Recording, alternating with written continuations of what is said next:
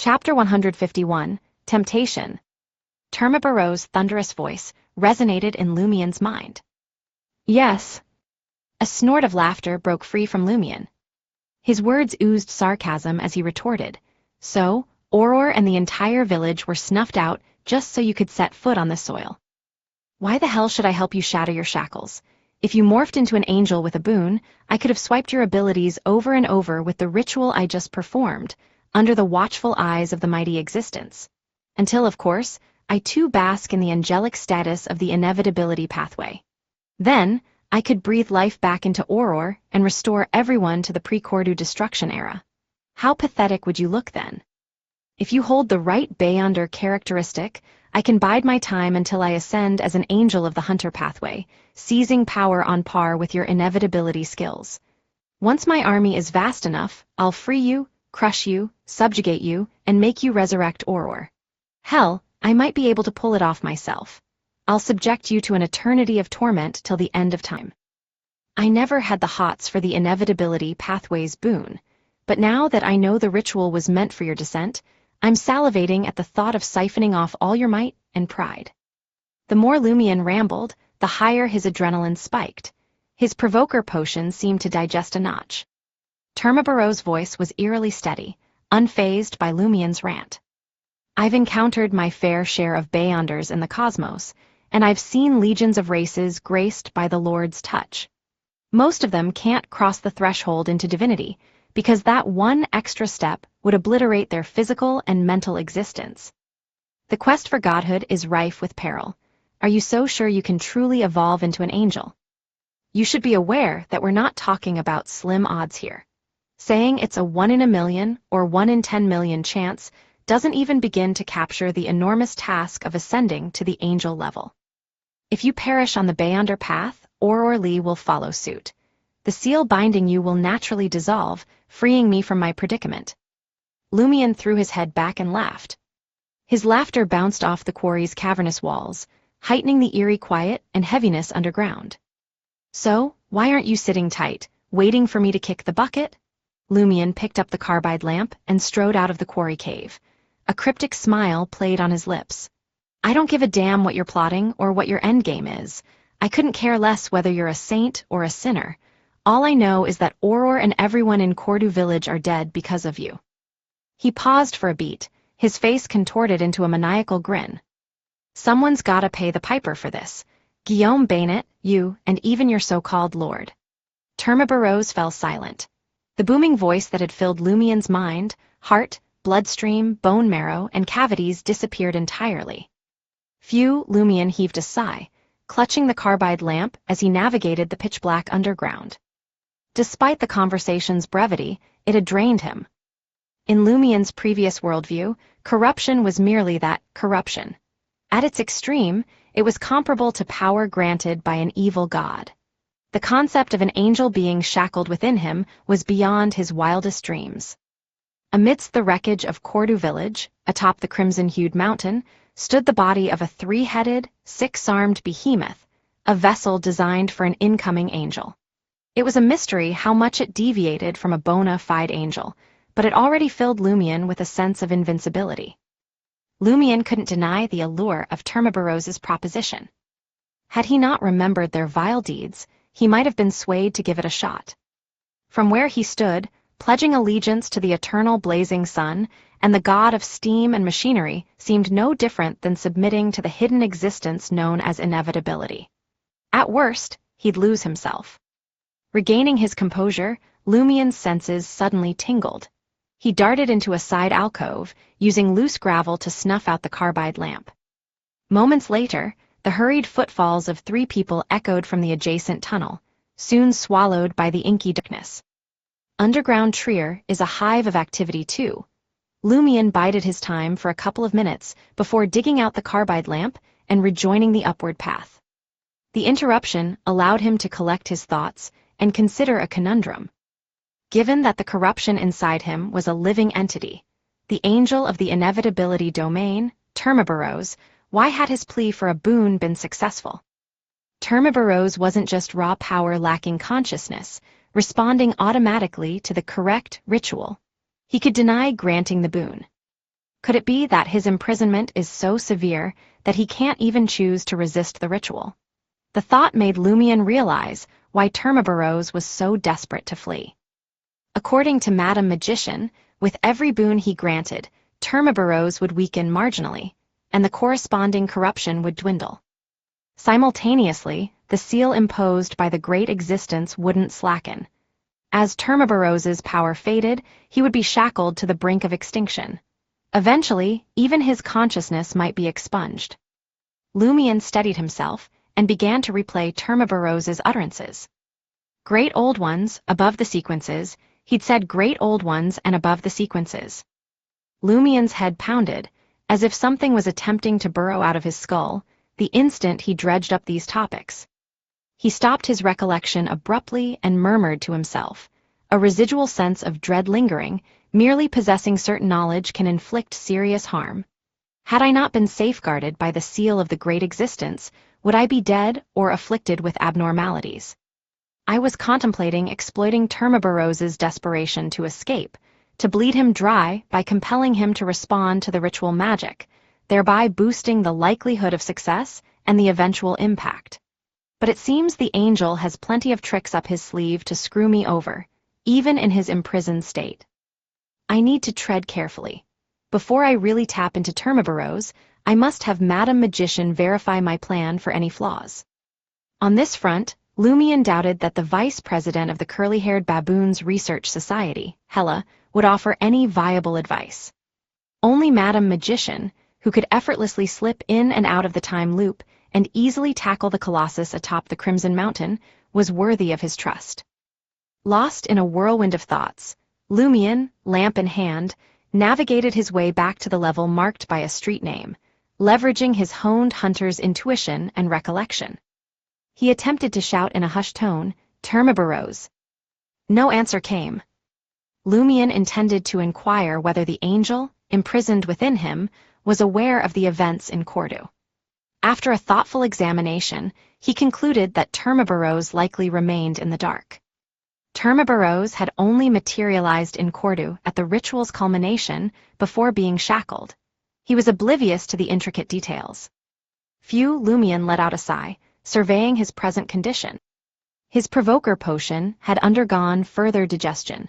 It was akin to encapsulating a fresh principle of action. Could inciting a superior entity expedite the digestion of the provoker potion? Ah yes, this is a high-ranking entity within the Inevitability domain. In a way, it's a tip of fate. It aligns somewhat with the principles I've deduced, Lumion mused with a chuckle. Were it not for Termaburrows's silence, he would have stirred him up thrice daily, like clockwork meals. Pondering over this, Lumion felt that goading an angel to digest this morsel of a potion wasn't a worthy trade-off. He hypothesized two reasons. First, Termaburrows was sealed and presented a relatively low threat. Second, Termaburrows hadn't genuinely been incited. Shaking his head, Lumion curbed his thoughts, shelving matters whose solutions eluded him. He retraced his steps to the subterranean Rue Anarchy and climbed the stone steps towards the surface. Having snuffed out the carbide lamp and returned to Auberge du Coq d'Oreille, Lumion instantly noticed Charlie perched on the steps outside. Charlie puffed on a cigarette, gazing at the grayish-white sky with a somber countenance. "What's up?" Lumion settled down next to Charlie. Charlie heaved a sigh. "Miss Ethans has moved out." "Isn't that a good thing?" Lumion queried, his smile unwavering. Charlie stammered, pausing for a few seconds before admitting, "Yes, it indeed is. Too many folks around here know her and her deeds." Sigh. Lumion clicked his tongue and rose, approaching the whiskey sour vendor and presenting 5 kopecks worth of copper coins. "Half a liter of apple whiskey sour." The vendor responded with a grin, "Got it." He ended up pouring Lumion more than the requested volume of liquor. Lumion's eyebrows quirked, but he refrained from questioning. He ambled back to Charlie, took a seat, and nonchalantly remarked, "Seems like the whiskey sour guy recognizes me." Charlie chuckled. "He might be aware you're with the Sava gang. No, the Save mob." Lumion sipped his whiskey sour, inquiring, "How'd he find out?" Charlie cleared his throat. "After breaking the news to Miss Ethans last night, I hit the underground bar for a drink, and mentioned your induction into the Savoy mob and your takeover of Auberge du Coq Doré. A vivid image flashed in Lumien's mind. Charlie, beer in hand, clambering onto a small round table, flailing his stubby arms. Ladies and gentlemen, lend me your ears. You wouldn't believe the bombshell that dropped at the motel today. Ciel, our room 207 resident, is now calling the shots for the Savoy mob and has sent the poison spur mob packing. With a drawn-out sigh, Lumien turned to Charlie and quipped, "You're just worried the police won't come knocking at my door, aren't you?" Chapter 152, Entrustment. Charlie's bones shook as Lumien's words settled in his ears. So you're saying, you don't want word getting around about you joining the Save mob. Charlie had seen the leaders of the Savoy mob, Poison Spur mob, and the rest. Their names carried weight in the market district of Rue Anarchy. Yet, as notorious as they were, the law never seemed to touch them. Lumien took a slow pull of his whiskey sour, his grin returning. "That's fine, just think twice before you speak, that's all." Even though Lumien had infiltrated the Savoy mob, he was far from claiming the title of a leader. He hadn't been privy to the mob's deepest secrets, didn't have a crew of thugs at his disposal, and all he had to show for it was the rundown dump they called Auberge du Coq Doré. So Lumien had his sights set on a fast track to infamy, eager to climb the mob's ladder and fulfill Mr. K's mission. A mission that involved gaining the trust and favor of Mr. K, and eventually finding a place in the organization behind him, all to complete the task given by Madame Magician. There is something off about the whole thing, Lumien thought, his left hand stroking his chin. Charlie, standing by his side, asked hesitantly, "What exactly should I keep quiet about?" He had his hunches, but he didn't want to risk annoying the lawless Lumien by not covering all bases. Lumien's smile didn't falter as he turned to Charlie. "Avoid discussing anything tied to Susanna Madeyes. That includes any mention of threats I made to her, or that time I posed as a lawyer to get into the police station to talk to you." He had meant to warn Charlie about this, but hadn't found the right moment. "Got it," Charlie visibly relaxed. "You know, I was thinking about telling the guys at the bar about the time we chased Wilson out of that motel." Charlie's number one hobby was regaling the crowd with his exploits. But Lumien's eyes turned stormy at his words. His gut was telling him Charlie was about to walk into some minor trouble, but it wouldn't be anything life-threatening. In theory, it has nothing to do with Susanna Madeyes. If it did, it wouldn't be just trouble, it would be a disaster. I suppose I can stop worrying about Susanna Madeyes for a while, but how long is a while? Lumien mulled over the sense of bad luck.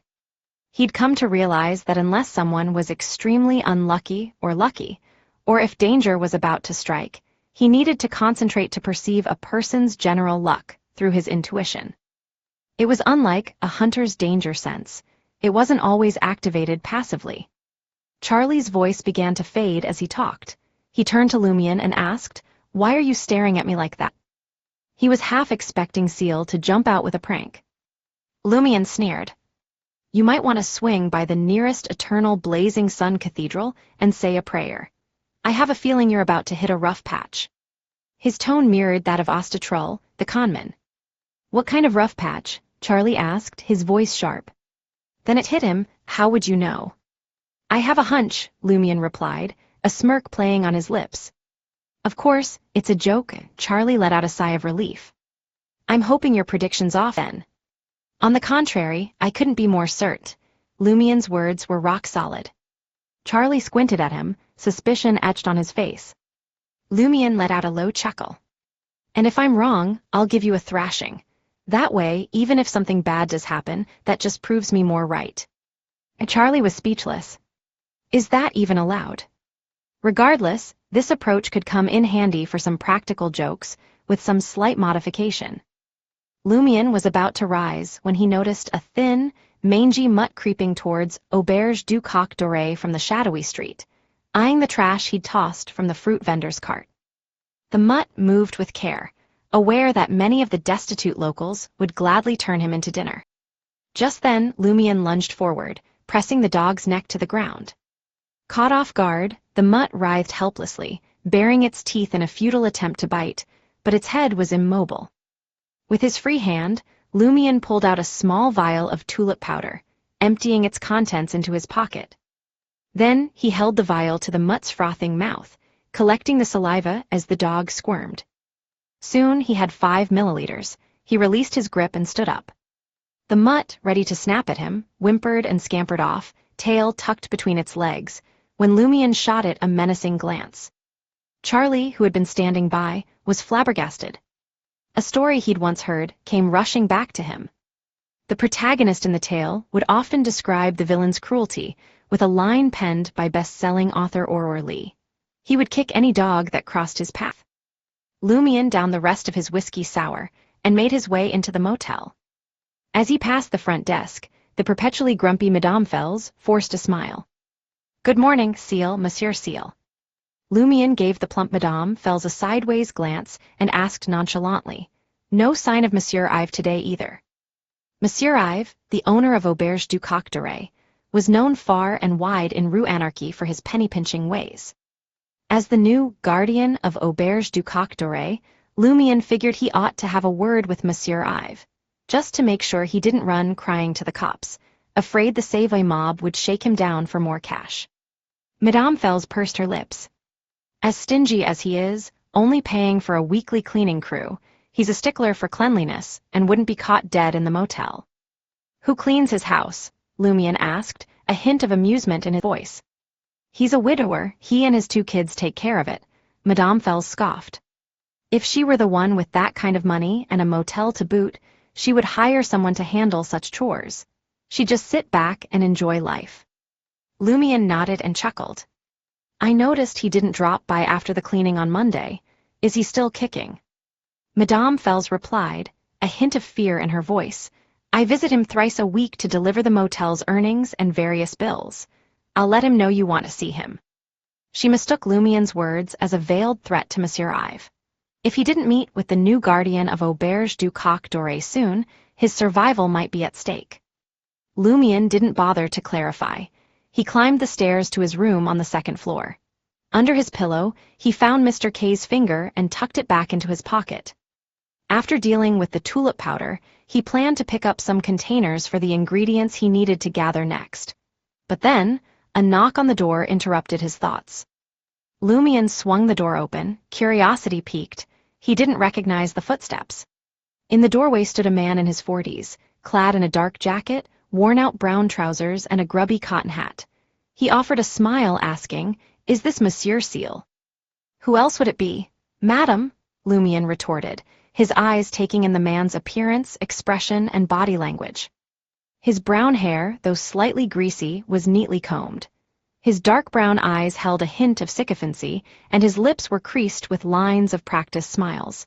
He had an affable air, but there was an unmistakable slickness about him.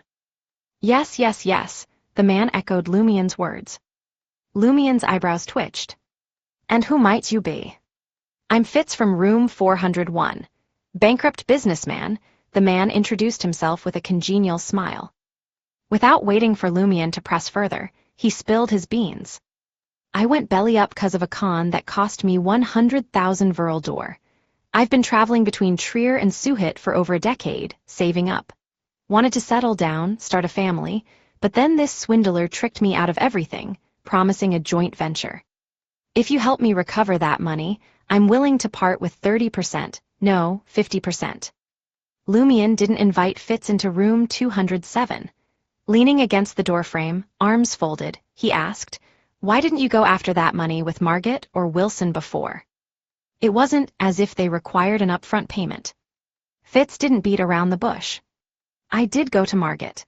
He agreed initially, but then one day, he just said it wasn't possible to recover the money.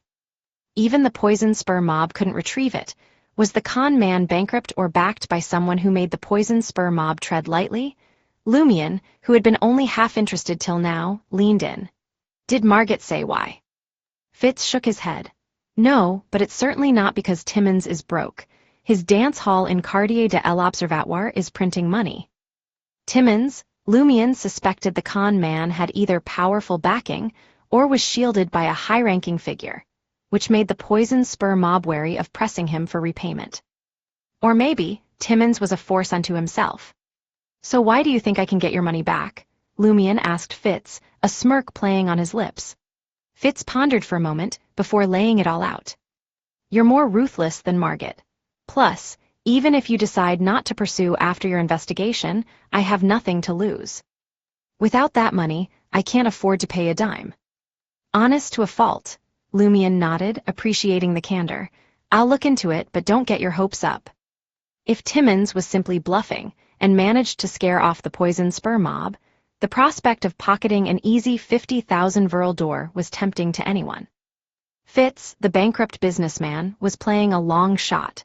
With a nod of assurance from Lumion, he thanked him and made his exit from the second floor. In that moment, Lumion realized that his spirituality had bounced back considerably. The recovered amount surpassed his original spirituality reserves. The alms monk has boosted my spirituality significantly. At sequence 8, I can rival the spirituality of other pathways, Lumion mused quietly. Simultaneously, he recalled an uncanny sensation he experienced while sipping the whiskey sour. If he chose to live in poverty, practiced self-restraint, abstained from alcohol, shunned wastefulness, sought alms, and preached, all while adopting the demeanor of an ascetic monk, he would likely experience an enhancement in his intuitive sense of destiny and the likelihood of success of his 5 ritual spells. Yet, Lumion had no intention of following that path. He believed it would morph him into a mirror image of the bestower, gradually merging his identity with his. Shaking off his introspective thoughts, Lumion left the room, making a beeline for Salle de Balbrise. His next move was to solicit the Savoy mob's help to gather the remaining ingredients and the right containers required for the prophecy spell. He had to seize every opportunity at his disposal. Chapter 153, Strange Rule. Standing before the white globe-shaped statue, an assemblage of countless skulls, in the Salle de Balbrise, Lumion paused, his eyes scanned the Inti's inscription. They sleep here, waiting for the arrival of happiness and hope. Pulling his gaze from the statue, he strode toward the entrance. 2 henchmen, donned in crisp white shirts and dark overcoats, spun on their heels to face him. Good morning, Ciel. They'd been buzzing with the whispers about this brash newcomer who'd reportedly offed Margit and left Wilson licking his wounds, all within a few fleeting days. It was no secret that he'd been roped into the Savoy mob. Good morning, my cabbages, Lumion tossed back, his lips curling into a grin as he borrowed Darid's pet phrase. The Salle de Balbrise was still waking up. Waitstaff moved with placid efficiency, arranging chairs, scrubbing the floors. Lumion had intended to seek out Louis, a familiar face. No need to ruffle the feathers of Baron Brignize over such small matters. But there, nestled at the bar, sat Maxime, the very same one who tailed him. Maxime, still sporting his trademark cap, drank a pint of rye beer. A smirk spread across Lumion's face as he sauntered over. Perceiving a presence nearing him, Maxime, out of habit, flicked a sidelong glance. He went rigid, as though struck by a sudden frost.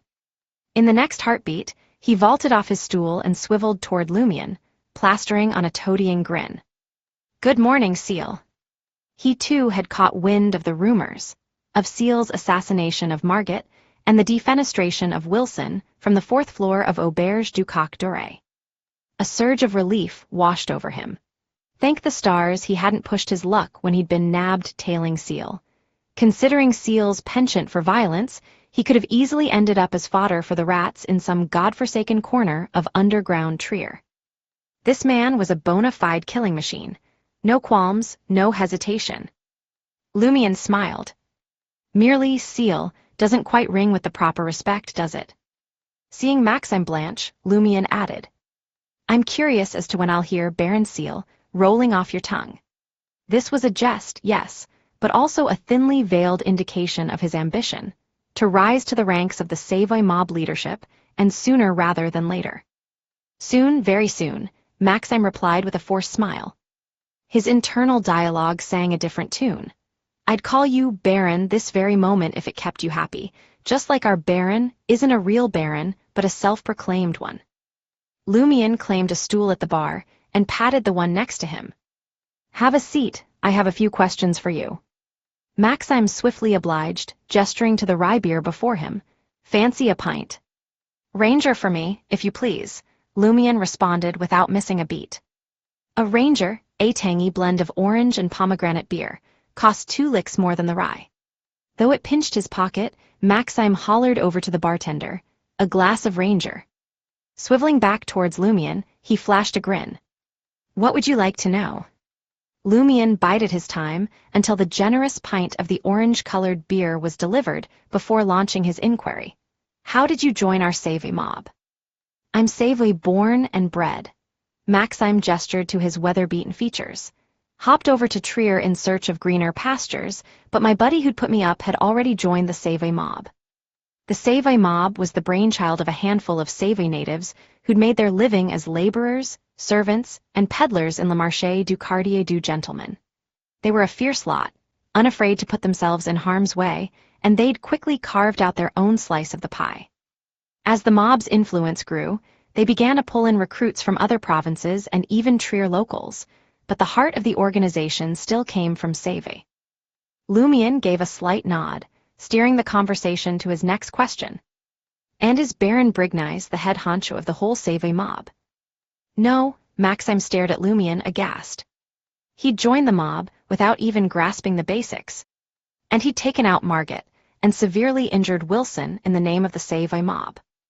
Lumion took a leisurely sip of his orange pomegranate beer, a playful grin adorning his face. I was under the impression that Baron Brignies was the head honcho. I mean, his swagger, his flair, his brawn, how could he not be the top dog? Maxime recoiled in terror, clapping a hand over Lumion's mouth. Were such words safe to spill in such an open area? If word got back to that person, it could put a serious kink in his relationship with the Baron. Maxime wasted no time in setting the record straight. The Baron is in charge of the Salle de Bal Brise, Avenue du Marché, and the Loan Shark operations. His peers include Rat Christo, who oversees smuggling, Giant Simon, who runs the dance joints on Rue du Rossignol, Red Boots, Franca, who oversees Rue des Blouses Blanches, and Bloody Palm, Black, who controls half of Le Marché du Quartier du Gentleman. There's a top dog above them, but I've never laid eyes on him, nor do I know who he is. In a hushed voice, Maxime added, rumor has it he's a legitimate merchant, a card-carrying member of the Savoy Chamber of Commerce. And he's no small fry, either. A member of the Savoy Chamber of Commerce. So, the Chamber of Commerce is backing a mob to handle their dirty laundry and keep the competition in check. Lumion pieced together the puzzle from his own experiences as a drifter, snippets from Auror's offhand comments, and a smattering of books, magazines, and newspapers he devoured at home. News of Ciel's arrival at the Salle de Bal Brise reached Louis, Baron Brignies' shadow. He made a beeline for the bar, his heart pounding with worry that the audacious country boy was about to stir the pot yet again. He was really worried that the bold country boy would cause trouble again.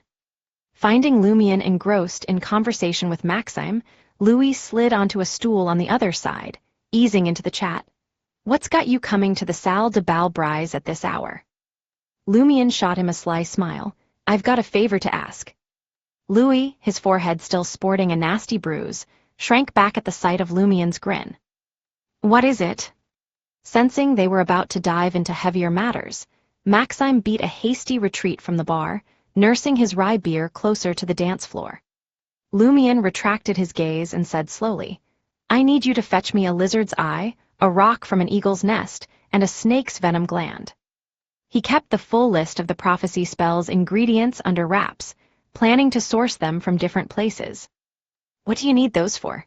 Louis found the trio of items vile and bizarre. Lumion chuckled. Remember how Margit bit the dust? Louis felt a chill run down his spine. It felt like a veiled threat, and it was working. I'm not trying to rattle you, Lumion snickered to himself. I stabbed him. My blade was laced with poison. Right, Louis remembered Ciel's chat with Baron Brignies. Seeing Louis still hadn't caught on, Lumion mentally berated, why is this guy denser than Charlie? He sighed, spelling it out for him. Those items are to whip up another batch of poison. What are you planning? Louis nearly jumped out of his skin. He had a hunch Lumion was about to stir the pot. Self-defense, Lumion replied tersely. With no grounds to object, Louis let out a sigh of relief, promising, "I'll get someone on the job to collect those 3 items for you." He ran through the list of items again, making sure he'd got it straight. Once he'd confirmed the details, Lumion took a swig of his Ranger, switching gears. "Ever heard of the Salle de Bal Unique?" Louis eyed Lumion suspiciously, advising, "Best steer clear of that place. The dance hall's owner, Timmons, is tight with the police commissioner of Quartier de l'Observatoire, and there's a shadowy organization pulling his strings. Anyone who's tried to squeeze them has found themselves in a world of hurt, and some have even vanished off the face of the world." Each quartier in Trier had its own police headquarters, each headed by a commissioner. The police commissioner's official title was the Commissioner of the Trier Police Affairs Committee, answering to the Minister of the Trier Police Department. So that's why the Poison Spur mob never had the guts to chase up Timmons' debt. Lumion nodded, deep in thought. Seeing the worry etched on Louis's face, afraid he was about to stir up a hornet's nest, Lumion threw him a curveball. "Who else in the Poison Spur mob ranks up there with Margit, and who's their boss?" "What are you trying to do?" Louis almost blurted out. Could it be that Ciel's planning to knock off all the heavy hitters in the Poison Spur mob? "Are you out of your mind?" Keeping his cool, Louis replied, "That's none of your concern right now." Lumion responded with a knowing smile, not pushing the matter. He downed his Ranger. In the shadowy enclave of Quartier de l'Observatoire, nestled near the catacombs, Lumion found Ostatrull huddled by the bonfire. He laughed mockingly. "You're the most professional person I've ever come across." Like clockwork, Asta was here 7 days a week, peddling his con. "I'd love to be soaking myself on some beach, but my debts tell a different story." The thought of hopping a steam locomotive out of Trier and dodging his outstanding loans had crossed Asta's mind. Yet, each time he made it as far as the station, Baron Brignice's goons would be there to give him a good thrashing. This had instilled in him a healthy fear of the Baron's reach, and he'd since abandoned any such ideas. "I need you to fetch me a few things," Lumion cut to the chase, settling down beside Asta. "For each item you bring, there's an extra 5 Verl d'Or in it for you." Asta's eyes sparked with interest. "What are you after?" Lumion stared into the fire, his voice low. "Lynx innards, hyena tongue, stag bone marrow, and any deadly herb." "They're not easy to come by," Asta tried to haggle. He'd already made up his mind to scour the eateries in Quartier de l'Observatoire. Lumion brushed him off, changing the subject.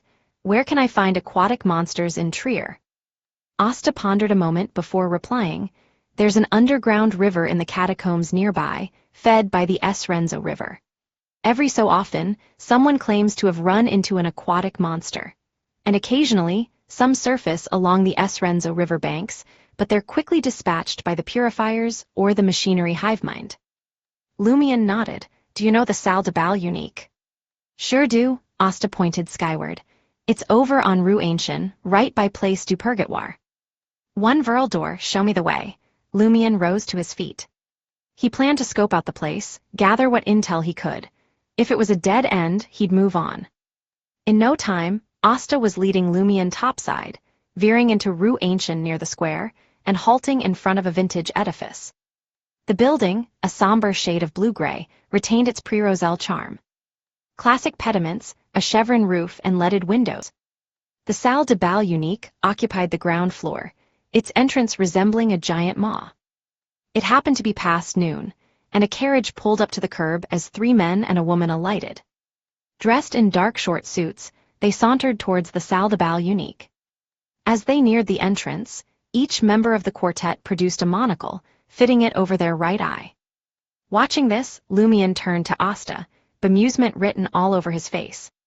Asta, flashing a knowing smile, enlightened him. That's one of Salle de Bal Unique's rules.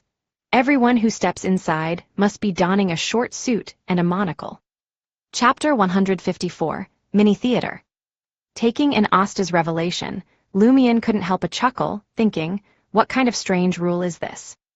His mind flicked back to the turtle walking, the space bridge, clutching a candle while touring the catacombs, and sprinting just to keep up with the latest fad. He felt that this seemed inconsequential, but perhaps not for the folks of Trier, who seemed to relish something unique. As the stream of monocle-clad patrons flowed in, Lumion queried with a casual air, "What happens if a newcomer isn't privy to the rule?" Asta gestured to the far end of Rue Ancienne.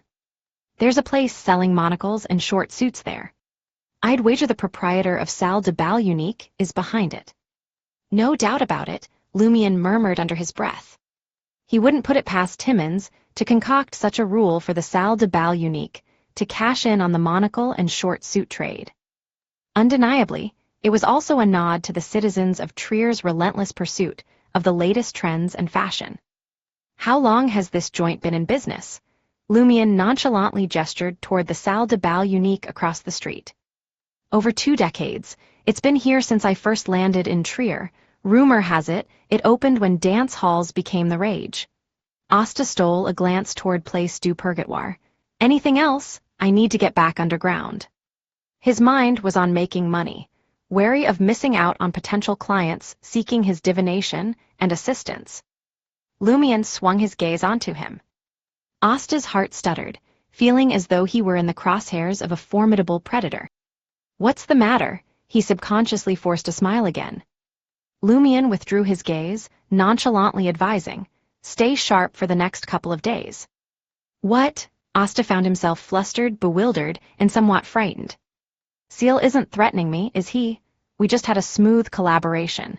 He even tasked me with finding some materials." A grin played at the corners of Lumion's mouth. "Exactly as I said, but it's got nothing to do with me. Also, do me a favor and dig up more details on the aquatic monster. The more comprehensive, the better, same pay as before." Is he implying that I might be getting unlucky and be beaten up? Asta tried to decipher Lumion's cryptic message. At the same time, he found something oddly familiar about Lumion's demeanor and tone, but couldn't quite put his finger on it.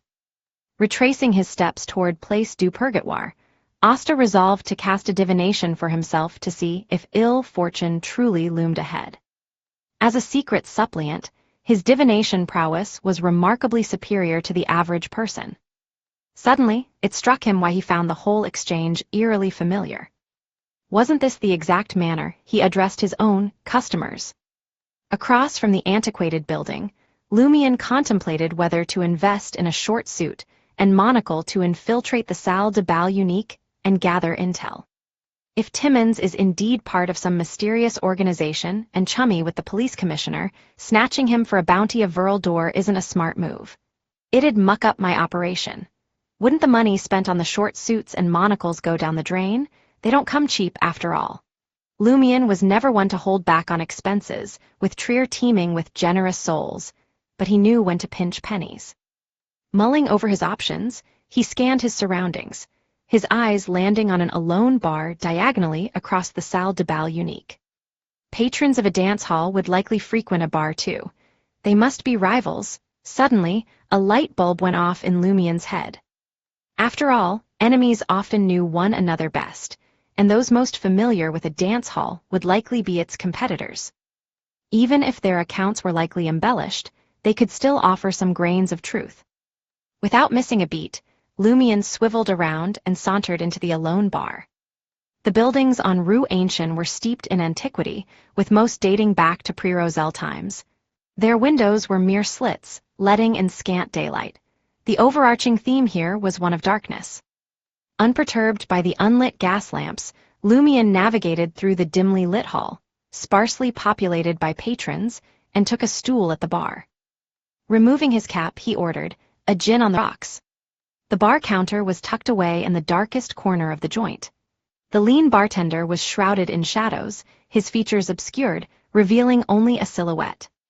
Despite Lumion's keen eyesight, he could barely discern the man's curly black hair, slightly blue eyes, and a somewhat low bridge of his nose.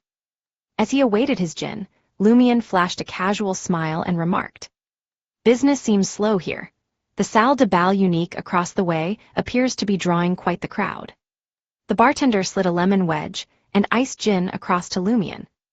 Casting a glance at the door, he replied, "We do all right, but most folks are downstairs waiting for the play." "How about it? Fancy a peek? Patrons with drinks can gain entry to the cellar for 5 licks. Make it 8 for your gin." A play, Lumion couldn't hide his astonishment. This was a facet none of the Rue Anarchy bars could boast. The bartender sighed, explaining, "They can dance, sing, shoot pool, play cards across the road. We've got to stand out somehow to lure in customers." Many bars and cafes on the North Shore now have their own mini theaters. Lumion was at a loss for words, resorting to a mere sigh. Has the bar scene gotten so cutthroat? He then produced 3 20-kopek silver coins etched with gears and a 5-kopek copper coin, handing them to the bartender. The total amounted to 13 licks or 65 kopecks, including the ticket to the mini theater for the performance. The bartender promptly pointed to the stairs, next to the counter leading down. "You can head to the cellar anytime. Feel free to take your drink with you." No ticket required? Lumion wasn't in a rush to vacate the counter. He smiled, asking, "The Salle de Bal Unique across the way seems rather unique." "It certainly is." The bartender lowered his voice. "Did you get swindled over there? Is that why you're so curious?" "Exactly," Lumion nodded without missing a beat. He saw no reason of hiding it. The bartender chortled. "We get scammed hopefuls straggling in here every day, but none ever pull it off. Heck, I once spotted the police commissioner of Quartier de l'Observatoire, Condi, strutting into the dance hall, all decked out in a short suit and a monocle." Timmins is no pushover. Lumion quickly abandoned any notion of conning the proprietor of Salle de Bal Unique. Gin in hand, he pushed away from the counter, making his way down to the cellar. Before he could reach the timber door, the bartender's shout echoed, "Patron coming through." The door creaked open with a groan. Lumion slowed his stride, taking in his surroundings as he stepped inside. It was a makeshift theater, a half-height wooden platform stretching across the far end. 2 gas wall lamps cast a feeble light. Where the illumination fell short, stools and chairs were scattered sparsely. At that moment, over 20 guests were settled in, engrossed in the show unfolding on the stage. The silence was deafening, punctuated only by the sporadic clink of glasses. The dimly lit cellar rendered almost eerily hushed. Lumion claimed a chair near the exit, his eyes drifting to the stage. The performer was not a person, but a puppet half the height of a person. Adorned in a palette of yellow, white, and red paint, regardless of gender, each puppet bore an overstated grin. Guided by nearly invisible threads, the puppets moved, opening their mouths, turning, running, carrying out a variety of plays. From somewhere, a deep male voice and a slightly shrill female voice took turns delivering the lines. Bathed in the faint, yellowish glow from the gas lamps, against the looming darkness, the painted clown puppets took on a sinister edge. Lumion was instinctively put off by the ambience. Not one to squander the ticket cost, he stuck around a bit longer until the play wrapped up. Throughout, not a sound was made. The audience, some faces bathed in the yellow light, others shrouded in darkness, were far more engrossed than Lumion had imagined. Having drained his gin, Lumion took his leave of the mini theater, where only 2 gas lamps held off the darkness. As Lumion made his way back to Le Marché du Quartier du Gentleman, he claimed a window seat in a public carriage. As the shops and pedestrians retreated in the backdrop, he mulled over his next moves. First order of business, secure some aquatic monster flesh, and collect the necessary components for the prophecy spell. Second, elevate my standing in the Savoy mob, aiming for a leadership position sooner rather than later. What's the plan? Lost in his thoughts, his eyes snagged on a familiar figure. There was Wilson of the Poison Spur mob, clad in a white shirt and black jacket, his craggy face framed by a mop of curly brown hair. With his 2 goons in tow, Wilson navigated Avenue du Marché, disappearing down a side alley. He moved with an assured stride, his posture unscathed. Lumion was taken aback. He's up and about after being thrown down by him. The fall was from 4 stories high. That was some recovery, made cockroaches look like amateurs. A theory started to form in Lumion's mind. The Poison Spur mob has extraordinary healing powers. Possibly Plantar Pathway's doctor. As he pondered, a memory surfaced.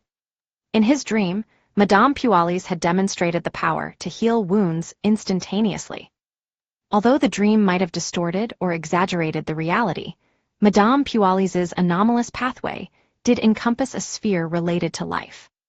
And Louis Lund was suspected to show up on Avenue du Marché.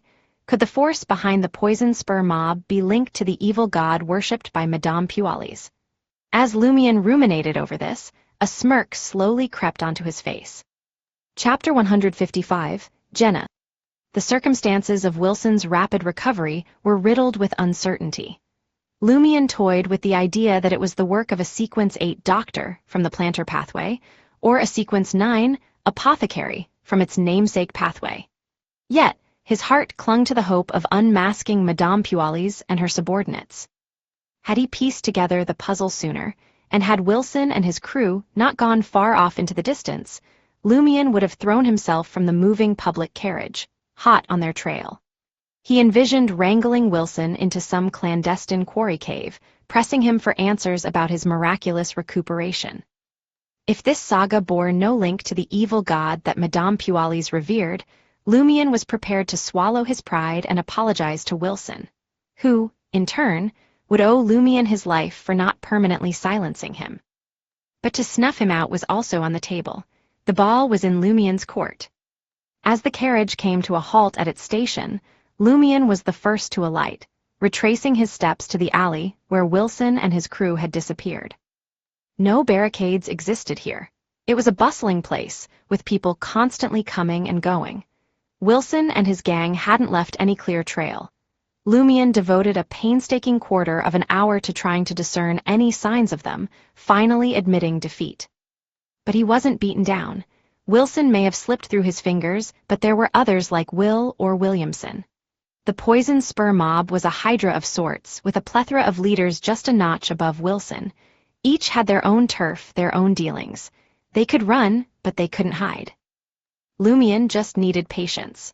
Sooner or later, he'd cross paths with one or two of them, and they, undoubtedly, were more intimately involved with the shadowy forces pulling the strings behind the poison spur mob than Wilson. They knew more. Exhaling a deep breath, Lumion wrestled his impatience into submission, deciding to lay low and watch for a while before concocting a hunting strategy.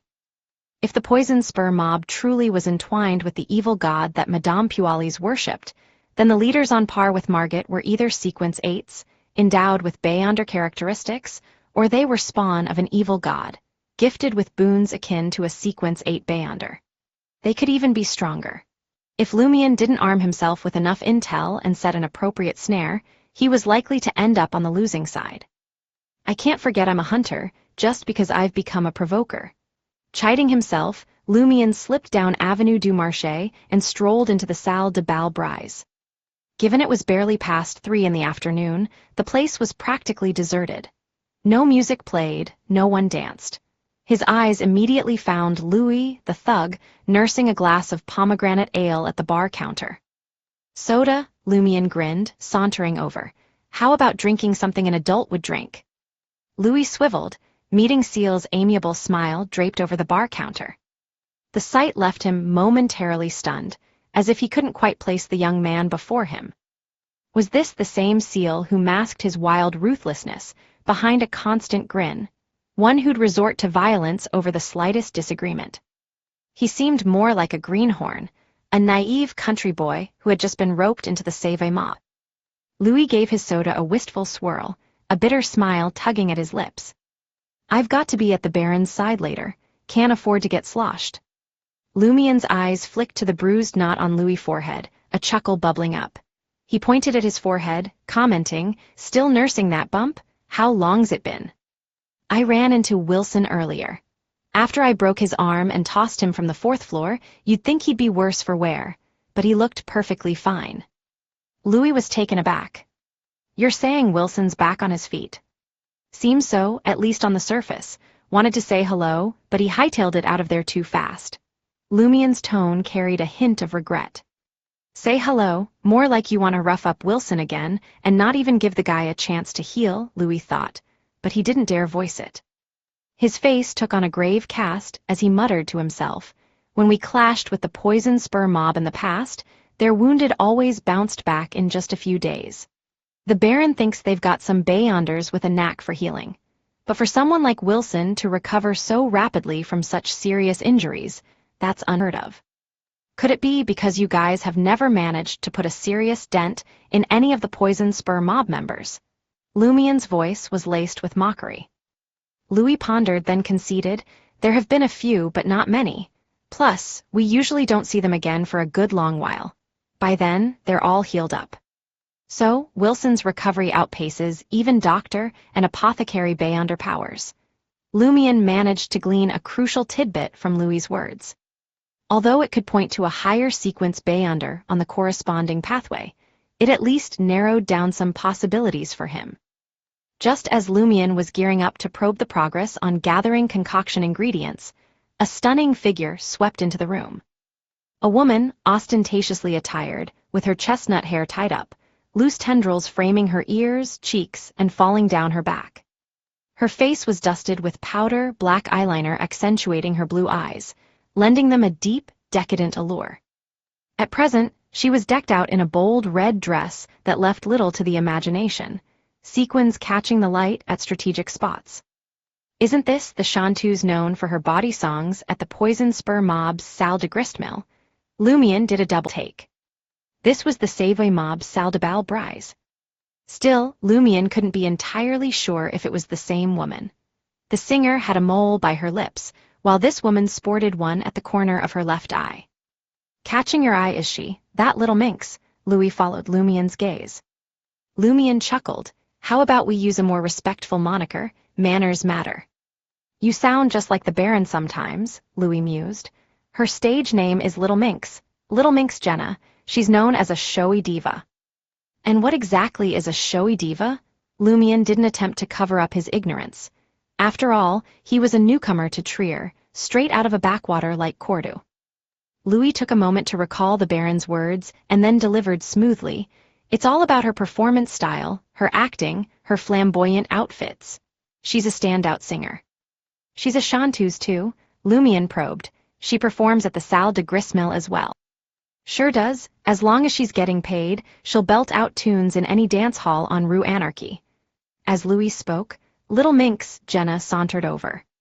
Her blue eyes roamed the room, lingering on Lumien before moving to Louis. 10 songs, 4 Verle d'Or. I'll keep a third of the tips thrown on stage. Deal, Louis had the Baron's approval.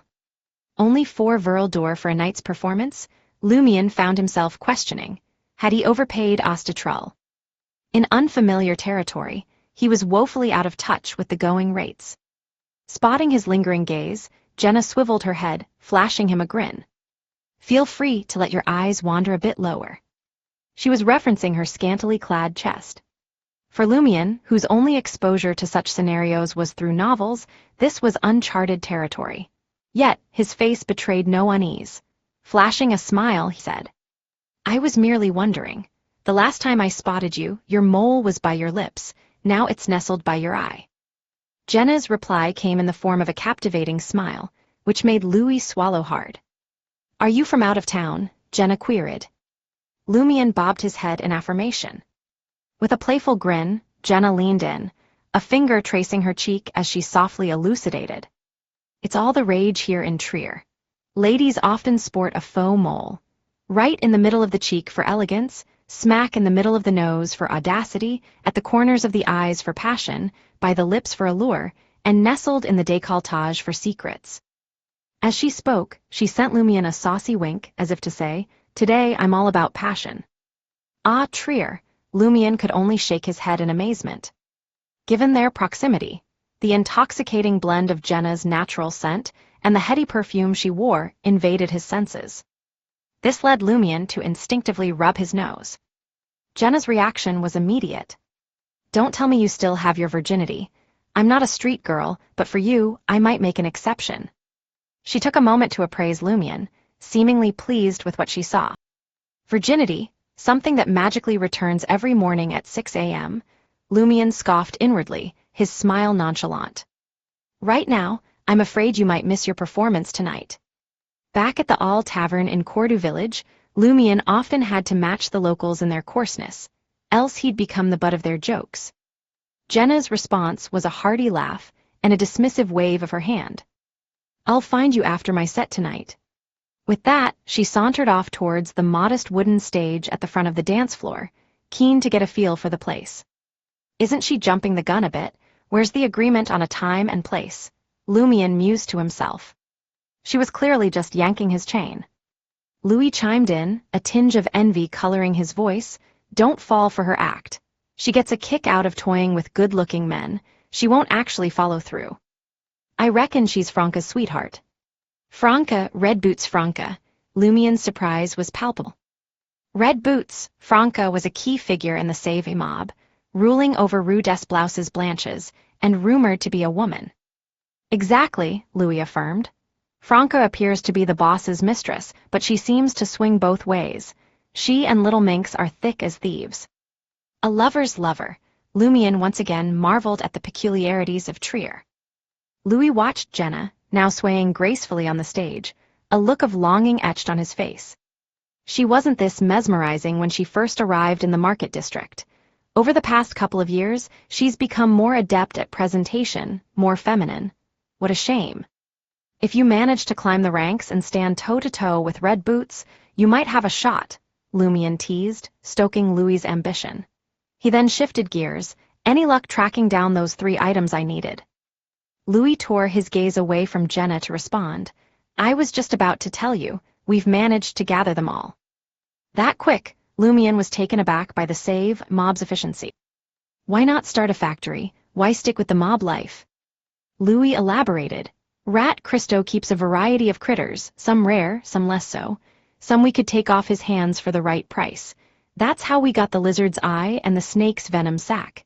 The eagle's nest rock was a bonus. Rat Christo, the one in charge of smuggling. Lumion mulled over this newfound information.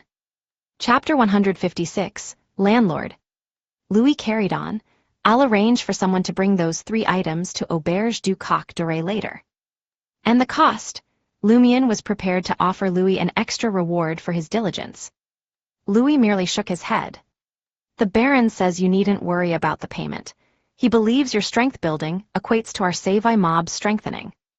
Even without Baron Brigny's spelling it out, Louis deduced his ploy of roping Lumion in. In any case, the cost was under 10 Verl d'Or. So according to the Baron's logic, I can have him refund the materials I require to progress to Pyromaniac. Lumion mused with a hint of sarcasm. Louis was taking a sip from his pomegranate soda when a group sauntered into the Salle de Bal Brise. The group's leader was strikingly tall, towering over 1.9 meters. His light yellow hair, short and plush, clung to his scalp akin to high-grade velvet. He had a huge nose, light blue eyes, and a roughly textured face. He was dressed in a figure-hugging black suit, topped off with a wide-brimmed round hat. Louis's features tightened. He carefully placed down the soda bottle, turning to Lumion. I need to attend to the Baron.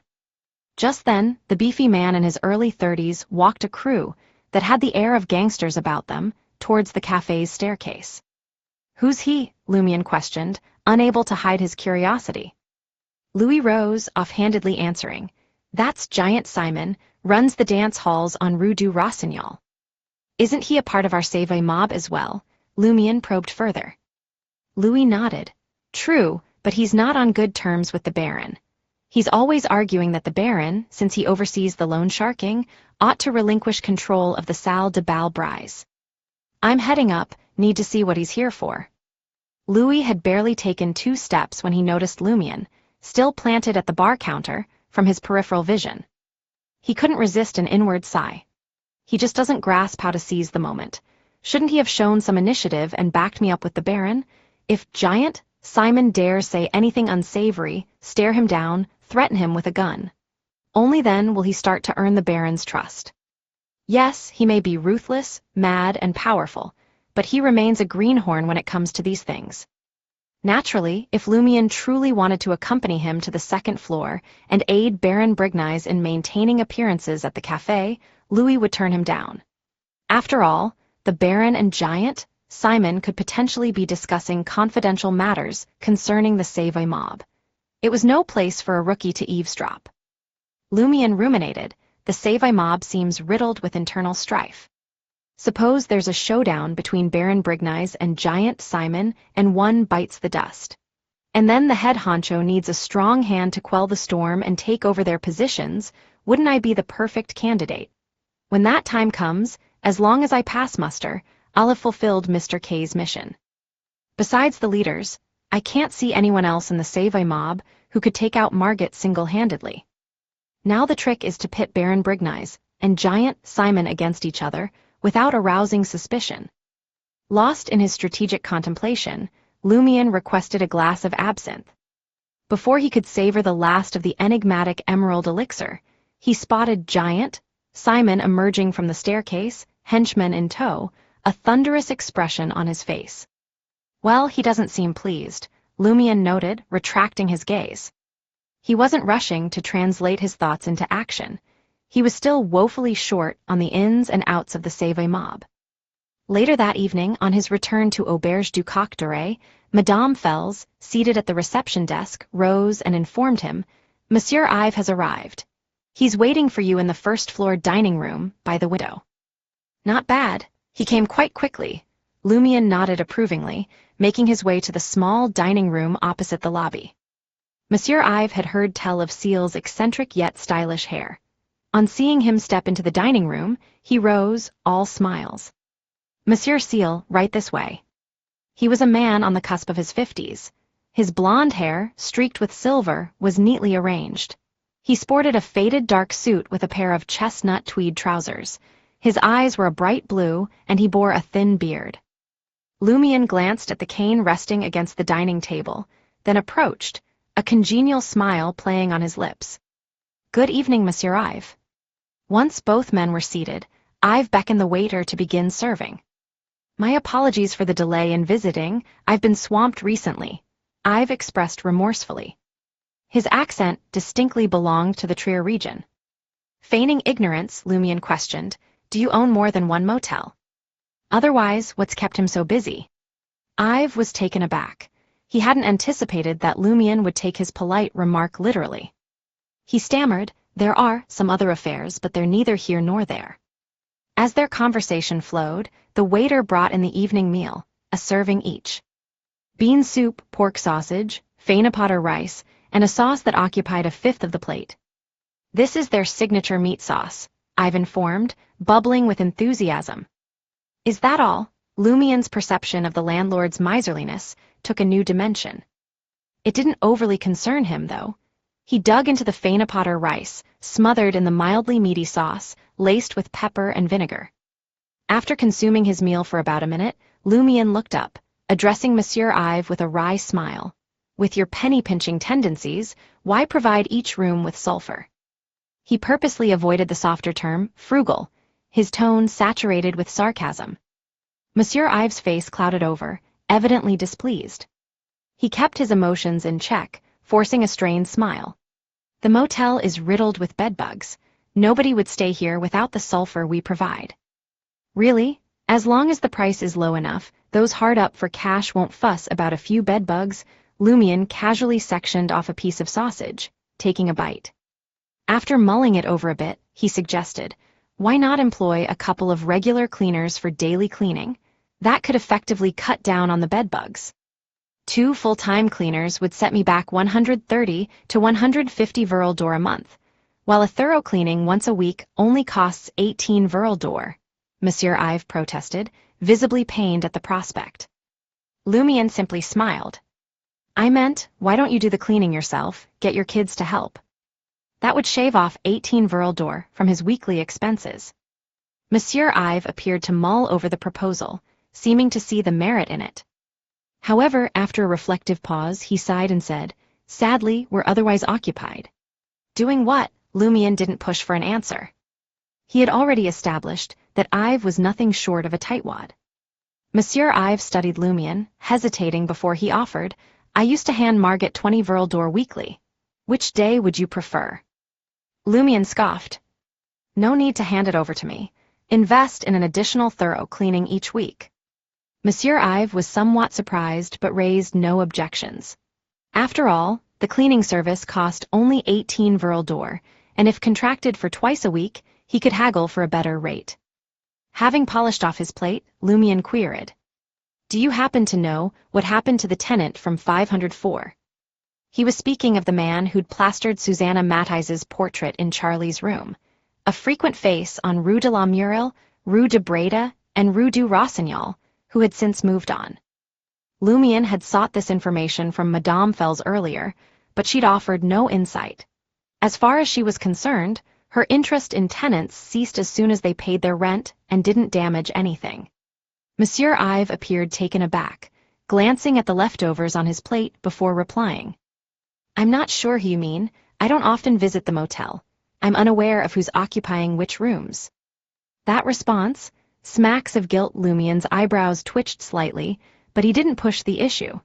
He watched as Monsieur Ives tidied up his plate, not a morsel of rice or a trace of sauce left behind. After Monsieur Ives had taken his leave, Lumion emerged from the motel some 20 seconds later, tailing the landlord from a safe distance. He tracked Monsieur Ives to a beige, 6-story apartment block, situated in the heart of Avenue du Marché. From what he'd gathered from Madame Fels's usual chit-chat, this was most likely Monsieur Ives' residence. Lumion didn't rush to make a house call. There were certain activities best carried out under the cloak of night. Moreover, he wasn't entirely sure whether the official Beyonders were still probing into Susanna Matthijs's affairs or hoping to find any leads through Monsieur Ives. An accidental encounter could be rather awkward. If it came to that, Lumion would have to make himself scarce promptly. Under the warm glow of the street lamps, he circled Monsieur Ives' apartment, taking in his surroundings. What struck Lumion most was the 3-story, brick-red edifice diagonally across from the apartment, on the opposite side of Avenue du Marché. The foyer, propped up by pillars, bore a sign overhead, Théâtre de l'Ancienne Cage of Pigeons. People streamed in continuously. Every now and then, bursts of applause and strains of music floated out, creating a lively atmosphere. Lumion knew that this was a theater catering to common folk with its affordable ticket prices, holding a monopoly in Le Marché du Quartier du Gentleman. An ideal spot for evading pursuit, Lumion was reminded of theater-related incidents from various novels. Grinning, he crossed the street and entered the foyer of the Théâtre de l'Ancienne Cage à Pigeons.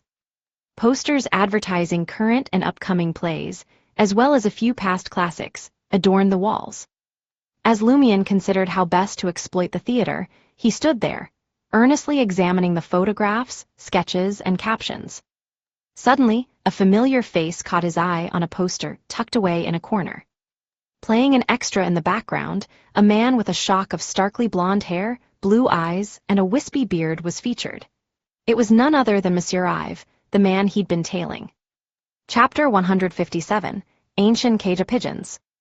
Monsieur Ives, a theater actor as well, or merely an enthusiast, Lumion pondered the enigma. His immediate impression was, as proprietor and landlord of the Auberge du Coq d'Oreille, Monsieur Ives could be classified as affluent. Moreover, he managed several other enterprises, so the notion of him dabbling in acting appeared improbable. Nevertheless, taking into account Ives' proclivity for hoarding wealth and his frugal tendencies, Lumion couldn't completely rule out the possibility of the man dabbling as a minor actor during his idle hours. It was an opportunity, after all, to rake in a few more coins and avoid squandering valuable time. Once satisfied that the small-time character indeed was Monsieur Ives, Lumion's eyes drifted to the poster's title, Forest Fairy. From the additional script, Lumion deciphered that this was a classic production from the Théâtre de l'Ancienne Cage à Pigeons, occasionally revived for new runs. The actress portraying the Forest Fairy boasted distinct facial contours, an ethereal and captivating aura, and lake-blue eyes filled with innocence and sanctity. However, Lumion found her less than bewitching, given her adornments of bracelet, necklace, and belt fashioned from tree branches and verdant leaves, topped off by a floral laurel crown. She stirred memories of Ava, the spring elf from his dreams, and Susanna Matthijs with her cascading turquoise tresses. For Lumion, these were not nostalgic musings. Especially the latter, bereft of the unusual allure her hair had once commanded, now evoked an eerie and revolting image. Charlotte Calvino. After noting the actress's name, Lumion scrutinized the other posters for more clues. Ultimately, he deduced that Monsieur Ives had performed in 3 plays at the Théâtre de l'Ancienne Cage à Pigeons, yet in each, He was but a mere supporting actor, easily replaced. Entering the theater with a thoughtful demeanor, Lumion forked out 10 licks for a ticket. The Théâtre de l'Ancienne cage at Pigeons was a well-designed edifice. A large stage dominated the far end, illuminated by gas wall lamps, cloaked by lofty curtains and equipped with several steam-powered machines. Neat rows of seating lined the theater, progressively ascending like terrace staircases. Lumion took his ticket stub and located his seat. The ongoing play was Princess and the Beast. The actor's attire tended towards the liberal, with hints of risque, entirely in keeping with the aesthetic sensibilities of Le Marché du Quartier du Gentleman. Watching the performance unfold, Lumion was struck with an internal gasp of awe. Could this be Trier's standard for acting? Such theatrics only earn them keep in Le Marché du Quartier du Gentleman. What caliber do the theaters in Quartier de la Maison d'Opéra hold? Lumion wasn't a stranger to the world of theater. Despite Auror's homebody tendencies, even she occasionally craved the outdoors. Sometimes she borrowed a pony from Madame Puali's or chatted with Cordoue old ladies, narrated stories to local children, and occasionally she'd even take Lumion to Darige to attend plays, opera, circus performances, or visit the underground book market for creative inspiration. In comparison to the Ancienne cage at Pigeons, those theatrical performances seemed akin to amateur efforts. The lead actors on the stage were simply spellbinding. Whether through their facial expressions, physical gestures, or delivered lines, they were as though plucked from the narrative's pages and set into the world of the living. Lumion, initially focused on scouting for anomalies, found himself unexpectedly engrossed in the unfolding drama. He felt a pang for the beast's tangled turmoil of self-doubt, brutality, and torment, and for the princess, her unspoiled innocence, kindness, and heartfelt distress. Any one of these principal performers could easily steal the spotlight in a Darige theater. As the curtain fell, Lumion found himself rising to his feet, clapping his approval. A twinge of disappointment in his heart that the performance had concluded so swiftly. He detected nothing suspicious with the actors, nor could he discern anything out of the ordinary within the theater itself during his regular sojourns to the restroom during intermissions. On exiting the Ancienne cage at Pigeons, Lumion raised his eyes to the honey-colored apartment building diagonally opposite, taking note of the yellow gas lamp glow illuminating the windows of the 6th floor. Madame Fels had hinted that Monsieur Ive cultivated a rooftop vegetable garden as a cost-saving measure. Lumion deduced that the Ive residence must therefore be on the apartment building's top floor, the 6th to be exact. After a brief scrutiny, Lumion's gaze landed on the faintest of the glowing windows. In keeping with Ive's penny-pinching character, he probably refused to light an additional gas lamp. Finding a secluded, dark corner, Lumion set himself up, his focus locked onto the dimly lit window, a silent sentinel awaiting any sign of activity. As the hours wore on, a homeless man wandered by, hoping to claim this sheltered nook as his makeshift bed for the night. However, catching sight of Lumion's shadowy figure, he reluctantly shuffled off elsewhere. Such encounters barely registered with Lumion anymore. Unperturbed, he maintained his vigil. Close to 11 p.m., the feeble light in the window blinked out. Roughly 15 minutes later, Monsieur Ive, garbed in a faintly dark suit and chestnut-hued tweed trousers, materialized at the apartment door. With cautious glances cast about him, clutching a carbide lamp, he made his way along the street's shadowy cloak towards the underground Trier entrance a stone's throw away. Lumion bore witness as a living statue, observing the retreating illumination of Monsieur Ive's lamp until it was swallowed by darkness. Several minutes later, with no signs of official bayonders tailing Monsieur Ive, Lumion arose, dusted off his attire, and crossed the Avenue du Marché towards the hidden stone staircase leading underground. Lumion did not attempt to follow him. First and foremost, he had no source of light.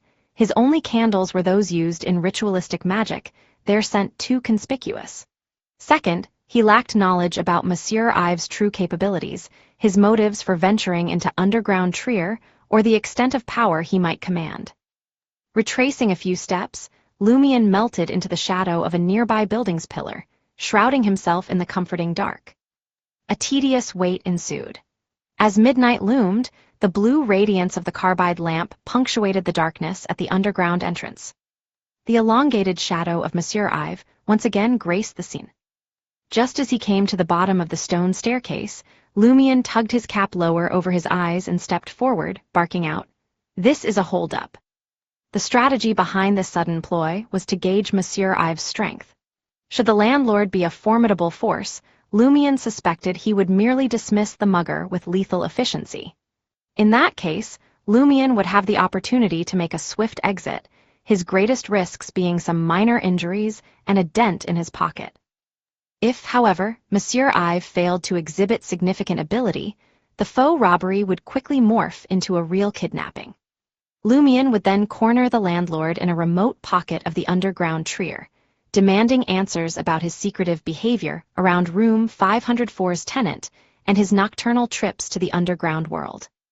At Lumion's gruff demand for a hold-up, Monsieur Ive visibly flinched. Seeming to accept his fate, he pulled out a worn brown leather wallet, extracting a single silver coin valued at 1 verl d'or. An unexpected surge of avarice flooded Lumion at the sight of the silver coin.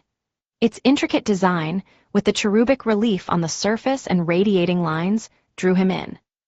Almost against his will, he found his right hand reaching out to snatch the coin from Monsieur Ive. With a swift pivot, he spun on his heel and took off, playing the part of a robber to perfection. 5 or 6 steps into his escape, a niggling thought started to bother Lumion. What sort of robber would flee after pilfering a solitary 1 verl d'or coin? And why did I even seize the coin? Lumion's senses abruptly reignited. Channeling Dancer's agility, he made a forceful twist of his frame and skidded to a halt. He noticed Monsieur Ive was also on the run. The landlord of Auberge du Coq, Doré darted across Avenue du Marché and made a beeline for Theatre de l'Ancienne cage of Pigeons. Lumion, originally preparing to pursue, abruptly dropped his pace. Monsieur Ive, now a victim of robbery, didn't aim for the sanctuary of his home, nor the aid of law enforcement in the bustling market district. Instead, he elected for the theater, situated at an angle from his dwelling. Could it be that he perceived a more effective guard there? Lumion's brow furrowed in contemplation. Then, within the span of a heartbeat, he spun around and resumed his faux robber's role. He was anxious that Monsieur Ive might rally a force capable of reclaiming his pilfered silver coin. Given Monsieur Ive's infamous miserliness, such a response was within the realm of possibility. Although Lumion was not particularly concerned about losing a single verl d'or, getting caught would undoubtedly unmask his identity. Exiting Avenue du Marché, he nonchalantly flipped the silver coin to a destitute vagabond dozing at the street's edge. At the metallic ring, the man's eyes flickered open, resting on the gleaming piece nestled under the nearby lamplight. Once back on Rue Anarchy, Lumion peeled off his cap and coat, tucking them under his arm as he resumed his leisurely stride. His test had confirmed his suspicions. Monsieur Ive was no ordinary man. He possessed Beyonder abilities, albeit seemingly ill-equipped for combat. He had elected to gift a silver coin to an apparent burglar and retreat. This little episode filled me with a sudden, overwhelming desire for that silver coin. A desire so fierce, I nearly abandoned my true intentions. Almost succumbing to madness, Lumion reflected on the strange encounter. It was a sensation he recognized. He had experienced a similar one when facing Susanna Matthijs. One filled him with paralyzing fear, the other stripped him of rational thought, substituting it with raw hatred. The similarities of these abilities' manifestations, could Monsieur Ive be linked to Susanna Matthijs? What fate could have befallen room 504's tenant? The forest fairy, the foliage, laurels, does Theatre de l'Ancienne cage of Pigeons have ties to Susanna Matthijs as well? Lumion speculated as he retraced his steps to Auberge du Coq Doré. He slipped into the underground bar to find Charlie, glass of beer in hand, belting out a tune with a few of the inn's tenants. We impoverished souls, dwelling in the attic. Catching sight of Lumion's return, Charlie excused himself and ambled over to the counter, heaving a sigh as he began. You wouldn't believe what transpired this afternoon. The hotel manager nicked my drinks twice, and then had the gall to say that because of Madame Alice's situation, he couldn't promote me to an official attendant. I'm stuck as a lowly handyman. How utterly odious, just how unlucky can I get? Suddenly, Charlie fell silent, muttering to himself, unlucky, unlucky. After repeating it a handful of times, he glanced up at Lumion, a look of surprise registering on his face at the sight of Lumion's subtle smile. Chapter 158, Report. As he pondered on Ciel's early morning warning of potential misfortune, Charlie was dumbstruck. The very afternoon he had lost the job prospect, he'd been eagerly awaiting and even squandered a few virile door hosting a round of drinks. The thought of it all intensified the weight on his shoulders. Ciel's smirk hit him, and Charlie's voice instinctively dropped to a hush. You can predict the future. His forecast had hit the mark with uncanny precision. Didn't I tell you? Just a wild guess, Lumion stated, his lie rolling smoothly off his tongue. Yet it wasn't entirely untruthful. It was more an educated guess, based on the luck patterns he'd perceived. It was akin to devising the method after having the final answer. Charlie's expression reflected his disbelief, yet he didn't challenge the claim. Instead, he asked hopefully, has my run of bad luck ended? Lumion turned, his focus shifting and his eyes growing stormy. His face soon mirrored the seriousness of his thoughts. Charlie, witnessing Ciel's shift in demeanor, felt his pulse quicken and his mouth go arid with anxiety. What's going on? Lumion pressed his lips together before stating, you're in for a disaster. Charlie's countenance faltered, his complexion turning pale, a stark contrast to its earlier flush.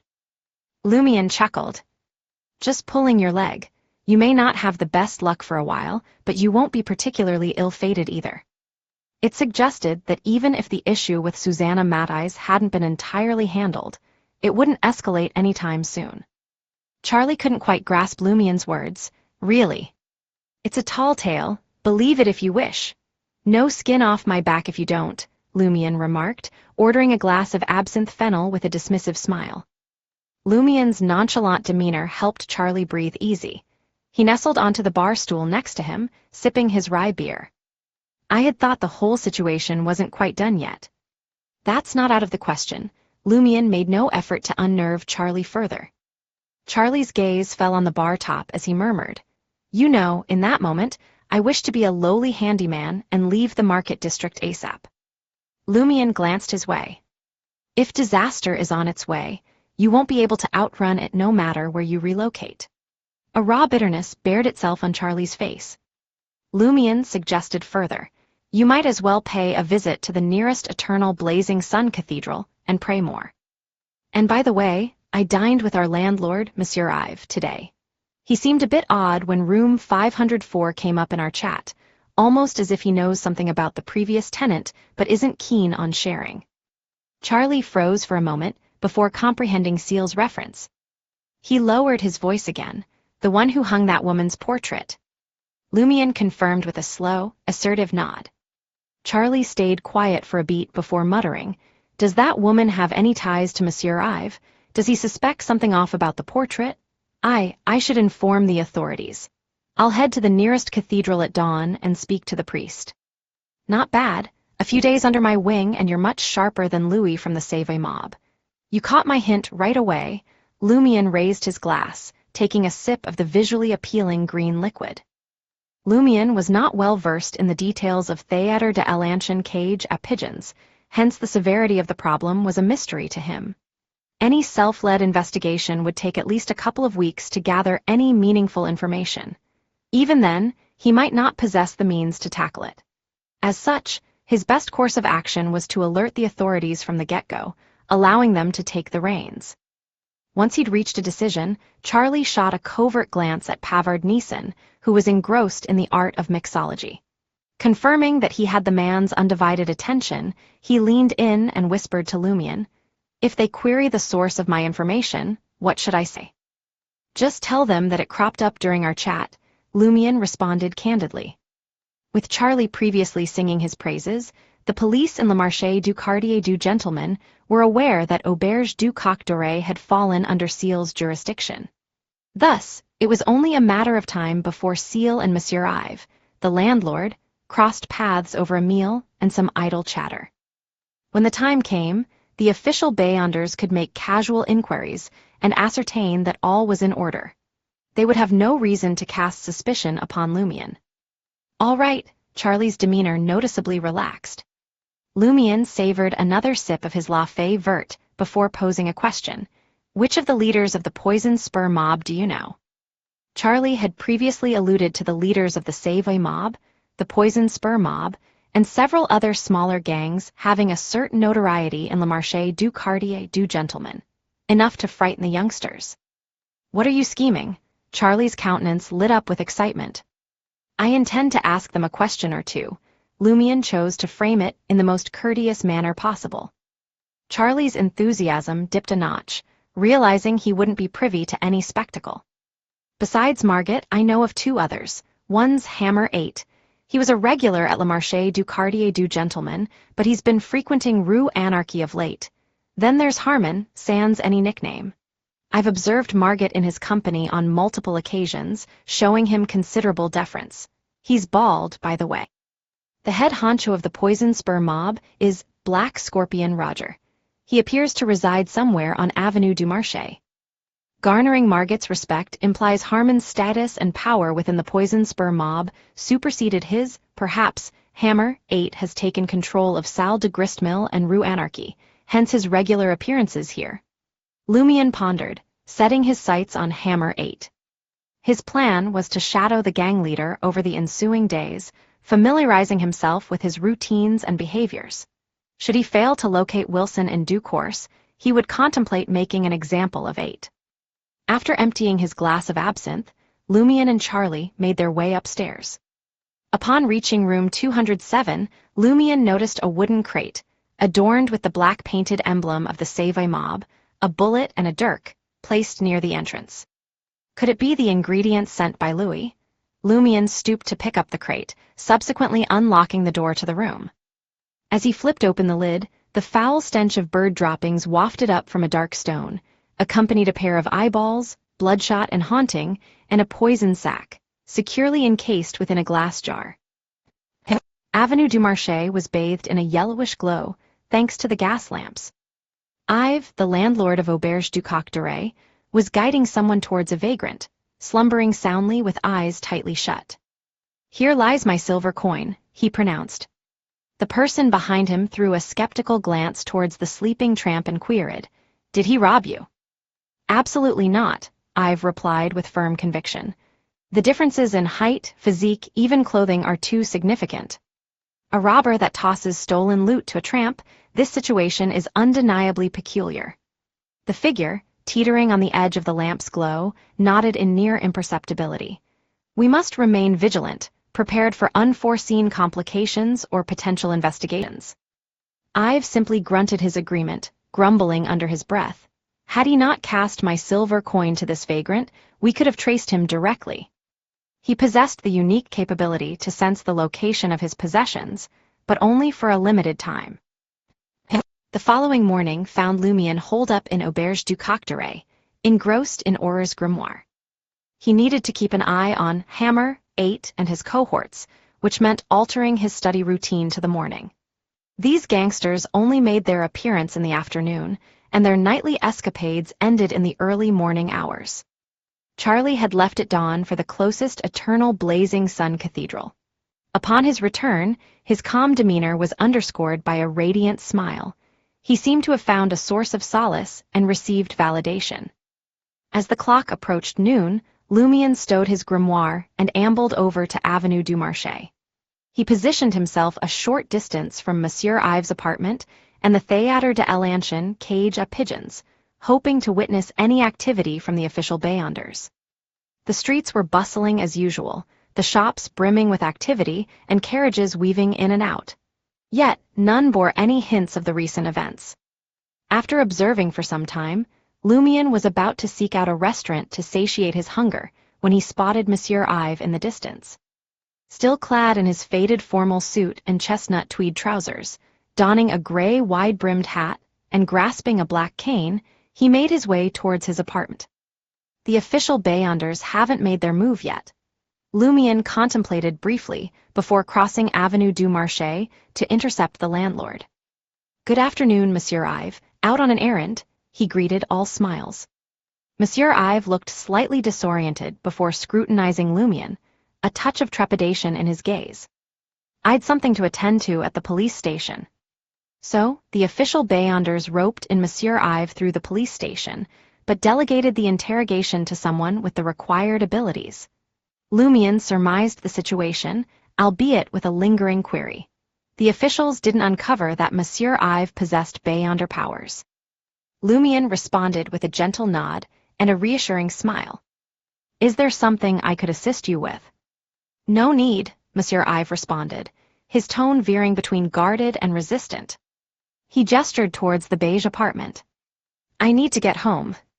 In an effort to not arouse any suspicion, Lumion made no further attempts to detain or probe him. As Monsieur Ive walked away, Lumion was left behind, a slight furrow marking his brow. Looking back at their brief exchange, nothing seemed off. Yet, certain details felt out of place, leaving him with a peculiar sensation. On impulse, Lumion shifted his focus to the retreating figure of Monsieur Ive, attempting to gauge his recent string of luck. It seemed pretty ordinary, nothing too fortunate or adverse. Nonetheless, Lumion found his suspicion intensifying rather than alleviating. During their dinner the previous night, Lumion had instinctively assessed Monsieur Ive's luck. It had leaned towards the unfortunate end of the spectrum. And now, in a span of a day, his luck had taken a turn for the better. What could have transpired? Lost in thought, Lumion sauntered down Avenue du Marché, his hands nonchalantly tucked into his pockets. Chapter 159, Savage. The tide of fortune seems to have taken a turn for Monsieur Ive. His handling of the robbery the previous night must have laid bare his secret, especially in the face of a disguised Beyonder masquerading as a police officer. Had they sniffed out something amiss and laid a trap in anticipation?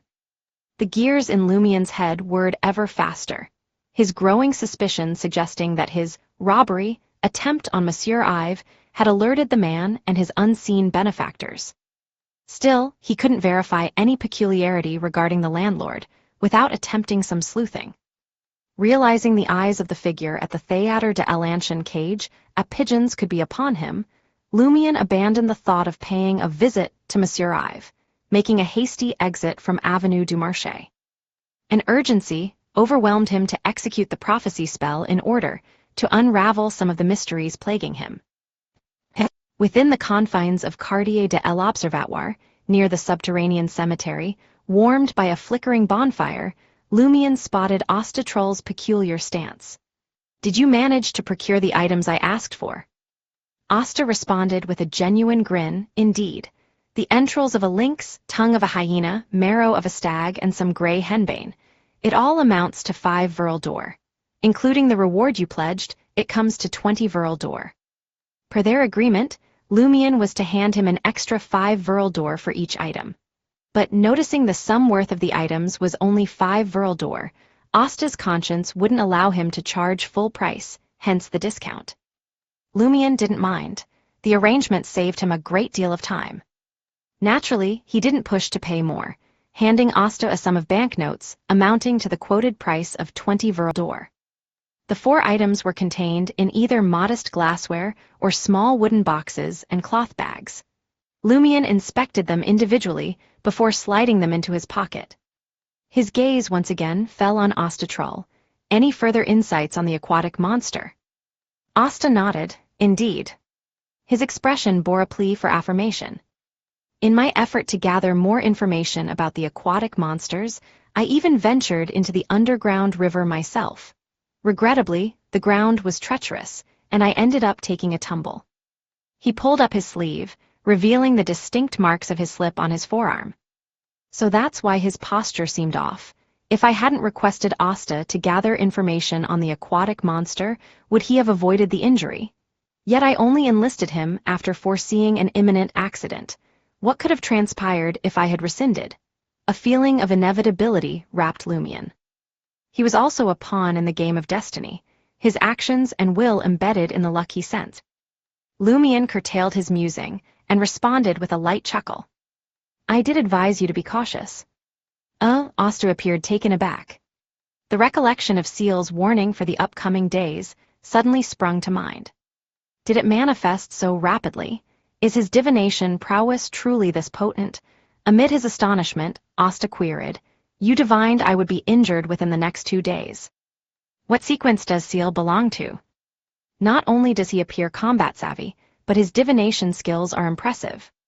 A grin played at the corners of Lumien's mouth. "It's not divination." He held back further explanation, leaving Asta to his own conjectures. Seeming to take the hint, Asta didn't press further. Instead, he shifted the conversation back to the aquatic monster.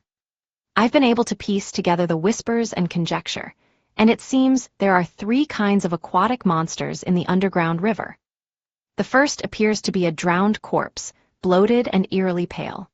The second resembles a grotesquely mutated fish, standing nearly as tall as a man, covered in sturdy scales that seem impervious to harm.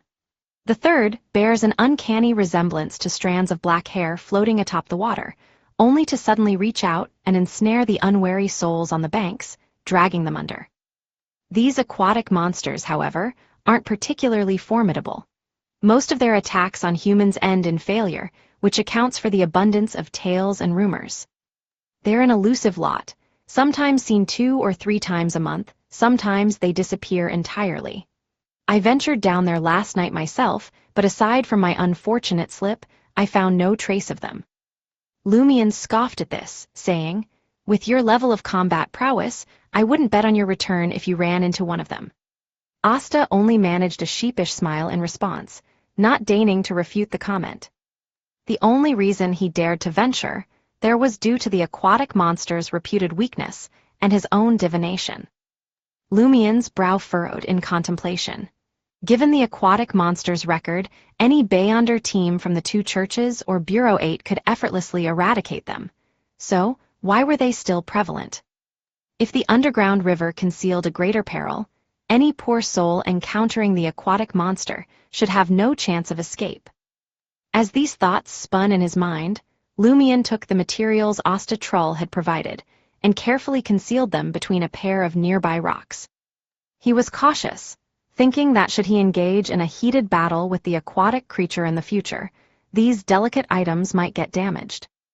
Afterward, Lumien handed Asta a 5 Vrildor note.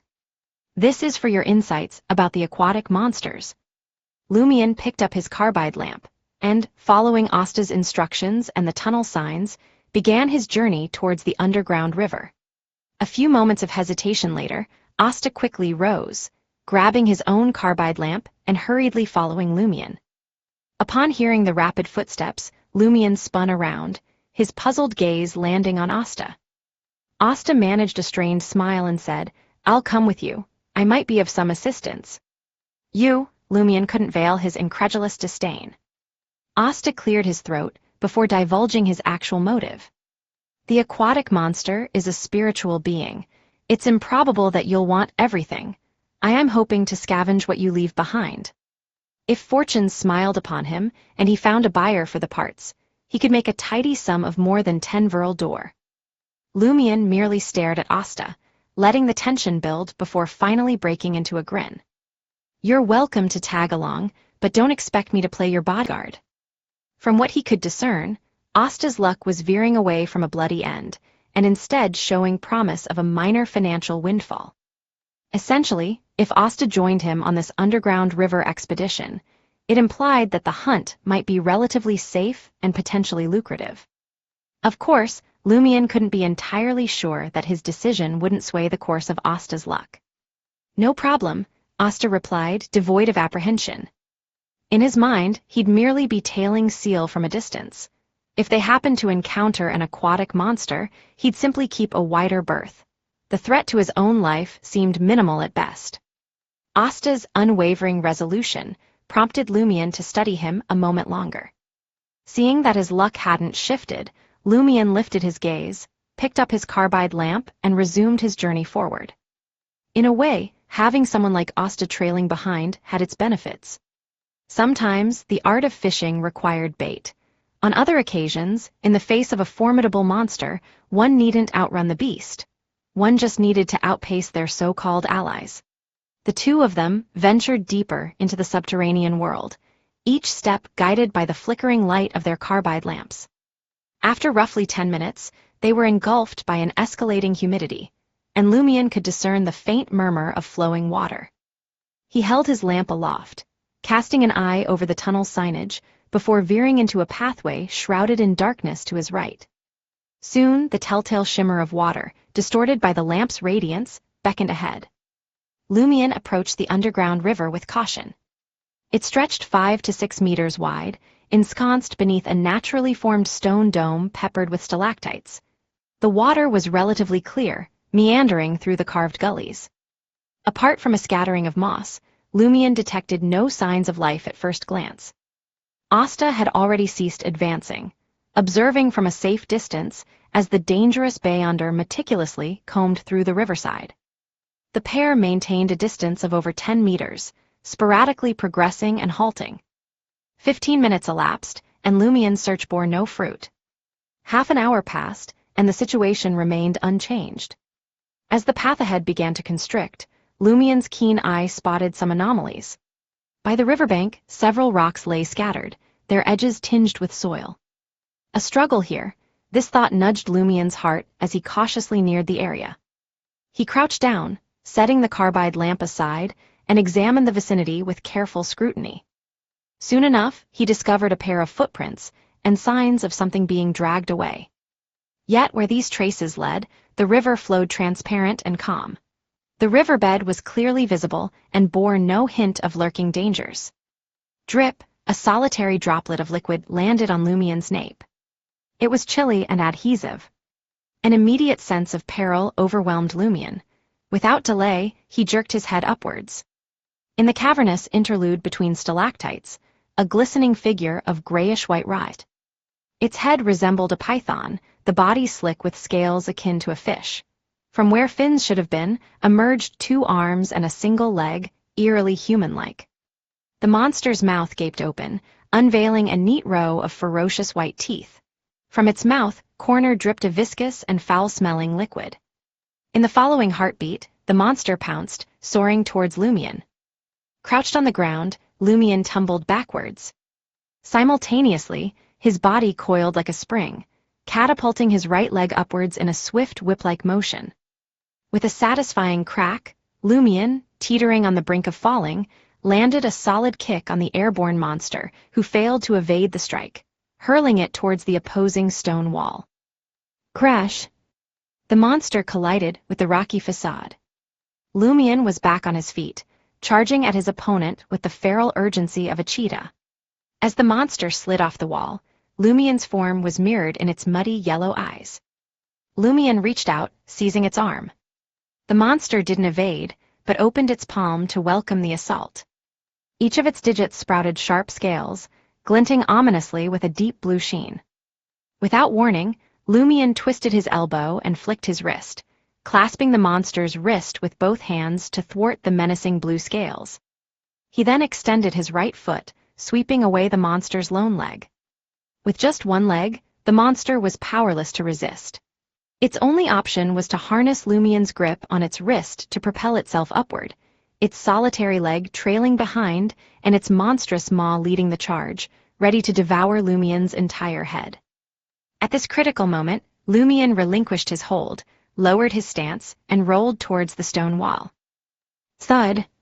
The aquatic monster landed heavily behind him. In a fluid motion, Lumion swiveled, snatching the monster's leg.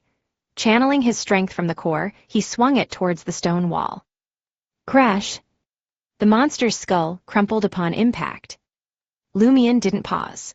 He maintained his swinging momentum, battering the monster against the pillar, the wall, and the floor, with dark red blood and pale yellow fluid splattering everywhere. Amid the pounding sounds, craters formed on the stone wall, and the monster's skull started to fragment, the contents spilling out in a gruesome red tide. More than 10 meters away, Ostatroll stood agape, utterly mesmerized by the violent spectacle. How savage! Incredible! Thump! Lumion unceremoniously dropped the mutilated, lifeless aquatic monster onto the ground. Chapter 160, Pervert. Asta Trull had never questioned Ciel's competence in tackling the aquatic monster, yet the ruthless efficiency with which he dispatched it caught him off guard. It felt much like witnessing an adult landing a blow on a child. A persistent inquiry bobbed to the surface of Asta's thoughts. To what path and sequence could Ciel possibly belong? Why could he engage in combat and appear to wield formidable prophetic capabilities? Within a region speckled by dark crimson and dull golden symbols, Lumion crouched, brandishing his ceremonial silver dagger. He slid the blade into the monster's open wound, cleaving through its flesh, and deposited it in the hollow timber container prepared earlier. Once two containers brimmed with the monster's flesh and scales, casting a dim cerulean glow, he uncapped a metallic flask and began collecting the monster's blood that burbled ceaselessly. Witnessing this, Asta methodically closed the gap between him and the vanquished monster, lingering nearby. Before too long, Lumion rose, pivoted, and retraced his steps. Scrambling, Asta hastily crouched and started amassing blood, scales, and what he believed to be spiritually rich organs. His gaze frequently darted to Lumion, who was steadily increasing his distance, showing no signs of halting for Asta. A sense of unease began to seep into Asta. After all, Ciel had dispatched the aquatic monster with terrifying ease. Given his earlier performance, Asta feared that Ciel could also eliminate him without much effort. Should he remain alone by this subterranean river in the depth of the darkness, and should another monster be lured by the scent of blood, he would find himself in dire straits. With a sense of urgency, Asta hastily stowed the harvested materials, not daring to dawdle. Fighting the temptation to salvage more of the monster's remains, he left a good 90% behind and hurried after Lumion. As their carbide lamps winked out at the tunnel's end, darkness reclaimed the area, save for the perpetual whisper of water. After an indeterminate time had passed, a group of thrill-seeking university students made their way through the cavernous labyrinth, kerosene lanterns in hand. They discovered a partially collapsed stone wall and a pathway disordered and fragmented. Apart from that, all was serene and silent. Not a trace of the aquatic monster or bloodstains were found. Having bid Asta Trull adieu, Lumion found himself a seat in a public carriage, bound for Le Marché du Quartier du Gentleman. Retrieving the remainder of his ingredients from Auberge du Coq Duret's room 207, he grasped his carbide lamp and plunged once more into the realm below ground. His destination was the former site of the ritual, a quarry cave. His goal was to prepare the mysterious concoction required for the prophecy spell before the veil of night descended. Come nightfall, he intended to make his way to the nearest hospital and procure a recently departed body from the morgue. As Lumion descended from the floor, mimicking the surface world, his pace slackened. Under the glow of the carbide lamp, he noticed fresh, evident footprints marking the slightly damp path. Heavy footprints. Lumion studied them for a moment, voicing his puzzlement. From the looks of these prints, he concluded that the passerby must have weighed upwards of 100 kilograms, or been shouldering something hefty. Who could it be? An underworld smuggler. Lumion had his suspicions, but he didn't intend to tail them. Trier's subterranean labyrinth was brimming with people. Obsessing over each footprint would only exhaust him. Besides, the other party had no quarrel with him. Provided they didn't interfere with his upcoming ritual magic, he had no concern even if he was ready to ensure their silence. Turning the lamp's dial, Lumion tempered the reaction between carbide and water, thus dimming the flame's intensity and casting less light. He was concerned that the maker of the footprints was near, and might detect the bright light closing in from behind. Continuing his journey, Lumion suddenly halted, nose twitching. He detected a familiar aroma. A musky perfume designed to awaken masculine desires, intermingled with a citrus hint. After a brief moment of mental rifling, Lumion identified the scent's owner. Little minx Jenna, the showy diva. Could these be her footprints? Preposterous. Surely she doesn't weigh more than 100 kilograms. She's not cast of iron. Besides, the prints were clearly a man's. Lumion mulled over two possibilities. Either Jenna is adept at concealing her tracks, leaving no corresponding marks, or she's been hoisted by a man. It's quite ordinary for two individuals collectively to exceed 100 kilograms. Judging by the footprints, the man stands between 1.65 and 1.7 meters tall. His gait seems slightly peculiar. As Lumion turned this over in his mind, his brow furrowed. Piqued by curiosity, he resolved to tail the trail and ascertain what predicament Jenna had stumbled upon, or rather, what scheme she was brewing. It was crucial to note that this showy diva was suspected of being Franca's paramour. Her entanglement might reveal a clandestine secret of the Savoy mob. This could potentially provide Lumion, who was pursuing loftier heights, with an opportunity. Lowering the carbide lamp's intensity further, he hoped that once switched off, the flame would snuff out promptly. Sticking to the tunnel's shadows, he tracked the footprints, vigilantly gauging the distance. Should anything go awry, he was ready to extinguish the light. As the footprints appeared increasingly fresh, as though only moments old, he extinguished the carbide lamp and ventured forward in the darkness, relying on his memorized path. Before he knew it, Lumion had reached a divergence in the path, a faint blue light emanating from the stone wall's end on his left side. Slipping his black gloves on, Lumion inched closer, a wraith in the shadows.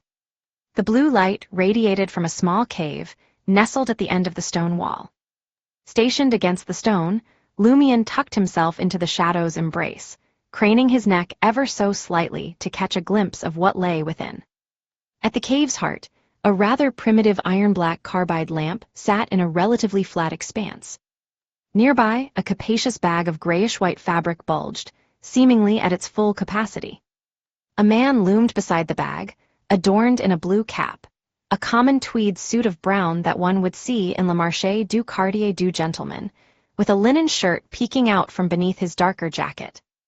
The man's breathing was noticeably labored. Standing nearly 1.7 meters tall, his side profile revealed a thin and slightly worn countenance, his brown eyes ablaze with unmasked desire. Lumion's gaze dropped, registering the man's arousal.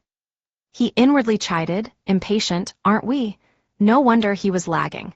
That explains the irregularity in his footprints." Lumion grew more convinced that the bag concealed none other than Jenna, the little minx. She must have fallen prey to a kidnapper and rapist. The man proceeded to remove his cap, casting it aside as his heavy panting echoed through the cave. His countenance was laid bare before Lumion. His eyebrows, pale and disordered, were sparse. His eyes sagged slightly at the corners. His nose was a hint of red at the tip, and his mouth bore dry, cracked lips. His complexion was a shade too pale, betraying signs of fatigue and exertion.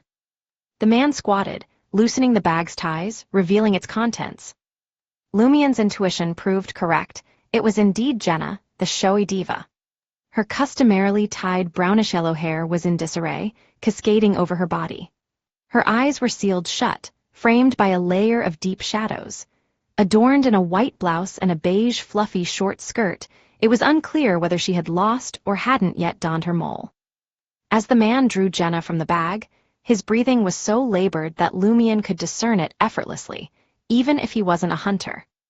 Such a strong desire, bordering on the perverse, Lumion found himself thinking this almost subconsciously. Stumbling upon such a scenario, he resolved to come to Jenna's aid while he was here. If the Savoy mob's boss ever considered appointing a new leader, Red Boots, Franca might vouch for him. But a hasty rescue wasn't on his agenda. Lumion intended to observe further, ascertain whether the man possessed any unique abilities that emboldened him to cross a leader of the Savoy mob, Red Boots, Franca. He would swoop in once the man was mid-stripping, incapacitated in his haste. If only I had a long-range weapon. This wouldn't be such a chore. Lumion heaved a sigh, pondering on getting the Savoy mob to supply him with a firearm. The man's hands found their way to Jenna's face, patting it lightly twice. Next, he withdrew a small metal bottle, unscrewing the cap and brought it to Jenna's nose. Achoo! A sneeze jolted Jenna awake, her eyes fluttering open. The man's visage reflected in her wide blue eyes, sparking alarm. An instinctive urge to rise seized her. But in the next moment, she registered the absence of strength in her body, rendering resistance futile. Damn you, dog sh*t, what do you think you're doing? Jenna mustered enough strength to spit out the words. A twisted smile spread across the man's face. Do you know, I've watched you sing countless times. Each time, the desire to tear away your clothing and have you perform solely for me is overwhelming. Jenna hurled back, her voice seething with rage. You lunatic, a bastard who deserves being F***seeked by a donkey. You're done for. The Savoy mob will have you sleeping with the fishes. The man remained silent, his brown eyes gleaming with a peculiar light. Jenna's cheeks flushed crimson, and her breathing grew shallow. Her body twitched involuntarily, her eyes widening in shock at her own reaction. This is just perfect. Not only a hint of resistance, but a subconscious acquiescence too. The man stood up, brimming with anticipation, rapidly disrobing his clothes, trousers, and shoes. Lumion, observing from his hidden spot, felt a sudden jolt of alarm. Jenna's reaction is abnormal. Could she be under the influence of some Beyonder power? Did every human and dog in Trier have access to Beyonder powers? Has Jenna been coerced into arousal? This bears an uncanny resemblance to Susanna Mad-Eyes and Monsieur Ives' act. Lumion's thoughts spiraled as he drew out the ritual silver dagger, tucking it into his right pocket with the blade pointed inward and the hilt pressing against the outer cloth. Lowering his body, he silently moved from the stone wall into the cave, stealthily approaching the man from the shadow's edge. The man's attention was fully riveted on Jenna. His eyes blazed with a fanatic light, his face twisted into a perverse grin. As he worked his belt loose and shed his trousers, his gaze roved over Jenna's form. Emerging from the shadows, Lumion sprang forth like a cheetah on the prowl. Chapter 161, Special Traits. It was only when Lumion sprung from the darkness that the man, his gaze fixated solely on Jenna, realized the invasion of his secluded lair. Bang, bang, bang. Lumion stormed in, raining a barrage of fists, elbows, knees, and feet upon the intruder. The man was taken aback, yet not feeble. His resistance was robust, fending off blows with forearms while retreating. His chest, calves, and thighs bore the brunt of Lumion's misstrikes, but he held his ground. With a shake of his head, his brown eyes morphed into a haunting green, casting an eerie reflection of Lumion. Suddenly, Lumion was overwhelmed by a powerful surge of desire. Beside him, showy diva, Jenna radiated a captivating allure as she strained to watch the struggle, her whole being pulsating with magnetism. This desire exploded within Lumion like a live grenade. He ceased his assault, eyes smoldering with a reddish hue as his breaths quickened. Whirling around, he lunged towards Jenna. Jenna sensed the abnormality and bellowed out, her voice a mix of anger and fear. Pull yourself F***seeking together. But her words were smothered as Lumion pinned her down. In tandem with this action, a hard object pressed against Lumion's right side. What was that? Reacting instinctively, his hand grazed the hilt of the ritual silver dagger he'd strategically placed for self-injury. A vague understanding of his intent to use it flickered back into his mind. In the next heartbeat, Lumion, now mostly irrational from his burgeoning desire, seized the handle of the silver dagger and drove it into his own flesh. The silver tip sliced through cloth, skin, and muscle alike. Excruciating pain thundered into Lumion's consciousness, restoring some rationality from the grips of his wild desire, allowing him to regain some lucidity. Pretending nothing had changed, he continued his actions on Jenna, his hands wandering aimlessly. Are you F***seeking useless? Can't even handle a pervert? Jenna scolded, hoping to jolt her lone protector back to reality. Seeing his opponent under control, the man hastily retrieved his own concealed dagger, preparing to strike Lumion from behind. Just then, Lumion's hand slid, and he steadied himself against the cool cave floor beside Jenna. With a swift motion, he flexed his waist and kicked his right foot backward. Whack! Lumion struck, his attack to the man's groin swift and precise, akin to a whip snap. A guttural crunch echoed, the man's visage draining of color as pain contorted his features. Clatter, his weapon slipped from his grasp. He crumpled to the ground, writhing as he clutched his violated area, rendered helpless in the throes of debilitating agony. Not one to squander an advantage, Lumion lunged, ensnaring his prey in a swift embrace. His right arm snaked up, seizing the man's head and wrenching it with an unyielding force. Crack! The man was granted a view of his own back, his focus mercifully diverted from the torment below. Once his adversary's life was unequivocally extinguished, Lumion withdrew his arms and produced his ritual silver dagger. With a white bandage he had in his possession, he attended to his own wound. He held no fear of infection. Even if such an eventuality arose, his provoker constitution would endure until the 6 a.m. of the next day. The primary purpose of his first aid efforts was to prevent the cave from retaining traces of blood. Jenna, sprawled on the cold ground, mustered the strength to hoist herself up. She observed as Lumion retracted his deadly grip and the man crumpled lifelessly to the ground. Just like that, a shiver of shock rippled through her, effectively quelling her previously stoked desires. She was no naive observer.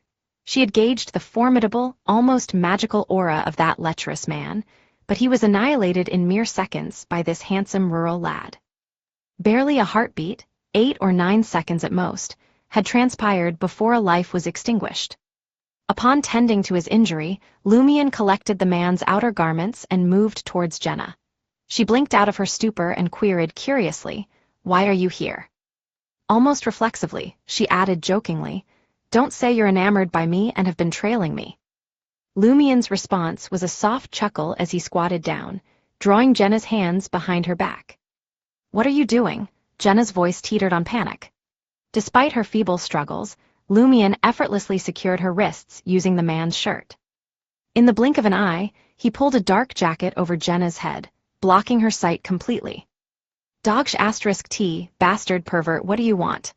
Jenna's words tumbled out, a jumble of anger, anxiety, and confusion.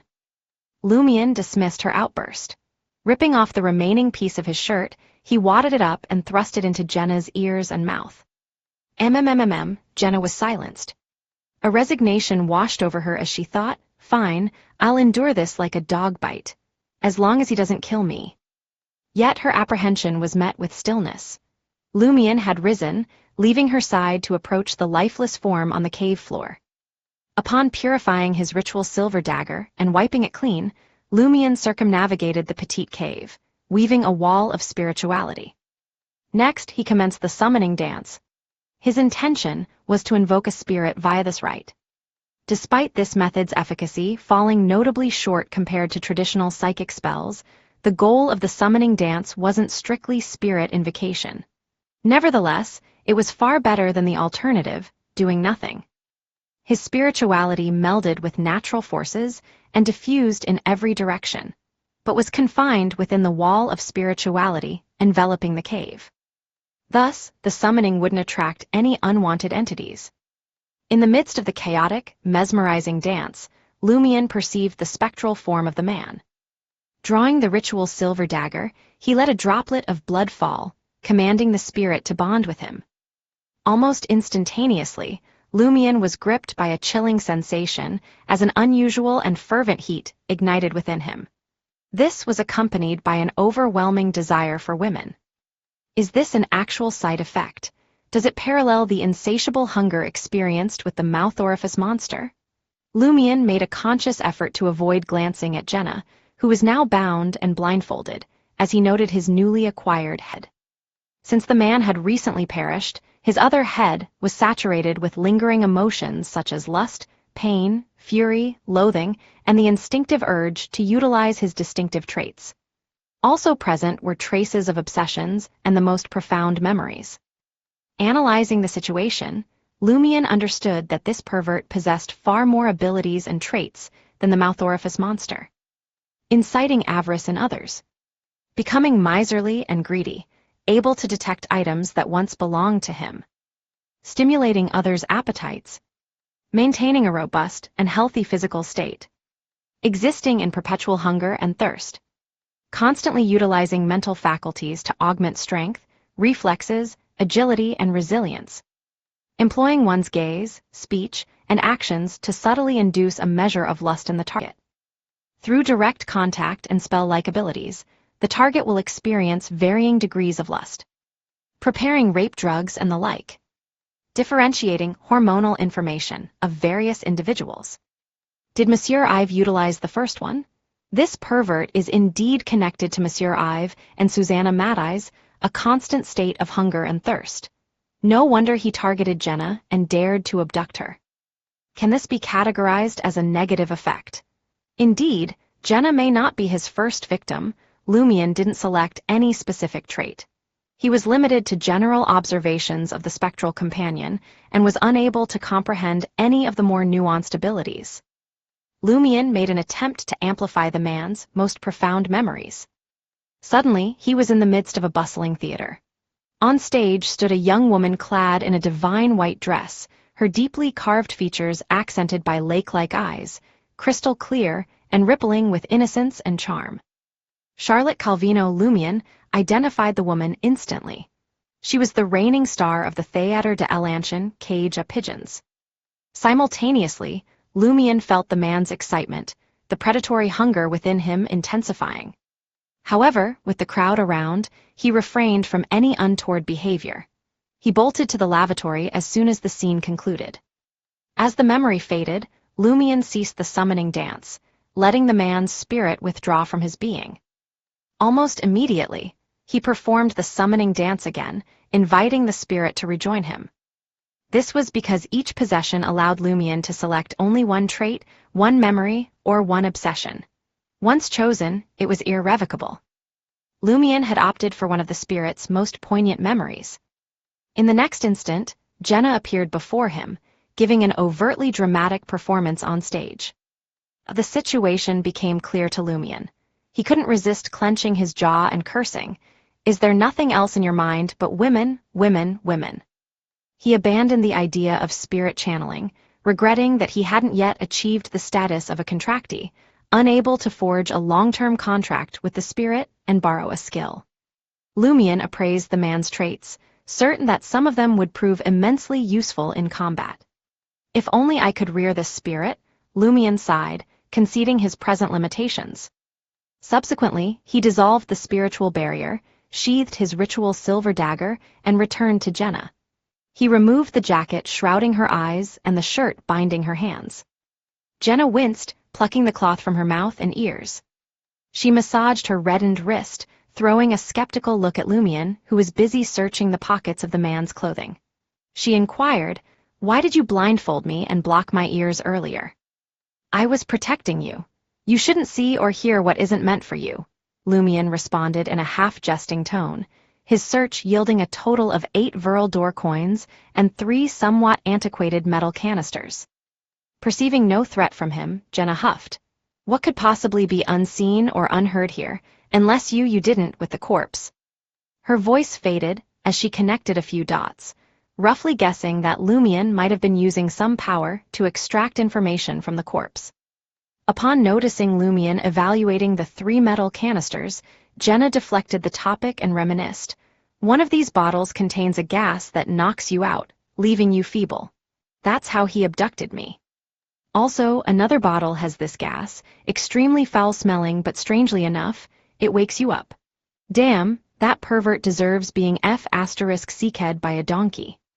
I don't know what's in the remaining bottle, and I can't distinguish between the other 2.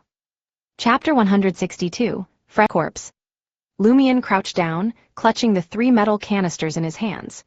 He cast a glance at Jenna, a mischievous smile playing on his lips. "I know just the way to confirm it." "What?" Jenna's curiosity piqued, but soon a hint of nervousness and panic crept into her expression, triggered by Lumion's enigmatic smile. Unfazed by her reaction, Lumion responded with a smile of his own. "Help me determine which canister is which," he suggested. What sort of joke is this? Jenna thought, grateful for the fact that had Lumion not saved her and aware of her own weakened state, she would have unleashed a stream of curses. However, Lumion's expression turned serious. "Rest assured, if it contains the gas that knocks you out, the worst that can happen is you fainting again. I won't harm you, and even if I wanted to, you wouldn't be able to resist. Besides, once we ascertain which canister is which, I can use a stimulating gas to revive you and bring you back to normal. If luck is on your side, and you encounter the stimulating gas, You'll regain most of your strength immediately, Lumion added. That makes sense. Regardless of the outcome, it can't possibly be harmful. She was almost convinced by Lumion's words. However, snapping out of her daze, Jenna clenched her teeth and voiced her concerns. But what if you end up selecting the other canister? We have no idea what it contains. If it turned out to be poisonous gas, there was no one present with the knowledge to treat her. Lumion responded with a mocking tone, a smile still tugging at the corners of his mouth. Are you daft? Canisters filled mostly with gas and those containing liquid have a significant weight difference. This particular bottle should be filled with liquid. He picked up one of the metal canisters and gave it a slight shake. He clearly heard the unmistakable sloshing sound of liquid inside before pocketing it. Is that so? Although Jenna had been mocked, her attention was focused on the experiment, and anger didn't consume her. After a few seconds of hesitation, she closed her eyes and tilted her head slightly, determined. Go ahead, give it a try. Lumion stowed one of the metal bottles in his pants pocket, leaving only one in his grasp. With a leisurely pace, he brought it near Jenna's nose. In the next moment, Jenna slowly cracked open her eyes. Lumion chuckled, twisting open the cap. In an instant, an intensely pungent odor, reminiscent of fermented excrement, assailed Jenna's senses, causing her to sneeze repeatedly. Tears threatened to spill from her eyes, and her nose threatened to drip. However, each sneeze served as a catalyst, restoring a significant portion of her strength. As Lumion sealed the canister and rose from his crouch, Jenna leaped to her feet, instinctively stretching her limbs. Jenna happily adjusted her clothing and skirt, muttering to herself, "Seems like luck is on my side." On her first attempt, she managed to obtain the canister with the foul-smelling gas.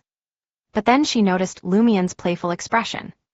Jenna's heart skipped a beat, sensing that something was off. Curiosity getting the better of her, she inquired, "Did you already know which gas canister was which from the start? Is that the reason he was able to accurately select the metal canister containing the pungent gas?" Lumion grinned and handed the metal canister to Jenna. "Smell the cap for yourself." Jenna eyed the canister suspiciously before cautiously sniffing the bottle. A faint odor lingered, not particularly stimulating or potent, but still unpleasant. "The other canister has no scent," Lumion added with a smile. Jenna's flushed face turned an even deeper shade of red. She felt foolish, having believed the words of the other party and willingly taken part in the so-called experiment. Any feelings of gratitude she had prepared were instantly quashed. Ignoring Jenna's enraged state, Lumion pocketed the 8 Verl d'Or banknote and marked the metal canister with a scratch before stowing it away. Though the man possessed the ability to sense the whereabouts of items that had once belonged to him, Lumion wasn't afraid of being tracked since the man was already dead. As for the function of the liquid in the remaining metal canister, he planned to test it on rats, stray dogs, and other animals. Having completed the necessary tasks, Lumion pointed at the pervert's lifeless body and instructed Jenna, "Take a good look at him and commit his face to memory. We'll need to investigate who he is. He probably has accomplices." "All right." Jenna strode toward the corpse, earnestly engraving his face into her memory. After observing for a while, the recent events flooded back into her mind, fueling her anger. She raised her right leg and ruthlessly kicked the pervert's groin. Again and again, without restraint. Dogsh *T, pervert, damn your mother, damn your entire family. Jenna vented her emotions to her heart's content. Lumion winced, feeling a twinge of pain, as he lowered his head to clean up the remnants at the scene. Once Jenna had calmed down, he approached her with a large grayish-white cloth bag. As he stuffed the corpse and clothes inside, he casually inquired, "How did he abduct you?" Jenna smoothed her disheveled brownish-yellow hair and tied it back into a simple ponytail. Gritting her teeth, she recounted, "I encountered him in an alley next to the Salle de Bal Brise. He claimed to be a fan of my singing and asked for an autograph. The paper he handed me was sprinkled with that odorless gas. As soon as I signed it, I sensed something was wrong and lost most of my strength. After that, he attacked me, restrained me, and brought the bottle to my nose. That's when I passed out." Lumion couldn't help but mock, "Aren't you being too careless?" Jenna didn't agree. I've seen him several times while singing. I was certain that he genuinely enjoyed listening to me. Otherwise, I wouldn't have given him the time of day. And as an unknown singer, it's an honor to have someone ask for your autograph. Besides, the gas doesn't have any smell. How could anyone have guarded against this? Lumion scoffed. That's not what I meant. It's obvious that the gas dissipates quickly on paper. It needs to be used within a short period of time to have a certain effect. In other words, that pervert has been tailing you for a while and has probably figured out your routines. Otherwise, he wouldn't have cornered you so accurately in an empty alley and tainted the paper with the gas 10 to 20 seconds in advance. Didn't you notice despite being followed for so long? Jenna fell silent, at times clenching her teeth, at times frustrated. Lumion shifted his gaze and chuckled. It was understandable that she didn't notice. That guy could discern hormonal information from different individuals. If it weren't for the fact that Monsieur Ive was clearly weaker than the pervert and probably hadn't mastered the power of lust, Lumion would have suspected that his identity as a robber had been exposed. He resealed the grayish-white cloth bag and used it to further erase any traces at the scene. Observing this, Jenna lent him a hand. She's quite skilled at dealing with evidence. Lumion glanced at Jenna and left the cave with the cloth bag slung over his back, harboring some suspicions. Due to Jenna intentionally not mentioning her unusual behavior under the influence of the pervert, Lumion believed that this showy diva had some understanding of the Beyonder world, or she might even be one herself. And her source of information or power most likely stemmed from Red Boots, Franca from the Save mob. When Lumion arrived at his hiding spot, he ignited the carbide lamp and held it in his hand, glancing back at the depths of the path. The path descended. There was darkness in the distance, a void that swallowed everything as it lay in wait for its prey to approach. "What are you looking at?" Jenna asked curiously. She sensed that Ciel was acting mysterious. Lumion ended his gaze and smiled. "I'm wondering where we'll end up if we keep going down. Perhaps the trio from the fourth epic." In reality, what he was truly pondering was, the abnormal ability displayed just now was strikingly similar to Monsieur Ives. If the two of them were accomplices, would they instinctively choose a familiar place in the underground world for the crime? The same underground destination where Monsieur Ive had entered that night. If that were the case, perhaps he would uncover something if he continued down this path. Disappointed, Jenna remarked, "That's not a good place." Lumion remained silent as he retraced his steps along the path. Lost in her own thoughts, Jenna followed silently, clutching the carbide lamp left behind by the pervert. Just as he was about to reach the level that roughly replicated the layout above ground, Lumion halted and said with a contemptuous smile, "Do you need me to escort you to the surface?" "You're not going back?" Jenna asked, surprised. Lumion shrugged. "I need to find a suitable place to dispose of this corpse." Jenna nodded and refrained from prying further. "I can ascend on my own. I've been underground before." "Does that imply you possess the means to protect yourself?" Lumion watched Jenna depart with light footsteps, inwardly sighing. Does every human and dog in Trier have access to Beyonder powers? Is something amiss with Trier, or is something amiss with me? Why do I always encounter such individuals? Shaking his head, he hoisted the corpse onto his back. As he dealt with the footprints, he made his way toward the hidden quarry cave where he had previously sought the moon. Along the way, he performed 2 instances of anti-tracking to ensure no one was tailing him.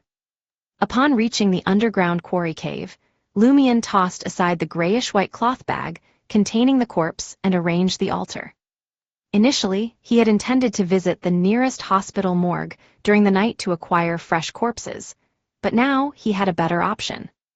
After setting up the altar, lighting the candles, and constructing a wall of spirituality, Lumion retrieved the pre-drawn faux goatskin adorned with the corresponding symbol. The central pattern on the paper consisted of a ring formed by thorns, encircled by symbols representing eyes, curves, and rivers.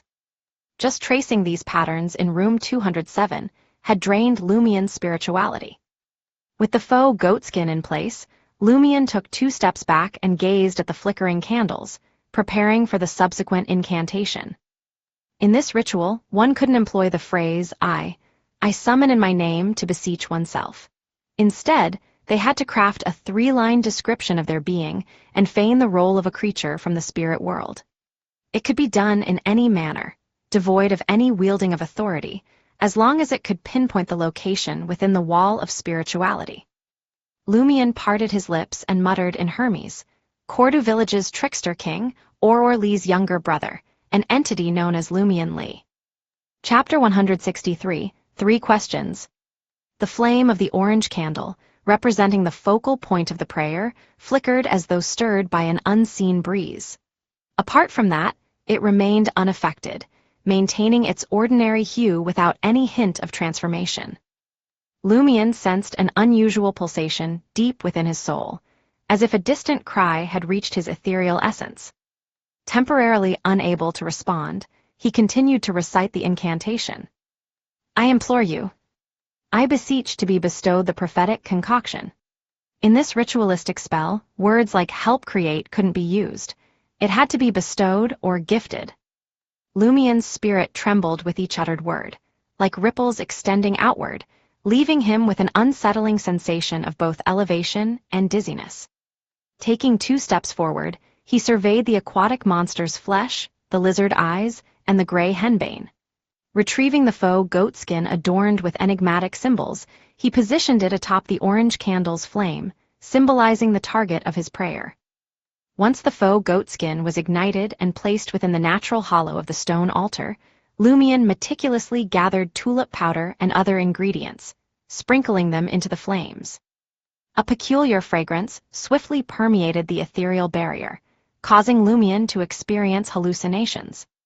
He witnessed a profusion of mystical symbols adorning the faux goatskin, materializing in the void, in constant motion and reconfiguration, perpetually altering their collective form.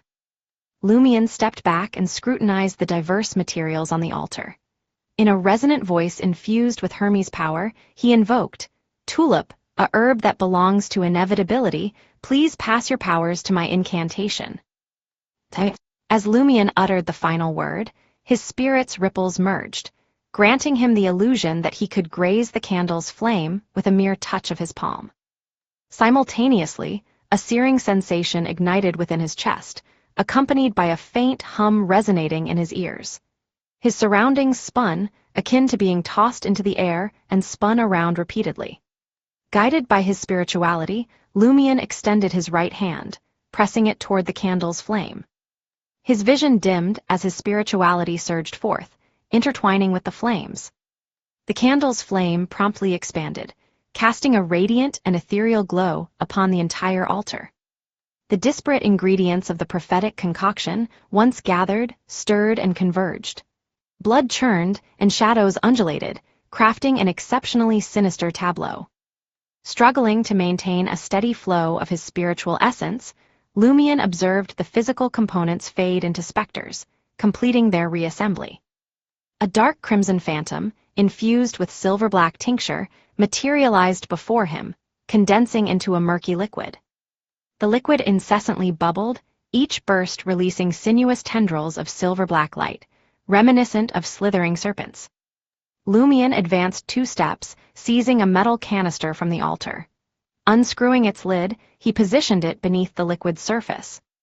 The dark liquid swiftly coalesced, streaming into the canister, nearly filling it to the brim. Having placed the vessel containing the prophetic concoction back on the altar, Lumion composed himself, preparing his mental state. As Lumion calmed the ripples within his spirit, he recollected the entire process of the ritual. If the thorn symbol hadn't reached a certain level of activation, elevating my status, I wouldn't have been able to respond, and the endeavor would have failed. I can only perform 2 similar ritualistic spells consecutively, Lumion ruminated, gradually finding his thoughts settling. Completing the 5 ritualistic spells required a minimum of sequence 7, or even contracti. Lumion, an alms monk of sequence 8, could only accomplish it by relying on the corruption within his body. Correspondingly, his spirituality couldn't endure for much longer. After concluding the ritual and tidying the altar, Lumion dispelled the ethereal barrier, and approached the grayish-white cloth bag to drag out the lifeless body. With gentle care, he twisted the other party's head to its original position and opened the mouth. Bathed in the glow of the blue carbide lamp, Lumion retrieved the prophetic concoction, unscrewed its lid, and poured the dark liquid into the corpse's mouth. Rather than immediately permeating through the larynx, the liquid remained within, akin to a pool of water. Suddenly, Lumion sensed the quarry's breeze turning colder, and the carbide lamp's light deepened to a richer blue. Almost simultaneously, he heard a rumbling sound, witnessing the corpse's throat writhe as it consumed all of the prophetic concoction. In the next moment, the naked corpse sat upright, engulfed in an unnatural darkness that defied illumination. His eyes snapped open upon his pallid, worn face. The once brown irises had lost their color, now crystal clear and devoid of hue. Within the depths of those translucent eyes, layers of vibrant colors seemed to reside. A pure light hung high, countless nearly imperceptible figures, and flickering silver radiance. Withstanding the bone-chilling cold, Lumion composed himself and inquired, "Where will Guillaume Bainet, the former padre from Cordoue village in Darij, Riston province, Inti's Republic, appear in a month?" During the interim, Lumion had contemplated the 3 questions he wished to pose. 4 primary rules governed the questioning. First, it must pertain to the future. Inquiries regarding someone's whereabouts or past actions were forbidden. Secondly, the description had to be precise enough, or an unanswered query would arise. The name Guillaume Bainet was commonplace in other parts of Intis. Numerous individuals shared the same name. Unless the village of origin was specified, the corpse might reveal the future fate of a different Guillaume Bainet. Thirdly, regardless of the corpse's country of origin or familiarity with the corresponding language, it would respond in the same language as the question posed. Lastly, a question could only contain one element requiring an answer. It could not be framed in the manner of when and where will it be. The corpse's pale countenance took on a dark green tinge. It parted its lips and uttered in Intis, "Triers Cartier de la Princesse Rouge." The voice resonated with an illusory and ethereal quality, as if it emanated from another realm. It bore no resemblance to the deceased's living voice. So, it can only be narrowed down to the Cartier de la Princesse Rouge. Lumion's brow furrowed slightly. He could comprehend the reason behind it. This was not a prophetic concoction obtained from hidden entities. Its creator was essentially an alms monk, hence the effects naturally wouldn't be outstanding. Lumion proceeded to raise his second question. "Where will I encounter Louis Lund, the former butler of the village administrator in Cordoue village, Darij, Riston province, Inti's Republic?" He refrained from mentioning Madame Pualis since he was uncertain of her connection to Madame Knight. He feared that her elevated status might interfere with the prophecy's accuracy. The corpse's eyes remained vacant and translucent as it gazed ahead. It responded with an ethereal voice, "Triers le Marché du Quartier du Gentleman, Avenue du Marché." Avenue du Marché? It seems Louis Lund's presence there isn't mere happenstance. Lumion mused, a sense of satisfaction washing over him. As he contemplated, he noticed the strange visions reflected in the corpse's transparent eyes gradually fading. Acting swiftly, he posed his third question. "Where will Monsieur Ives, the proprietor of Auberge du Coq, Duret and Le Marché du Quartier du Gentleman, be from 11 p.m. to 12 p.m. this Sunday?" Having observed Monsieur Ives previously entering the underground at this time, Lumion sought to ascertain the specifics of his destination. Considering that Monsieur Ives had recently been robbed and had visited the police headquarters, he might refrain from venturing into the underground for the time being. Lumion specified the time as Sunday. The corpse swiftly replied, "Triers le Marché du Quartier du Gentleman, Théâtre de l'Ancienne cage of Pigeons." With that, the corpse thudded to the ground and closed its eyes once more, emanating the putrid stench of death. Théâtre de l'Ancienne cage, a Pigeons once again, Lumion bundled the corpse back into the cloth bag, intending to bury it even deeper underground. In front of a beige 3-story building, a stubbly bearded tramp found himself cornered by 2 valets beside a pillar. "I'll leave now," he stammered, trembling. At that moment, a man dressed as a butler approached, his face filled with surprise. "Master, is that you, Master?" "What?" The tramp was perplexed. The butler couldn't contain his excitement. "Don't you remember? You're the owner of this place, and we are all your loyal servants. You suffered a head injury and lost many memories. One day, you suddenly ran away from home. It's been months, I've finally found you, you've returned." I'm not. The tramp remembered his past clearly. However, the butler and the two valets refused to listen to his explanation. They encircled him and led him into the building. Madam, the master has returned," the butler shouted with elation. Before long, the tramp laid eyes upon an elegant and beautiful woman. She wore a light green dress, her eyes exuding a mature allure. Overwhelmed with joy, she burst into tears and threw herself into the tramp's arms. "You're back, you're finally back." As he inhaled the sweet scent of her perfume and felt the softness of her body against his, the tramp attempted to argue that he wasn't her husband, but the words caught in his throat. In a daze of confusion, he was guided to the dining room. There, under a crystal chandelier, he beheld a sumptuous feast: a dozen oysters, a pot of succulent chicken, a plate of beef stewed with prunes, suet pudding, salad, and a bottle of white elixir wine. Simultaneously, the tramp's gaze fell upon the oil paintings adorning the walls of the dining room. One of them was a portrait, strikingly similar to him. Could it truly be me? But I recall every experience. Could there be another who bears my resemblance? The tramp grew even more bewildered. After indulging in a hearty meal and savoring fine wines, he was led to the bedroom. Soon, the beautiful and elegant madam entered, dressed in a silk nightgown. Her eyes shimmered with tears as she spoke. "Do you still remember my passion?" The tramp's breathing quickened, and he couldn't resist taking a step forward. The two of them embraced passionately, tumbling onto the bed, their desires overwhelming them. In that moment, the tramp began to believe that he truly was the owner of this grand house. He had a beautiful wife, a professional butler, and a multitude of servants. Even if the original master were to return, he would ensure that the other was exposed as a fraud. Lumion resurfaced and entered Auberge du Coq d'Oreille, carrying the extinguished carbide lamp.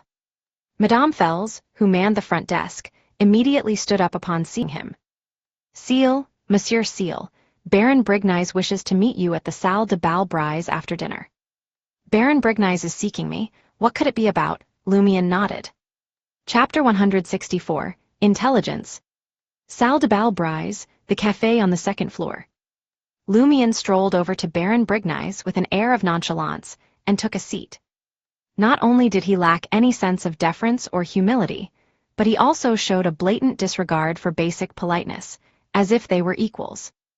Louis, standing discreetly behind Baron Brignies, silently shook his head.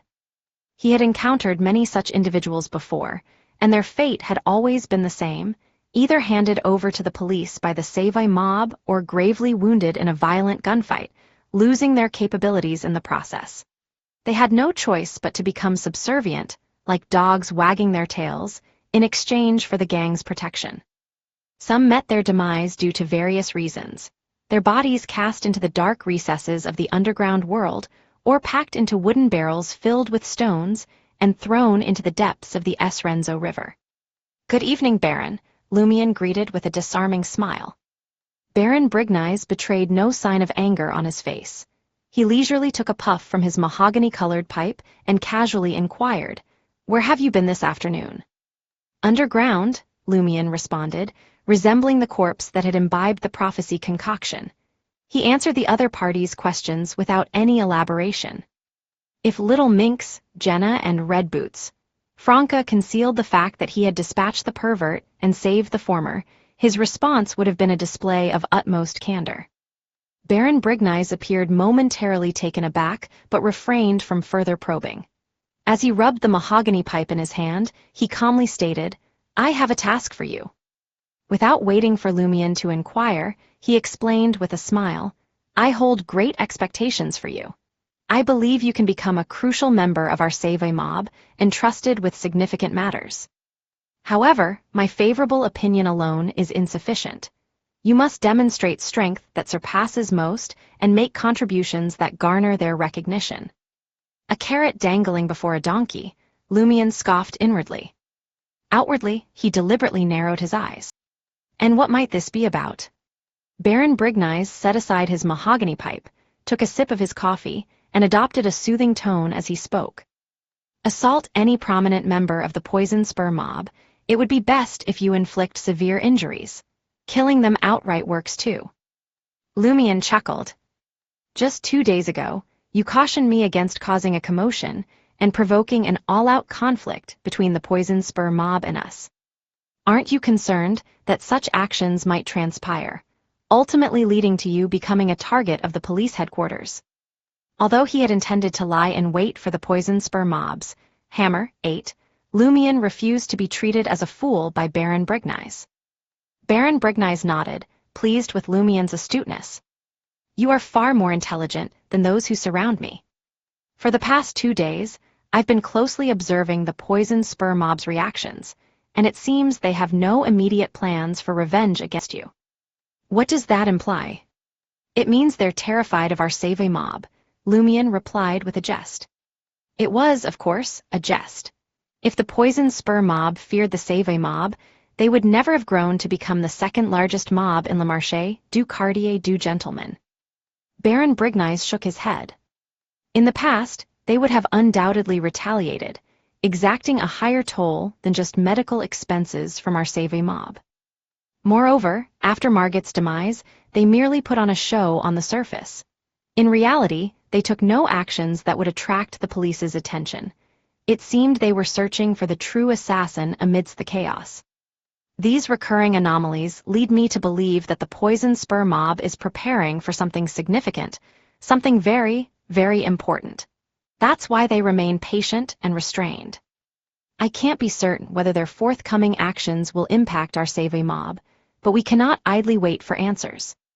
At least you're astute, Lumian grudgingly commended Baron Brignize within his thoughts. With a smile, Lumian posed a question. Are you suggesting that I eliminate their key members and observe their reactions? If they endure it without retaliation, it signifies a considerably grave problem. We would need to instigate a full-blown conflict and compel them to expose the issue, wouldn't we? Baron Brignize chuckled. I enjoy conversing with clever individuals. So, are you willing to undertake this task?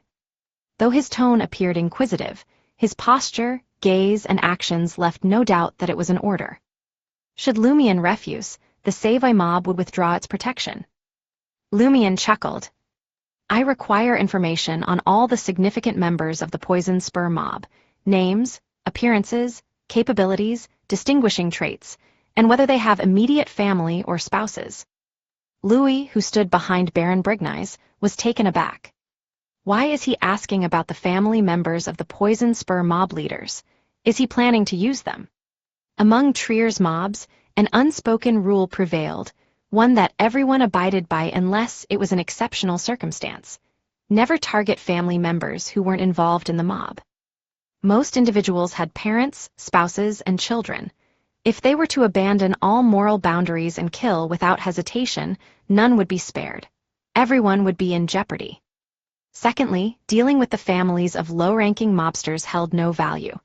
However, at Baron Brignize's level, his family remained confidential, known to only a select few.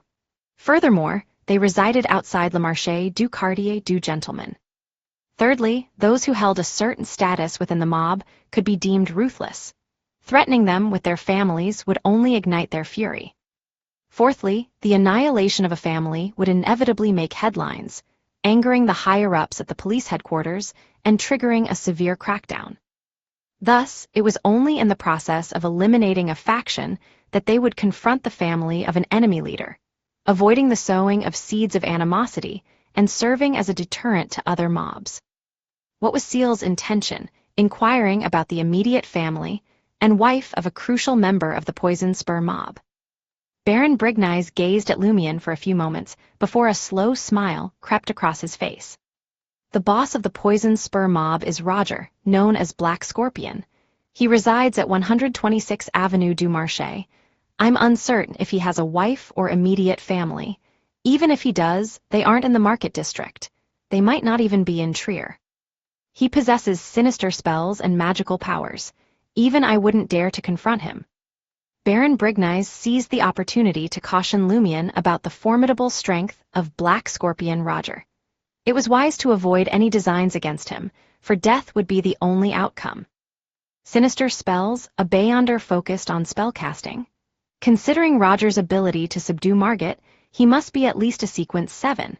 He might even possess a mystical artifact or Beyonder weapon. If Beyonders of this caliber lack robust bodies or special life-preserving abilities, they may resort to traps, close-range assassinations, and other methods. If their bodies aren't weak and they excel in close combat, or if they possess a substitution spell like Lee's paper figurine, I'll have hardly any chance of victory. Unless I employ the luck enhancement spell to prearrange his misfortune and make him sufficiently unlucky, Lumion's thoughts raced like lightning, fleeting as they disappeared. He nodded and inquired, "What about the others?" Baron Brignize took a leisurely puff on his pipe before responding. The Poison Spur mob once had 4 powerful and significant members who were slightly inferior to us in the Market District. However, after Margit's demise at your hands, his replacement, Wilson, is quite feeble. Their overall strength has greatly diminished. Roger's deputy, Baldy Harmon, is one of them. Initially, he and Roger arrived in the Market District, establishing the Salle de Gristmill and gradually recruiting a group of individuals to form the Poison Spur mob. He's highly skilled in combat, on par with Margit in that regard. Additionally, he possesses peculiar abilities. For instance, he can withstand a blade and only suffer minor injuries. At times, he exhibits sudden bursts of violence, as if under the influence of some drug. He can instill fear in others. Oh, and he wields a knife coated with poison. He's exceedingly cruel.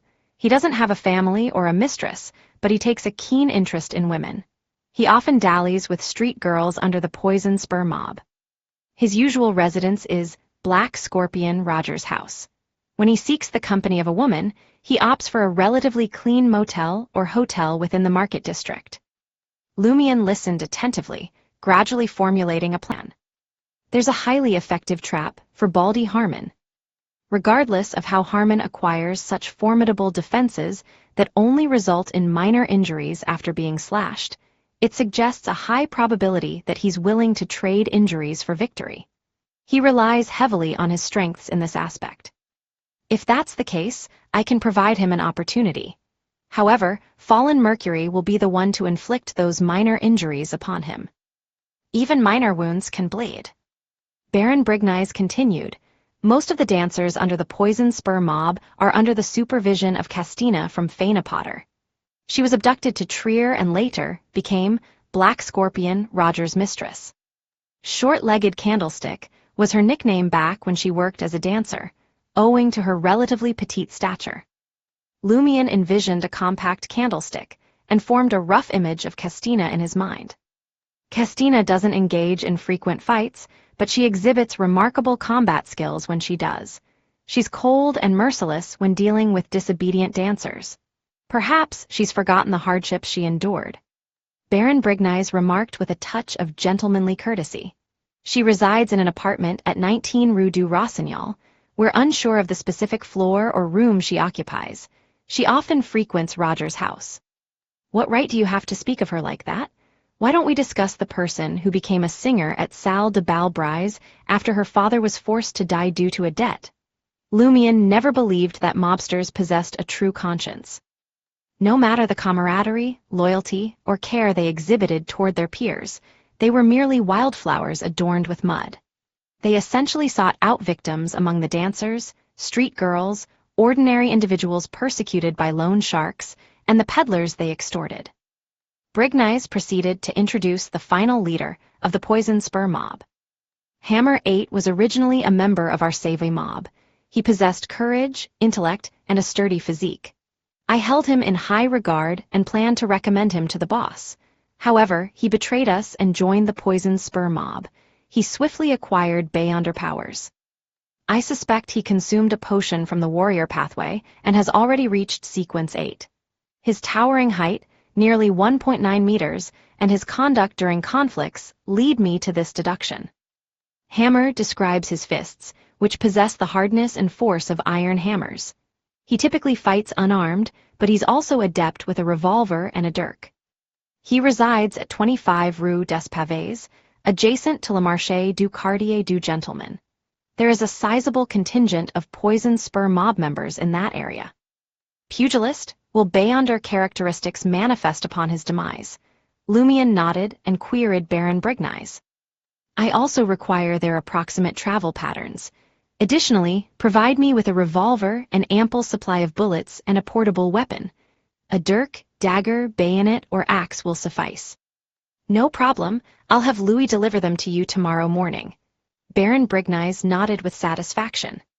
After observing Ciel depart from the café, Louis lowered his voice and inquired, Baron, are we truly going to let him confront the leaders of the poison spur mob? Baron Brignize chuckled. Didn't you hear my explanation earlier? I didn't deceive him about this. However, the leaders of the poison spur mob are not easily dealt with. Whether he struggles and requires our aid and protection afterward, or if he fails and finds himself on the brink of death, we can crush his arrogance and make him obedient. Chapter 165, Meeting Jenna Again. Louis exclaimed in surprise, what if Ciel fails and gets done in by the poison spur mob? Baron Brignize chuckled and replied, when has our Savoy mob ever kept all its members? On the way back to Auberge du Coq d'Oreille, Lumion found himself in quite a good mood. Initially, he had intended to apprehend a significant member of the poison spur mob, probing into their source of power and their affiliation with the wicked deity Madame Pualis worshipped. But now, the Savoy mob had assigned him a similar task. It aligned perfectly with his desires. This way, he not only swiftly gained detailed information about multiple targets, saving valuable time, but he could also fully utilize the Savoy mob's resources, such as weaponry, manpower, and connections. A moment ago, Lumion contemplated requesting explosives from Baron Brignize, mulling over the possibility of setting a trap to blow up one of the leaders of the poison spur mob. In the end, he decided against it. Firstly, he felt it was too brazen and would attract unwanted attention from the police.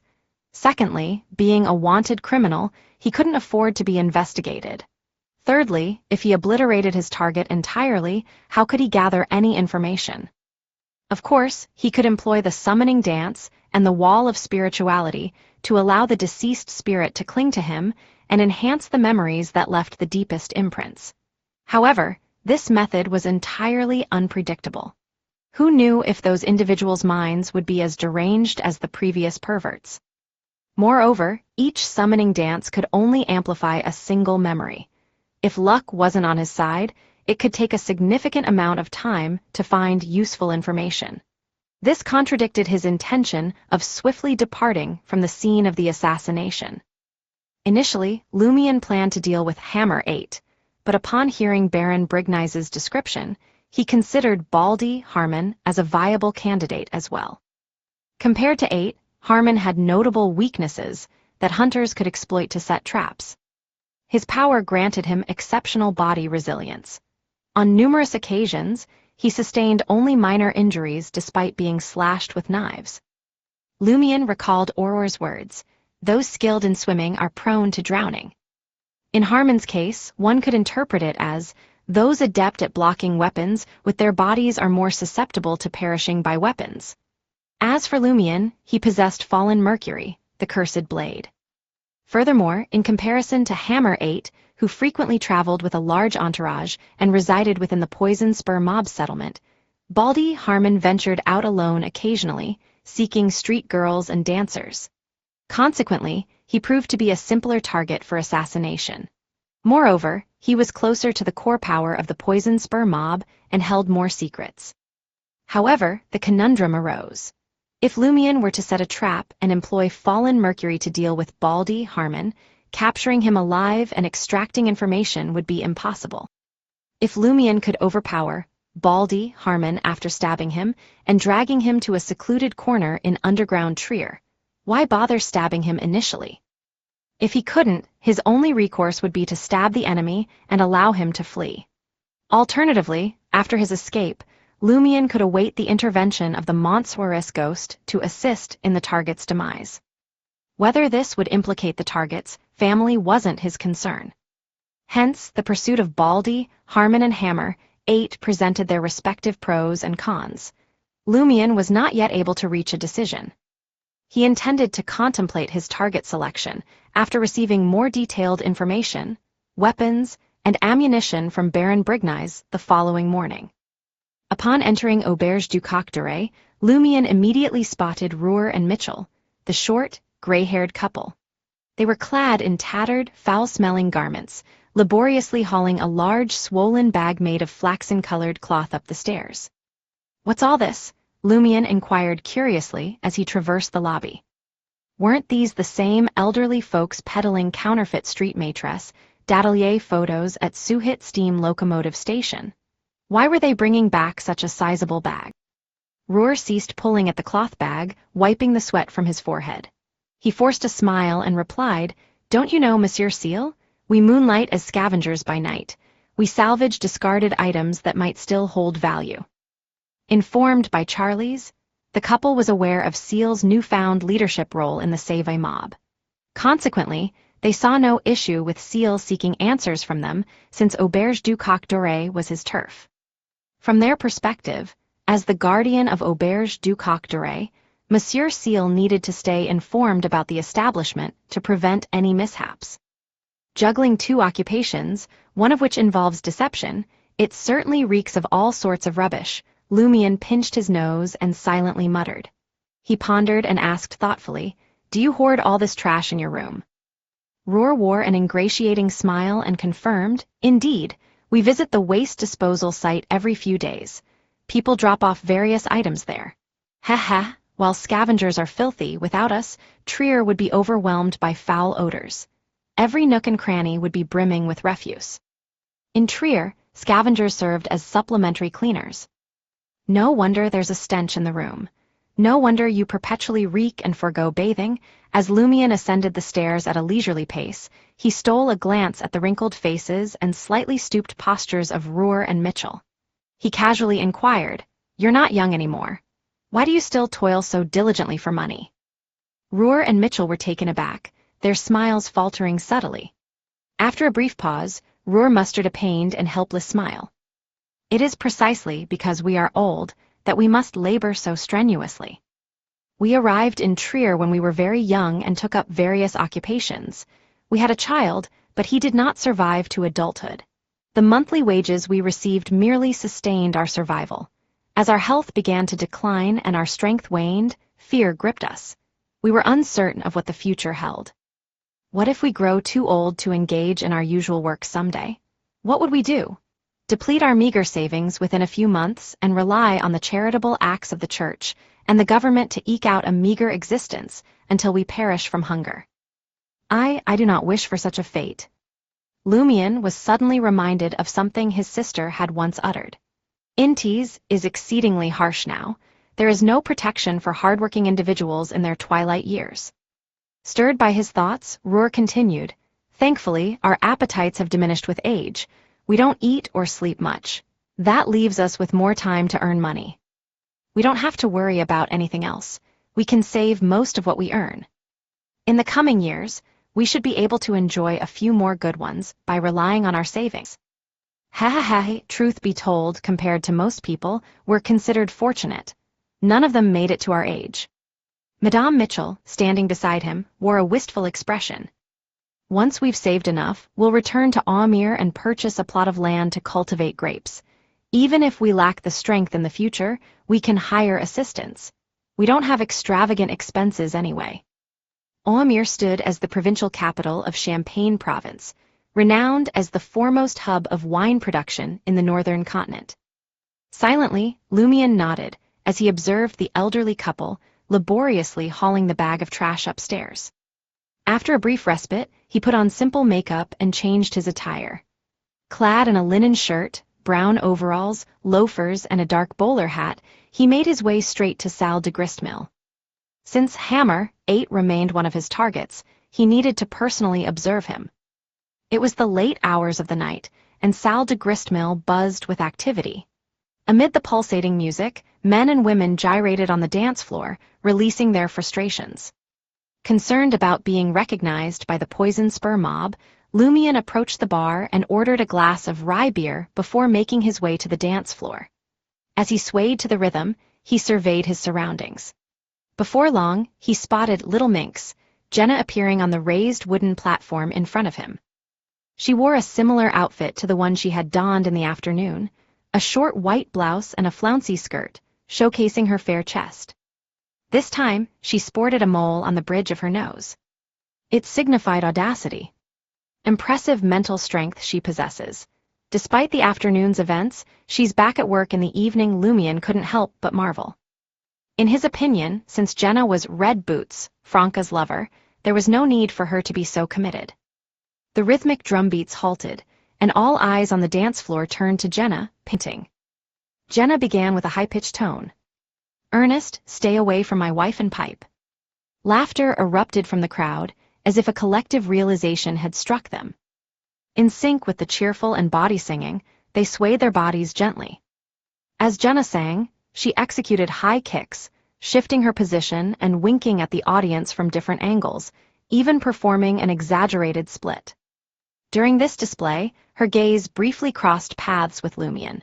She appeared momentarily stunned before returning to her normal demeanor. Once she finished her song, the intense drum beats resumed. Jenna wasted no time resting. She leaped onto the dance floor, navigating through the sudden eruption of cheers, whistles, and men vying for proximity.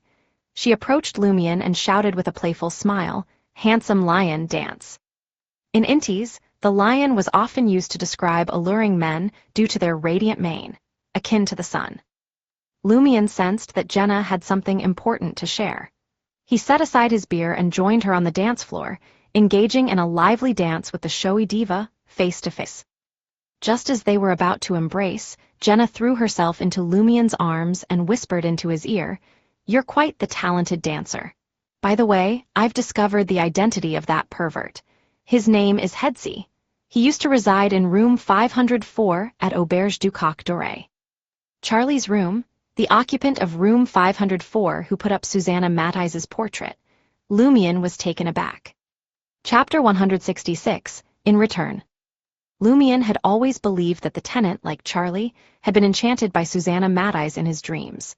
His vitality had been gradually drained, until he met a sudden demise in the room. Monsieur Ives, the hotel owner, had secretly transported the lifeless body to a secluded spot in underground Trier. Little did he expect that the tenant would transform into a pervert with beyonder powers. He now roamed le marché du quartier du gentleman, preying on attractive women. Lumion was convinced that Hedsey's newfound abilities stemmed from a boon granted due to the absence of beyonder characteristics after death. It was clear that these powers originated from the same source as Susanna Matthijs and Monsieur Ives. In essence, not long after Susanna Matthijs's portrait was plastered, something extraordinary had occurred to Hedsey. He had become a devout follower of the Mother Tree of Desire and received 2 to 3 boons within a few short months. As a result, he had gained significant strength and mastery over various mystical techniques. For beyonders who progressed by consuming potions, such speed was unimaginable, unless they possessed profound understanding and were at a remarkably low level. However, Hedsey's boons also came with a downside. The recipient would be influenced by the power and gradually deviate from their true self. In certain aspects, they would become increasingly extreme, often engaging in actions that seemed irrational to ordinary individuals and inviting disaster upon themselves.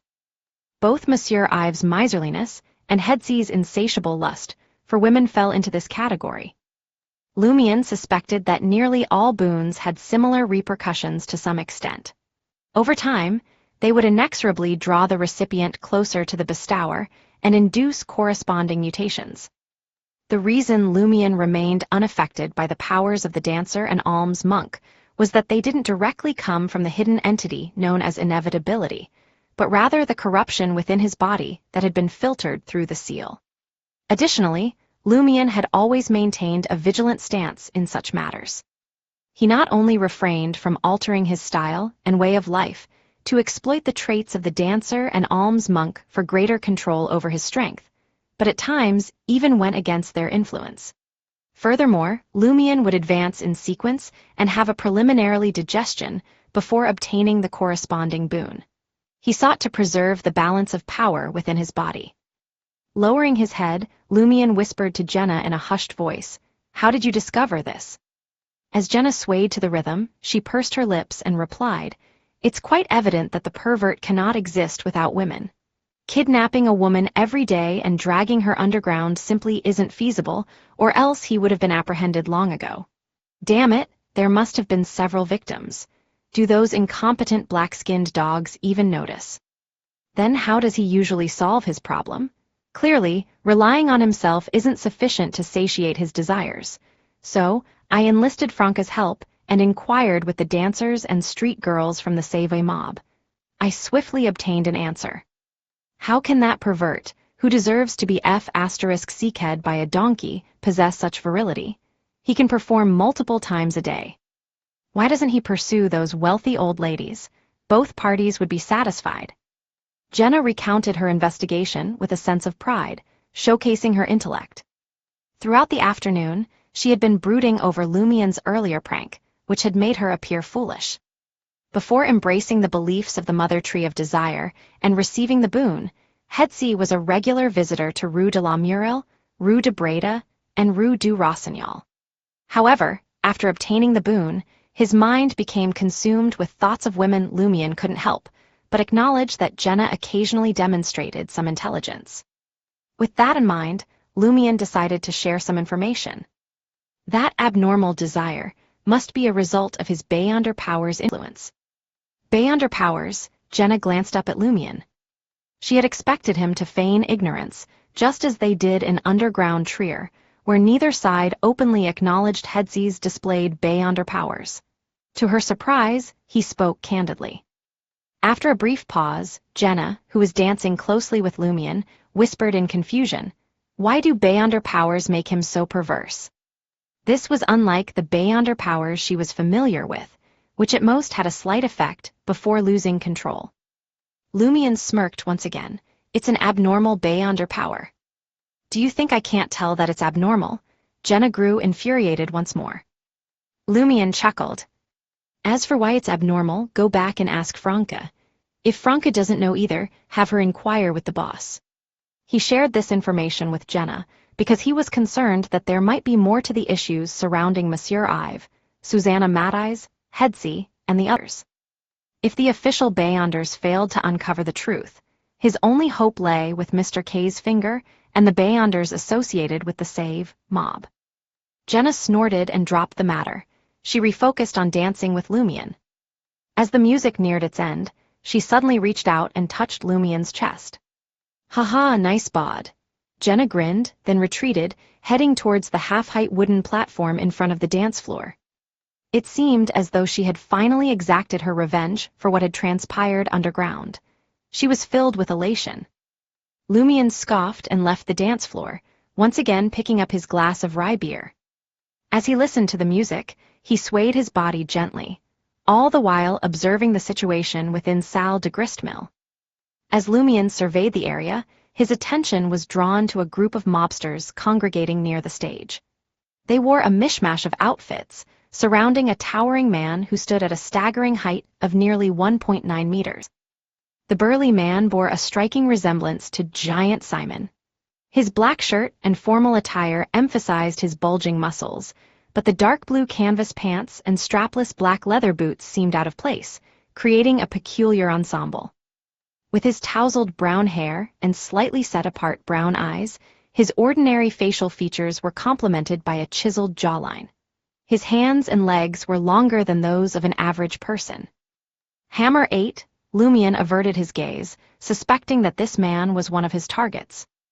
In Trier, there weren't many individuals towering at nearly 1.9 meters.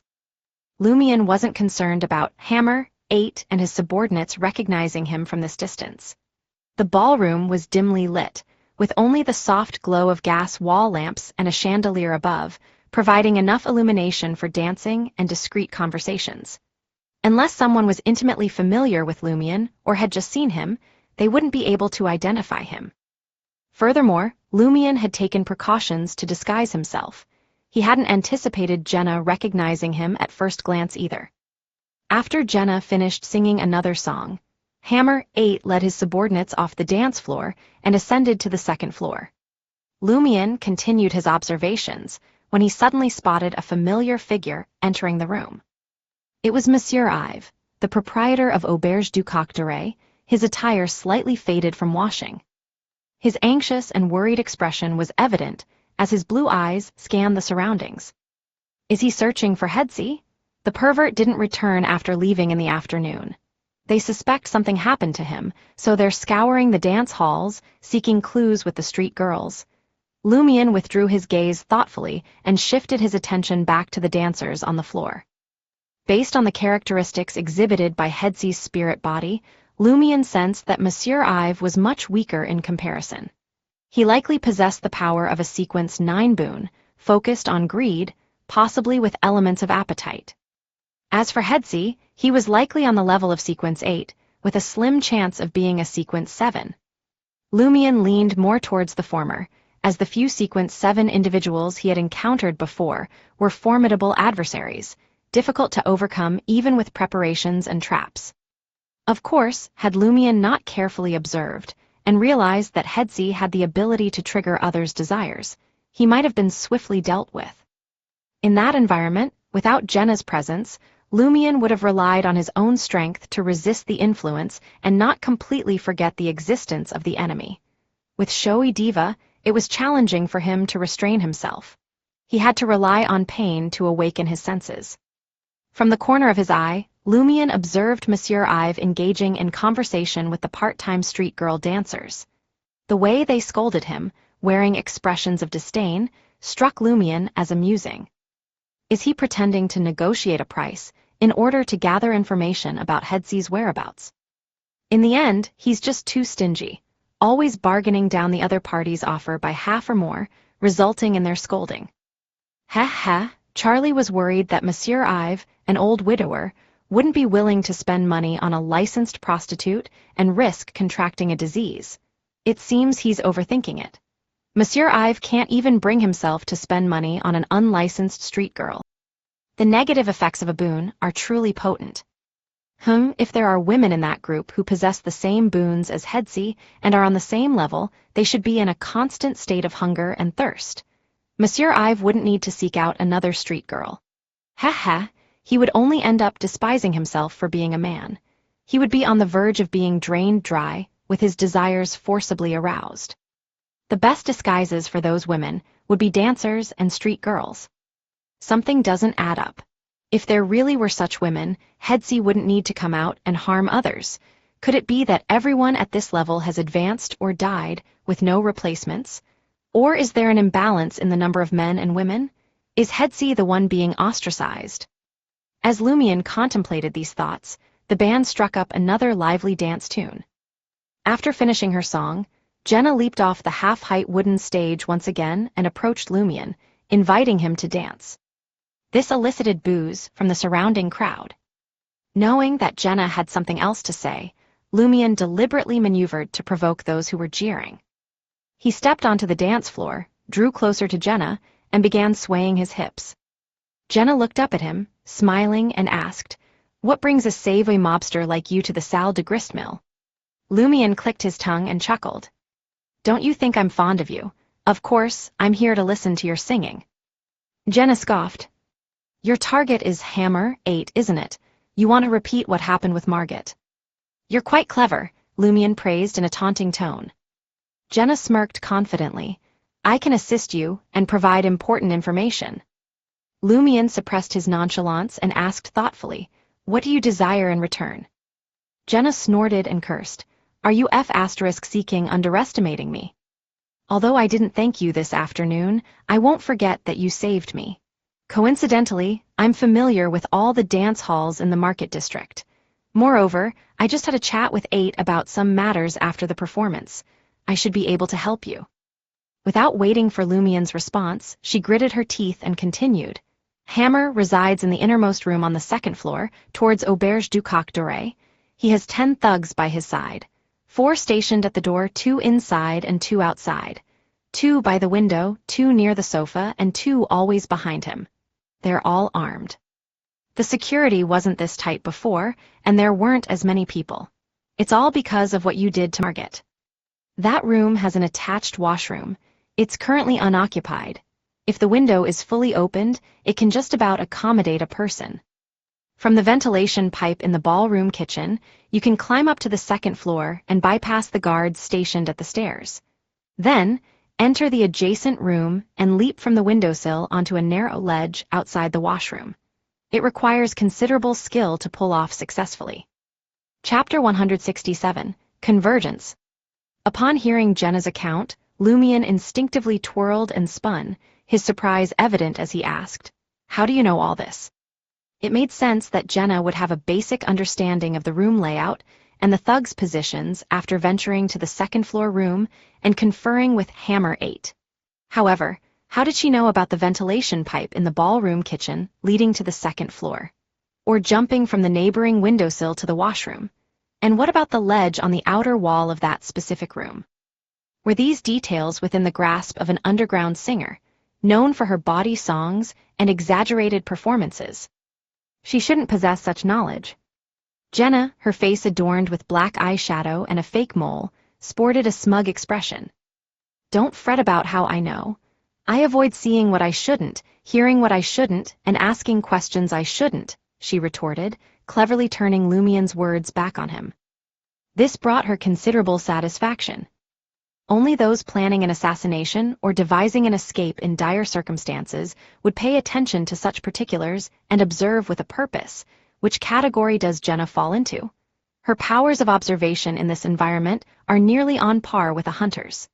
Sequences leaning toward assassination required gathering environmental information. Assassination, Lumion's mind raced, concocting a plan to bluff Jenna. Grinning mischievously, he uttered, "So you're an assassin." He stressed the word assassin. Jenna's expression changed, her smile freezing. "How did you figure it out?" she blurted out, shocked. "By using my brain," Lumion replied, his smile unwavering. There were still a few sequences that excelled at environmental observation. Lumion had taken a bold guess, considering Jenna as an assassin. He recalled Ryan and his companions mentioning that demoness was a relatively common pathway in the central and northern regions of Intes, especially Trier. In any case, he had nothing to lose if he was wrong. Meanwhile, Lumion pondered to himself, not long after arriving in Trier, I encountered an assassin and came to her aid. Can this be seen as a manifestation of the convergence of Beyonder characteristics? Jenna can't have reached sequence 7. She isn't a witch. Otherwise, even if weakened by the sedative on the paper, she could have effortlessly overpowered Headsey with her mystical abilities. The term witch clearly indicates proficiency in spells and curses, as Auror's notebook had mentioned. She is unlikely to be a sequence 8 instigator. How could an instigator be fooled by me repeatedly? But it isn't out of the question. Perhaps Jenna had been more foolish in the past and relied on the instigator path to enhance her intelligence. Furthermore, her willingness to provide information on Hammer 8 could be interpreted as a form of instigation. Jenna is a woman, so there's no need to worry about her gender changing after consuming the witch potion. Where had Jenna obtained the potion? Had Franca given it to her? Could Franca also be a Beyonder following the demoness pathway? If Franca is only a sequence 8, that would be fine. But what if she were a sequence 7 witch? Who knows if Franca had been male or female before? Well, her behavior towards women is certainly peculiar. She is in a romantic relationship with Jenna. Jenna quietly contemplated her recent words, but she didn't uncover any information that might have revealed her own sequence. She decided not to dwell on what she couldn't figure out. She kindly reminded Lumion, "If you plan to confront Hammer 8 in the washroom, you must think it through. According to what I heard from Franca, 8 is a pugilist. He excels in close combat more than any other sequence. Relying solely on your Beyonder abilities to target him won't be as effective due to his physical prowess. Although you can fight, I believe there's a high chance you'll be killed on the spot if you engage him in a place like the washroom, which isn't spacious enough. Madame, are you persuading me or taunting me? It seems you still possess some potential as an instigator. Lumion candidly voiced his thoughts, not holding back his criticisms. He realized that Franca knew Hammer ate better than Baron Brignize. She had mentioned a crucial point that the latter had omitted. Setting aside the possibility that Franca had a personal grudge against Hammer 8, Franca either had a formidable background or had earned the trust of the boss of the Savoy mob, gaining access to more mysticism knowledge and sequence information than Baron Brignize. Jenna was taken aback. You know about instigators? Is this still a country bumpkin from the countryside? How does he possess such extensive knowledge about the Beyonder pathways? Franca had mentioned that he's wanted by the authorities. It seemed he had been involved in a Beyonder incident. I know more than you think, Lumion replied, smiling. As he spoke, he suddenly recalled a title that had recently belonged to him, Mysticism Illiterate. Lumion swiftly pushed aside his melancholy and earnestly considered Jenna's warning. Indeed, while hunters were also skilled in combat and killing as sequences, if traps and abilities like provocation were excluded, they still couldn't match the prowess of pugilists in close combat. Especially in a confined and cramped environment, they couldn't employ their combat intelligence effectively. It would be difficult for them to achieve the feat of the weak defeating the strong. Taking into account the modifications to his dancer abilities and the utilization of various unorthodox tactics, Lumion felt he could just about hold his ground. He wouldn't fail immediately. If he wanted to eliminate Hammer 8, he could only rely on fallen Mercury and escape after a successful strike. But what set this apart from killing Baldy Harmon? There was no need to factor in the presence of 10 thugs and 10 revolvers. Lumion assessed his possessions to see if anything could be useful in such a battle. Over 1,700 virile d'or fallen Mercury, blood from the aquatic monster, poisonous scales from the aquatic monster. A vial of the sedative that rendered Jenna powerless. A bottle of stimulating gas to counteract the effects of the sedative. A bottle of liquid with unknown properties.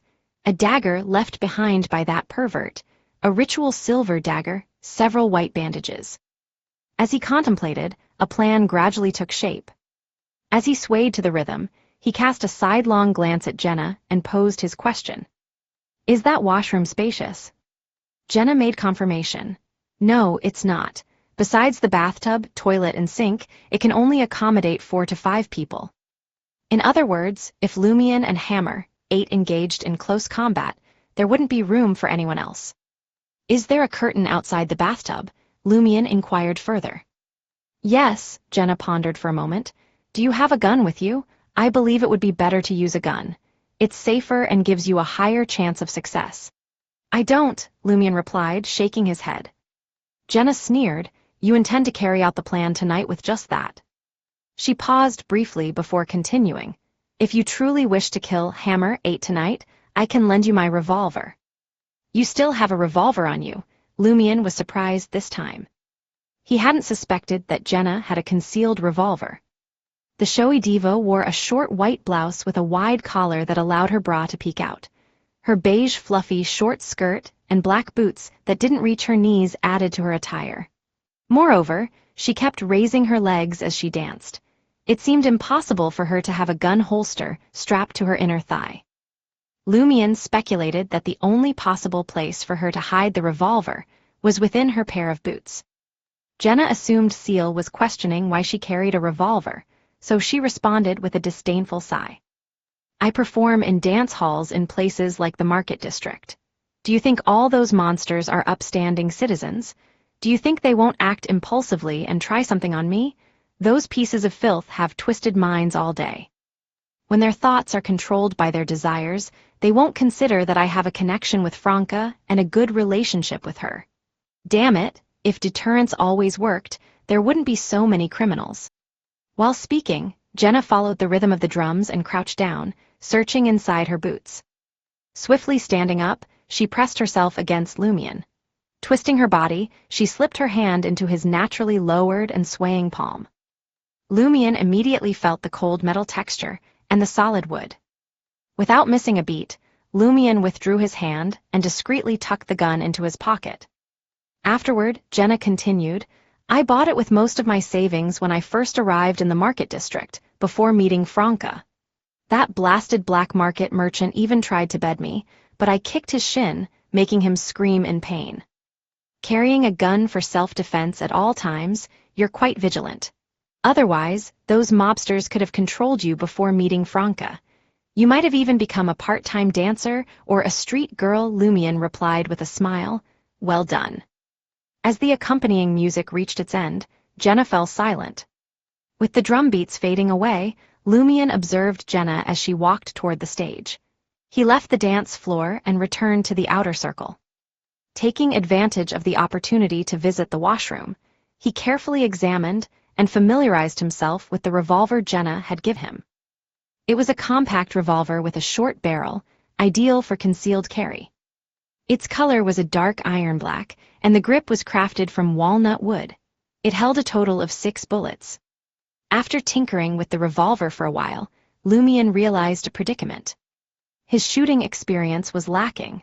Previously, he had primarily relied on the shotgun's wide spray of pellets. Oh well, I don't expect to kill Hammer 8 with a single shot. Injuring and weakening him will suffice. At such close range, with my grip and some shooting experience, I can't miss by much. In an environment like the washroom, there's only one opportunity for a shot. Hammer 8 won't provide me with a chance for a second shot. Lumion swiftly made up his mind. Exiting the washroom, he headed toward the kitchen of the Salle de Grist mill, taking advantage of the absence of people in the vicinity. Chapter 168, Prayer Target. As Lumion made his way, his nimbleness served him well in evading servers bustling with trays of food and busboys returning used utensils. He pressed forward until he reached the kitchen, only to find it in complete disarray. Stacks of unwashed utensils lay haphazardly in the sink, coated in layers of greasy oil. 2 dishwashing maids stood by, tirelessly scrubbing away at the never-ending pile of dishes. The stoves emitted fierce yellow flames, turning the small space into a sweltering inferno. Sweat poured down everyone's faces as they toiled away. 3 chefs, adorned in white aprons, each prepared their own dishes. They would occasionally taste their concoctions by dipping their fingers in the sauces or sampling a morsel, wiping their hands casually on their aprons before moving on to the next dish. Once the chefs approved, the servers would whisk the plates away, oblivious to the fact that their thumbs often grazed the food and thick soups. They paid no mind to it whatsoever. The kitchen helpers scurried around the chefs, chopping vegetables, handling fish, tidying up ingredients, taking out the trash, and fetching various seasonings and supplies. They never ceased their efforts, yet the kitchen remained in disarray. Vegetable leaves, fish scales, and fruit peels were strewn about, oily and scattered across the floor, near the stoves, and close to the sink. The clamor of the chefs and kitchen helpers filled the air with shouts and curses, creating a chaotic symphony. Lumion could easily mistake it for a battlefield if he closed his eyes and listened closely. Taking advantage of the chaotic scene, Lumion deftly navigated through the busy crowd and reached the cabinet brimming with ingredients. Using partitions, handles, and the grayish-white gas and water pipes, he skillfully ascended to the ceiling and slipped into the ventilation shaft. The overpowering smell of oil and smoke assailed Lumion's senses, nearly overwhelming him. But with the tolerance of an alms monk toward extreme environments, he pushed himself forward, crawling through the ventilation shaft and occasionally climbing higher. After about 10 seconds, he poked his head out from above a second-floor washroom. Ensuring the coast was clear, Lumion agilely leaped down and swiftly made his way to the door, carefully scanning both ends of the corridor in secrecy. The area was eerily silent, with only 2 henchmen guarding the stairs, their focus solely on the first floor. They paid no mind to what lay behind them. Relieved, Lumion let out a sigh and pinpointed his target. Crouching down, he leaped to the adjacent room. Although the door was locked, Lumion encountered no obstacle he couldn't overcome. Utilizing a half-broken wire he had brought along, he managed to pry open the wooden door after a few attempts. Just as Jenna had described, the washroom attached to Hammer 8's room lacked a protruding window sill. It only had a decorative ledge, barely providing enough space to stand on its side. Even for a hunter, leaping from the windowsill to the narrow ledge posed a significant challenge, demanding perfect balance. Fortunately, Lumion possessed the extraordinary flexibility of a dancer, almost surpassing human limits. After careful observation, he jumped up and landed precisely on the ledge with his right foot. His left side wavered, threatening to tip him over. In a crucial moment, Lumion's body quivered like a coiled spring, propelling him back toward the washroom. He swiftly grasped the window frame with his right hand, regaining stability. Squatting down, he revealed only half of his head, peering silently into the room. The washroom door stood ajar, and occasional mobsters passed by. Lumion exercised patience, studying their movements until he discerned a pattern. Seizing the opportune gap when the washroom door was momentarily unattended, he skillfully pried open the window using Hedsey's dagger and clambered inside. Maintaining composure and confidence, he swiftly closed the glass window before hurrying to the space beneath the bathtub, concealing himself with the undrawn curtains. Lumion, having successfully infiltrated the premises, arranged his few essential items in easily accessible positions. He took a moment to double-check their locations, ensuring he wouldn't fumble in a state of panic. Standing there motionless, he strained his ears to catch the activities in the adjacent room. Hammer 8 occasionally inquired about their recent earnings to the dance hall manager, scolded his subordinates with anger, or engaged in flirtatious exchanges with the star dancer, accompanied by seemingly intimate gestures. After a while, when the dance hall manager and the star dancer departed, 8 seemed to rise from his seat and began pacing slowly.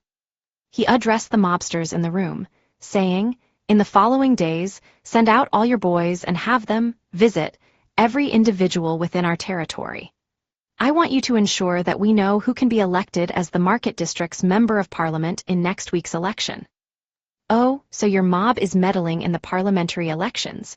Lumion felt a mixture of surprise and lack thereof. The growth of Trier's mobs was impossible without some form of backing. They either maintained favorable relations with the police department and influential figures within it, enjoyed protection from powerful political figures, or acted as the black-gloved enforcers for influential merchants. The latter undoubtedly had connections to high-ranking government officials, upper echelons of the churches, and military generals.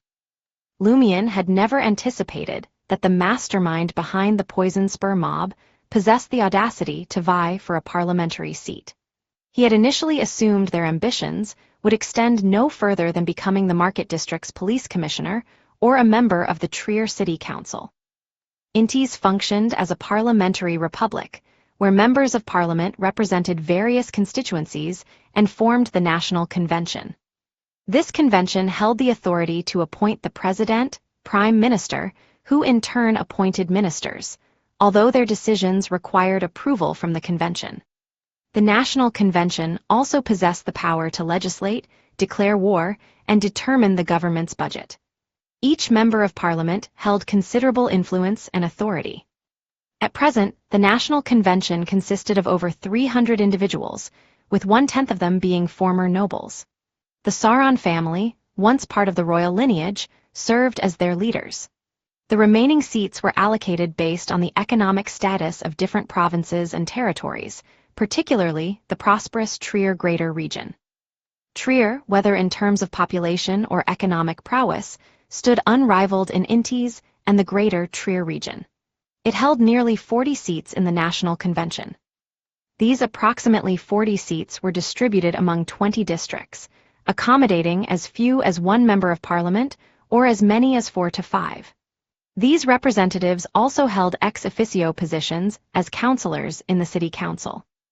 The Le Marché du Quartier du Gentleman, a relatively small constituency, possessed only one seat in the National Convention.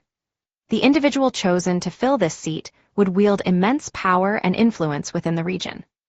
Currently, the ruling National Party, the Popular Enlightenment Party, and the Revolutionary Party, seeking to address existing flaws, were vigorously preparing for the upcoming National Convention elections. The party that secured a simple majority in the convention would become the new ruling party. Otherwise, they would have to negotiate, compromise, and form a coalition with another party. In addition to the National Party, the Enlightenment Party, and the Revolutionary Party, Intis also had the Emperor Party, restorationists who advocated Roselle's rule, and the Carbonari. They voiced discontentment with the current system and sought to bring about change through force. The mobsters replied one after another, assuring Hammer 8 that nothing would go awry. However, they remained tight-lipped about which faction or candidate they supported, leaving Lumion feeling a sense of disappointment. "Tell me." After briefing them on the election, Hammer 8 instructed his subordinates, saying, "Leave for a while. Return only when I summon you." What is his plan? Lumion's eavesdropping had taken him by surprise. Soon enough, the mobsters vacated the room, leaving Hammer 8 alone. Lumion refrained from taking immediate action. After careful analysis, he believed that the confrontation between him and Hammer 8 in the washroom would have a more targeted impact than engaging outside, even without resorting to the use of fallen mercury. The room beyond fell into an eerie silence. Lumion strained his ears and managed to catch faint voices. It seemed like Hammer 8 was muttering to himself, "Protector of evil people, the lady who births deities." The lady who births deities? That sounds impressive. Is 8 praying to some secret entity? There are about 4 or 5 sentences, and it's more of a description. It deviates from the usual 3-stanza template. Lumion made a rough guess at what Hammer 8 was up to. As for whom he was praying to, Lumion couldn't even begin to speculate, based on the fragmented description he barely heard. It lay beyond the scope of his current knowledge in mysticism. Lumion felt a vague sense of malevolence emanating from the room outside. Indeed, it was as if the room itself had turned wicked. Holding his breath, Lumion composed himself, refraining from listening to the turmoil outside. After a while, the sinister atmosphere dissipated, and everything returned to normal. Lumion let out a slow exhale, heating up his palm. At that moment, Hammer 8 summoned his subordinates, who had previously left the room, to return. Lumion continued to bide his time. Seconds turned into minutes until finally, he heard the heaviest footsteps approaching the washroom. They belonged to Hammer 8. Lumion had already distinguished their sound. Swiftly, he retrieved a metal canister, marked with a symbol. Unscrewing the cap, he inserted a thin, pre-kneaded paper ball into the bottle.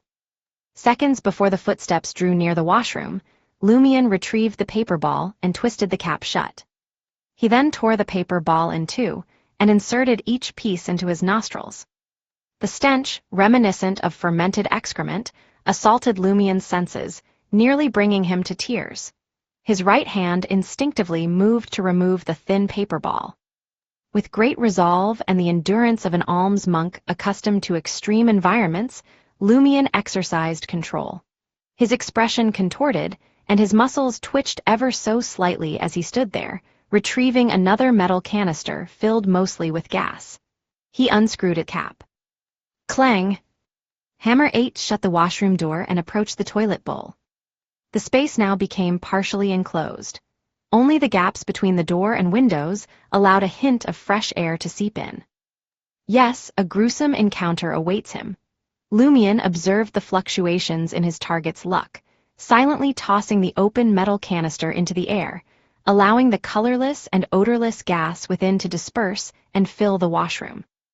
This was the sedative concocted by the perverted headsie. Even catching a whiff of it at close range could severely weaken an assassin's strength. It was ideal for a confined, partially enclosed space like the washroom. This was the trap Lumion had set for Hammer 8. Of course, it would take some time for the gas to spread throughout the washroom and take effect to a certain extent. After all, Lumion himself wasn't breathing it in at close proximity. What Lumion needed to do next was to prevent Hammer 8 from leaving the washroom or allow anyone outside to open the door.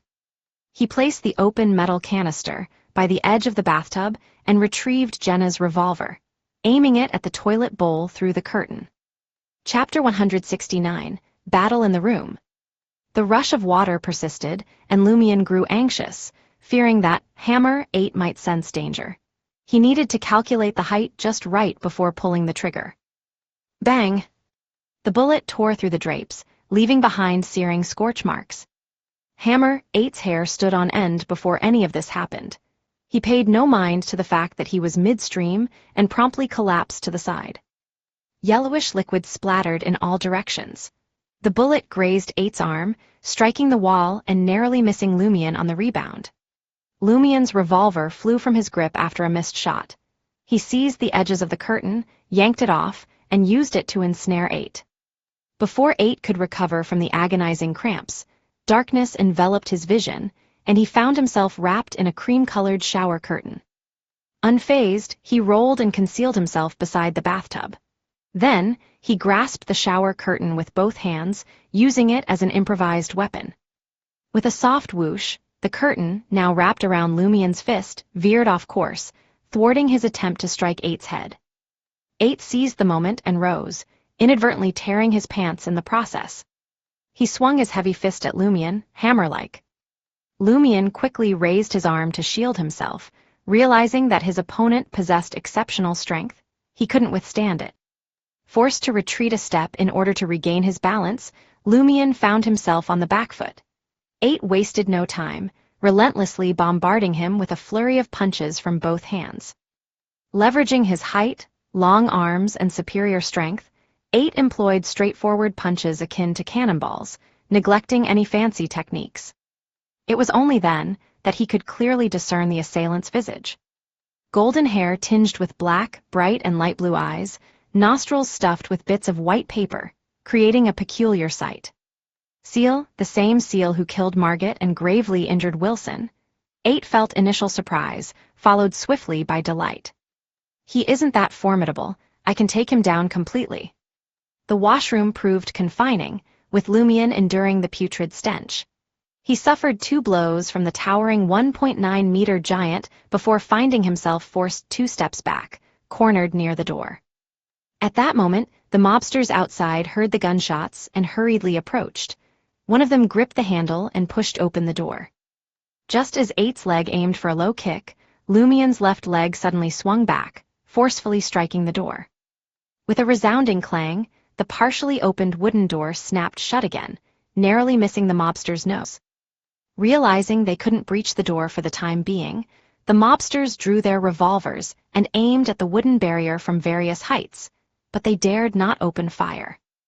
They possessed some modicum of intellect, knowing that the washroom was cramped, and they remained uncertain of the person on the other side. Blindly firing would risk harming or even killing their boss, Hammer, leading to unforeseen consequences. Capitalizing on his kick against the rear door, Lumion contorted his body, evading 8's straight punch and positioning himself beside his adversary. Delivering a series of rapid strikes, punches, elbows, knees, and kicks, Lumion sought to disrupt the enemy's assault before they could fully unleash their power. It resembled a pugilist, the kind who habitually expelled force with grunts of hech and ha, but now capable of only a single hech. Each time 8 tried to strike with force, Lumion took the initiative and forcefully blocked him. After altering his combat strategy, Lumion managed to narrow the strength gap between them. Not only did he regain some control, but he also utilized his greater agility to shift his body and change positions.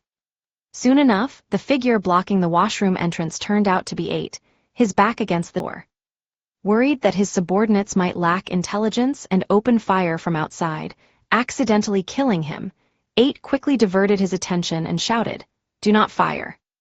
Despite Ciel utilizing his technique to bridge the gap, 8 remained unfazed. He exuded immense confidence.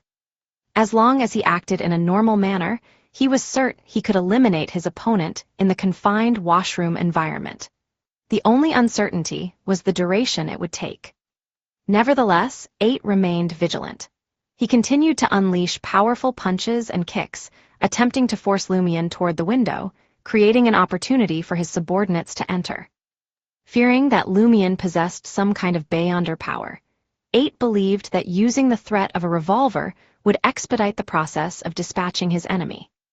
Bam, bam, bam, bam, bam, bam, Lumion faced the relentless onslaught of the pugilist's full-powered attacks without showing any signs of surrender. However, he found it increasingly strenuous. Throughout this ordeal, Eight's eyes darted to his surroundings, wary of potential traps or powerful allies lying in ambush. His gaze swept across the edge of the bathtub and landed on an open metal canister. What purpose does it serve? Before Eight could ponder further, Lumien's mocking smile appeared, accompanied by a curse as he struggled to block Eight's onslaught. Useless piece of junk, what are you waiting for? Those outside, come in and lend a hand. A buzzing anger surged within Eight. He discarded all other concerns and launched an unusually ferocious attack. Provocation. Lumien had added provocation to those two sentences. Confronted with the raging hammer, Eight, and his devastating blows, Lumien fought desperately to hold his ground. Occasionally, he relied on the flexibility of a dancer to shift positions. Unbeknownst to him, he was gradually being pushed toward the wall with the window. This allowed the washroom door to open, but the mobsters outside hesitated, fearing they might collide with Hammer if they kicked it open. They cautiously pushed it inward, inch by inch. In that moment, Lumien, nearly overcome by the putrid odor, keenly sensed Eight's waning strength and slower attacks. The sedative took effect. Lumien swiftly dodged to the side, regaining his balance. He threw a powerful punch, channeling all the strength from his arm and waist, launching a counterattack. Bang! Eight's arm, which had blocked the blow, visibly trembled, and his eyes betrayed a mix of surprise and panic. Why have I grown so weak? Why have my reflexes slowed? As Lumien grasped the state of his opponent, he unleashed 2 consecutive straight punches, forcefully parting the enemy's arms. Without hesitation, he closed the distance and adjusted his body slightly. With a swift motion, he drove his left elbow into Eight's chest. Caught off guard, Eight failed to react in time, unable to dodge the strike. The elbow connected, cracking his sternum. His vision darkened, and he struggled to catch his breath. Lumien didn't grant him a moment's respite. He smoothly shifted his body, allowing his poised right fist to collide with Eight's abdomen. He hadn't harbored any lofty expectations of rendering Eight unconscious solely with the sedative. After all, the other party possessed the ability to resist the effects of certain Beyonder powers through sheer physical and mental fortitude, suggesting a high resistance to the sedative.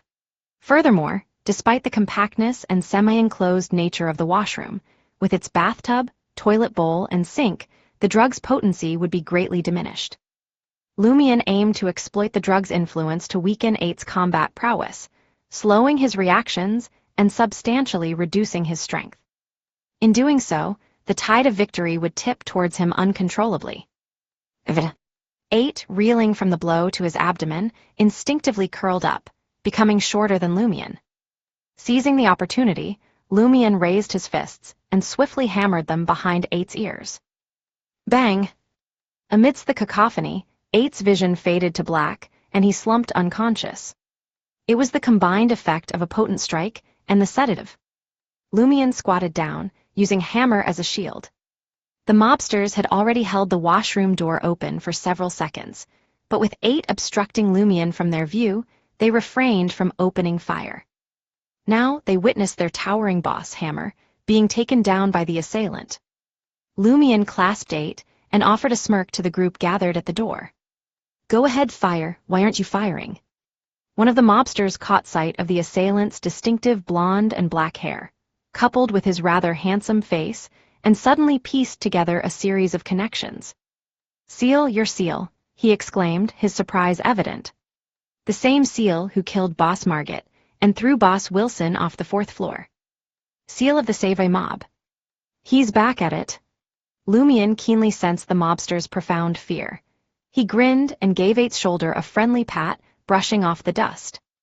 Then he took hold of Eight and proceeded towards the washroom door, one step at a time. Simultaneously, he curled his lips into a smile. You've got 2 options. 1, leave this room now and seek help from your poison spur mob boss. 2, meet your demise here, one by one, at my hands. As he spoke, he advanced, a cold gaze sweeping across the faces of each mobster, as if contemplating the best way to eliminate them. The mobsters couldn't help but tremble as a similar thought crossed their minds. Regardless, Boss Hammer has been apprehended. If we open fire, we'll only harm him. It might be wiser to seek help from the boss. Well, Lumion snorted, urging them to decide. With a swift swoosh, the first mobster turned on his heels and fled the room. The others followed suit, abandoning any notion of confrontation. When no one remained, Lumion let out a silent sigh of relief. If those men had truly steeled themselves, their hearts unswayed by fear, the confined space of the washroom and their 10 firearms would have posed a lethal threat. Of course, 8 could forget about survival as well. They have no more than 4 minutes to reach Avenue du Marché from here. I must conclude the interrogation before Black Scorpion, Roger and his comrades depart, granting me ample time to escape the scene and locate Baron Brignies at Salle de Bal Brise. Just 4 minutes. As Lumion assessed the current situation, he squatted down and propped 8 against the washroom's door panel. Then, he dislocated his captive's shoulder joints and bound his legs together using a shower curtain. Opening the window, he allowed the breeze to circulate from both sides. With these tasks completed, Lumion removed the paper balls from his own nose, retrieved the metal canister containing the pungent gas, and held it to 8's nostrils. Achoo! 8 sneezed, his eyes fluttering open. Lumion promptly stowed away the metal canister, capping it, ensuring the other party remained in a weakened state. What do you want? 8 asked, fear and anxiety evident in his eyes as he recognized the person before him. Chapter 170, Nightstalkers. Lumion brandished Headsea's dagger, a sly grin forming on his face. I've got a question for you. You could have come straight to me. No need for all this. 8 instinctively tried to stall for time. With a quick glance, he scanned the room from the corner of his eye, but there were no lifeless bodies to be found. Based on his combat with Ciel, 8 knew it was impossible for the other party to eliminate 10 armed thugs without a single one escaping. In fact, even 8 himself wouldn't dare to face the encirclement of 10 revolvers in such a confined space. He might take down 3 or 4 of them, but he would surely meet his demise. If 8, with his abilities, couldn't pull it off, there was no way Ciel, who he believed to be somewhat weaker and reliant on cunning strategies, could achieve such a feat.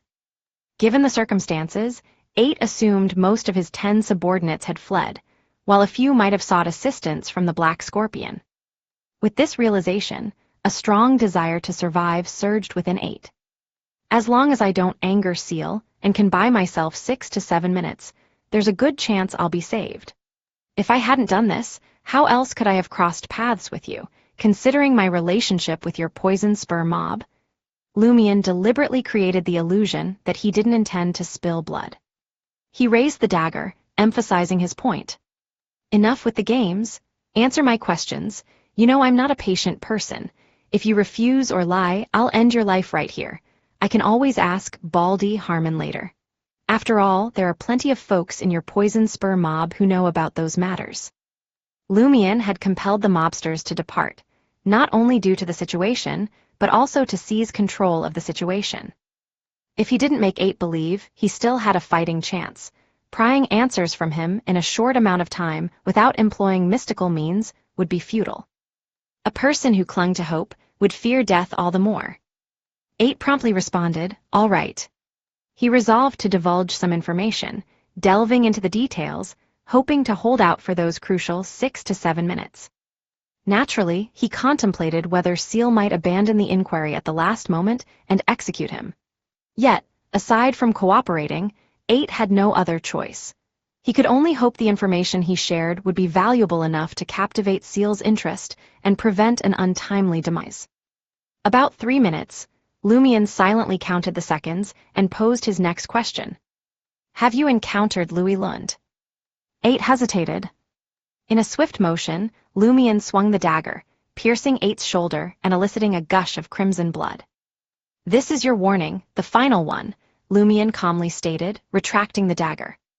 8, his expression contorted, felt the unyielding ruthlessness emanating from Lumion and sensed the specter of impending death drawing near. Fear gripped his heart. He blurted out, yes, wanted posters for Louis Lund can be found in Salle de Gristmill and many other places. The moment I laid eyes on him at the boss's hideout, I recognized him. 8 realized he couldn't rely on silence and hesitation to gain more time. That would only lead to uncontrollable consequences. Lying was also risky, since he couldn't be certain, which questions Ciel was using to test his honesty. In comparison, offering convoluted, yet seemingly valuable information would be more likely to appease the other party.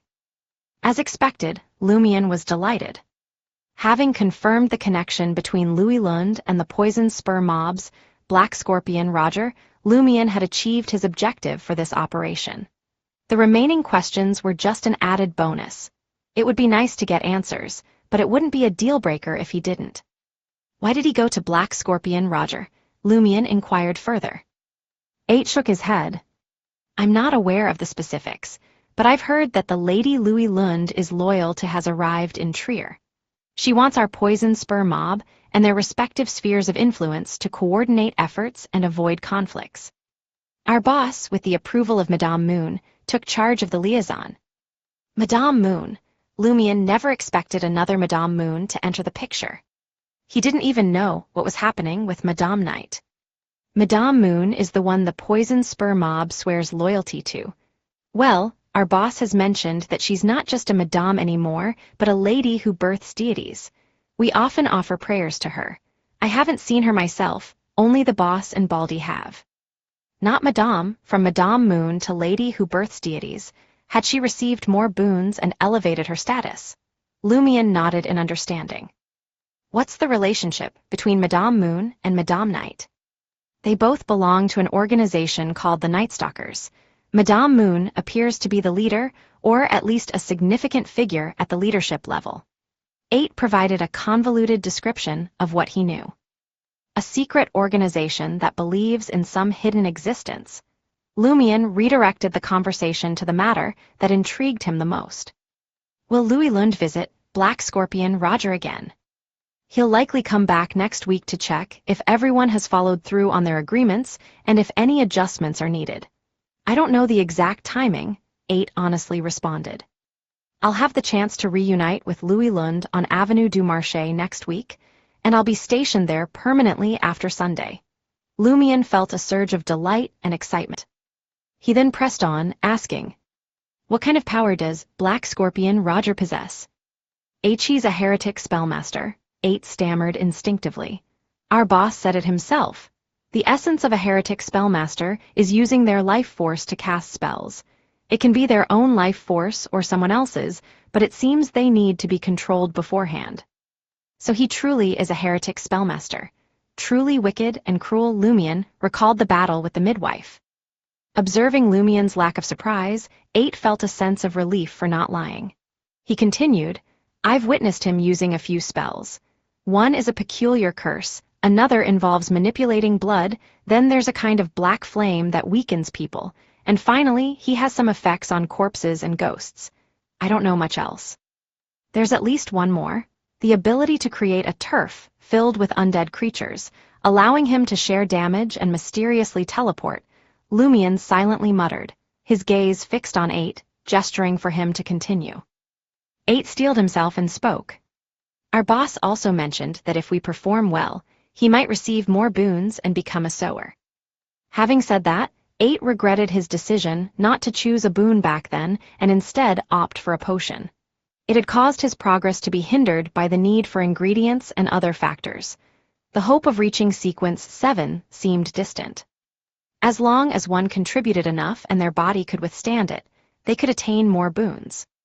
A sower, a symbol of abundance and life. When Madame Pualis was still Pulit, he had many illegitimate children. He was despised by countless people in the Darige area, to the point that his family had to disown him and pretend he had gone missing. Could this be a manifestation of a sower's powers? Did Pulit lose control under the influence of the boons? And after becoming a sower, it appears that he underwent a gender transformation. Is that the level equivalent to the Madames, or is it one sequence higher than them? Lumion's mind raced with numerous thoughts. Observing Lumion's expression, 8 continued speaking. I don't know what comes after sower. All I know is that Wilson is a villain, equivalent to sequence 9. Harmon is a gardener, and his strength is similar to mine, but he possesses extensive knowledge of botany. He can create potions with magical effects. Yes, he has a potion that temporarily hardens his skin like tree bark. I tried slashing him with a knife, but he only suffered minor injuries. He also has medicines to treat various illnesses and injuries. So, becoming a heretic spellmaster requires being a gardener. No wonder the midwife used those giant scissors as a weapon. Fortunately, I obtained this information. If I had assassinated Baldy Harmon without giving him time to react, he wouldn't have used his body to shield fallen Mercury. Targeted intelligence is truly valuable, Lumion sighed with a mix of emotions. 8 pondered for a moment and continued. Harmon once mentioned that the spiritual monsters born from trees and flowers become highly frightened when they see him, since he is a gardener and responsible for their pruning. 8, who was trying to buy more time, quickly brought up another topic. Our boss mentioned that among the unrecognized paramount beings, only 3 can bestow godhood without much difficulty. One is the Great Mother of our faith, another has desire and tree in its name, and the third appears to be a mysterious fog. As for the other beings, if they wish to grant godhood, they have to perform a very, very complex ritual that would easily be discovered and destroyed. The Mother Tree of Desire? What sets them apart from the being with the name Inevitability? Why can they bestow godhood without the need for an extensive ritual? I wonder what will happen when a gardener encounters a fallen tree spirit, the latter undergoing a suppression brought about by their inherent order in the hierarchy. Lumion's thoughts raced, and he suddenly changed the subject. Who is the candidate for Parliament you support? It's Hugues Artois from the Enlightenment Party. 8's anticipation grew as he noticed that quite some time had passed. If those rascals hurry, they'll meet the boss. 8, who was waiting for Lumion to ask about the poison spur mob's recent plans, suddenly saw the other party raise his right hand and swing his dagger. With a soft sound, the dagger pierced 8's temples and stirred them a few times. 8's mouth hung open in horror, and his eyes grew desperate and unfocused. With a thud he collapsed, no longer drawing breath. Lumion left the dagger lodged in 8's head and swiftly bandaged his wounds. He then stowed away his belongings, shouldered the lifeless body, and pushed open the room's window before leaping down. Since it was only the 2nd floor, his landing was steady, and he broke into a run. Instead of taking the most direct route, Lumion opted for a detour through Rue du Rossignol, making his way to Avenue du Marché. The late-night atmosphere offered scarce street lamps, casting a pitch-black darkness that seemed to consume anyone on the road. It took Lumion over 2 minutes to carry 8's corpse to the entrance of Salle de Bal Brise. The 2 mobsters guarding the entrance were about to halt him when they recognized Ciel's face. As a result, they ceased their interference and allowed him to enter. In the 2nd-floor café, Louis approached Baron Brignize's side, carrying a stack of papers, a black revolver, a bayonet, and a bag of bullets. Baron, I have everything prepared for Ciel. More information and weapons. Baron Brignize nodded. Send them to Auberge du Coq d'Oreille tomorrow morning. After issuing the instructions, Baron Brignize spoke with anticipation. I wonder what kind of performance he will stage for us, and when he will make his move. Do you think he will choose Hammer 8, Baldy Harmon, or Short-Legged Candlestick? Before Baron Brignize could finish his sentence, the sound of approaching footsteps interrupted him. The mobster guarding the 1st-floor entrance wore a terrified expression as he addressed Baron Brignize. Ciel is here. He's carrying someone, or rather, a corpse. At that moment, Lumion emerged from the staircase, a smile on his face. His step seemed heavier than usual. That is, Baron Brignize looked at the lifeless body trailing behind Ciel, a mixture of confusion and seriousness on his face. Lumion tossed the corpse to the ground, clapped his hands, and grinned. Hammer 8. Chapter 171, Rapid Idea. With a resounding thud, the lifeless body crashed to the floor, sending a shockwave through the hearts of Baron Brignize, Louis, and their comrades. Baron Brignize rose to his feet and beheld the corpse lying at Lumion's feet. He took in the tangle of abundant, disheveled brown hair, the lengthy limbs, and the imposing, robust physique. It was none other than Hammer 8. Louis's eyes widened in disbelief at the realization that the treacherous member of the Savoy mob lay dead on the café floor. The Baron had entrusted the task to Ciel right after dinner, and the hour had not even struck 10. What's more, Ciel had managed to accomplish the mission before they could deliver the comprehensive intelligence and weaponry that would have enhanced his chances of success. Moreover, Hammer 8 was a true Beyonder, surpassing even Wilson from before in strength. He wasn't as vulnerable as Margit, always surrounded by a retinue of followers. Yet, he had failed to survive 3 hours after the Baron had issued the assignment. Was this any different from purchasing a pig at Le Marché du Quartier du Gentleman and slaughtering it? Even if the Baron had taken personal action, it wouldn't have been that effortless or straightforward. It could have even ended in failure. Louis's gaze shifted from the lifeless body to Ciel's countenance, as if only now did he truly perceive the true nature of this rural novice. It was somewhat understandable that Margit had fallen prey to him due to carelessness and the poisoned slash. Wilson's defeat could be explained away by his own feebleness and entrapment within the room. However, Hammer 8 was a Beyonder whose combat prowess was not significantly inferior to the Baron's, and he had always been on high alert against potential assassinations by the Save mob. He wouldn't have been careless. Yet, Ciel had managed to dispatch such a formidable adversary within a matter of hours. Just how formidable was he? What were his limits? In comparison to the Baron, who was the stronger one? A cascade of questions raced through Louis's mind, and his gaze at Lumion now held a tinge of fear. The other thugs shared the same unease. Baron Brignise's gaze constantly shifted between Hammer 8's lifeless form and Lumion's visage, as if searching for any trace of deceit. Had Lumion Lee effortlessly completed a mission that the Baron himself would have considered challenging?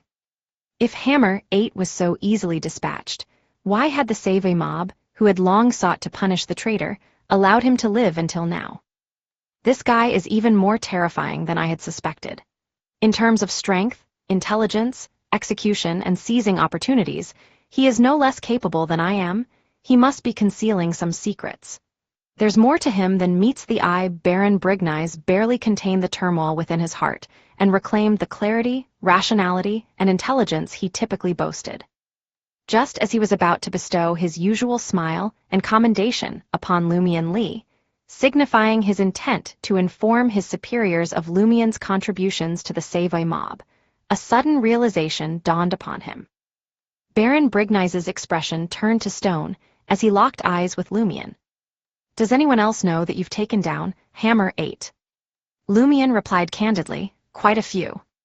Baron Brignise's countenance underwent a dramatic shift, losing its refined and confident air.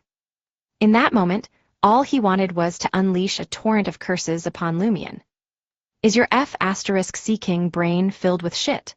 So many people are aware of your involvement in Hammer 8's demise, and yet you boldly bring his lifeless body to Salle de Balbrise, right in front of me.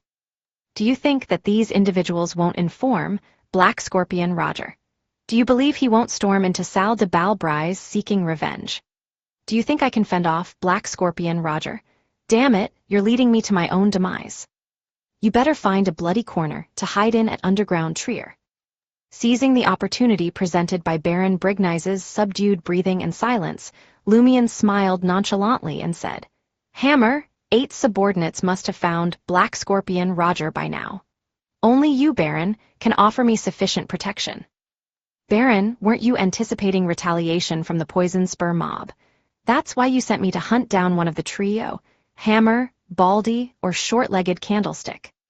Bitterness filled Baron Brignise's mouth at Lumion's question. For a brief moment, he couldn't bring himself to order Lumion to leave. He had made 2 plans in preparation for the potential revenge from the Poison Spur mob. He was confident that he would remain unscathed. Wouldn't it be a fortuitous outcome if Giant, Simon, and Rat Christo met their end? But the predicament lay in the fact that he hadn't had enough time to implement any of his plans or set them into motion. His intention was to dispatch the intelligence and weaponry to Auberge du Coq Doré tomorrow morning, and only then would he decide on the course of action. Nonetheless, eliminating any leader of the Poison Spur mob was no easy feat. It would likely require days of meticulous effort before he could even set foot inside their domain. Yet Lumian Lee, that madman, had sought out Hammer 8 without delay upon accepting the mission. He wasted no time, conducted no reconnaissance, made no arrangements, and didn't wait for the opportune moment to arise. What further infuriated the Baron was that the fellow had actually succeeded. In a matter of hours, he had slain Hammer 8 and dragged the lifeless body to Ciel de Balbrise. Is he even human? This caught him off guard. If Black Scorpion Roger were to strike, he might meet his demise alongside Hammer 8. Observing Baron Brignice's silence and darkened expression, Lumian inwardly chuckled. He had brought Hammer 8's body to Ciel de Balbrise and presented it to Baron Brignice, not to boast or intimidate the gang leader and his henchmen. His intention was to draw Black Scorpion Roger and the other formidable members of the Poison Spur mob to them.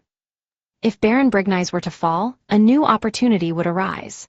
A replacement with sufficient strength would be required. When the time came, Ciel, who could fight, contribute, and had aided Red Boots' lover, would undoubtedly be the most sought-after candidate. Lumian wasn't overly concerned about whether Black Scorpion Roger would kill him. Mr. K's finger was in his pocket. Mr. K probably wouldn't mind if I repurposed the finger. After all, I'm doing it to fulfill his mission, Lumian thought casually. Regardless, the threat from Susanna Mad-Eyes wouldn't come anytime soon. He could figure out an alternative approach later. Perhaps Mr. K would reward him with another finger once he saw how well and swiftly Lumian completed the mission. Baron Brignice's expression underwent several changes. He pushed his chair back abruptly and hurried toward an iron-colored mechanical safe at the cafe bar counter. He turned the knob and entered the password. Lumian watched with a raised eyebrow, puzzled. What was Baron Brignice planning to retrieve? Was he intending to take the cash and flee? Or did he possess sealed artifacts that he dared not carry with him, fearing their potent negative effects, and had stowed them away in the safe? Soon enough, Baron Brignice opened the safe and retrieved 2 bundles of detonators, commonly used in quarries. Setting a trap to explode Black Scorpion Roger? That's quite challenging. He's a heretic spellmaster. Lumian refrained from inquiring as he observed Baron Brignice walk toward the wall near Avenue du Marché and push open 2 glass windows. The leader of the Savoy mob placed the bundles of detonators on the windowsill, then lit a match. Subsequently, he ignited one of the bundles and glanced at the dimly lit Avenue du Marché. Raising his hand, he tossed the explosives into the middle of the road. Louis and the other mobsters stood in bewilderment, unable to comprehend the Baron's intentions. Lumian's thoughts raced, and he instantly grasped the plan.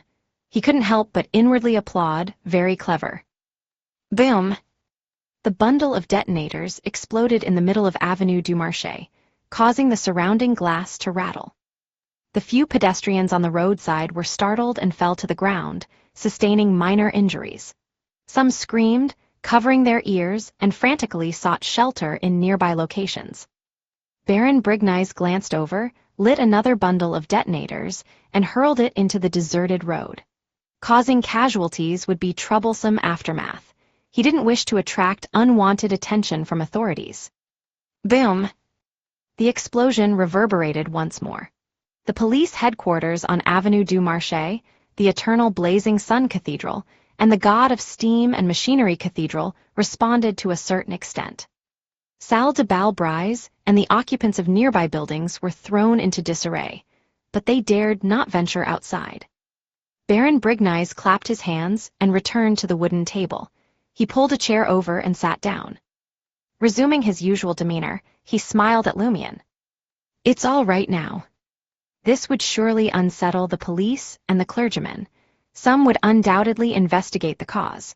It was highly probable that official Beyonders would be among them. Officers who maintained good relations with the Savoy mob would inevitably inquire. Under such circumstances, how could Black Scorpion Roger dare to launch an attack? They couldn't risk assuming that no official Beyonders would care about the explosion. After all, if they lost that bet, they would be doomed. Lumian hadn't expected Baron Brignice to find a way to elude Black Scorpion Roger's assault in such a short span of time.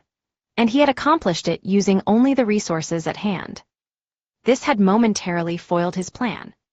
True to the reputation of the Savoy mob's brain, Baron Brignize displays remarkable responsiveness and quick thinking, surpassing even Margit, Hammer 8, and the others in critical moments. Lumion clicked his tongue in acknowledgement, paying no mind to Hammer's lifeless body on the ground. Taking a seat across from Baron Brignize, he flashed a smile. I made the wise choice to seek refuge here. Baron Brignize nearly choked, his saliva catching in his throat. Had it not been for his exceptional intellect, he might have been ensnared and faced a grave fate. Exhaling slowly, Baron Brignize cast a glance at the motionless corpse and addressed Louis and the rest. Drag it into a private room and conceal it carefully. The authorities will likely come knocking soon. Chapter 172, Superintendent. After concealing the body, Baron Brignize nonchalantly addressed Lumion, his curiosity piqued. I must say I'm quite intrigued. How did you manage to eliminate Hammer 8? Lumion didn't hold back, revealing everything. He retrieved an empty metal canister and placed it on the table before him. What's this? Baron Brignize examined it carefully for a few moments. Remember when I ventured underground earlier today? Lumion grinned. I encountered a deviant individual and, quite accidentally, dispatched him. He happened to possess this gaseous sedative and its corresponding antidote. After infiltrating Hammer 8's washroom, I consumed the antidote and patiently awaited his arrival. When he entered, I unscrewed the sedative and engaged him in close combat. I restrained him, preventing his escape until the sedative took effect. Baron Brignize pondered for a brief moment, confirming the plausibility of this plan. Satisfied, he nodded and remarked, the washroom is rather confined, and the gaseous sedative will quickly permeate the space. Moreover, there's no ventilation to speak of. Considering Hammer 8's cautious nature and his guard against our Savoy mob, he wouldn't offer an easy opportunity for infiltration. The gunmen stationed outside wouldn't dare to open fire, lest they accidentally eliminate Hammer 8. They might even struggle to unlock the restroom door. Baron Brignize spoke with such conviction that it seemed he had witnessed the scene firsthand. Louis and the others silently acknowledged the validity of this analysis. Having understood the intricacies, they realized that Ciel's ability to dispatch Hammer 8 within such a short span of time wasn't as implausible as they had initially thought. Ciel had indeed discovered a path to success and skillfully utilized the resources at his disposal. Under this plan, as long as his combat prowess didn't significantly pale in comparison to Hammer 8's, he had a considerable chance of dealing with the traitor. Naturally, achieving success necessitated strength, a stroke of luck, decisiveness, audacity, and adeptness in gathering intelligence. Ciel's terror was undeniable, yet it wasn't as horrifying as they had envisioned. Baron Brignize further commended Lumion's sagacity, albeit slightly displeased that he had transported Hammer 8's lifeless body to Salle de Balbrise after accomplishing the deed. It had nearly brought calamity upon him. Nevertheless, Baron Brignize harbored no intention of reprimanding him. Upon reflection, he realized that the fault lay primarily with himself. It seems I habitually exude an excessive air of confidence and intellect, as if nothing can perplex me. No wonder he assumes that I can provide ample protection and remain unafraid of Black Scorpion Roger. I even proposed this operation. It's only natural for him to believe that I've already made all necessary preparations. As they conversed, time slipped away. Before long, a guard from the Savoy mob stationed at the entrance on the first floor ascended and approached Baron Brignize, conveying a message. Baron, Superintendent Everett has arrived. Please bring him up. Baron Brignize stood and made his way toward the staircase. Travis Everett served as the superintendent at the police headquarters of Le Marché du Quartier du Gentleman. He held one of the highest positions when it came to carrying out tasks. Above him stood a few deputy directors with the rank of chief superintendent, and overseeing everything was the police commissioner of the district. Baron Brignize enjoyed conversing with Everett. Emperor Roselle's words described him as the epitome of a Mr. Nice Guy. He preferred not to delve into the truth, simply hoping for harmonious interactions and a lack of trouble. He possessed a remarkable ability to resolve conflicts between the mobs in the market district. 10 seconds later, the officer led his two subordinates into the cafe on the second floor. Travis Everett appeared to be around 30 years old and stood nearly 1.75 meters tall. His black hair was cropped short, and he wore glasses with relatively large black frames that framed his blue eyes. His chin was slightly broad. Dressed in a black police uniform, his epaulets showcased 5-petaled irises in silver white against the black background. This indicated his rank as a superintendent. If there were 7 petals, he would hold the rank of chief superintendent, and above that, an off-white diamond square. Travis Everett looked at the smiling Baron Brignies and asked with a stern expression, "What just happened? Please don't tell me there was an explosion at the entrance of Salle de Balbrise, and you have no idea who did it." "Monsieur Superintendent, please have a seat." Baron Brignies guided Travis Everett to a wooden table and personally pulled out a chair for him. Lumion, disguising himself as one of the thugs alongside Louis and the others, stood behind Baron Brignies, avoiding direct confrontation with the officers to prevent recognition as a wanted criminal. Baron Brignies picked up his mahogany pipe and gazed at Travis Everett across from him. With a grave expression, he spoke, "Hammer 8 is dead. I was concerned that Black Scorpion Roger would go into a frenzy, so I detonated the explosives and drew everyone's attention. Rest assured, Monsieur Superintendent, I carefully chose the location of the blast. I didn't harm or seriously injure anyone." Travis Everett raised his right hand, adjusted his black-framed glasses, and pointed at Baron Brignies. "Can you all refrain from causing so much trouble? The parliamentary election is taking place next week. Do you want us to embarrass ourselves in front of our future superior? I don't care about your intentions, nor do I wish to know your motives. All I desire is a peaceful market district. If something similar occurs again, I will propose to Monsieur Eimerk that Bureau 8 and the 2 churches form a joint investigative team to handle your Save mob." Eimerk served as one of Trier's police commissioners, overseeing Le Marché du Quartier du Gentleman. Travis Everett did not mention the death of Hammer 8 directly, but he employed it as a warning to Baron Brignies.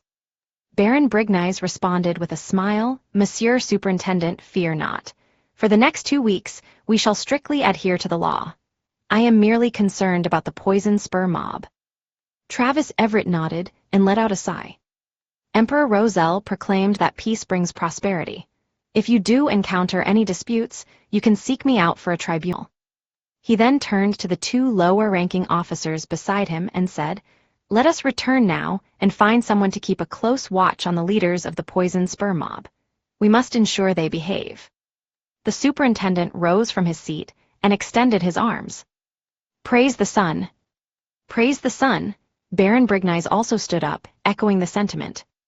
As Travis Everett and his companions descended the stairs, Lumion muttered quietly to himself, "Do people in positions of power always enjoy quoting Emperor Roselle?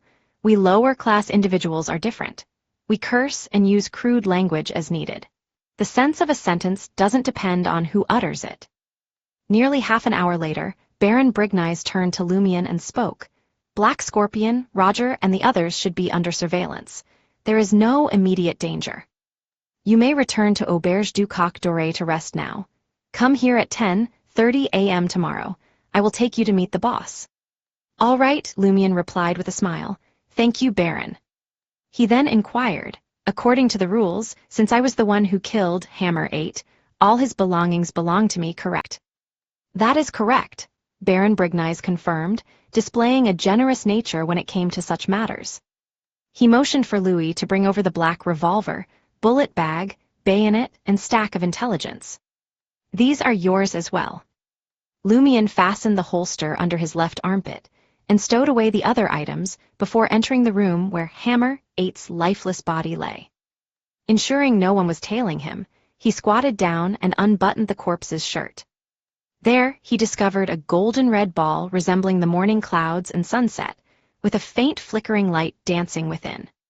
This was a pugilist Beyonder characteristic. Lumion happily pocketed it and proceeded to search Hammer 8's pockets. He found 116 Verle d'Or and 17 Coppet notes and coins, along with a pair of boxing gloves made of steel-like material, adorned with several sharp spikes. For Lumion, this bounty far exceeded the satisfaction of hunting Margit. On his way back to Auberge du Coq d'Oreille, only sporadic gas street lamps illuminated the path.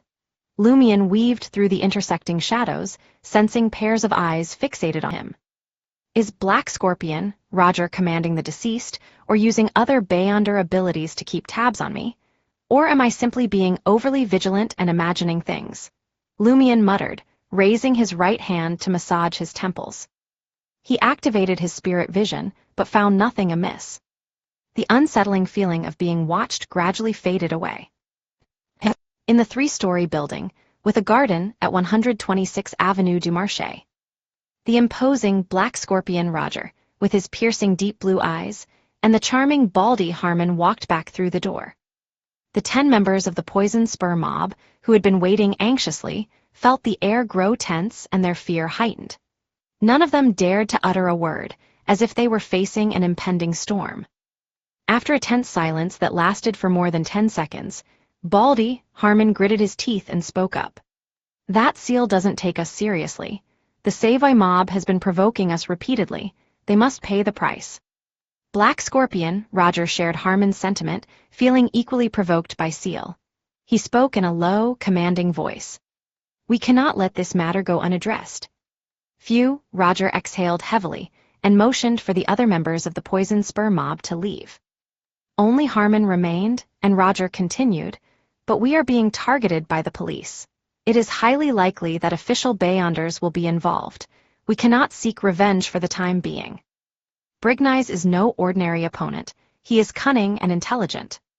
When Monsieur Artois is elected to Parliament, Madame Moon will grant us a new boon. At that time, I will extract Brignize's brain and feed it to the stray dogs. However, we cannot remain idle. When the surveillance on us becomes less vigilant, I will seize the opportunity to assassinate Ciel. If the Savoy mob can assassinate our men, then we can do the same to theirs. At Auberge du Coq d'Oreille, Lumion had just reached room 207 when he sensed something. He turned his head and directed his gaze towards the nearby balcony. Come out, he said with a resigned sigh, Madame Jenna. Chapter 173, Intelligence on the Boss. With her hair tied up in a simple bun, showy diva emerged from the shadows of the balcony, her eyes adorned with dark shadows, and a mole positioned neatly on her nose. Curiosity evident in her voice, she asked, How did you discover me? How did you know it was me? Being an assassin, she had mastered the art of utilizing darkness and shadows to conceal her presence. Until now, no one had ever detected her in her previous encounters, making this the first time she had been discovered. Lumion scoffed in response. Next time you plan on assassinating someone, remember not to wear perfume. After reminding Jenna, he jokingly pointed towards the door of room 207 and said, I thought you would enter the room yourself, but instead, you waited so politely on the balcony. It's unlike you. Damn it, I've always been polite, Jenna retorted, feeling a hint of anger at the accusation. After a brief pause, she muttered, You're cold, sinister, cunning, and devious. You might have set a trap in the room, waiting for someone to walk into it. While speaking, Jenna glanced at Lumion and indignantly said, I understand how you guessed that I'm an assassin. First, you connected the dots from the perfect infiltration route I provided. Then, you deliberately probed me. F*CK, if I had been calmer, you would have said, Haha, I'm joking. Madame Jenna, your reflex arc is a little long, Lumion laughed. What Madame or Miss, you're not one to be polite either. Just call me Jenna. She controlled her urge to curse and curiously asked, What's a reflex arc? She had a feeling it wasn't something favorable, but she couldn't quite grasp its meaning. Miss, did you complete your compulsory education? Lumion criticized. As he opened the door, he casually explained, For instance, you, Franca, Baron Brignize, and Hammer, 8 hear me telling a joke simultaneously. Franca and Baron Brignize burst into laughter instantly, but it takes you a whole day to find me and say, Haha, how funny. Damn it, you bastard, Jenna finally realized she had been mocked. Following Lumion into room 207, she asked in confusion, What about Hammer 8, why isn't he laughing? Lumion turned his head, and solemnly glanced at her. Dead people don't laugh. Jenna was momentarily taken aback before she burst into laughter, her body swaying slightly. You, haha, you truly have a sense of humor, she intermittently expressed amidst her laughter. Lumion ignited the carbide lamp in the room and settled on the edge of the bed. He inquired, "What brings you to Auberge du Coq Doré?" "I've come to retrieve my gun." Jenna shut the door behind her and dragged over the old, worn armchair. Placing it in front of her, she sat down, resting her elbows on the backrest. Her eyes sparkled with curiosity she couldn't conceal. "So, you managed to eliminate Hammer 8. You're even more formidable than I had imagined. But don't tell me how you did it just yet. Let me take a guess. You asked me about the size of the washroom. That means you intended to exploit the environment there." F***CK, I've got it. You have that pervert sedative on hand. It's perfect for a place like the washroom. It's like trapping a pigeon. Damn it, I can imagine Hammer 8's desperate expression as he struggled, realizing his strength was dwindling. The thugs outside couldn't enter, and they didn't dare to shoot randomly. The more Jenna spoke, the more animated she became, as if she were the one who had carried out the assassination of Hammer 8. "At least you have some wits about you," Lumion begrudgingly acknowledged. "Heth," Jenna waved her hand and peered at Lumion. "What I can't figure out is why you weren't affected by the sedative. Did you smell that bottle of shit beforehand? Can its effects last that long?" Lumion simply smiled. "I recall something you once said. Avoid seeing what I shouldn't, hearing what I shouldn't, and asking questions I shouldn't."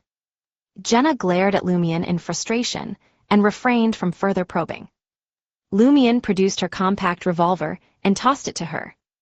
Jenna caught it deftly and let out a chuckle. "You didn't even dare to come up to me and return it in person." She smacked her lips and clicked her tongue. "Is there something about me that frightens you?" In that moment, she felt as if she had returned to teasing Lumion when they first met. Lumion appraised her. "You're quite audacious to enter a male stranger's room dressed like this in the middle of the night." Jenna was dressed as she typically would for her evening performances. Her white blouse revealed a generous amount of her chest, and her off-white fluffy short skirt didn't provide much coverage as her legs spread on either side of the backrest. Jenna deliberately covered her mouth and let out a soft chuckle. "I was defenseless down in the underground, yet you didn't make a move, let alone now. Do you still hold on to your virginity? Need some help? A mature and beautiful sister can show you the wonders of the adult world." As she spoke, she intentionally lowered her body, revealing her cleavage to Lumion. Lumion didn't flinch and observed calmly. Who would be frightened by such a thing? Jenna's expectation of a fleeting gaze and a flushed expression from Lumion gradually transformed into discomfort. She sat up straight and muttered, "Lame coward." In the next instant, Lumion stood up abruptly. Jenna's expression underwent a sudden change. "What are you planning to do?" Lumion's lips curled into a smirk as he turned toward the wooden table. "Just pouring some light beer, fancy a glass." Auberge du Coq Doré didn't offer the option of boiling water. The tenants either drank tap water or resorted to light beer as a substitute. "No, thanks," Jenna let out a relieved sigh. Lumion took a few swigs of light beer and redirected the conversation. "How can you be so certain that you're older than me? I saw your wanted poster at Franca's. Well, hello there, Lumion. You're not even 18 yet, while I've already reached 21. Jenna's satisfaction started to surface. "Is your mental age only 12? Lumion taunted before inquiring, "How did you come to know the infiltration route to that room?" Franca had long harbored the desire to carry out an assassination against the Poison Spur mob. Jenna pursed her lips and replied, "I've been gathering intelligence for nearly a month, awaiting the perfect opportunity to assassinate Margit. But you beat me to it." Margit had previously overseen the Salle de Gristmill. "Do you hold a grudge against Margit?" Lumion asked. "He didn't do anything to me." Jenna lowered her gaze slightly. "When I first arrived in the Market District, searching for singing opportunities in various dance halls, I encountered another showy diva singer. She was a few years older than me and took me under her wing. She even helped refine my singing and guided me towards a chance to perform. Over a month ago, Margit violated her." F***seeking, damn it, did he think all showy divas were open for his taking? Afterwards, she left the market district. I later heard she was committed to an asylum. That was when I pleaded with Franca to obtain Beyonder powers and assist her. Lumion fell silent for a few moments before speaking again. You see, one mustn't hesitate. When I made up my mind to kill Margit that morning, I carried out the deed that very night. Jenna found herself both enraged and entertained. Well, everyone has their own style. Lumion changed the subject. Tomorrow morning, Baron Brignies will take me to meet the boss. Do you have any insights on what kind of person he is? Jenna pondered for a moment before responding. I've never met him personally, but I've heard Franca mention a few things. He resides in Quartier de la Cathédrale commémorative. He's a bit of a pervert and has a fondness for women, but he's not twisted. His tastes are quite F***seeking normal, and every one of his partners matches Franca's preferences. He's a merchant by trade. He owns a depot near the steam locomotive station and holds significant shares in the nearby wrist docks.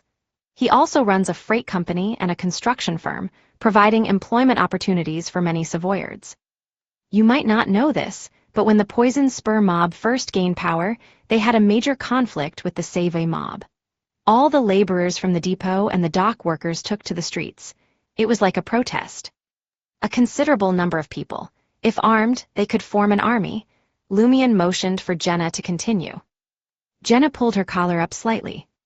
Franca mentioned that he's quite amiable, even with common laborers. Don't be deceived by his appearance. His goal is to make others drop their guard around him. He's cunning and highly intelligent. He enjoys playing mind games with others. Don't provoke him, or Franca won't be able to protect you. He wields significant power. It seems he's adept at fire manipulation and possesses some mystical artifact. Adept at fire manipulation, a Sequence 7 pyromaniac of the Hunter pathway? No, Franca mentioned that he's incredibly powerful, and Franca is likely a Sequence 7 witch of the Demoness pathway. If she made such an assessment, it's probable that the boss of the Savoy mob is more than just a Sequence 7. The Poison Spur mob's Black Scorpion, Roger is the boss with a boon equivalent to a Sequence 7. A heretic spellmaster might not necessarily defeat a witch. Franca could easily be a mob boss herself, yet she willingly becomes this person's mistress. I wonder if she has ulterior motives, or if his strength and background truly surpass Franca's. Lumion's thoughts raced as he analyzed the situation. Jenna stood up. You better dress like a man tomorrow. Don't be like Baron Brignies. The boss prefers aggressive subordinates who resemble wolf dogs. Is that so? Lumion scoffed. I'm afraid I'll appear overly aggressive. Jenna rolled her eyes. That's right. You saved my life, yet there are times when I can't help but want to slap you. Anyway, don't go too far. She reattached her holster to her calf and headed towards the door, yawning openly. I'm heading back now. Sigh, I won't be able to perform at the Salle de Gristmill for the time being. Why do you still live in such a lousy room? Although her own accommodations weren't great either, they were still much better than Auberge du Coq d'Oreille. Lumion smirked once again. This is my turf. Half, Jenna didn't say anything further. She entered the dimly lit corridor and vanished from sight. Lumion freshened up and settled into bed. Thoughts of meeting the boss of the Savoy mob the next day gradually lulled him into sleep. Chapter 174, Reward. At 10:30 in the morning on the following day, Baron Brignies rendezvoused with Lumion on the second floor of Salle de Bal Brise. Lumion had chosen a simple attire for the day, donning a linen shirt, a black waistcoat, and brown trousers. His cuffs were rolled up to his elbows, and he sported a wide-brimmed brown hat. This ensemble lent him an air of casualness, almost uncouth. Baron Brignies observed it for a few moments, but refrained from commenting. Instead, he merely reminded Lumion. Once we meet the boss, it's best to keep your words to a minimum. Understood, Lumion replied, tipping his wide-brimmed hat. Accompanied by Lumion alone, Baron Brignies did not bring Louis and the others. He led Lumion downstairs and directed him towards a four-seater carriage awaiting them at the entrance. Within half an hour, the carriage navigated through Quartier de la Cathédrale commémorative and halted on a comparably tranquil street. The terrain in this area stood higher than its surroundings. Detached villas, predominantly white, beige, and grayish-blue, dotted the landscape. Each boasted a front lawn and a rear garden enclosed by barbed iron fences. Lumien's gaze scanned the street signs, revealing the name Rue des Fontaines. Following Baron Brigny's, Lumien arrived at 11 Rue des Fontaines and watched as the Baron pulled on the rope hanging beside the gated entrance. Before long, a valet of southern continent origin approached and opened the iron gates. "Monsieur Martin awaits you in his study," the dark-skinned valet remarked, his tone laced with arrogance. Without waiting for Baron Brigny's and Lumien's response, the valet turned on his heel and strolled along a cement path, flanked by 2 green lawns spacious enough for 3 carriages. After crossing the lawns, Lumien and Baron Brigny's reached the grayish-white 3-story villa. The villa's door swung open, revealing a man in a black suit and a dark bow tie typical butler attire, standing in the doorway. Baron Brigny's hastened his steps and greeted the man with a smile. "Good morning, Faustino." "Good morning, Brigny's, Faustino," a man in his 50s replied with a smile. Baron Brigny's introduced him to Lumien, saying, "This is Monsieur Martin's butler, Monsieur Faustino." Lumien greeted Faustino in the usual manner, maintaining proper decorum. Faustino nodded and offered no further words. Leading them through a hallway adorned with a resplendent crystal chandelier, resembling a dance floor, he guided them into a room lined with bookshelves. Along the way, Lumien surveyed his surroundings, noting an array of oil paintings and an assortment of weapons adorning the walls: single-handed swords, broadswords, hammers, spears, and short bows. The half-tall wooden platform that ought to have showcased vases and sculptures was instead occupied by silver-white suits of armor, stirrups, breastplates, and other items.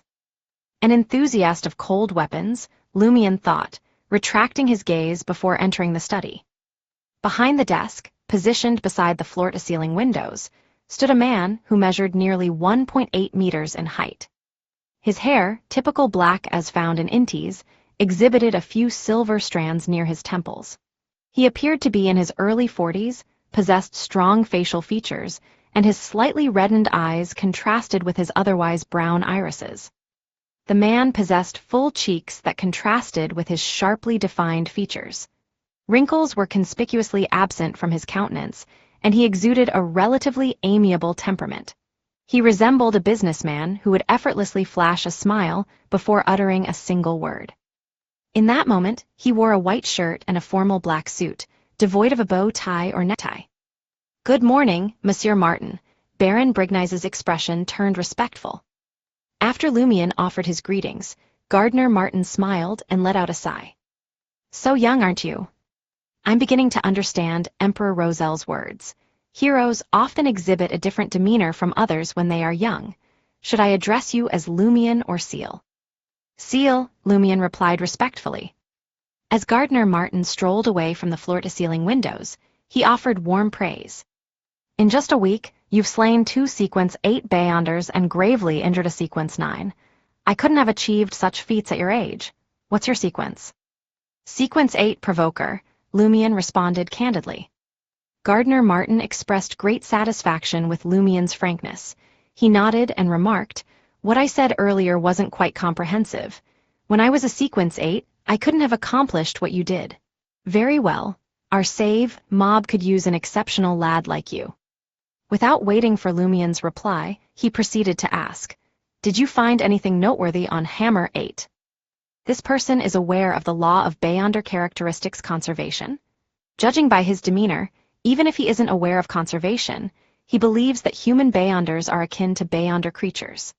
They manifest Beyonder characteristics upon death, or some residual parts or ingredients that can be employed in potion brewing." Lumien contemplated for a moment and withheld nothing.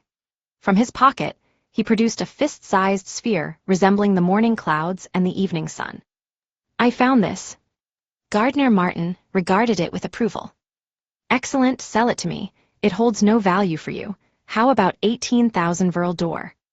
"That's considerably higher than the 15,000 Verl d'Or at Mr. K's gathering." Lumien pretended to be unaware of the exact price of the Beyonder characteristics. Is it truly worth 18,000 d'or? Baron Brignize, standing beside Lumion, couldn't fathom what peculiar object had prompted his boss to offer such a sum. Something from Hammer 8, an ingredient employed for advancement, or do Beyonders resemble Beyonder creatures? Baron Brignize entertained numerous speculations in an instant. He suddenly regretted agreeing to surrender all of Hammer 8's possessions to Ciel the previous night in order to preserve his dignity. "Ha ha," Gardner Martin boisterously chuckled. "It is indeed precious, but I'm offering a premium. Consider it your reward." He then turned to butler Faustino and instructed, "Go and fetch 18,000 in cash. Avoid denominations that are too large." Lumion harbored no objections to selling the pugilist Beyonder characteristic to Martin. He had intended to sell it at Mr. K's gathering. His hope was to amass funds to acquire a mystical item capable of countering adverse effects, compensating for his lack of mysticism means, or serving as a disguise. Taking the pugilist Beyonder characteristic from Ciel and toying with it for a few seconds, Gardner Martin addressed Baron Brignize. "Despite Ciel's tender age, he has already rendered significant services to our Savoy mob and possesses remarkable strength. It is time for him to assume more substantial responsibilities. Yes, you are already burdened with the usury business and the other shops on Avenue du Marché. It is no easy task. Get Ciel to assist you in managing Salle de Balbrise. Allocate some personnel to support him so he doesn't have to rely solely on himself." Baron Brignize's facial muscles twitched ever so slightly. He suppressed his discontent and disappointment and replied, "Very well, Monsieur Martin." Salle de Balbrise was a veritable gold mine, and he was reluctant to let go of it. If not for Monsieur Martin's direct order, he would have chosen to hand over the Avenue du Marché business to Ciel, and suggested transferring some of the henchmen from Giant, Simon, and Bloodpalm, Black.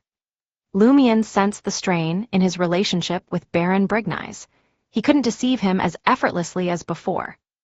There might even be clashes and conflicts in the future. Gardner Martin turned to Lumion and instructed, "Take good care of Salle de Balbrise. If you perform well, I will entrust you with more significant ventures." "Thank you, Monsieur Martin," Lumion replied, lowering his head and feigning delight. On the way back to Le Marché du Quartier du Gentleman, Baron Brignize seemed to regain his composure. He engaged in occasional conversations with Lumion regarding the Savoy mob, displaying politeness, courtesy, and refinement. Lumion was more preoccupied with the small cloth bag brimming with 18,000 d'or. With that sum, he could acquire a modest apartment in Quartier de l'Observatoire. In the Darige region, it was akin to owning a villa in a decent neighborhood. Upon entering Salle de Balbrise, Louis and the others approached Lumion. Before they could speak, Baron Brignize drew from his mahogany pipe and announced, "Louis Sarkoda from this day forth follow Ciel. He is now in charge of Salle de Balbrise." Louis, whose forehead bruises had mostly faded, and Sarkoda, whose brownish-red hair exhibited slight natural curls, revealed expressions of shock and confusion. They were aware that Ciel would be rewarded, but they never anticipated him taking over Salle de Balbrise and themselves being assigned to him. He was now a true leader of the Savoy mob. Ignoring his subordinates' reactions, Baron Brignize smiled at Lumion and stated, "Leave me an office on the second floor. I require it for the usury business." "Very well," Lumion responded without objection. After a brief handover, Baron Brignize led 2 thugs to address some trouble concerning the usury business. Lumion ascended to the second floor, intending to inquire about Salle de Balbrise's operations. Louis leaned in, speaking in a hushed tone. "Ciel, I mean boss, Red Boots is in your office. I wonder if she's here for you or the Baron. Would you like to meet her?" "Red Boots Franca," Lumion nodded subtly. "Where is my office?" Louis hurriedly guided his new boss through the café and into the corridor on the second floor, reaching a room at the end. "Right here," he indicated, pointing to the dark red wooden door. Lumion nodded, grasped the handle, and pushed the door open. The first thing that greeted his eyes were a pair of vibrant red boots, elegantly placed on a brown wooden desk. Adorning the boots were a pair of off-white breeches, and higher still, a white blouse for ladies adorned with a multitude of embroidered flowers and vine-like patterns on the cuffs and collar.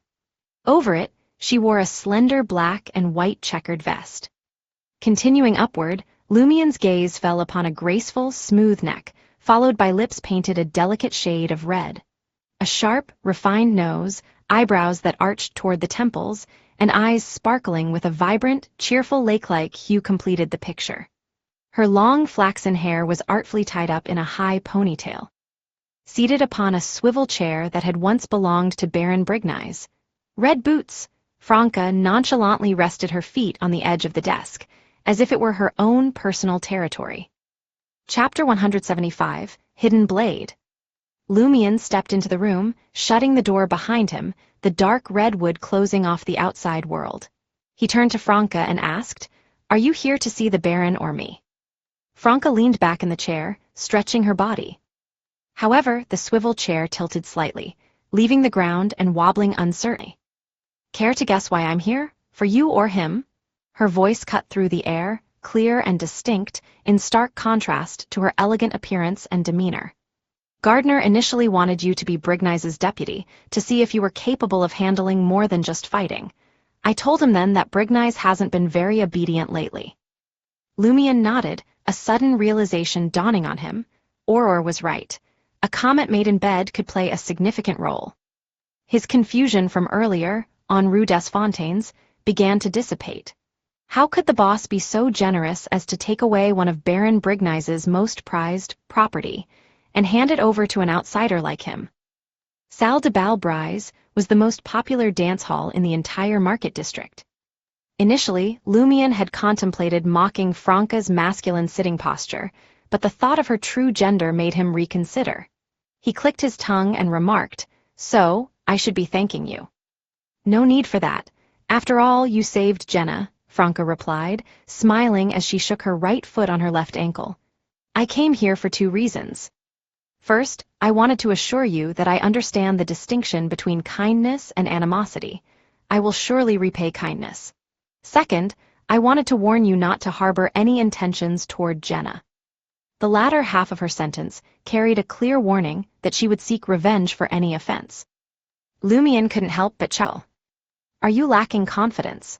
If you manage to make Jenna infatuated with you, nothing I do will change her feelings." Had Lumien not known about the potential gender transformation through the demoness pathway, he might have taunted Franca, asking if her confidence solely relied on her dick. He might have mocked her insecurity and her need to caution an unrelated individual. What did she think Jenna was? Someone who would easily change her heart. Lumien could almost visualize Jenna treating Franca as a friend rather than a lover. Gradually, Franca's smile faded. She withdrew her feet and rose from her chair. Despite being slightly shorter than Lumien, she stood at an impressive height of almost 1.75 meters, a rarity among Intisian women. Franca circled the desk, drawing closer to Lumien. A smirk formed on her lips as she said, "If you're in need of women, I can introduce you to some of my top dancers. And if they don't catch your fancy, how about me?" As she spoke, she gently hooked her hand around Lumien's chin, lowering it slowly. Lumien's heart remained calm, undisturbed like a still lake. The realization that this woman may have once been a man had extinguished any desire within him. He simply resisted, firmly gripping Franca's right hand and offering a smile. "I'm afraid the boss would have me sleeping with the fishes at the bottom of the Esrenzo River." Changing the topic, Lumien continued, "So you swing both ways, men and women." Franca withdrew her hand, straightened up, and offered a smile. "I used to fancy girls exclusively, but after giving it a try with a man, I realized it's not half bad. It brings about a different sensation. Life's too short to impose limits upon oneself. Break free from unnecessary restrictions and explore. You'll have more fun and live a truly different life." It seems as if Franca had indeed been a man in the past. Is she now a Sequence 7 witch? And why did her last sentence sound so familiar? In the midst of his pondering, Lumien responded to Franca. "I don't hold any special feelings for Jenna, nor do I intend to. I have far more pressing matters to attend to." "Very well," Franca strode toward the door. Just as her hand reached for the handle, Lumien's memory was suddenly jogged. and he finally recalled the source of Franca's words. It had been mentioned by Auror in his dream. She spoke of a member of the curly-haired Baboons Research Society who had contemplated the idea of becoming an assassin and had consumed the corresponding potion. However, at the witch sequence, he found himself in a quandary, unsure whether to undergo a gender transformation. Another member of the society had advised him, saying, "Life is short, why not give it a try?" It was the very essence of what Franca had condensed into those words. Lumien's heart stirred as he gazed upon Franca's graceful figure. He spoke in a deep, resonant voice, "Life is short, why not give it a try?" Franca's hand froze on the doorknob, and she stood there, as if struck by lightning. After a few seconds, she spun around, locking her gaze with Lumien's, her voice tinged with anxiety. "Who are you? What's your code name?" This reaction, it appears my guess was correct. Lumien felt a surge of delight followed by a sinking feeling in his heart. "I'm Muggle's brother." Upon hearing Ciel accurately mention the code name of one of the members of the curly-haired Baboons Research Society, Franca breathed a sigh of relief and said, "I'm not sure if your sister mentioned me, but my code name is Hidden Blade. I belong to the same secret organization as her. No, she must have mentioned me. Otherwise, you wouldn't be familiar with that phrase. Damn it all, what the hell is happening?" Lumien shut his eyes and spoke with a resolute tone. "She never mentioned your code name or identity because I chose the Hunter pathway. When she reminded me about the neighboring Demoness pathway and its potential for gender transformation, she used your experience as an example. So, you do know." Franca felt a strong urge to disappear into the depths of the sewers. Despite having adapted to her current form and overcoming her self-imposed limitations, her newfound enjoyment with men was contingent upon her previous gender remaining a secret. The notion that Ciel knew about her past as a man, and her penchant for intimate relations with men, ignited a dangerous thought within her. The dead can keep secrets, the dead will forget, the dead won't mock me. After a few seconds, Franca let out a slow exhale and said, "It would be wise for you to forget this. If you weren't Muggle's brother, I would have ensured your permanent disappearance." At that moment, she projected her true, masculine side, casting her gaze toward the future. "Let me enlighten you about the Hunter pathway. It, too, involves a gender change. I paid a steep price to acquire this knowledge. Unlike demonesses, hunters transition from women to men. It likely occurs at sequence 4. When the time comes, I will switch paths, become a hunter, and reclaim my male form." "Is that so? Hunters symbolize males, while demonesses represent females. No wonder they are neighboring paths." Lumien restrained his emotions and let out a chuckle. "When that time arrives, how will you face the men you were once intimately involved with?" Franca's expression turned smug as she unveiled her well-devised plan. "I will administer them the witch potion. If they are Beyonders unable to transition to the demoness pathway, I will find a way to transform the characteristics of a witch-bounded characteristic into mystical items for them to wear. And then, when the time is ripe, hee." "Madame, you're somewhat deranged." Lumien dared not further provoke the Red Boots. This individual seemed capable of anything. As he expected, Franca issued a threat. "I'll emphasize once again, it's in your best interest to forget about this matter and refrain from harboring any intentions toward Jenna. Otherwise, I will apprehend you and force the witch potion down your throat. Though sequence 7 may not grant the ability to switch pathways, it does make one even more dangerous. It might not result in half-crazed madness or loss of control." Visualizing such a scenario, Lumien hastened to nod and made a solemn pledge. "You are my sister's friend. I will surely keep your secret." Franca relaxed and inquired about Muggle. "Where is Muggle? Is she also in Trier? Is she strikingly beautiful in reality?" Lumien fell into silence. After a few seconds he spoke in a hoarse voice. "She passed away. You must have seen the wanted posters. In that calamity, she—" Franca parted her lips, but no words escaped them. She returned to Lumien's side and gently patted his shoulder, offering solace. After a moment, Franca dabbed at the corners of her eyes and spoke. "Ever since I became a woman, it seems my tear ducts have become more active. I can't fathom that Muggle departed from us so suddenly. Whenever we gathered, she exuded gentleness, brilliance, humor, and kindness. Though I've never laid eyes on her true form, I believe she must be incredibly beautiful.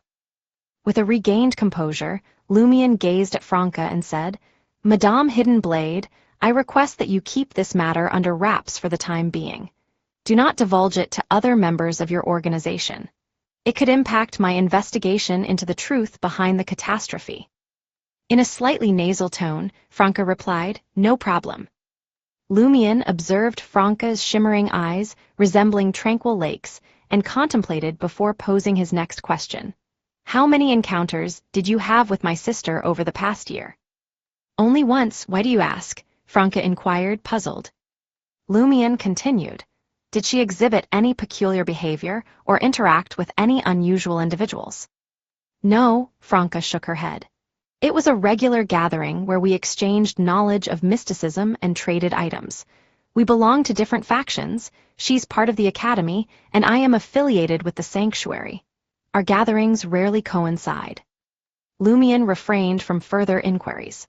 Seeking to gain something from the situation, he spoke with a mindset of extracting information.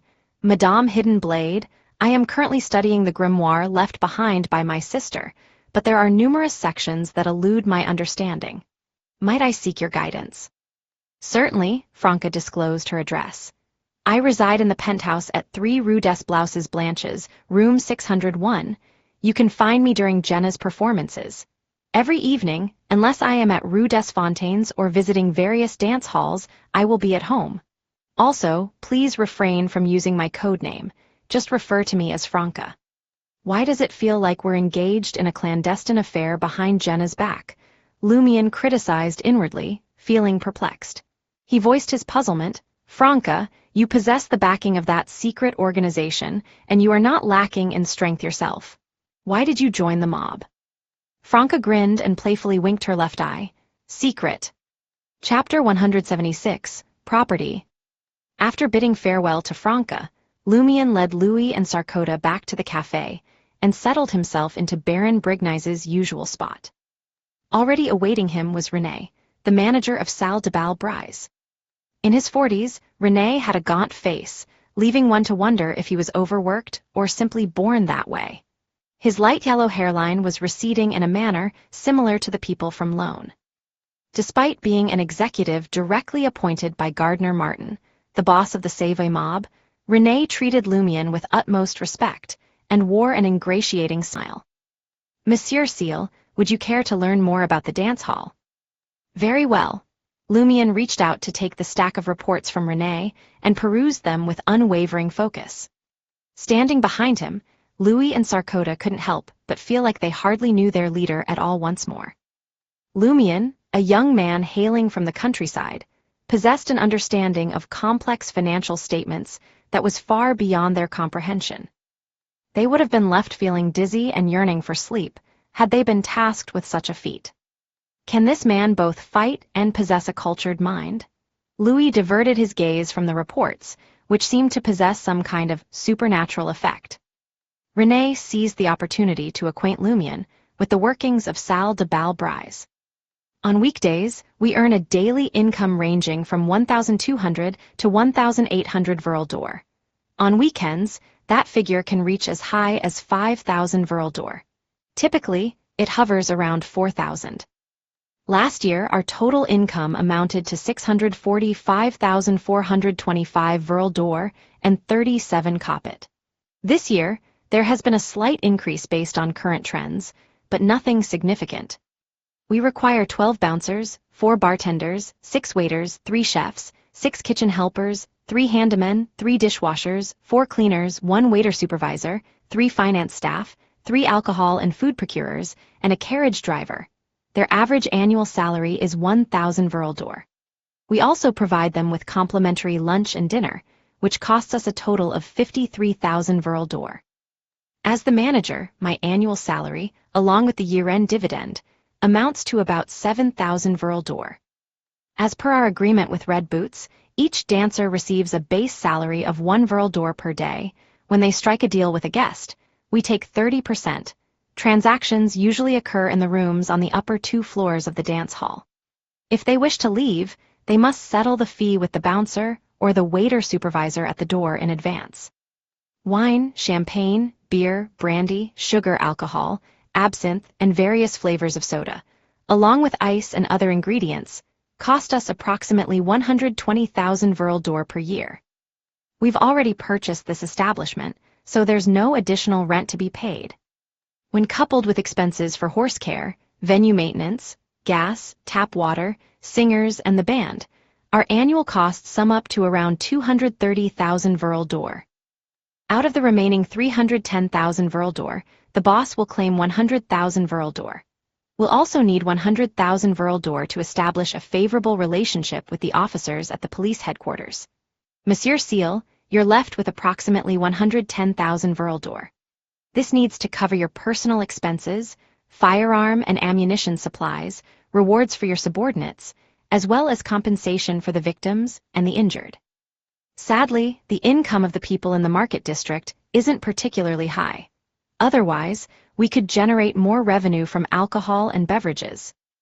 As Lumion absorbed the details from the report and listened attentively to René's explanations, a clearer picture of Salle de Balbrise's situation formed in his mind.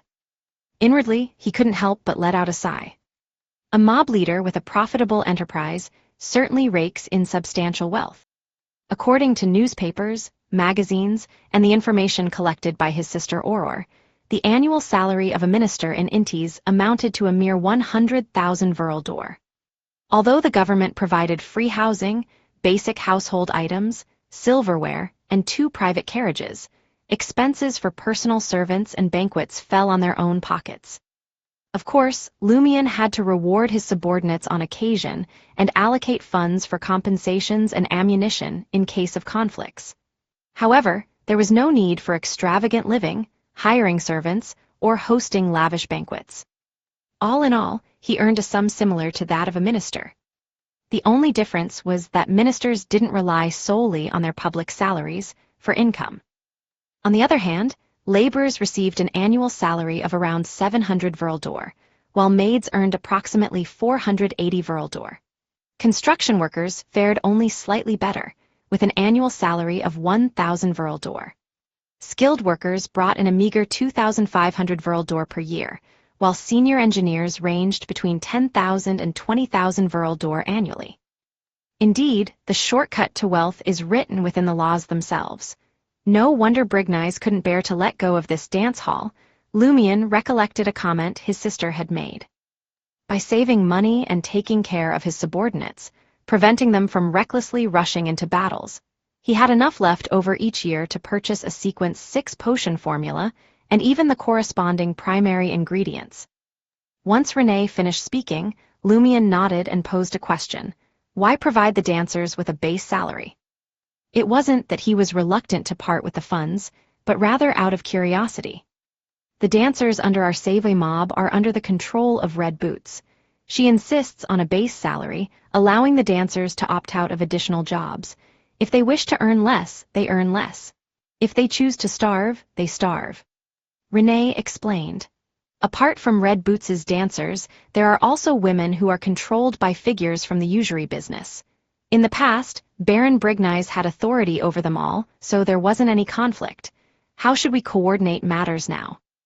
Thoughts raced through Lumion's mind, leading him to notice the resemblances between Franca and his sister Aurore. Could it be because they are part of the same secret organization? However, if it were Aurore, she would have approached it differently. She would have organized protests among the dancers, established an underground school to educate them, and sought alternative paths. If it were me, what would I do? After pondering for a moment, Lumion raised his gaze and addressed René, Louis, and the others. For now, let us maintain the current state of affairs. René, assist me in dealing with the police officers during this period. Once I acquaint myself better with our surroundings, I shall engage in fruitful discussions with them. After altering the passwords of the 2 mechanical safes and informing Manager René of one, as per the established protocol, Lumion made his way back to Auberge du Coq d'Oreille before lunchtime. He proceeded directly to the 5th floor and rapped on Charlie's door. Charlie, who was enjoying a light beer with a nibble of baguette, caught sight of Ciel as soon as he opened the door. He exclaimed happily, Where have you been these past couple of days? You didn't even show up at the bar for a drink. Lumion inquired, there's a job opportunity. Would you be interested? What kind of job? Charlie worriedly contemplated his diminishing savings and the bleak prospects of finding new employment. With a smile, Lumion responded, how about working as a waiter at Salle de Bal Brise? You don't have to join the Save Mob. You'll earn 70 Vril d'Or per month. You can keep the tips, but be aware that folks in the market district aren't inclined to tip unless you become a woman and are willing to engage with them intimately. Yes, there are also female patrons who seek out waiters for such purposes. You're experienced in that domain, so there's no need for further elaboration. Salle de Bal Brise, Charlie's eyes widened. Have you already gained Baron Brignise's trust? To be able to arrange for someone to work as a waiter at Salle de Bal Brise without joining the Save Mob. Lumion simply maintained his smile. I don't need Baron Brignise's approval. Salle de Bal Brise is now under me. Huh? Charlie questioned his own hearing. Lumion clarified, still smiling. After I eliminated Hammer 8, the Save Mob's leader handed over Salle de Bal Brise to me. Is that so? Charlie had an epiphany before blurting out in astonishment. You took down Hammer 8 as well. Lumion nodded. Don't disclose this to anyone. I fear the police might come knocking. Charlie was at a loss for words. After a few seconds, he mumbled, perhaps those poison spur mob fellows should pay a visit to the nearby cathedral and pray, see if their luck can change. Ever since you arrived in the market district, their leaders have been dropping like flies. I can't fathom how they must be feeling now. Great idea, Lumion commended. If the leaders of the poison spur mob had the audacity to pray in the eternal blazing sun, or the cathedral of the god of steam and machinery, the mob would cease to exist. Of course, Lumion didn't want them to act so foolishly before Louis Lund visited again. Charlie pondered for a moment and responded, all right, I'll head over to Salle de Bal Brise in the afternoon. Who should I ask for? Haha, I rarely get to visit the dance hall because I'm always short on cash. Now I can go there every day. Just find Manager René and let him know you're a tenant at Auberge du Coq Doré, Lumion replied simply, his gaze shifting to the side. There were two cleaning ladies nearby. One of them appeared to be in her early 50s, but upon closer inspection, one would think she was only in her 40s. She had originally possessed flaxen-colored hair, but she now wore a vibrant blonde wig and had applied eyeshadow and makeup.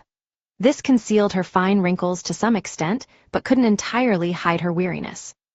Who are they? Lumion inquired of Charlie. Charlie clicked his tongue and explained, don't you know? Our penny-pinching landlord has changed his ways.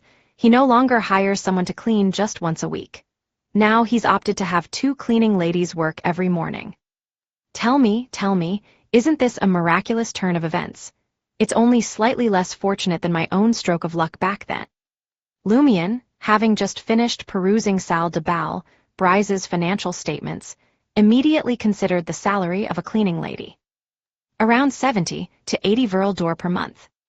However, that was for full-time work. This kind of half-day job would cost at most 45 Vril d'Or. Two cleaning ladies working half a day wouldn't exceed 100 Vril d'Or per month. Hiring someone for regular cleaning once a week costs 18 Vril d'Or each time, and Monsieur Ive promised to increase it to twice a week. In other words, it'll cost 150 Vril d'Or per month. How is this generous? It's simply meticulous budgeting, Lumion scoffed. He suspected that if it weren't for the fact that a cleaning lady couldn't finish the entire motel in half a day, no one would take on such a job.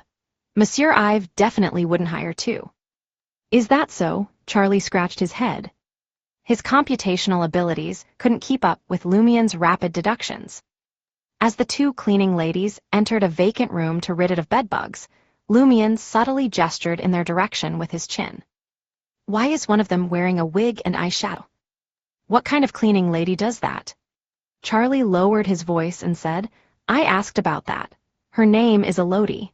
She claims to have been a theater actress and says she's used to dollying herself up like that, and she continues to do so to this day. No one knows if she's telling the truth. When I worked as an attendant at Hotel du Cygne Blanc, I heard from the kitchen staff that when aging prostitutes are scorned, their only option is to take on tasks like dishwashing and cleaning. Lumion recollected Elodie's appearance and surmised that she must have been quite a beauty in her youth. Whether she had been a theater actress or a woman of the streets had no bearing on her current role as a cleaning lady. After bidding farewell to Charlie, Lumion made his way to the restaurant on the first floor for a quick meal before taking a public carriage to Avenue du Boulevard. He intended to inform Mr. K that the mission had been successfully accomplished. Chapter 177, Proselytizing. Before stepping onto the public carriage, Lumion made a special effort to spend 6 licks on purchasing a copy of the Psychic magazine, disguising himself as someone attending a gathering of mysticism enthusiasts at 19 Rue Shear. He worried that Gardner Martin, the boss of the Savoy mob, might secretly tail him to ascertain if something was amiss. While he could employ some anti-tracking methods to try and shake off potential pursuers, wouldn't that raise more suspicion? In comparison, it would be more convincing to pose as a naive country bumpkin who had recently arrived in Trier and stumbled upon the Beyonder path. Such an individual would naturally crave knowledge about mysticism, leading to the purchase of Psychic and other magazines. Occasionally attending various gatherings of mysticism enthusiasts would solidify the facade. In truth, this tale held some merit. The only hitch was that Mr. K, the organizer of the mysticism enthusiast gathering, had a secret organization backing him. If Gardner Martin's men had indeed delved into their investigation, Lumion would let them confront Mr. K and witness the clash of strengths. As the prankster king of Cordu, Lumion always relished witnessing a spectacle unfold. When the time arrived, he would adjust his choices based on the outcome of the battle. In any case, his overall direction would remain unchanged. He would follow the instructions of Madame Magician and infiltrate the secret organization behind Mr. K. Inside the carriage, Lumion flipped through Psychic. The current issue focused on the theme of secret deeds. Contrary to Lumion's initial instinctive interpretation, the term deed in the context of secret deeds did not refer to an actual deed, but rather denoted compatibility. It represented a method of merging one's mind with a specific hidden entity, enabling the acquisition of corresponding mental experiences and a certain amount of mystical knowledge. Psychic's editorials stressed that this act was exceedingly perilous. Unless one could verify the trustworthiness and absence of malice in the subject of the secret deed, attempting it was strongly discouraged. It would lead to dire and severe consequences, including but not limited to mental illness, possession by evil spirits, loss of rationality, sudden death, and alterations in personality. Ah, now it makes sense. Lumion immediately grasped some of the contents of Auror's grimoire. Initially, he had struggled to comprehend those passages, viewing them through the lens of a contract. However, with a change in perspective, he now roughly understood their meaning. Lumion lowered his gaze to the Psychic magazine in his hand and silently commended it, saying, "It's more useful than I anticipated. I had thought it was all concocted to deceive enthusiasts of mysticism. Yes, although there are numerous errors in common sense that suggest it wasn't written by someone who truly ventured into the Beyonder world and conducted extensive research, their explanations of certain concepts are rather advanced. They come close to the correct answer, and some even enlighten me." Amidst his praise, he muttered, considering that Mr. K resides beneath the headquarters of Psychic, could there truly be Beyonders among the editorial staff and contributing authors of these mysticism magazines? Did they intentionally write an accurate article first, and then deliberately alter many concepts and common knowledge to something incorrect? As these thoughts raced through his mind, Lumion inwardly hissed. From this vantage point, the editors of this issue aren't instructing the correct secret deed ritual. Instead, they are cautioning those who attempt secret deeds without discretion. No, it's not merely without discretion. It's more plausible that it was purposefully guided by someone with malicious intentions. How many incidents involving secret deeds have occurred? At that moment, Lumion revisited Psychic, no longer focusing on the specific words. He even sensed that it was brimming with warnings written in blood-red ink. Cease! Refrain from engaging in any further secret deed rituals.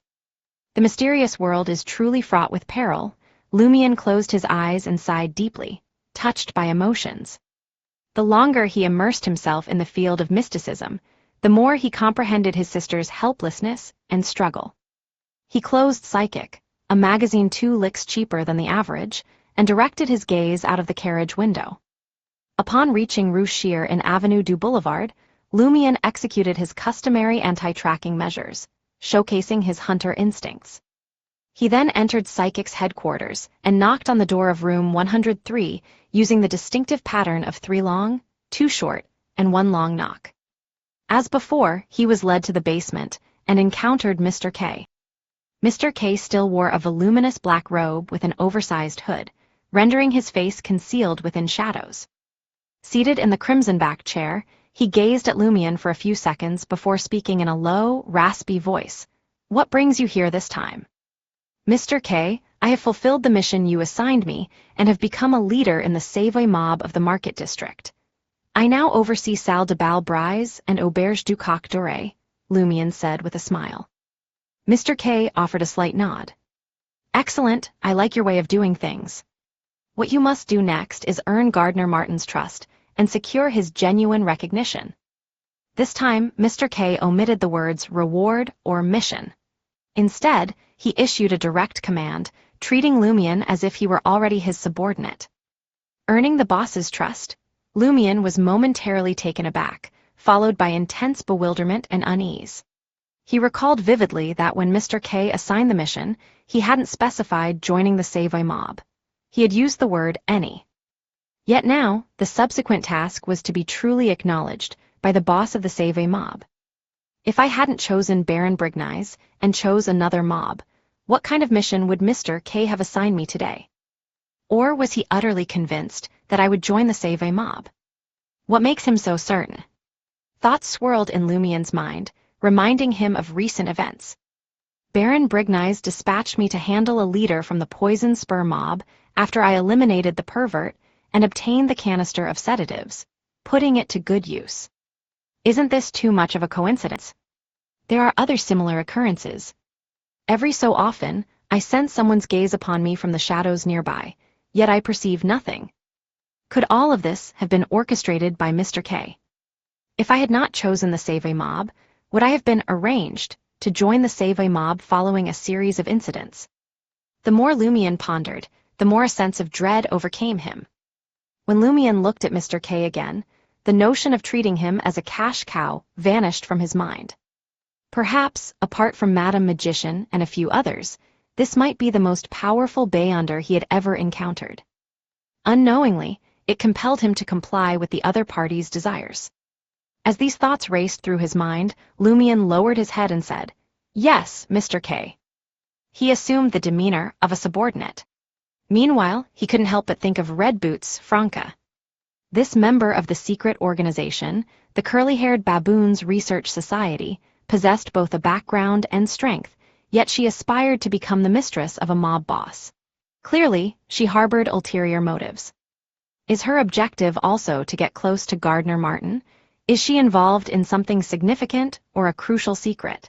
Lumion attempted to make an educated guess. Mr. K nodded in satisfaction. "I'm pleased to see you know your place. Don't worry, I won't be stingy with the rewards. Have you not prayed in any cathedral recently?" He changed the subject. "I'm a wanted criminal." Lumion recalled Madame Magician's warning and retorted angrily, "Besides, those deities won't save us at all." Mr. K chuckled. "It's not that they won't, but they can't. Their power cannot envelop all believers and assist everyone during times of calamity. There are numerous reasons, but to put it succinctly, there is only one. Weakness is an inherent sin. Are you curious about the Lord I believe in? He embodies the truth of this world. He is supreme. His divine grace flows abundantly like the sea. He created everything and shall annihilate everything. He is power incarnate, as are we." Observing Lumion's silence, Mr. K didn't press further. "You need not answer me now. Ponder carefully during this period. Reflect on who can save us and offer protection in this increasingly perilous and deranged world. Once you have affirmed your faith in him, you will genuinely become one of us. It won't be long before your strength significantly improves." I shall consider it deeply, Lumion replied in a hushed tone. Mr. K then inquired, is there anything else? Having adjusted his mindset, Lumion asked, with the intention of not missing out on anything by asking, in the course of fulfilling the mission, if I encounter danger, may I employ your finger? How should I utilize it? Mr. K nodded and responded, just take it out. In other words, it could be employed. If I use it, how should I deal with the threat from Susanna Mad-Eyes in the future? Lumion probed further. Mr. K fell silent for a few seconds. After you employ that finger, return to me here. I shall provide you with another one. Indeed, your fingers are consumables. Lumion pondered for a moment and said, I sold hammer, 8's Beyonder characteristic to Gardner Martin for 18,000 Verl d'Or. I wish to purchase a sealed artifact that can enhance my mystical abilities or aid me in better disguising myself. Do you have any such items here, Mr. K? Mr. K didn't offer an immediate response, as if he were contemplating a suitable candidate. After a while, he said to Lumion, come here and make your selection on Saturday night. Lumion beamed. Thank you, Mr. K. It felt reassuring to have the support of an organization, even if he was only an unofficial member. After arriving at Le Marché du Quartier du Gentleman, Lumion carefully stowed Mr. K's finger in room 207 of Auberge du Coq d'Oreille. His next destination was Salle de Bal Brise, where he intended to locate an unoccupied room. There, he would summon the messenger of Madame Magician to relay the progress of his mission. Lumion hoped to receive valuable feedback from her, particularly regarding how Mr. K had permitted these events to unfold with an uncanny degree of coincidence. Chapter 178, The Messenger's Response. Evening, Avenue du Marché, Salle de Bal Brise. Lumion made his way to the entrance. Just as he reached the door, he was greeted by two mobsters standing guard. Good evening, boss. Lumion, still donned in a crisp white shirt, a black vest, and rolled-up cuffs, acknowledged them with a smile and a nod. Louis and Sarkota had been eagerly awaiting the return of their new leader. Spotting Lumion entering the dance hall, they swiftly abandoned their positions at the bar counter and forced smiles on their faces. Boss, why don't you let us accompany you? It's not safe to be unprotected like this. Louis expressed his loyalty with concern. Lumion chuckled in amusement and replied, you too, protecting me. I worry that if anything were to happen, you both would end up beaten to a pulp. I'd have to compensate your loved ones. Louis smiled sheepishly. I know you're formidable, boss, and you can handle Hammer, 8, and Wolf, Margit on your own. But isn't there a saying that goes, 2 fists can't fight 4 hands? Besides, we all carry guns, and our aim isn't too shabby. 2 fists can't fight 4 hands? Lumion thought to himself. Wasn't that something Emperor Roselle once said? When did it become a saying? Auror had always suspected that many vulgarities originated from Emperor Roselle, but nobody had ever confirmed it. Lumion glanced at Louis, who appeared tough but had a submissive demeanor, and Sarkota, with his curly brown hair and full lips. He nodded slightly and responded, when I instruct you to follow, you may do so. When I don't, keep an eye on the dance hall. If anyone dares to cause trouble, shoot them. Right, where can I find a shooting range? There's one in the basement of the dance hall, Louis pointed downwards, indicating his feet. The other leaders also come there to practice their shooting skills, but they have to bring their own ammunition. Excellent, Lumion nodded in satisfaction. He urgently needed to improve his marksmanship, as he lacked effective long-range attacks. Louis asked again, Boss, the environment at Auberge du Coq d'Oreille is dreadful. Are you planning to relocate to the dance hall? There are several rooms on the 2nd floor for you to choose from. Or do you intend to stay in the temporary rest area previously used by Baron Brignies? Louis displayed his willingness, recognizing that both he and Sarkota had once been trusted aides of Baron Brignies. If they failed to earn the trust of the new leader, they might be relegated to mere bouncers at the entrance. Their status would plummet, and they would be at the mercy of the members of the Save mob, with whom they had never gotten along. Not only would their income suffer, but they would also face significant bullying. Lumion pondered for a moment before responding, Show me the rooms. This location was ideal for the ritual to summon Madame Magician's messenger. Lumion had no plans to check out of Auberge du Coq Doré anytime soon. His strategy involved selecting a room on the second floor of Salle de Bal Brise and room 207 of Auberge du Coq Doré as his nightly resting places after dismissing Louis and Sarkoda. This increased his chances of being attacked under the cover of darkness. Occasionally, he would also consider his rented safe house on Rue des Blouses Blanches. Lumion sensed that the poison spur mob wouldn't let him off easily. He had eliminated 3 leaders consecutively and had deliberately provoked them. Once the authorities let their guard down a little, the likelihood of retaliation would be high.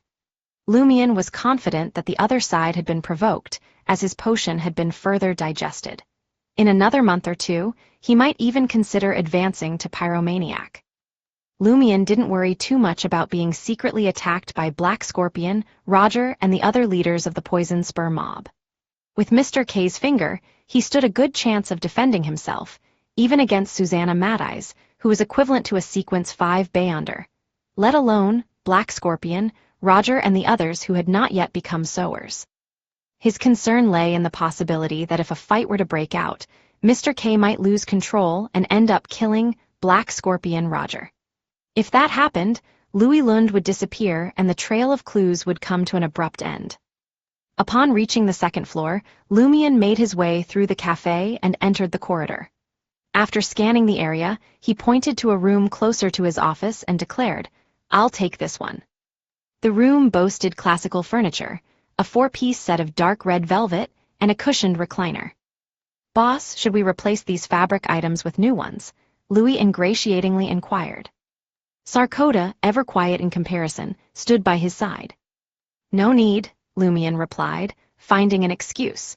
He then assigned his 2 bodyguards to watch over the door leading from the cafe to the second-floor corridor. Locking the door, he settled himself at a wide wooden table near the window to write a letter to Madame Magician.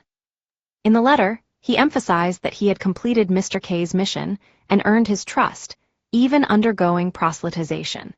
He mentioned the opportunity to join the secret organization supporting Mr. K and inquired about the necessity of praying to Mr. K's Lord, as well as the potential consequences of being monitored by that entity. Finally, he highlighted his recent actions and expressed his unease over certain coincidences. Once he neatly folded the letter, Lumion arranged the altar and conjured a wall of spirituality. With the summoning ritual completed, he fixed his gaze upon the blue flame of the candle and waited in the chilling and eerie environment. Before long, a doll-like figure, the size of an arm, materialized above the fire. Clad in a delicate golden dress, the figure surveyed the area with unfocused, light blue eyes. Raising its right hand, it delicately pinched its petite, pale white nose. It stinks, this place isn't as clean as the last one." "Isn't this place supposed to be clean?" Lumion exclaimed, scanning his surroundings in surprise. "There are no bedbugs, and it's just been cleaned." The messenger continued to wrinkle its nose, its voice ethereal and illusory as it spoke. "There are old bones buried beneath the ground. They're foul, putrid, and repulsive." With those words, the blonde doll snatched the letter and vanished instantly. Clearly, it had no intention of staying a moment longer. "Old bones underground," Lumion repeated the messenger's words, perplexed. He remembered that Salle de Bal Brise had been erected upon a cemetery belonging to a cathedral, and the bodies and ashes had been relocated to the catacombs. Even after the Savoy mob had acquired the building, there remained an eerie atmosphere. Concerned that some bones might have been left behind deep beneath the ground, they had commissioned a spherical statue crafted from white skulls and placed it at the entrance, accompanied by an engraved inscription. The messenger's reaction hinted that there truly were ancient remains interred underground. When the cathedral had moved the remains and ashes from the original cemetery to the catacombs, they likely hadn't intentionally left anything behind, unless they had failed to discover it or were unaware. Could it be that there is a hidden tomb beneath the original cemetery, dating back to the 4th epoch? Is that why the messenger reacted so strongly? Well, for now, let's set aside the matter of the old bones underground. After all, nothing untoward has occurred at Salle de Bal Brise throughout these years. It's highly unlikely that anything would go awry the moment I set foot here, right? Lumion mused, concluding the ritual and tidying up the altar. He settled into the cushioned recliner, gently rocking back and forth, awaiting Madame Magician's response. Time passed, and the sky darkened completely. Lumion contemplated whether he should have Louis and the others bring dinner to his room or indulge in it at the cafe or the bar counter. Suddenly, a stack of papers fell from above, landing on his lap. This time, the doll messenger didn't even reveal itself, clearly displaying its profound aversion to the overall environment of Salle de Bal Brise. In the future, I'll summon it at Auberge du Coq d'Oreille or that safe house. Lumion unfolded the letter and read it attentively. Excellent job. It seems you have gained Mr. K's admiration and initial approval. From now on, simply follow his instructions. When the need arises, I will inform you of the true objective in advance. You can pretend to believe in the entity mentioned by Mr. K. After all, you already bear traces of 2 entities. Adding another one won't be an issue. I'm just concerned it might get a bit crowded. Haha, the previous statement was a jest. The real solution is as follows. You can feign belief, but whenever you meet Mr. K and engage in prayer, beseech my lord for the protection of an angel. You should have learned the corresponding ritualistic magic, correct? If not, consult your sister's grimoires. Usually, refrain from invoking the honorific name of that individual, even if the order has been disrupted, unless you are certain you have received the angel's protection. I understand that the more one tries to suppress certain memories, the more they tend to resurface. During your next therapy session, you can attempt seeking assistance from your psychiatrist. In other words, you must postpone the matter of becoming a false believer until after the upcoming treatment. As for coincidences, they often have multiple factors intertwined in various things. Firstly, the corruption sealed within your body stems from an entity known as Inevitability. Clearly, Inevitability is linked to fate. It will subtly disrupt your destiny, leading you to encounter specific individuals and events that you are destined to come across. Secondly, it is highly likely that Mr. K has made arrangements to station someone in the shadows, observing you and providing the mob leaders with subtle psychological cues. This leads me to suspect that he is either a Sequence 6 hypnotist or a Sequence 5 dreamwalker from the Spectator path. However, based on your earlier description, he also possesses the powers of a notary. Therefore, there is a strong possibility that he is a shepherd.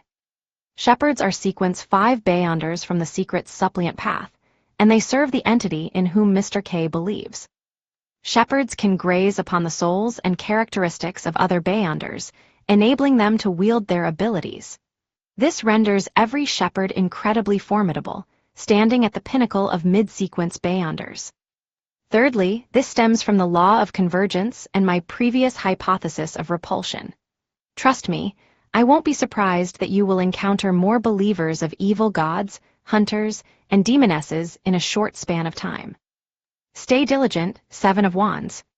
Shepherd, that sounds incredibly powerful. I have already encountered another hunter and 2 demonesses.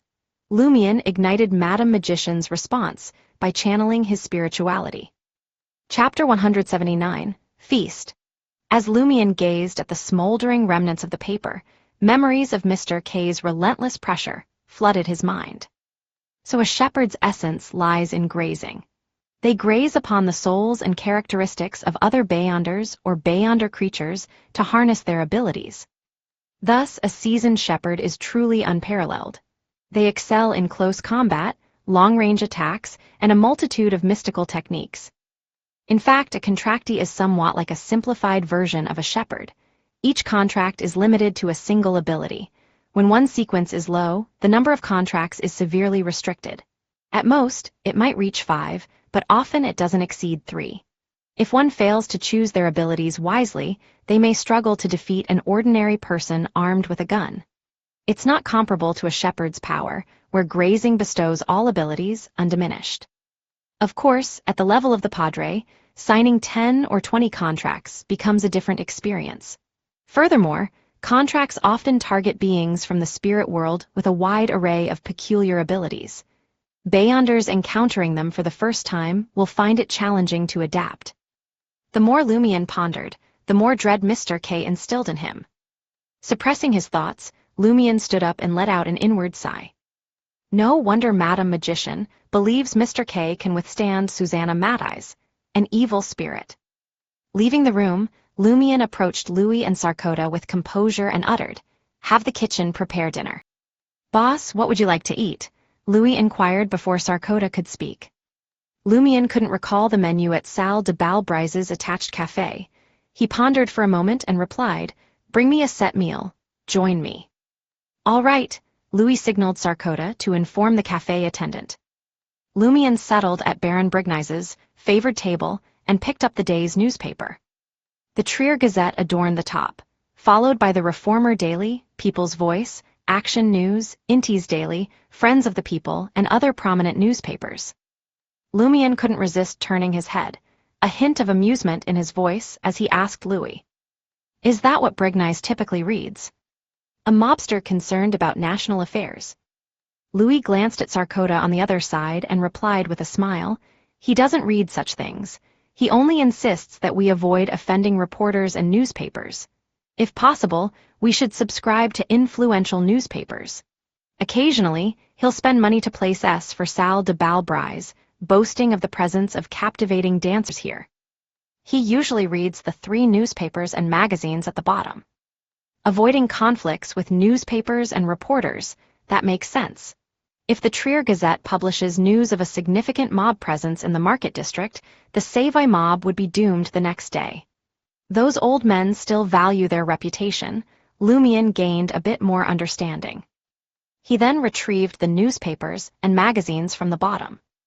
There was Novel Weekly, Men's Aesthetics, and Ghost Face, a magazine filled with Trier gossip and contemporary jokes. "Isn't this more interesting than the Reformer Daily and Action News?" Lumion picked up Novel Weekly and delved into the latest serialized story. Casually, he inquired, "Where do the funds and advertising fees for these newspapers come from?" Louis pondered for a moment, beads of cold sweat forming on his forehead, but he couldn't provide an answer. Just then, Sarkota chimed in, "It's deducted from the 100,000 Verldor we set aside for cultivating ties with the police." Lumion nodded approvingly, satisfied that it wouldn't hinder his gains as the new leader of the Savoy mob. Before long, the café attendant arrived with their food. Onion minced pigeon, smoked rock crab, hot bamboo chicken pie, stewed mutton brain, stewed veal slices, grilled oysters with vanilla, 2 salads, scarlet cheese, grilled almond sauce, a glass of red, white, and blue liqueur, and a bottle of Cabernet Sauvignon. The fragrant aromas mingled together, wafting into Lumion's nostrils and causing his mouth to water even more. Just as expected from Trier.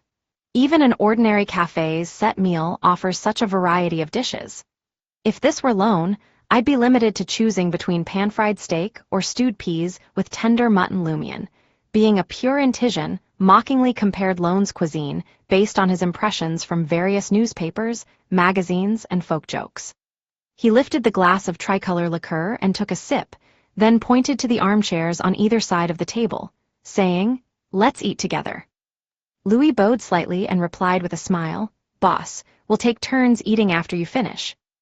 Lumion didn't insist and savored his first feast since arriving in Trier, and it was on the house. It had to be said that the chefs at Salle de Balbrise were truly skilled. Lumion nodded repeatedly as he enjoyed his meal. Among the dishes, he found the mutton brain most delightful. Skillfully infused with several spices, the fishy and gamey flavors of the brain were cleverly balanced, leaving behind a delicate texture akin to roselle tofu, accompanied by a rich and enticing fragrance. He finished the glass of red, white, and blue liqueur and 1/3 of the bottle of Cabernet Sauvignon. Then, he gestured for Louis and Sarkota to take their turns. Lumion picked up Novel Weekly and Ghost Face magazines, ready to delve into their contents. In the pages of Ghost Face, Lumion's eyes fell upon a familiar name, Duvar.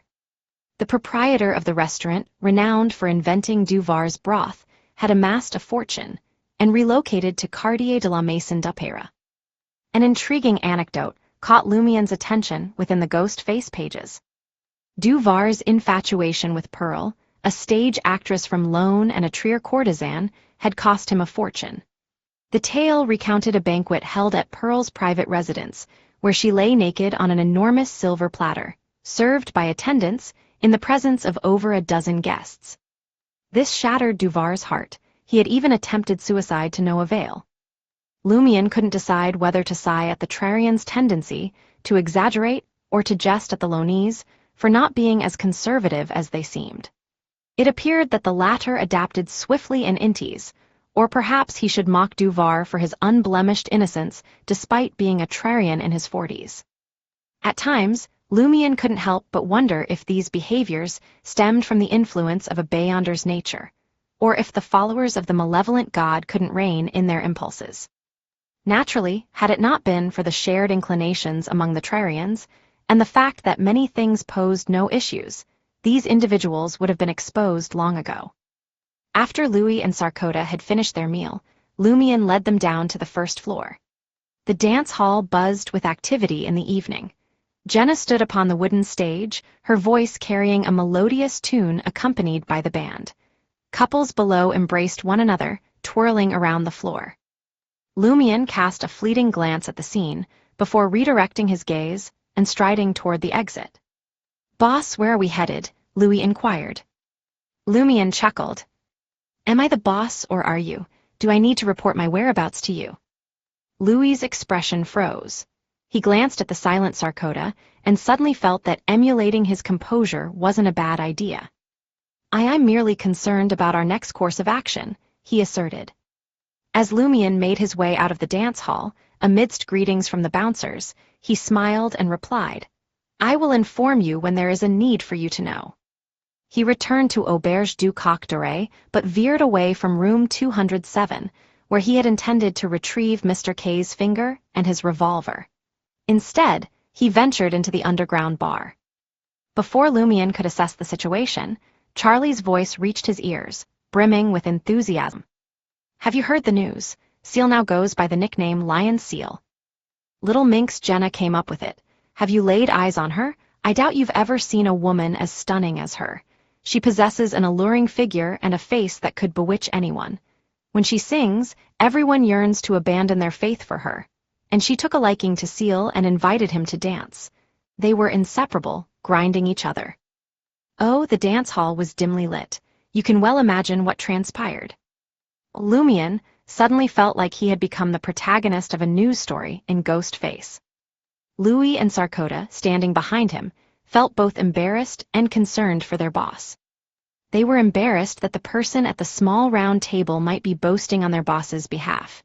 They were worried that if it were true, their boss would be making red boots Franca a cuckold. In that case, they would be in serious trouble. Franca not only held considerable power, but was also the mistress of their big boss. Charlie, holding a beer, caught sight of Lumion and his smile froze. He hopped off the small round table and approached Lumion, coughing before speaking. "Hey, Ciel, would you mind if I shared some details about your romantic entanglement?" Instead of answering, Lumion asked, "How did you find out?" Charlie grinned. "Many people know. It spread from the Salle de Grist mill. In other words, the Poison Spur mob is aware that I danced with Jenna twice before assassinating Hammer 8. That's true. I only disguised myself back then without even changing my hair color. I even provoked those around me. In hindsight, coupled with Hammer 8's demise, they will surely recognize me as Red Boots' mistress. Jenna may also become a target for their vengeance. There's no need to be overly concerned, though. She is protected by Red Boots. As a seasoned Beyonder and a formidable demoness, Franca won't be careless in such matters." Lumion nodded, understanding the situation. He smiled at Charlie and said, "Feel free to share." The more the news spread, the more it would attract Red Boots' attention, deterring any potential reprisal from the Poison Spur mob. Lumion asked Charlie, "Why didn't you go to Salle de Bal Brise?" Charlie forced a smile and replied, "The manager, René, wants me to start officially tomorrow. He offered me 80 Verl d'Or per month." As they conversed, Lumion noticed his neighbor sitting at the bar counter. The abject author Gabriel. He still sported disheveled, greasy brown hair, large black-framed glasses, a faded linen shirt, and black dungarees. Lumion bid farewell to Charlie and approached Gabriel, asking, "What's the matter?" Gabriel, sipping on a glass of light green absinthe, glanced at him and smiled bitterly. My script was rejected. Those managers didn't even bother reading it. I've submitted it to dozens of theaters, but no one is willing to give it a chance.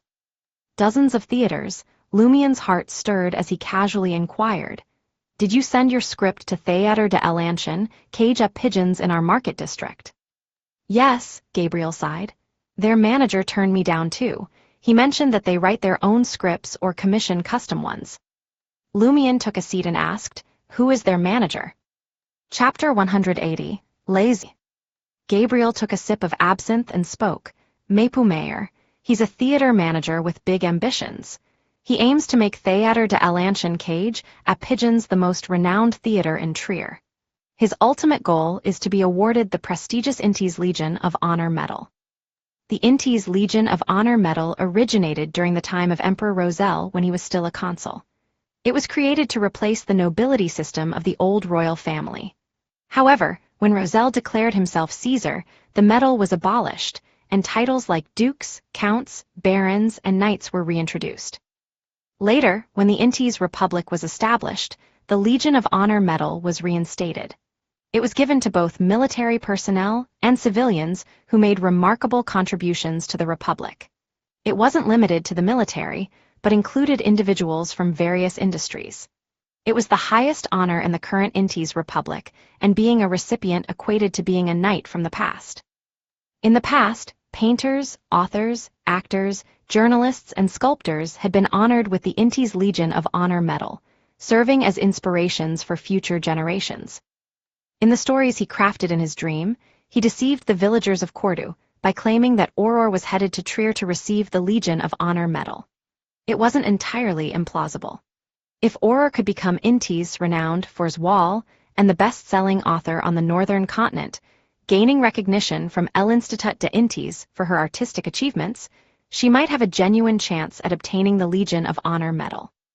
Lumien chuckled and remarked, if a person lacks dreams, they're no different from salted fish. He found Mayer, the theater manager, to be quite ordinary. This led him to believe that the issues with Theater de Ancienne, cage, at Pigeons extended beyond the majority of the people. There were only a few individuals closely associated with the landlord of Auberge du Coq d'Oreille, Monsieur Ives, who were peculiar. After conversing with Gabriel for a while, Lumien guided Louis and Sarkota to the second floor, and asked them to wait outside room 207. He closed the door behind him, took off his holster from under his left armpit, and stashed away the bullet bag. Then, he put on a dark jacket. Without delay, Lumien retrieved Mr. K's finger from beneath the pillow, and slipped it into his right pocket. As for Fallen Mercury, the dagger from Headsea, the awakening gas, and the unidentified liquid, he always carried them with him. However, the bayonet served no immediate purpose, so he left it in a drawer of the wooden table. Once he completed these actions, Lumien bent down and retrieved a brown suitcase from under the bed. He carefully placed Auror's grimoires inside. Given his altered identity and the increased hostility from the Poison Spur mob, he felt the need to secure these grimoires in a safer and more secluded location, the rented safe house on Rue des Blouses Blanches. To Lumien, these items held precious clues and knowledge left behind by Auror. They also possessed an irreplaceable sentimental value that required protection. As for his daily studies, he would precopy a portion of the material and leave it at Auberge du Coq d'Oreille or Salle de Bal Brise.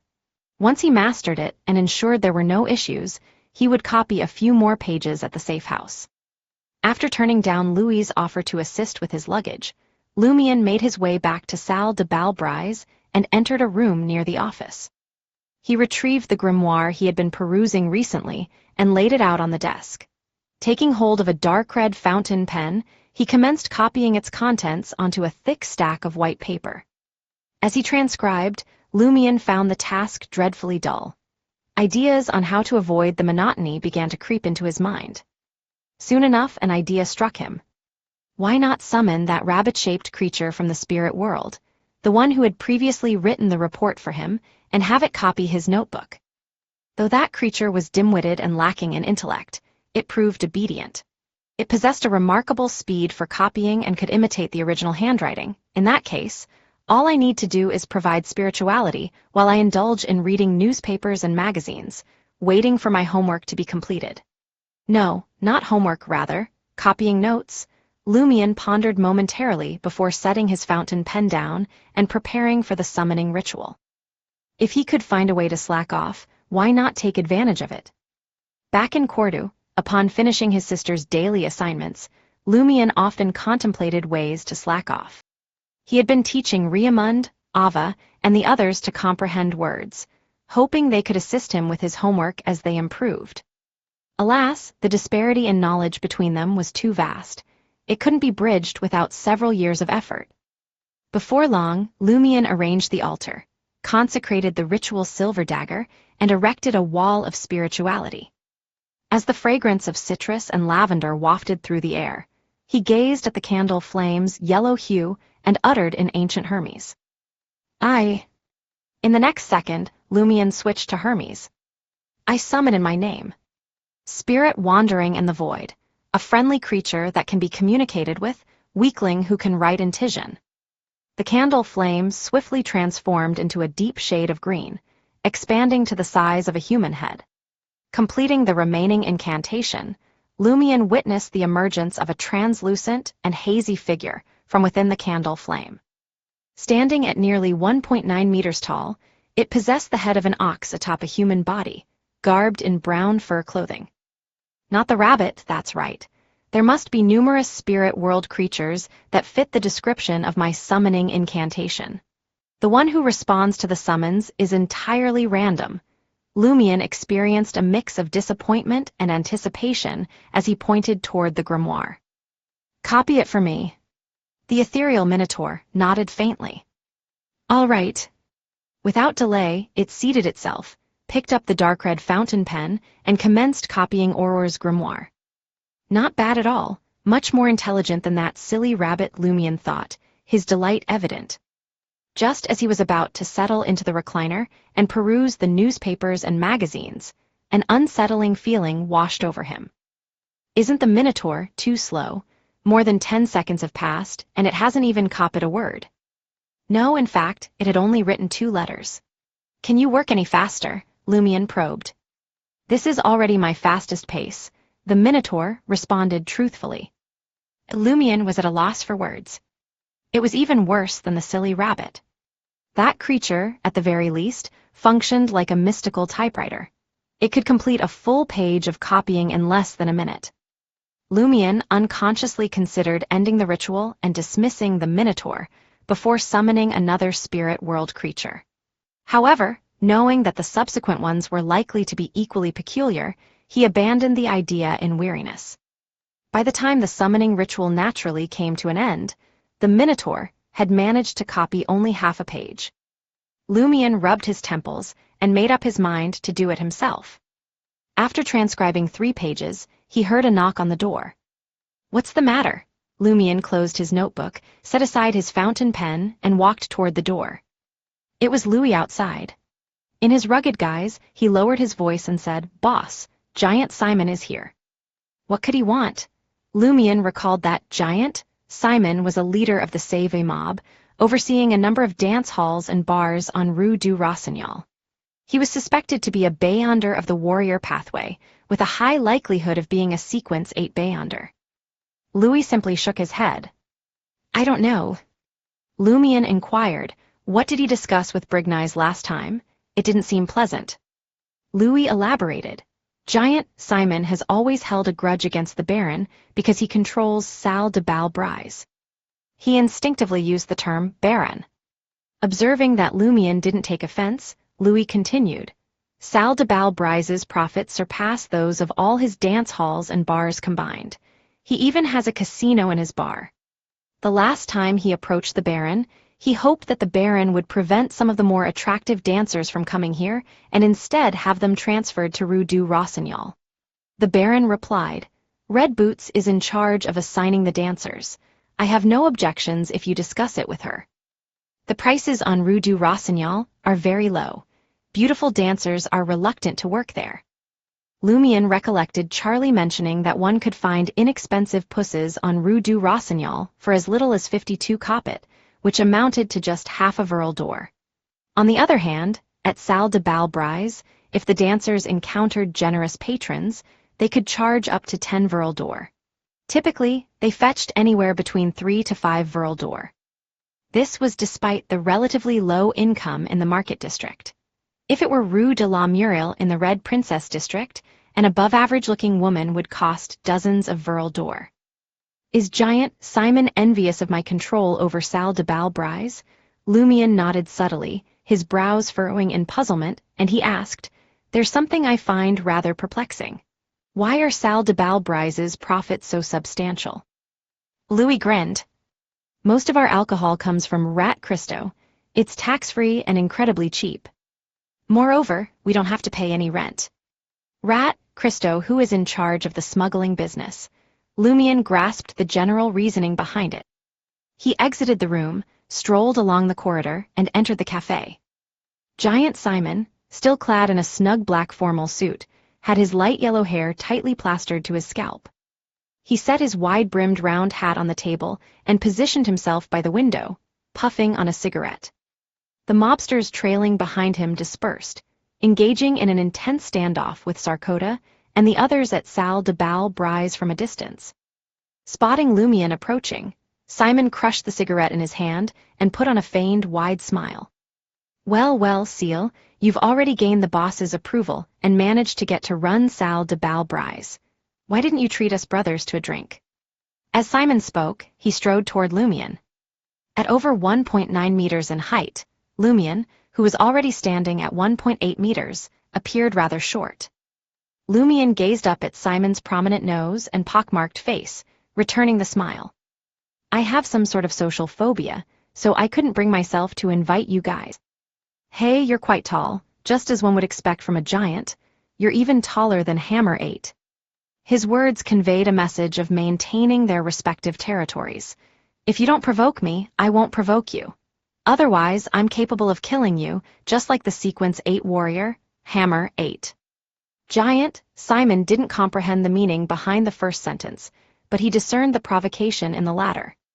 His face darkened as a result, simultaneously dispelling his disdain for Lion Ciel. This wasn't merely a brawny man. Smiles and pleasantries wouldn't get him far. Simon gestured toward the table, where Baron Brignize often sat. "I need to discuss something with you." Chapter 181, The Loyal Ciel. Lumian settled back into his seat, taking a casual stance. His gaze locked onto Giant Simon as he inquired, "And what's the matter?" Giant Simon's cast his light blue eyes over Louis and Sarkota, standing behind Lumian. "Aren't they Brignize's men? Why would you allow them to tail you?" "If it were me, I'd put them to work as bouncers." Louis and Sarkota exchanged anxious glances when Simon hit the nail on the head. Lumian wanted to applaud, grateful that Simon had provided him with an opportunity to win their trust. However, he couldn't entirely trust Louis and Sarkota. He had no desire to become a mobster, but he didn't want to be shot in the back, riddled with bullets someday. Lumian smirked once again. "What do you mean Brignize's men? I used to work under Brignize. We're all members of the Save mob, loyal to the boss. As long as I remain faithful, there's no need to worry about them turning against me." Louis and Sarkota nodded repeatedly, impressed by Ciel's broad-mindedness and demeanor. "That's right. Baron Brignize changed our status in the Save mob and gave us a lot of trust, but we're still members of the Save mob. Betraying the boss is out of the question. And it was the boss who commanded us to follow Ciel and obey his orders." Simon choked on Lumian's words. After a few seconds, he finally said, "You may be loyal to the boss, but others might not be. Brignize is ambitious." "You find Brignize unloyal to the boss. Hidden Blade? Red Boots Franca mentioned that Brignize hasn't been obedient lately." Lumian suddenly felt pity for Gardner Martin, the boss of the Save mob. His most capable subordinates lacked loyalty, and his favorite mistress had ulterior motives. The newcomer he had recently promoted turned out to be a spy from another organization. Realizing he couldn't shake off Louis and Sarkota, two thugs who often accompanied Baron Brignies and had knowledge of various matters. Simon steered the conversation back on track. I came here to discuss the dancer's basic salary. Seeking, damn it. Why the bloody hell do we have to give those sluts money every day, even when they don't have a single customer? Franca is overbearing. Just because she's the boss's mistress, she convinced him to agree to such an unreasonable demand. We're mobsters, not a charity. By steam, when I handed money to those women, I felt like a bloody priest.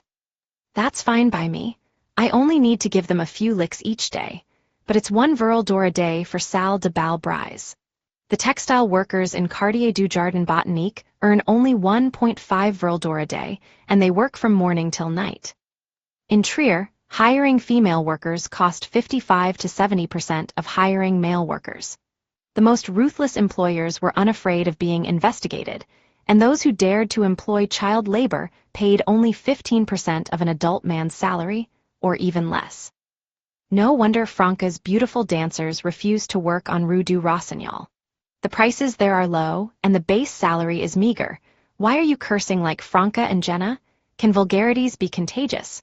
Aurore seemed to curse in the same manner during her occasional bouts of madness. Lumion deliberately ignored Louis's suggestion and asked with a smile, "What's your plan?"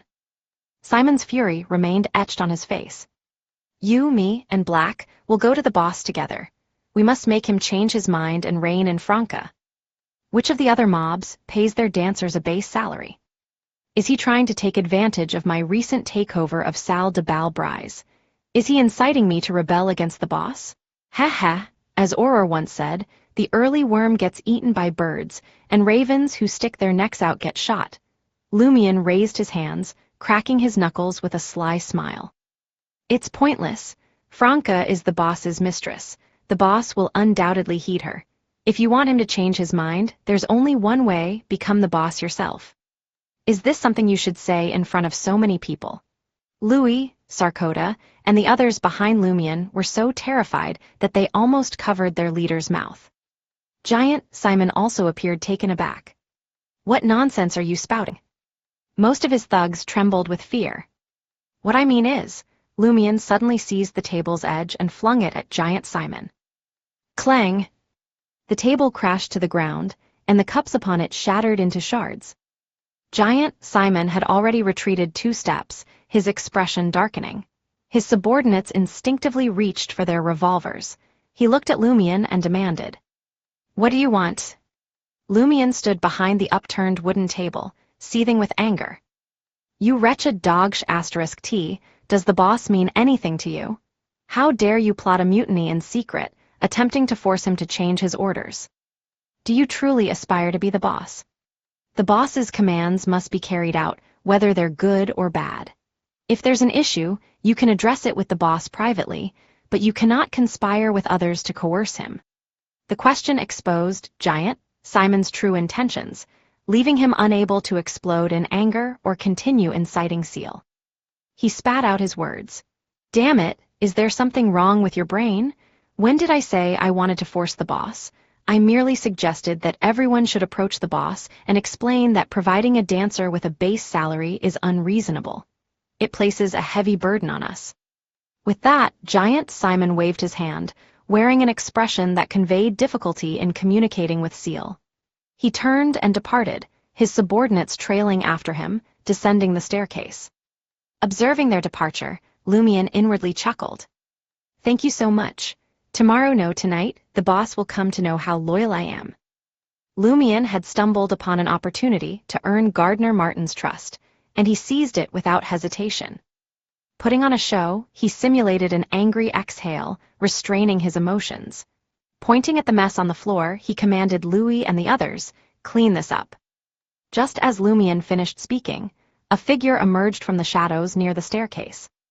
It was Jenna, having finished her performance in the dance hall.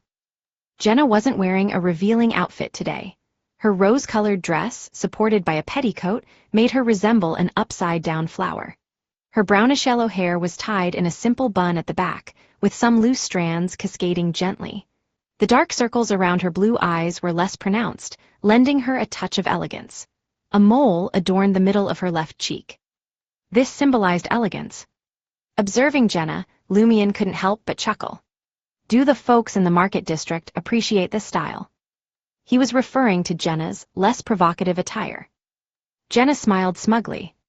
It works surprisingly well from time to time. Franca mentioned that sometimes, the more unattainable something appears to men, the more they desire it. F***ck, I can't quite fathom that mentality. What's the matter? Lumion glanced at the waiters tidying up and found another table to sit at. Jenna took a seat opposite him and smiled. I'm here to discuss the singing fee for next week. Previously, it was 10 songs per night, 4 Verl d'Or, and a third of the money thrown onto the stage. Lately, it seems I've become more popular than in the past few months. Lumion pondered for a moment before responding. Has the Poison Spur mob grown suspicious of you, making it difficult for you to perform at their dance halls? F***ck, that infuriates me. Couldn't you have disguised yourself better? You were identified so easily, and it ended up implicating me. Jenna replied indignantly. A mischievous grin played at the corners of Lumion's mouth. Starting from today, you will still perform 10 songs per night, but the fee will be increased to 10 Verl d'Or. You can keep 2/3 of the money thrown onto the stage. Louis, who stood behind Lumion, felt a pang of sorrow. Although Little Minx didn't sing here every night, she frequented the place several times a week. This change would result in Ciel de Balbrise earning 2,000 Verl d'Or less annually. However, it seemed that Little Minx had played a significant role in the assassination of Hammer 8, the mob leader. As a consequence, she had lost the opportunity to perform in Poison Spur mob's territory, amounting to a loss of over 1,000 Verl d'Or per year. Jenna appeared quite content. Receiving 10 Verl d'Or for 10 songs, and keeping 2/3 of the money thrown on stage, was the most generous treatment in the underground singer industry. She smiled and said, I can only come for 3 days next week, from Friday to Sunday night. Seeking opportunities at dance halls in other districts, Lumion inquired casually. Jenna shook her head. No, I don't have that much time to bloody sing. I have other things to attend to. Isn't being an underground singer your profession? Lumion inquired curiously. This is just a part-time gig, Jenna emphasized with a smirk. My main job is being the shared mistress of Lion, Ciel, and Red Boots Franca. Louis's legs nearly buckled at the jest. In his mind, Franca was a possessive woman. She had taught a lesson to any man who dared to snatch Little Minx away from her. If the boss truly became involved with Little Minx, he would undoubtedly face Red Boots' fury. This fellow has other identities. Lumion's thoughts raced as he asked thoughtfully, Is Jenna your real name or an alias? Part-time underground singers often adopted an alias to avoid impacting their other occupations. Jenna's lips curled up, and she blinked before replying, What do you think, Monsieur Ciel? She deliberately emphasized the name Ciel, implying that he, too, used an alias. With that, Jenna rose from her seat, leaned across the wooden table, and whispered into Lumion's ear, After hearing your conversation with Giant Simon, I have a sincere suggestion. The less loyal someone is, the more they boast about their loyalty. Your performance went a bit overboard, hee. Jenna straightened up, wearing an air of pride, and confidently walked toward the staircase. Finally, it was her turn to educate Ciel. Is that so? Lumion pondered as he watched Jenna's departing figure. Aren't you wearing perfume today? Jenna turned around, her expression brimming with delight as she inquired, So you didn't notice me ascending the stairs? Chapter 182, Truth Serum. What do you think, Madame Jenna? Lumion grinned, throwing Jenna's own words back at her. Damn it, Jenna exclaimed, raising her hand in frustration before turning around with a scowl and storming back downstairs. Lumion pondered for a few moments, tapping the table in front of him. He turned to Louis and Sarkota and said, Bring me a glass of fennel absinthe. Being the protector of Ciel de Balbrise had its perks, and his meals here were on the house. As he remembered that he had to hand over most of the dance hall's profits to the boss and bribe the police, Lumion felt less inclined to be frugal. No matter how difficult things became, he couldn't let himself suffer. He had to do his utmost to make the boss suffer instead. Lumion drank 2 glasses of the bitter, mind-altering light green liquid, and remained at Salle de Balbrise until nearly midnight. Standing up, he turned to Louis and Sarkota and declared, "I'm going to bed. Wait until the dance hall closes before you head home. If anyone causes trouble, throw them out. If you can't handle them alone, gather everyone and be bold enough to take action. Don't worry, I'll take responsibility if anything goes wrong." What he left unsaid was, "If I can't handle the responsibility, I'll leave it for the boss to worry about." Salle de Balbrise stayed open until 2 a.m. every day, usually opening between 10:30 a.m. and 11 a.m. "Yes, boss," Sarkota and Louis replied in unison. Upon returning to his bedroom, Lumion lingered for another 15 minutes before grabbing the brown suitcase containing Auror's grimoires. He squeezed out of the window and smoothly landed on the ground from the second floor. He walked through the shadows, turning from Avenue du Marché into Rue des Blouses, and entered the safe house he had rented previously. After hiding the grimoires and releasing some sulfur to repel the bugs, Lumion left the room and turned into an alley behind Rue des Blouses. He planned to take a detour to Auberge du Coq d'Oreille, where he would spend the night. After walking a dozen steps, he noticed a pile of trash beside a barricade. Scavengers and cleaners wouldn't come until the next morning to clean it up.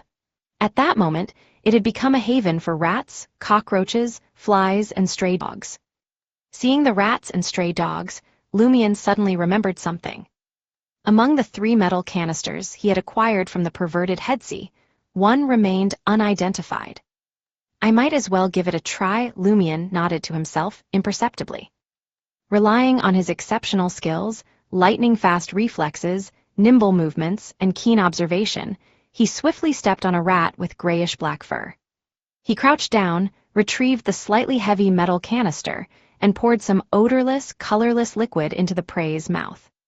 The rat let out a quick squeak, but aside from that, nothing out of the ordinary happened.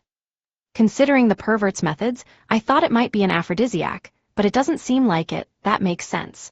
That pervert possesses beyonder powers that stimulate desire. He wouldn't need an additional canister with the same effect."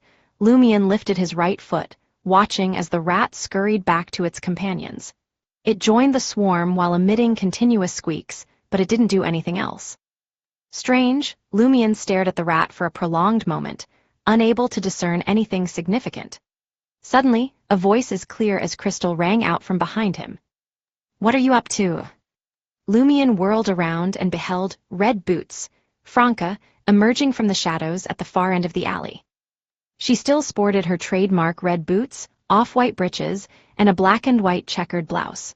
Her flaxen hair was neatly tied up. "Why are you here?" Lumion was about to inquire, but he promptly recalled that Franca resided at 3 Rue des Blouses. He could only respond honestly, conducting an experiment. "What kind of experiment?" Franca approached with curiosity. Her eyes, resembling sparkling lakes, surveyed the rats before she let out a chuckle. "Has your sister taught you to experiment on rats?" "Are you referring to laboratory rats?" Lumion found it easy to converse with Franca. Many words required no further explanation. He then said, "Didn't Jenna inform you that after I disposed of the pervert, I obtained 3 metal canisters? One contained gas that could render people unconscious. I depleted it when I eliminated Hammer 8. The second canister contained an accompanying gaseous stimulant, and there's still a fair amount left. The third canister holds a liquid. I'm unsure of its properties. Hence, I experimented on these rats." Understanding dawned on Franca's face. "So, it's a leftover from that pervert." She then asked with anticipation, "Could it be an aphrodisiac?" "Why do you share my thoughts, madame?" Lumion gestured towards the squeaking rat, finding amusement in the situation. "It doesn't seem so. You appear somewhat disappointed." Franca didn't conceal her feelings and let out a sigh. Indeed, if it were truly an aphrodisiac, how intriguing it would be. "If it were indeed an aphrodisiac, what would you want to use it for?" Lumion suddenly harbored suspicions that Franca intended to do something to Jenna. Franca glanced at him. "Damn it, are you accusing me in your mind? Do you think I have no moral boundaries?" "I hope it's an aphrodisiac. My main curiosity lies in experiencing its effects and effectiveness. I would consume some myself and have Gardner try it as well. If his mistresses desire, they can partake too. Do you understand the pleasures of flirtation and amusement? Lumion was momentarily at a loss for words. After a few seconds, he responded, "You Trarians certainly excel at games." "I'm not a Trarian," Franca retorted, "but I concur with your statement."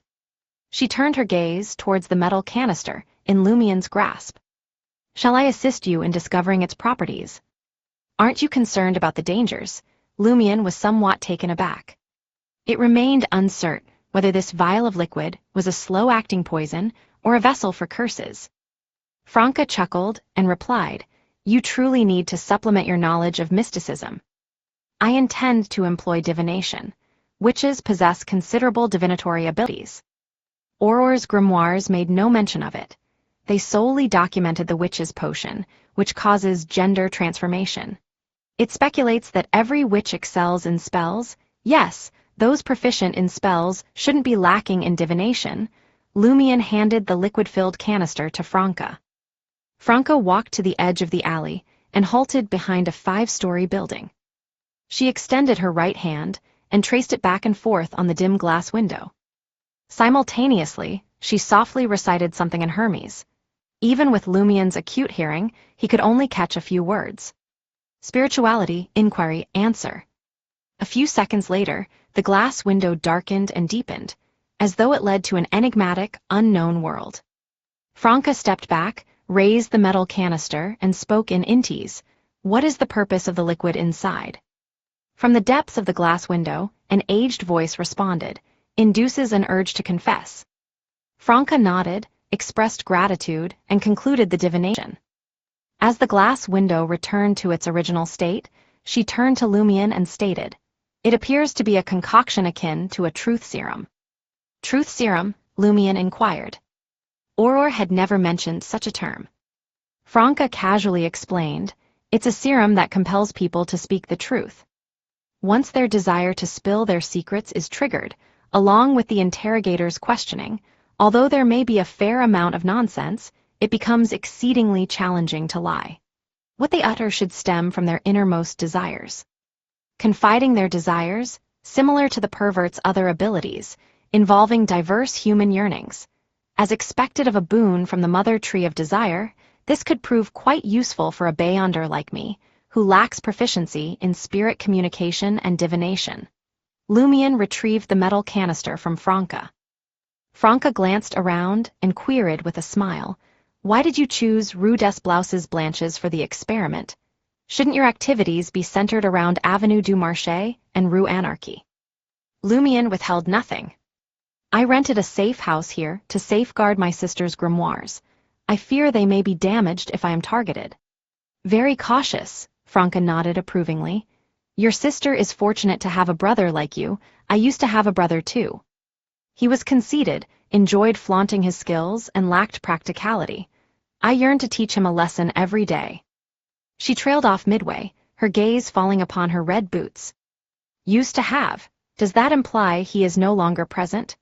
Lumion keenly sensed Franca's unspoken meaning, and promptly understood the reason behind her sudden despondency. After a few seconds, Franca's smile returned. "Your sister must trust you too. Otherwise, she wouldn't have revealed our organization to you, although we never explicitly mentioned keeping the research society a secret from our families. Hardly anyone ever discloses it. After all."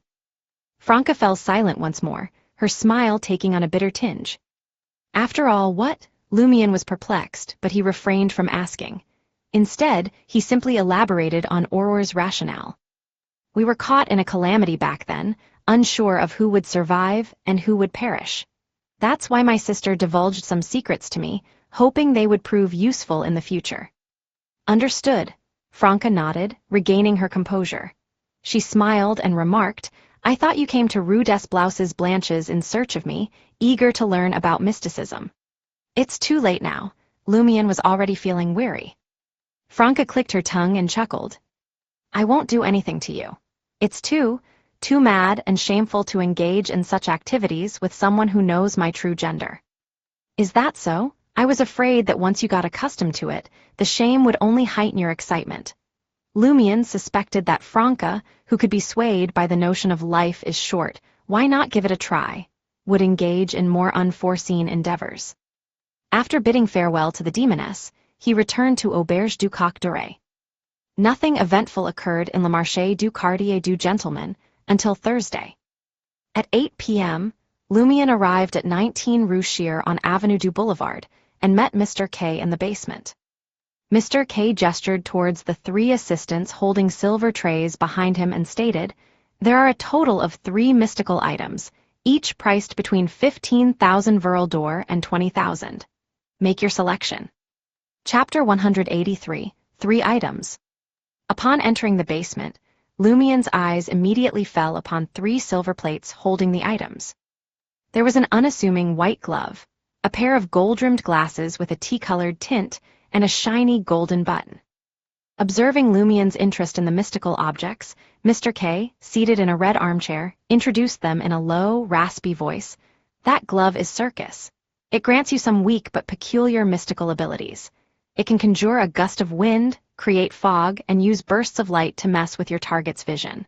By touching them, you can freeze your enemies. You can also open most doors without a key. It can even guide you through solid walls. These techniques suit your need for mysticism, but remember, carrying it will make you lose your way more often. And sometimes, getting lost brings misfortune. Price is 18,000 Verle d'Or." Sounds like the Sequence 8 Trickmaster of the Apprentice Pathway mentioned in Auror's grimoires.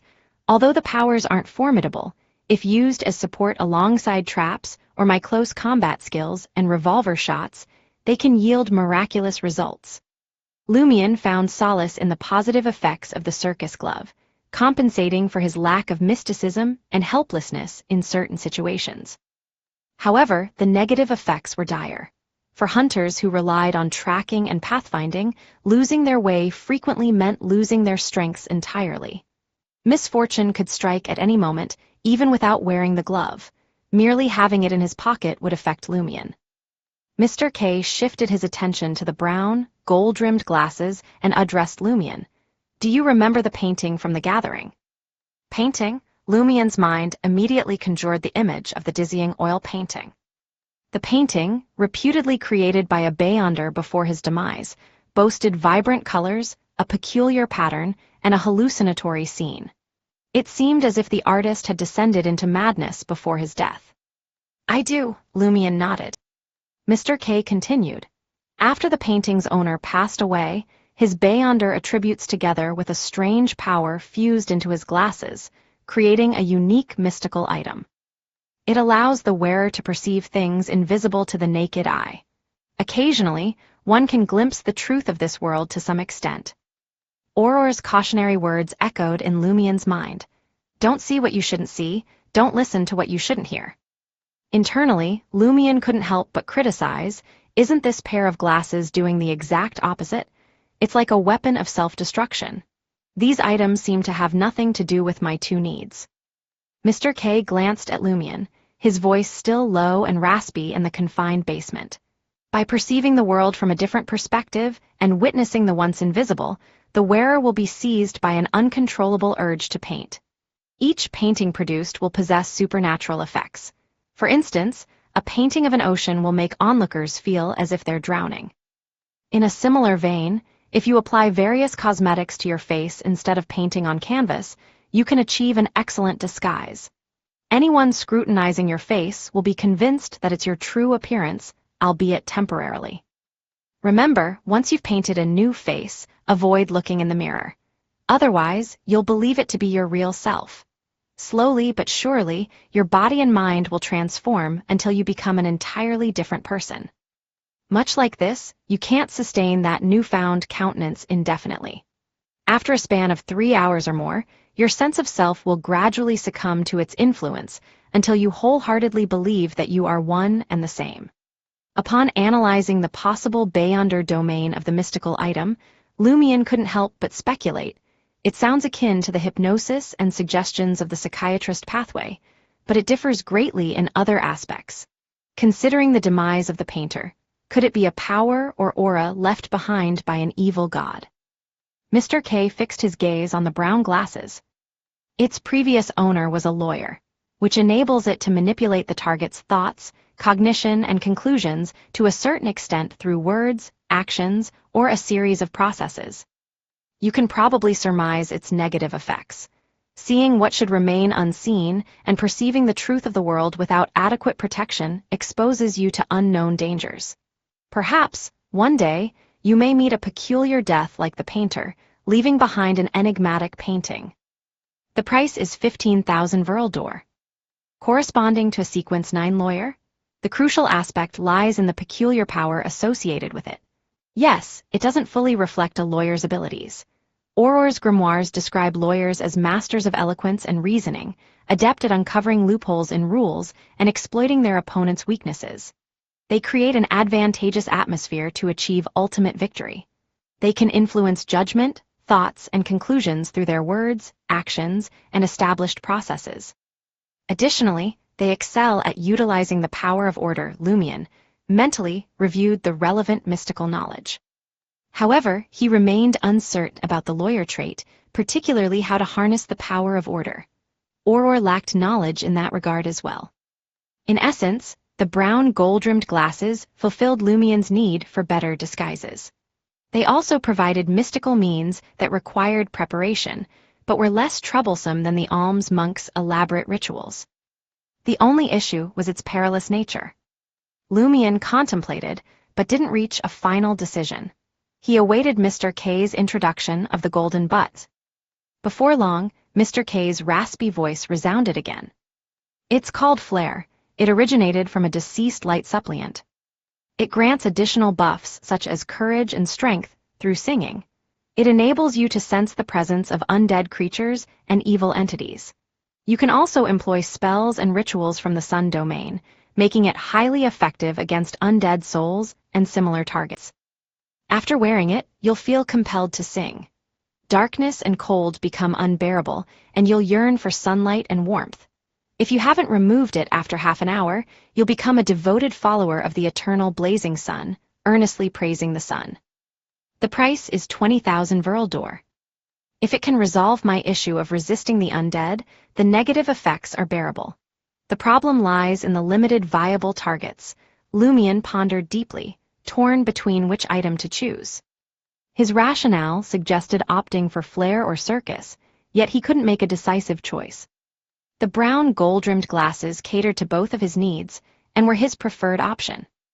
By wearing them solely before disguising himself and creating paintings with supernatural effects in a safe environment, he could effectively evade most of the negative consequences. Thus, he would avoid witnessing things he shouldn't and the so-called truth of the world. In essence, it wasn't an item that needed constant donning. Lumion could choose the opportune moment to utilize it. This way, he could proactively construct a spiritual barrier, screening out anomalies, similar to when he performed the summoning dance. Considering his seal, the coincidences of Inevitability, and the occasional summoning dance, Lumion didn't believe an additional trait would worsen matters. I want those glasses. Mr. K appeared taken aback by Lumion's choice. After a few seconds, he queried, "Are you certain?" "I'm certain." Lumion produced a small cloth bag brimming with banknotes and meticulously counted out 15,000 Verldor. Mr. K refrained from further persuasion, emitting a raspy chuckle. "You're even crazier than I presumed." There was a hint of admiration in his tone. Instructing the attendant to accept the 15,000 Verldor and hand over the brown glasses to Lumion, Mr. K nodded and remarked, "You can give them a test run here. It's safe enough." Lumion caressed the frame and discovered that the seemingly metallic material had an odd rubbery texture.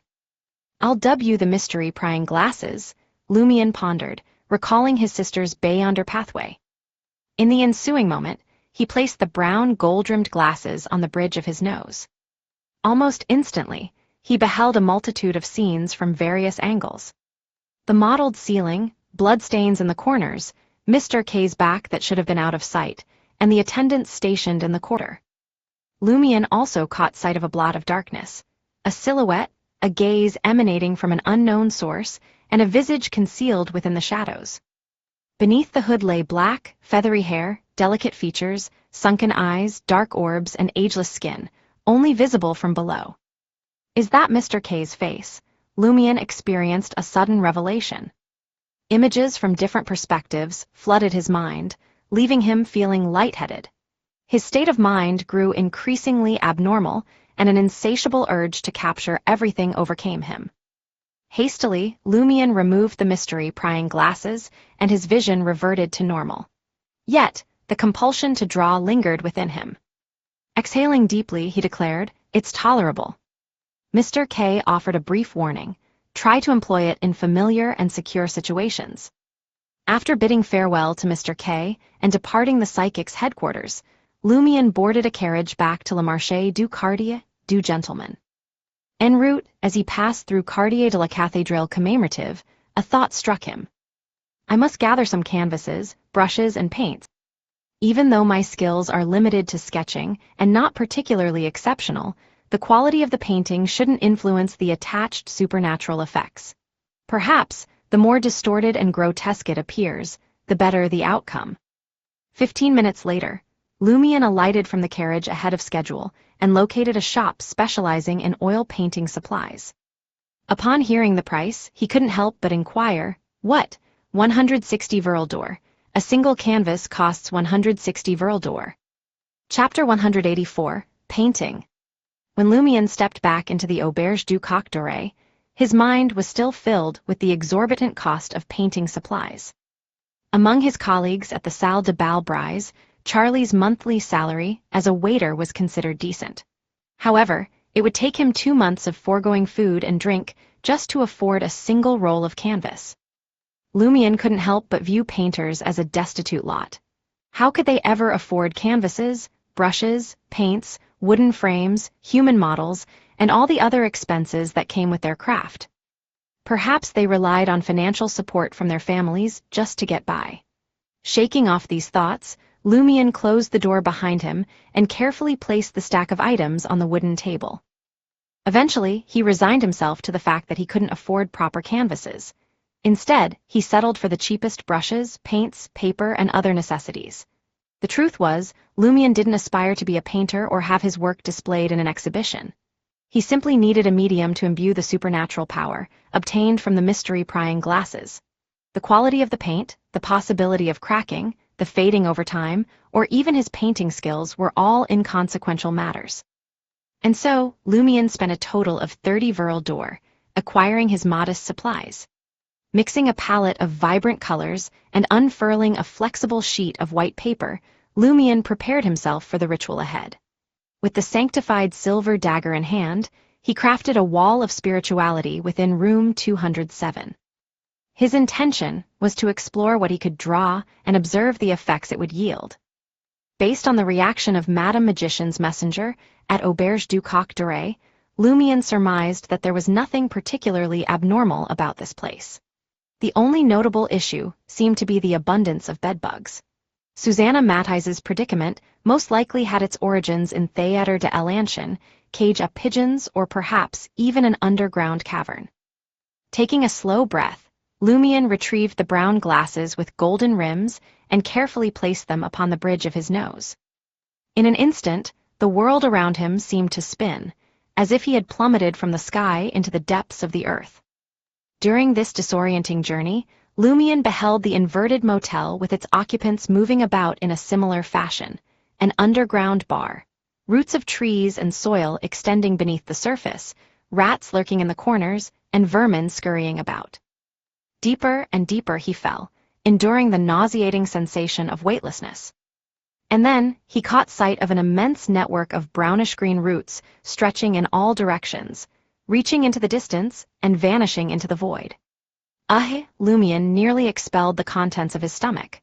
The remnants of his unfinished dinner rose to his throat, threatening to escape. Swiftly, he removed the mystery-prying glasses and fought the urge to vomit. Fueled by an insatiable desire to draw, Lumion picked up a paintbrush, dipped it into the paint, and began sketching upon the blank canvas. Unbeknownst to him, his spirituality infused the brush with an increasing vigor. After a few minutes, Lumion halted his strokes and gazed upon his creation. What in the world have I drawn? The question echoed in his mind. Upon careful observation, he managed to discern the subject of his artwork. A triangular house with a grayish-blue hue, its roof adorned with green trees and rain resembling mud. Lumion stared at the painting for a moment and suddenly felt an itching sensation on the back of his hand. Unable to resist, he scratched it, only to witness his skin turning red and swollen, accompanied by an all-over itchiness. Could this be the beyonder influence of the painting? Lumion's heart stirred as he looked away, attempting to soothe the irritation through the friction of his clothes. But his efforts were in vain, and he couldn't help but scratch a few more times. As he averted his gaze from the childlike graffiti of an oil painting, the itching gradually subsided and eventually vanished. It is indeed a problem with the painting, Lumion thought, letting out a sigh of relief. The urge to paint had vanished as well. He turned around and contemplated the details. I have to stare at the painting for at least 3 seconds before my body itches. It's challenging to use it in battle. I can't just stick it on my face, can I? If I use it as a trap, it might have some utility. I wonder if there are any paintings that can be used without drawing the target's attention. After careful consideration, Lumion resolved to make another attempt. He donned the mystery prying glasses once more, and the experience was nearly identical. However, this time he also glimpsed deep darkness and shadowy figures moving within it. Amidst the waves of nausea, Lumion removed his brown gold-rimmed glasses, retrieved a fresh sheet of paper, and took up a paintbrush. This time, he didn't surrender to impulsive strokes, but instead focused on visualizing what he desired, and endeavored to bring the drawing closer to the image in his mind. With this approach, Lumion crafted a golden-red sun, surrounded by a vibrant circle of colors: red, orange, yellow, green, blue, indigo, and violet. As he finished, room 207 suddenly warmed, and the chill in the air dissipated. It seems to have a simple exorcism effect. Lumion wasn't entirely certain. He sat on the edge of the bed, carefully observing the changes. Over time, the warmth, which initially evoked restlessness and unease, began to fade. Lumion attempted to fold the painting, keeping its back facing outward. The warmth promptly vanished, and the loss of spiritual essence within the painting slowed to a barely noticeable pace. I should be able to preserve it for about 2 months. When unfurled, it can only be used for 3 days at most. Yes, this is akin to an alternative method of creating beyonder weapons. Lumion estimated, recalling his previous experiences. Drawing 2 paintings in quick succession had placed a considerable burden on his spirituality. After taking a short break, Lumion proceeded with his 3rd experiment. This time, he switched to using makeup-related painting tools. Putting on the mystery-prying glasses once again, he braced himself for the sensation of spiraling into the depths. In the midst of it, Lumion caught sight of several indistinct figures lurking in the shadows. Removing the mystical item, he began smearing various substances on his face, carefully tracing lines with the aid of the glass window, which was illuminated by the light of the carbide lamp. Similar to his previous attempt, Lumion made an effort to maintain control over his makeup, but occasionally, his instincts took over. Reflecting on the mirror, he saw his appearance becoming worn and haggard. His eyebrows appeared disheveled, his cheekbones slightly more pronounced, and his lips a touch fuller. It felt as if he were looking at a stranger. Hastily averting his gaze, he drew the curtain to conceal the result of his painting. Having packed away the itchiness and sun paintings, along with the various tools, Lumion decided it was time to venture out and verify the effects. As he made his way to Salle de Balbrise, he noticed Jenna engaging in flamboyant gestures while singing at the top of her lungs, and Charlie, who had just delivered some drinks to the outskirts of the dance floor. The thugs paid no attention to Lumion, and none of them addressed him as their boss. Feeling a sense of relief, Lumion walked over to Charlie's side, gave his shoulder a friendly pat, and smiled. "Good evening." Charlie, clad in a white shirt and black vest, turned around, returning the smile as he asked, "Good evening, monsieur. Would you like something to drink?" Deliberately, Lumion inquired, "Don't you recognize me?" Caught off guard, Charlie's eyes widened, and for a few seconds he gazed at the distant gas wall lamp. Suddenly, a smile spread across his face, and he exclaimed in astonishment, It's you, praise the sun. How long has it been since we last met? Just wait a moment. I'll come to you as soon as I'm not so busy. Charlie pointed towards the bar counter and bid Lumion farewell. This kid's acting skills are quite impressive, Lumion chuckled with satisfaction. He didn't even recognize his own boss me. Shifting his gaze, Lumion approached Jenna's stage, patiently waiting for her to finish singing a song filled with vulgar lyrics. As soon as Jenna finished collecting the copper and silver coins from the stage and descended, Lumion eagerly greeted her and exclaimed, "You sang magnificently. Can I treat you to a drink?" Jenna immediately put on a cautious expression. Ever since the incident with that perverted headsie, she couldn't afford to be careless around any audience member who approached her. She worried about encountering another unpleasant situation. For a few seconds, she examined Lumion's face and forced a smile to conceal her wariness. "I must preserve my voice for my next song. Help me out by having another drink." With a wink, Jenna approached the two mobsters guarding the stage, seeking their assistance. The mobsters didn't dare offend showy diva, who was rumored to be their boss and Red Boots lover. Stepping forward, they positioned themselves between Lumion and Jenna. Seizing the opportunity, Jenna made her way to the lounge near the bar counter. Before leaving, she glanced at Lumion's hair color and scrutinized his face intently for a moment. She muttered to herself, "Bloody hell, is this some sort of fashion trend now?" Lumion happily averted his gaze and turned toward the staircase leading to the cafe. The two vigilant mobsters guarding the area stopped him. "Very dutiful," Lumion smiled and replied, "Just going for a cup of coffee." After observing Lumion closely for a few seconds, the two mobsters stepped aside. Entering the cafe and noticing that Louis and Sarkota had nothing to do, Lumion made his way to the washroom. He didn't dare look at himself in the mirror. Instead, he splashed tap water on his face and rubbed it a few times, gradually removing his makeup. When he was done, he looked at the mirror and saw his pale and weary reflection staring back at him. "It drains my spirituality quite a bit. I even painted 2 artworks earlier," Lumion thought to himself, regaining his composure before leaving the washroom. Louis glanced around and stood up in surprise. "Boss, when did you return?" "Just now," Lumion replied, pointing towards the corridor. "I'm going to get some rest." "Understood, boss," Louis and Sarkota responded obediently, refraining from questioning further. Lumion entered his room, compelled himself to freshen up, and settled down on the bed, drifting into sleep. In his dream, he experienced the unbearable sensation of free-falling from midair towards the ground. As he plummeted, the earth beneath him unexpectedly cracked open, revealing a sea of raging flames. Lumion felt a searing and piercing pain in his mind. He snapped his eyes open, sitting up and gasping for breath. In that moment, the room was enveloped in darkness and silence. Only a faint glow of crimson moonlight filtered through the curtains, casting a dim light upon the desk beside the window. Chapter 185, Missing Goods. Why did I have such a dream? It felt eerily real. Lumion collected himself and assessed his condition, but found nothing amiss. Yet, in his dream, he felt as though he was once again wearing the mystery-prying glasses, and they revealed even more. After pondering for a while, Lumion suspected that the negative effects of wearing the mystery-prying glasses 3 times in a row still lingered. They seemed to have seeped into his subconscious, manifesting in his dream within the confines of Salle de Balbrise, an ancient burial ground.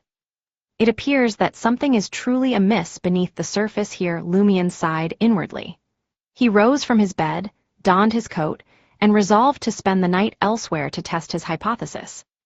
Under the cover of darkness, with Salle de Balbrise devoid of any illumination, Lumion followed the shadows along the roadside and returned to Auberge du Coq d'Oreille, its main entrance locked. For Lumion, this posed no obstacle. He didn't try rousing the irritable Madame Fels by knocking on the door. Instead, he circled around to the side, traced the pipe, and climbed onto the balcony on the 2nd floor. In room 207, Lumion slept until 6 in the morning. He experienced only 2 sporadic, ordinary dreams. So, it was indeed the ancient bones buried deep beneath Salle de Balbrise that triggered the residual powers of the mystery-prying glasses within me. Lumion sat up. a mixture of delight and disappointment washing over him. His original plan was to use the mystery-prying glasses to create 1 or 2 supernatural paintings each day, accumulating them for future needs. However, it seemed that frequent use of the glasses was ill-advised. He would have to wait until the lingering negative effects dissipated before attempting further experiments. Otherwise, he risked something dreadful and bizarre happening over time, possibly leading to a strange demise akin to the lawyer who had left the glasses behind, leaving behind only an eerie oil painting with enduring abnormal effects. Tonight, I shall sleep within Salle de Balbrise and ascertain whether the negative effects have dissipated in the future. I must refrain from wearing the glasses more than twice in a brief span of time. These are the details Mr. K neglected to mention. Yes, I must experience them firsthand. Only through first-hand experience can I truly comprehend. Lumion rose energetically and made his way to the washroom to freshen up. It being still early, many of the tenants were still abed, and the morning remained tranquil, devoid of the usual clamor over access to the washroom. From time to time, Madame Fels would ascend the stairs to inspect the water meters on each floor, ensuring no one wasted the precious resource. A contract had been inked between Auberge du Coq d'Oreille and the Imperial Water Supply Company, stipulating a daily allowance of no less than 250 liters and no more than 500 liters of water. The cost amounted to 100 Verle d'Or per year. Leisurely, Lumion strolled to the café on Rue des Blouses Blanches. He indulged in delectable treats like sablé cookies and brioche, a softer variation of croissants. Afterwards, he sought out a place for exercise. Upon returning to Auberge du Coq d'Oreille, he spotted Charlie, sporting a linen shirt and black trousers, seated on the steps outside the entrance, relishing a mouthful of meatloaf accompanied by an apple whiskey sour. "So early?" Lumion inquired, a smile playing on his lips. Salle de Balbrise closed its doors at 2 a.m., and the morning had yet to reach 8:30 a.m. Uncertain whether to hastily rise and greet his employer or engage in the usual casual conversation, Charlie hesitated for a moment before standing up, a sheepish smile on his face. "I think I'll catch a bit more sleep before heading back to the dance hall. I don't think I can keep doing this. I reckon there ought to be some time when we don't have to sleep or work. Otherwise, it feels. Salle de Balbrise opened at 10:30 a.m. Feels like we're mere machines built for work, devoid of a life to call our own." Lumion finished Charlie's sentence, lending him a helping hand. "Exactly, that's spot on," Charlie agreed. "You're quite the refined individual, you know. Sometimes you don't seem like a mobster at all. I mean, not like the leader of the Save mob. You come across as more civilized. Had everything gone according to plan, I would have been studying at a university in Quartier de la Cathédrale commémorative. I would be spending time chatting with my classmates and exploring the depths of underground Trier." Lumion's heart sank as he focused his attention on Charlie. This was the method he used to observe whether Susanna Matthijs's issue still lingered, and when it would rear its head. What are you staring at?" Charlie stammered nervously. "Do you see something amiss?" Lumion eased his worry. His luck appears to be relatively normal and stable. He smiled, raising his right hand and giving a wave behind Charlie's back.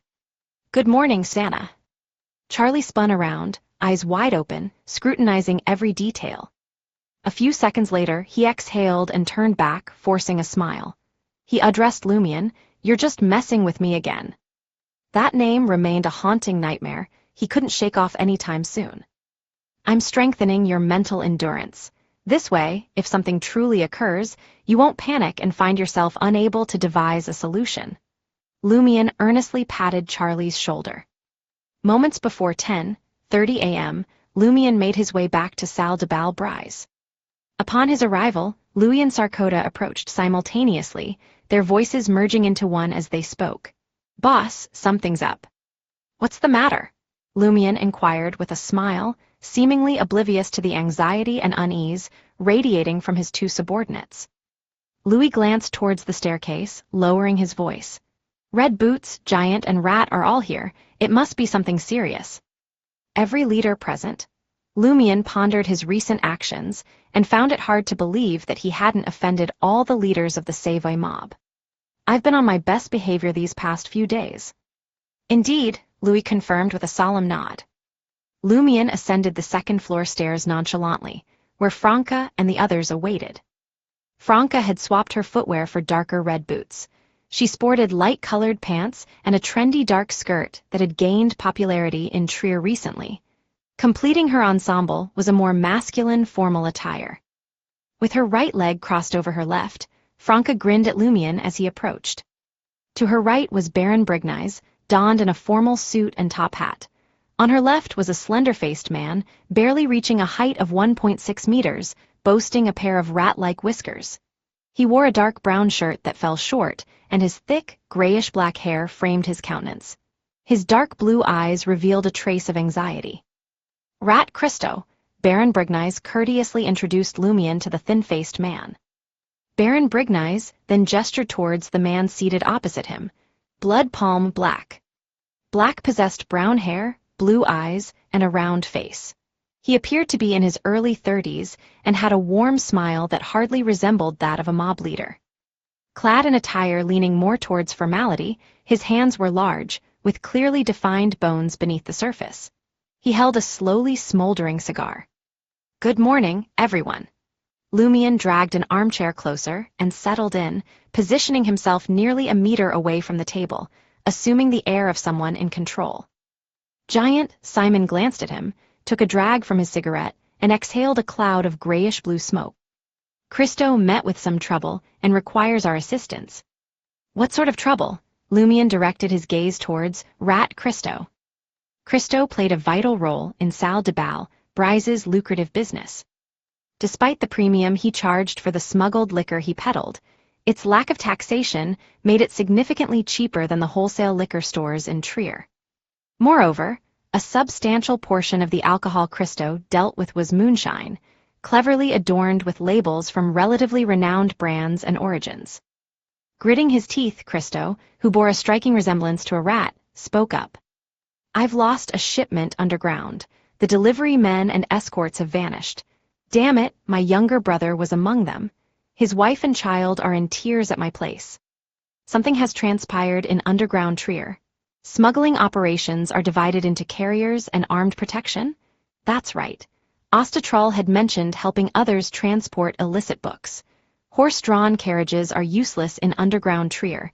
They rely solely on manual labor." Lumion nodded subtly and inquired, "What kind of goods?" "A batch of red wine and brandy, along with some blackfish." Rat Christo couldn't help but slam the table. "Damn it, we've taken that route countless times. Nothing ever happened, nor did we encounter those hyenas." The term hyenas referred to the quarry police, who specialized in cracking down on smuggling activities and maintained order in the underground.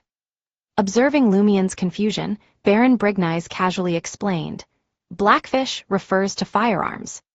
Among the mob's top 5 lucrative ventures, the bootleg alcohol supply chain ranked second.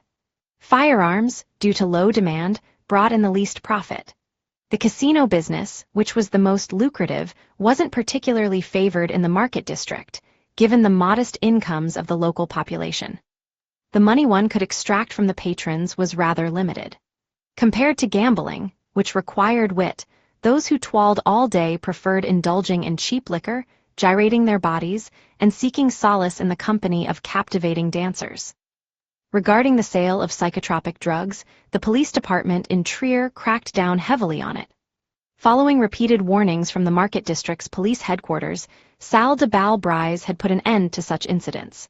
However, Rue du Rossignol, overseen by Giant Simon, occasionally experienced a few cases. Lumion turned to Rat Christo and spoke, "Any suspects?" "None," Christo lamented. "Damn it, that route is incredibly well concealed. Apart from me and my men, no one in the market district is aware of it." He paused for a moment before sharing his intentions. "I need your help to search for clues along that route, using your expertise. I've gone through it myself, but found nothing." Without waiting for Lumion's response, Franca nodded and suggested, "Let's form pairs to ensure safety during the investigation." "Right, I'll team up with Ciel. There's something I need to discuss with him. Giant, Simon's gaze flickered between Franca and Ciel a few times before he recalled that Ciel was suspected of sleeping with Franca's mistress, thus cuckolding her.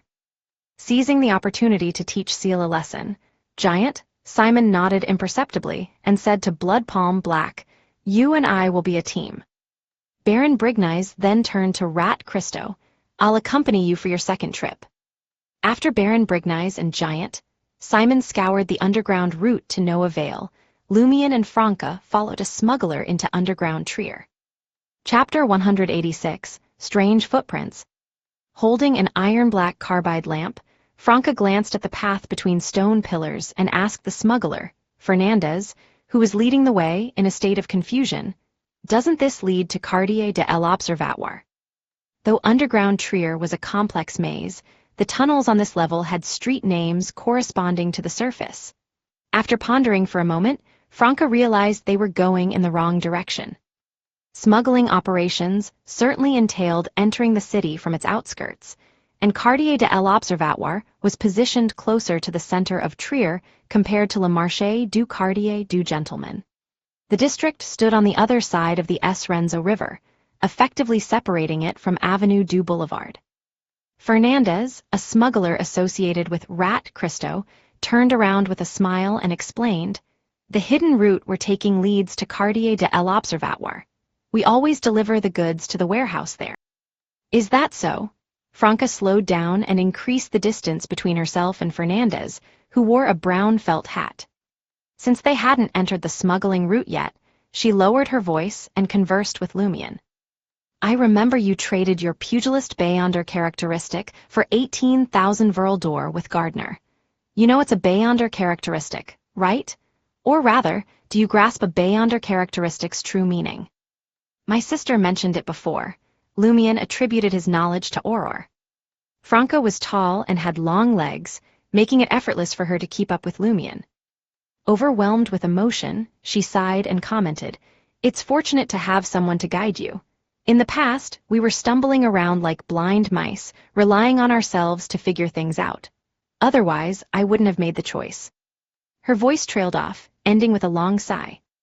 This reminded Lumion of a saying, either spoken by Auror herself or relayed from Emperor Rosel's famous words. "Once you make a grave mistake, it will haunt you for a lifetime." Franca quickly regained her composure and whispered to Lumion, "You've just entered the field of mysticism.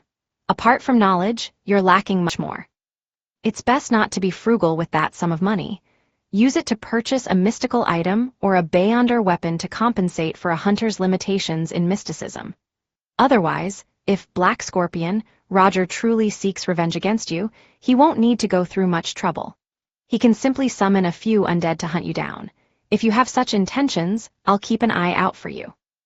Lumion chuckled. "I've already made a purchase." So quickly, Franca nearly lost control of her voice, causing smuggler Fernandez to glance back. The carbide lamps cast intersecting shadows, obstructing Lumion's view of Fernandez's expression. He couldn't discern what thoughts they triggered. Lumion replied honestly, "Before joining the Save mob, I discovered a circle of Beyonders through Psychic's gathering of mysticism enthusiasts. There, I exchanged the Verl d'Or that the boss gave me for a mystical item." "No wonder," Franca revealed a knowing expression and praised Lumion. "Your mind is even sharper than I imagined. Is it an item that enhances your mysticism abilities?" Lumion spoke frankly. A pair of lawyer glasses, but they seemed to have been tainted by some strange power. As he spoke, he retrieved his brown mystery prying glasses and showcased them. "They allow me to see things I usually can't." Franca's brow furrowed ever so slightly as she interrupted Lumion. "That's highly dangerous." "I know," Lumion explained with a smile. "But as long as I choose the right environment and take precautions, it won't be too risky. Besides, it offers excellent disguises and mysticism techniques." Lumion briefly recounted his urge to paint after donning the mystery, prying glasses. Franca's ponytail bobbed behind her head. "It's certainly useful. If I were in your shoes, I'd make the same choice. Only the leaders and thugs of the Poison Spur mob haven't really interacted with you. They only know you by your peculiar hair color. Otherwise, they would have recognized your true identity by now. They wouldn't have needed to act themselves. They could have sought revenge by sharing your information and wanted posters with the police headquarters and the 2 cathedrals. Lumion chuckled. That's right, I can already set up a coffee meeting with Officer Everett.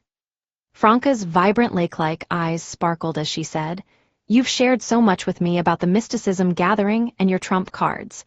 Jenna even kept telling me how cunning and deceptive you are.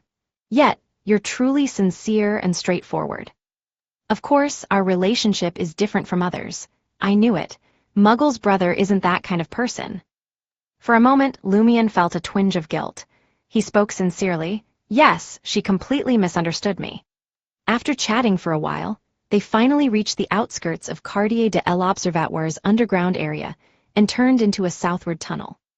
Soon, Fernandez halted in front of a secondary well belonging to an abandoned quarry. He positioned the carbide lamp at the mouth of the well and gestured downward. Let's go in.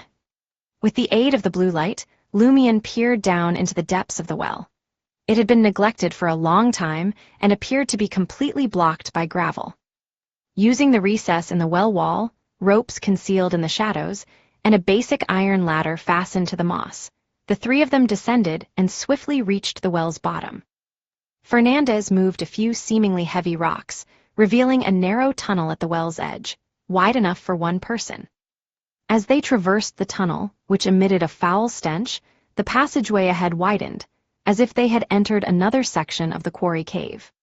The air grew eerily still and darkness enveloped them. The cave ceiling was damp, with scarce traces of moss. Lumion and Franca, each holding a carbide lamp, slowed their pace and meticulously examined the various signs along the smuggling route. After an indeterminate amount of time, Fernandez pointed to a nearby tunnel. Our boss and Baron Brigny's weren't entirely fruitless. They discovered that the caravan's tracks vanished into thin air over there. It was a tunnel connecting 2 sections of the quarry cave. The path was strewn with rubble and potholes. In the distance, darkness prevailed, devoid of any light. Lumion and Franca swiftly located the relatively fresh footprints that had abruptly vanished. They squatted down, closely examining them. Only footprints going in, the ones coming back end right here. Most people returning carry heavy loads. Their footprints are deeper, distinctly different from when they came. We can rule out the possibility of them turning around and retracing their steps. Lumion swiftly made a series of deductions. Franca averted her gaze from her surroundings and stood up. No signs of a struggle. It's incredibly peculiar. She then motioned for Fernandez to move further away and wait in the quarry cave. As Fernandez's carbide lamp glow faded into the distance, Franca produced a small makeup box and a white handkerchief with a blue checkered pattern. The handkerchief belonged to Rat, Christo's brother, Erkin, who had also gone missing during the smuggling operation. Franca placed the carbide lamp down, opened the light gold box, and ran her fingers over the mirror inside. Meanwhile, holding the handkerchief, she repeated in a whisper, Erkin's current whereabouts, Erkin's current whereabouts. The already dim tunnel grew even more stifling. The light from the 2 carbide lamps was pushed back by an invisible force, and the palm-sized mirror emitted a watery glow, as though revealing the depths of a dark river. Before Lumion could count to 3, a scene materialized on the mirror's surface. Laborers lugging wooden crates and smugglers armed with revolvers and rifles trudged through the tunnel. As they progressed, the darkness behind them engulfed the space where the light had receded. Eventually, the carbide lamp's glow vanished from view, and the mirror's surface turned pitch black. They did vanish in this area. Franca ended her divination, her thin red lips pressed together, but I can't discern anything further.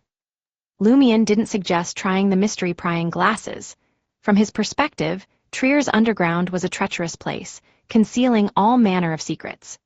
There were ruins from the 4th epoch, foul-smelling old bones, catacombs with specific rules to follow, and the lingering Montsuarist ghost that had defied eradication for years. They were all elements that instilled fear in those seeking the truth.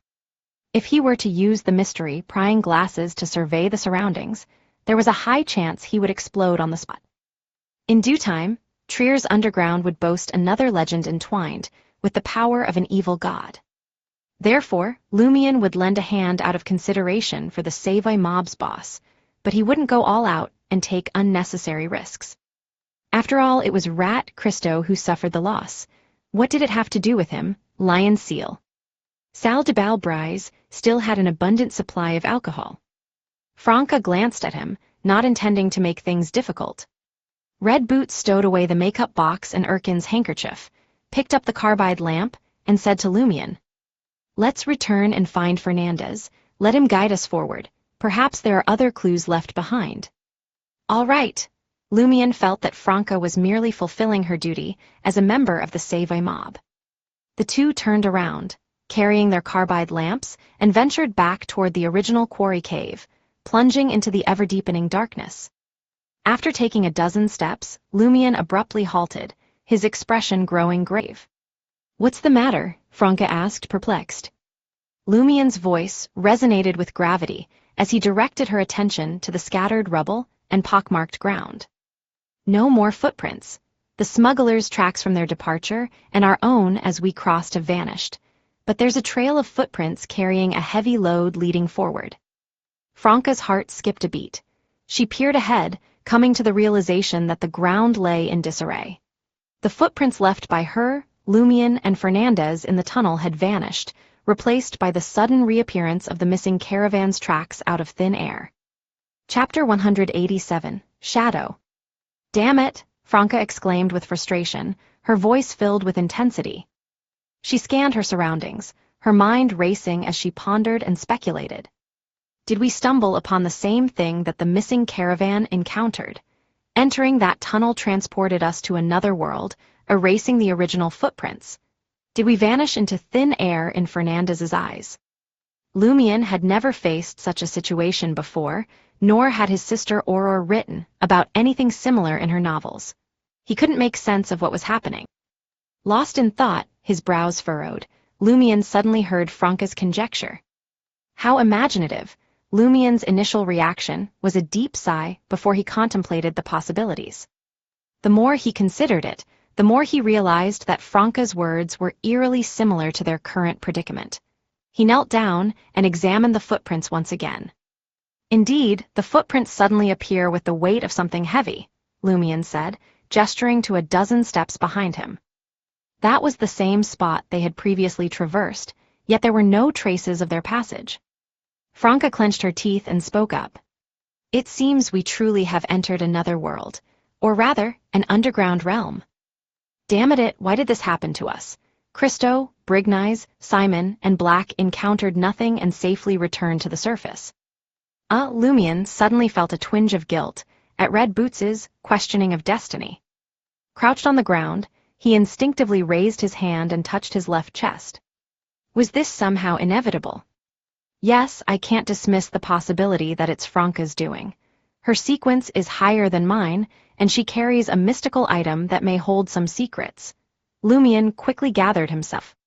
Franca looked down at her companion and muttered to herself, could it be linked to one of our sequences?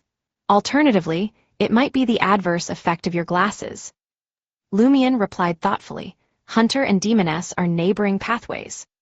In other words, if this problem stemmed from the convergence of Beyonder attributes, the two of them couldn't escape responsibility. Of course, at Lumion and Franca's level, the convergence of Beyonder attributes wouldn't have such obvious effects. However, Lumion recalled encountering two Demonesses less than 2 weeks after arriving in Trier, and he was only a Sequence 8. He suspected that the power of Inevitability had transformed Convergence into something fated to occur. Franca fell into deep thought. After a few seconds, she clenched her teeth and spoke. Perhaps this encounter is truly a problem with our pathway, but why did Christo's smuggling caravan enter this space and mysteriously vanish in reality? They've traversed this route countless times without any issues. Why is it different now? Damn it. That blasted rat must not have spilled all the beans. He wasn't just smuggling alcohol and firearms this time. There's something else, something linked to mysticism. That's not necessarily true. Emperor Roselle once said, touch pitch and you shall be defiled. Christo's smuggling caravan keeps going through this troublesome tunnel. Something was bound to happen, and unfortunately it happened this time. Lumion rose to his feet, defending the infamous rat Christo. Franca was reluctantly swayed. She exhaled and said, "Now is not the time to dissect the cause. What matters is finding a way out. Sai, why is underground Trier intertwined with the abnormalities of the hunter and demoness pathways?" Us. Franca fell silent abruptly, as if recalling something. "Have you figured something out?" Lumion stood up. Franca pondered before responding. "I don't know if your sister ever mentioned anything about the fourth epoch. She might not even be aware. In short, Trier during the fourth epoch served as the capital of the Tudor dynasty, and the Blood Emperor who ruled the empire was likely a high-sequence Beyonder of the hunter pathway. Furthermore, the demoness family of that era shared a certain connection with one or several prominent nobles of the Tudor dynasty. It's reasonable for them to have left something behind in Trier." Demoness family. Lumion was taken aback by the term. Franca pursed her lips. In the fourth epoch, the demoness pathway was under the control of a specific family. Sai, since I chose the assassin pathway, I could only do my best to gather relevant information, but I still lack substantial knowledge. Lumion steered the conversation back on track. "Do you suspect that this space is linked to the sunken fourth epoch Trier?"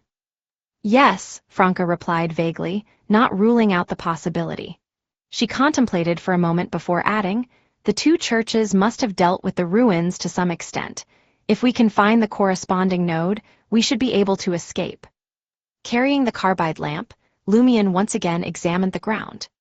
"Should we press on or turn back?" Christo's smuggling caravan doesn't seem to have noticed anything amiss. They're still moving forward. Franca pondered for a few seconds and said, "Let's go back to the spot where we entered this space and investigate. It's just a few steps away. We won't waste much time." "All right," Lumion walked toward the center of the tunnel. Soon, he and Franca stood at the place where the smuggling caravan's tracks had materialized out of thin air, attempting to take a step forward. There was no trace of footprints ahead. After walking another dozen steps, the darkness deepened. Only Lumion's and Franca's footprints remained on the path. They had not returned to reality. "Wait," Franca raised her right hand, signaling to halt. "Let's turn back and head to the quarry cave we came from. We need to see if Fernandez has entered this space." Lumion didn't object. It could help them further determine the nature of the problem. Guided by the bluish glow of their carbide lamps, Lumion and Franca followed the tracks left by the smuggling caravan. Before long, they reached the quarry cave. A figure stood at the boundary of light and darkness, with its back turned towards them. Franca exclaimed with delight, "Fernandez!" It seemed that the smuggler had also entered this space. Perhaps the problem didn't lie with her or Ciel. However, Franca's expression tightened as soon as she finished speaking. Simultaneously, Lumion spoke in a deep voice, "Something's off." Fernandez, the smuggler, had been carrying a carbide lamp. There was no way he would just stand there in the darkness. In the next moment, the figure turned around. Under the illumination of Lumion and Franca's carbide lamps, a bloodied face came into view. The man had short flaxen hair, thick brown eyebrows, and lake blue eyes.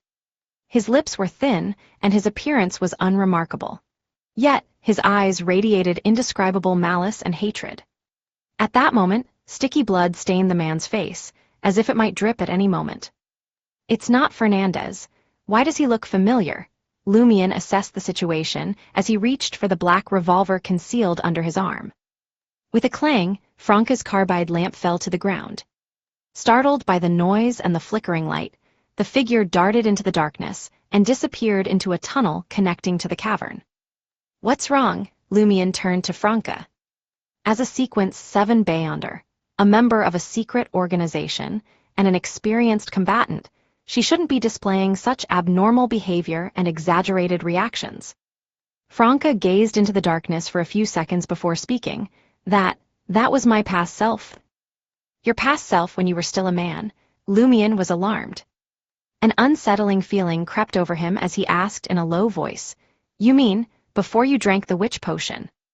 "Yes." Franca bent down and retrieved her carbide lamp, confusion and fear etched on her face. "I thought no one in this world would remember that face except for me. Why am I seeing it here? Is it generated from my memories? Can't our memories be kept secret in this space? Wouldn't that be a good thing? Lumien's initial reaction was one of excitement. If this space could reveal the hidden memories of his subconscious, he could begin piecing together the truth of the Cordu disaster. As for whether this space might intrude on something it shouldn't and risk severe corruption and damage, he paid it no mind. With his carbide lamp and revolver in hand, Lumien cautiously circled the empty quarry. He found no other figures or anything related to his past. Disheartened, he expressed his disappointment to Franca. I couldn't find my past self. Could it be that it's not a memory from the past, but rather something from the future? Franca suggested returning to the secondary well that had brought them to this level. By searching for more anomalies along the way, they might be able to infer the nature of this space and find a way to leave. Side by side, they traversed the quarry cave, following the footprints left by the smuggling caravan, heading towards the edge of Quartier de l'Observatoire. As time went on, Lumien and Franca noticed something on the ground almost simultaneously. They were scattered droplets of blood, mingled with the disordered footprints of the smuggling caravan. Are the abnormalities starting to manifest? Franca whispered. Lumien nodded. If we proceed further, we might encounter those people. He glanced at Franca and added, although they may no longer be human. Franca scoffed. Are you trying to frighten me? Do you think that will scare me? Whether they're corpses or monsters, it's within my expectations. Remember, the most terrifying thing in this world is the unknown. Just as Franca finished speaking, Lumien's expression froze, illuminated by the glow of the carbide lamp. You're still trying to frighten me. Before Franca could finish her sentence, she felt something warm sliding from her nose and falling to the ground. It was a drop of bright red blood. Chapter 188, Confidence. Damn it. Franca couldn't help but blurt out her usual modal particle. With a quick swipe of her index finger across her nose, her hand revealed a bright red stain. The sight alone sent a shiver down her spine. Franca snorted. In an instant, black flames flickered in her nostrils, fingers, and the blood on the ground, swiftly vanishing into thin air. Catching Lumien's gaze, Franca, slightly contorted from the pain, forced herself to enlighten him. We can't leave our blood in this unknown place. Otherwise, unimaginable horrors may unfold. Hey, why are you unharmed? From Franca's perspective, she surpassed Ciel in terms of sequence and experience. There was no reason for him to emerge unscathed while she suffered. Perhaps I'm fine for now, Lumien patronizingly responded, pondering thoughtfully. Maybe the shadow we encountered represented the old you, not the old me. So why did we come across the old me and not the old you? Franca eyed Lumien suspiciously. Could this bloke be hiding another secret? Lumien pondered for a moment before answering. Perhaps this space is more intertwined with demonesses. Could be, Franca fell into deep contemplation. After a few seconds, she pointed towards the footprints and blood droplets on the ground and suggested, let's catch up and investigate. The current condition of those people could reveal our future and help us prepare in advance. Lumien responded with action, walking into the darkness that swallowed the footprints and blood droplets. The yellowish-blue light of the carbide lamp quietly resisted the encroaching darkness. As they tracked further, the abnormalities on their bodies became increasingly apparent. Warm blood began to trickle from Lumien's nose, while crimson liquid seeped from Franca's eyes, gums, skin, and ears. With her black flames, not a drop of blood remained. Finally, they returned to the secondary well, where the tracks of the smuggling caravan and the slowly congealing blood abruptly vanished. Whether it was the tunnel leading to the secondary well or the path to other areas, there were no traces left. They vanished again. Franca, her face enveloped in black flames, frowned. Lumien, his nose sealed by the black flames, took a deep breath and smiled. This might be our end. When the blood reaches a certain point, our bodies will gradually fade away. Franca glanced at Lumien, who remained calm and composed, and clicked her tongue in admiration. You've got a decent mindset. Lumien chuckled. So what if I do? Too many negative emotions will only cloud my thinking. Sometimes I reckon you're more mature than me, Franca sighed. Did you just figure that out? Lumion naturally wouldn't mention that he was both sincerely pondering the issue and confident. Compared to Cordu, trapped in an endless loop, at least there was no sign of terrifying power in this place. Moreover, Lumion didn't need to rack his brain to come up with several escape strategies. The first option was to take a risky move, by using the mystery prying glasses to explore the surroundings from different angles and locate an exit. Secondly, he could try throwing out Mr. K's finger to establish a connection, hoping it would create a passageway. Thirdly, summoning Madame Hella or the messenger of Madame Magician was another possibility. If it succeeded, it would mean that this place wasn't entirely cut off from the spirit world. The two ladies might have a way to forcefully extract Lumion and Franca. Fourthly, if all else failed, he could set up an altar and offer prayers to the mysterious ruler beyond the gray fog. Such a bizarre space couldn't restrict a great entity. Even the cycle of fate orchestrated by the evil god couldn't shield them from his watchful eye, let alone this place. Lastly, if the great entity remained unresponsive, Lumion could perform a ritual and beseech for a boon. He could activate the black thorn symbol on his chest, allowing the sealed evil god's corruption to amplify. This disruption might create a vulnerability in the workings of this space. You can be as calm and composed as me when you have numerous untried methods, and believe there's a high chance of escaping this place, Lumion criticized inwardly, feeling somewhat perplexed. It felt like he had forgotten something important, but it eluded his memory momentarily. Franca retrieved a light gold makeup box, opened it, and placed it on the ground. Her form swiftly faded away, leaving no trace behind. The aqueous light within the palm-sized mirror flickered, illuminating Franca's figure. How magical, Lumion sighed, marveling at the sight. Franca glanced around within the mirror for a few seconds before vanishing. She reappeared across from Lumion, shaking her head, and uttered, "I can't find a way out by relying on the mirror." Without awaiting Lumion's response, the witch attempted several more methods, but all proved futile.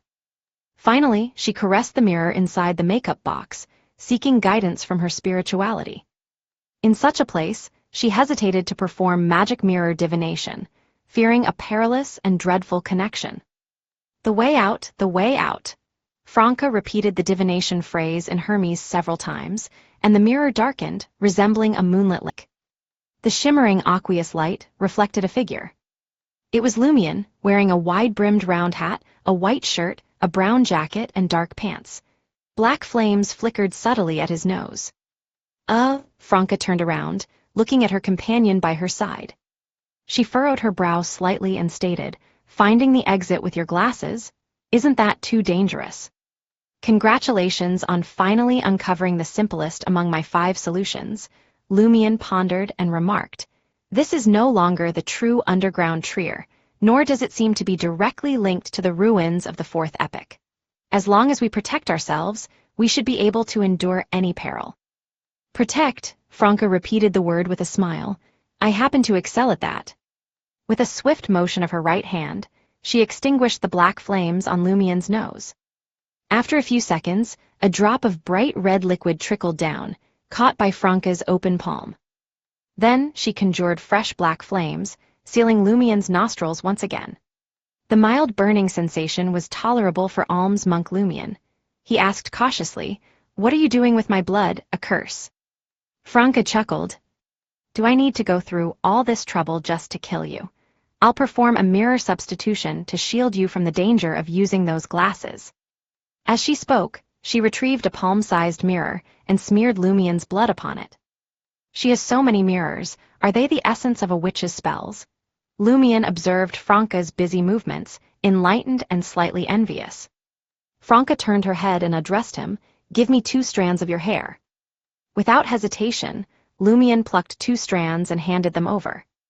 A black flame appeared in Franca's hand, incinerating the golden strands. She sprinkled the ashes onto the mirror's surface, and stroked it with her black-flamed palm, while murmuring an inaudible incantation. When the black flames suddenly receded into the mirror, the traces of blood and hair vanished.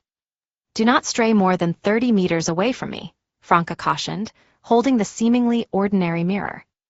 Lumion nodded, and retrieved the mystery, prying glasses from his pocket. He placed the brown gold-rimmed glasses on the bridge of his nose, but his right hand remained gripping the mirror holder, ready to remove the glasses at a moment's notice. Almost simultaneously, Lumion beheld a multitude of scenes. Faces concealed in darkness, pallid and ferocious, drenched in blood. A mass of dark hair floated amidst the shadows, comprised of hundreds or perhaps thousands of strands, extending in various directions. Lingering figures, rock walls shimmering with aqueous light, and an impenetrable darkness. In the pond-like puddle, a colossal, swollen and pallid face lurked beneath the lightless surface, peering outward. There was a glistening cave. Light, cave, Lumion's intuition instantaneously struck, compelling his dizzy mind to focus on the edge of the scene. The luminous-filled cave rapidly enlarged, revealing a dimly lit passage beyond. As the cave drew nearer, Lumion realized it was merely a reflection in a mirror. Its surface was solid and inaccessible. The mirror sank to the depths of the lightless pool. Suddenly, the colossal, swollen and pallid face swiftly expanded before Lumion's eyes, consuming his field of vision. Lumion's sight darkened, and he nearly lost consciousness. Vaguely, he saw his flesh attempting to depart from his skeleton. Whack! Lumion heard a crisp shattering sound, and his mind cleared. He swiftly removed the mystery, prying glasses and retched. After he regained his composure, Franca inquired with concern, "Are you all right?" At some point, the mirror in her hand had shattered into countless fragments, scattered across the ground. Lumion took a deep breath and replied, "I'm fine now." He extended his finger, indicating a specific direction. Over 100 meters from the tunnel, there lies a massive puddle, and at the puddle's depths you'll find a mirror. That mirror reflects a cave, which leads to a path of light. However, be warned, for within that puddle lurks a perilous monster. I nearly died when I beheld its visage. Franca listened in silence, her mutterings a mixture of confusion and frustration. Goddammit, could this place truly be connected to a demoness? Chapter 189, Cooperation. Observing Lumion's perplexed gaze, Franca provided a succinct explanation. One of the core abilities of the demoness pathway revolves around mirrors and manipulating the world within them. When I suspected that this place might be connected to the demoness or hunter pathway, I pondered whether we inadvertently stepped into a certain location within the mirror world. Thus, I attempted to use the makeup mirror to see if I could escape through it. As you witnessed, it proved fruitless. Because of this, I have tentatively dismissed the notion of being in a mirror world or encountering a relic belonging to a demoness. However, now we have stumbled upon a submerged mirror that likely conceals an exit. So, you suspect that this is a specific place within the mirror world, restricted to certain mirrors. Lumion attempted to grasp Franca's line of thinking. Exactly, Franca replied with a gentle nod. But what perplexes me is how we found ourselves here without encountering anything resembling a mirror. Perhaps my conjecture is incorrect, or only partially true. Lumion pondered for a moment, hoping to glean some knowledge. He posed a sincere question: what exactly is a mirror world? Franca grabbed the ponytail at the back of her head. Explaining it to you is a challenge, since I am not entirely certain myself. Allow me to elucidate based on my understanding. In mysticism, mirrors possess distinct symbolic meanings, such as one's reflection or an entrance to another realm. The former suggests that we can use mirrors to create substitutes, while the latter alludes to a mirror world. It is often associated with terror, mystery, horror, and the bizarre. I cannot ascertain whether there are hidden elements or if it truly represents an alternate dimension. However, I do know that the mirror world connects to various mirror-like entities. It could potentially point to spaces that are typically inaccessible. As my sequence progresses, I should be capable of utilizing the mirror world to swiftly traverse different locations. Lumion recalled the recent events and allowed his imagination to run wild. Could the version of you we saw be a reflection left behind in the mirror world from a previous encounter, before you became a witch? That would explain why I have never encountered my past self. That is a plausible explanation, but I haven't come across anything peculiar. Franca deliberated for a moment. If that is the case, we must hurry to the puddle immediately. The exit is most likely there. We can no longer afford to proceed cautiously or wait any longer. As I mentioned earlier, the mirror world harbors eerie and terrifying phenomena. If we linger here any further, I dread to imagine what might befall us. Very well, Lumion maintained his composure. Franca turned and sprinted, with Lumion closely following her. As the witch ran, it appeared as though she employed some form of ability. Small patches of frost materialized beneath her feet, causing a sharp reduction in friction. Her body seemed weightless as she gracefully glided through the dim quarry cave and into the depths of the underground tunnel. Utilizing all his strength as a hunter and dancer, Lumion struggled to keep pace with Franca and avoid being left behind. In the wintry chill, a thin layer of ice gradually formed on the walls of the surrounding rocks. Upon the icy surface, visages stained with blood emerged. Their countenances contorted, eyes brimming with hatred, resembling vengeful specters emerging from the depths of hell. Among them was the previous incarnation of Franca, when she still appeared as a man. After sprinting for a while, Lumion and Franca caught sight of the puddle. As the light from the carbide lamp cast its glow, the puddle's surface shimmered with a tinge of yellowish blue. Is this it? Franca halted abruptly. Lumion examined it for a moment before responding, yes. In that moment, every fiber of his being throbbed with pain, as if his body was on the brink of bursting, save for the fiery sensation in his nasal cavity. Holding the carbide lamp tightly, Franca cautiously approached the puddle.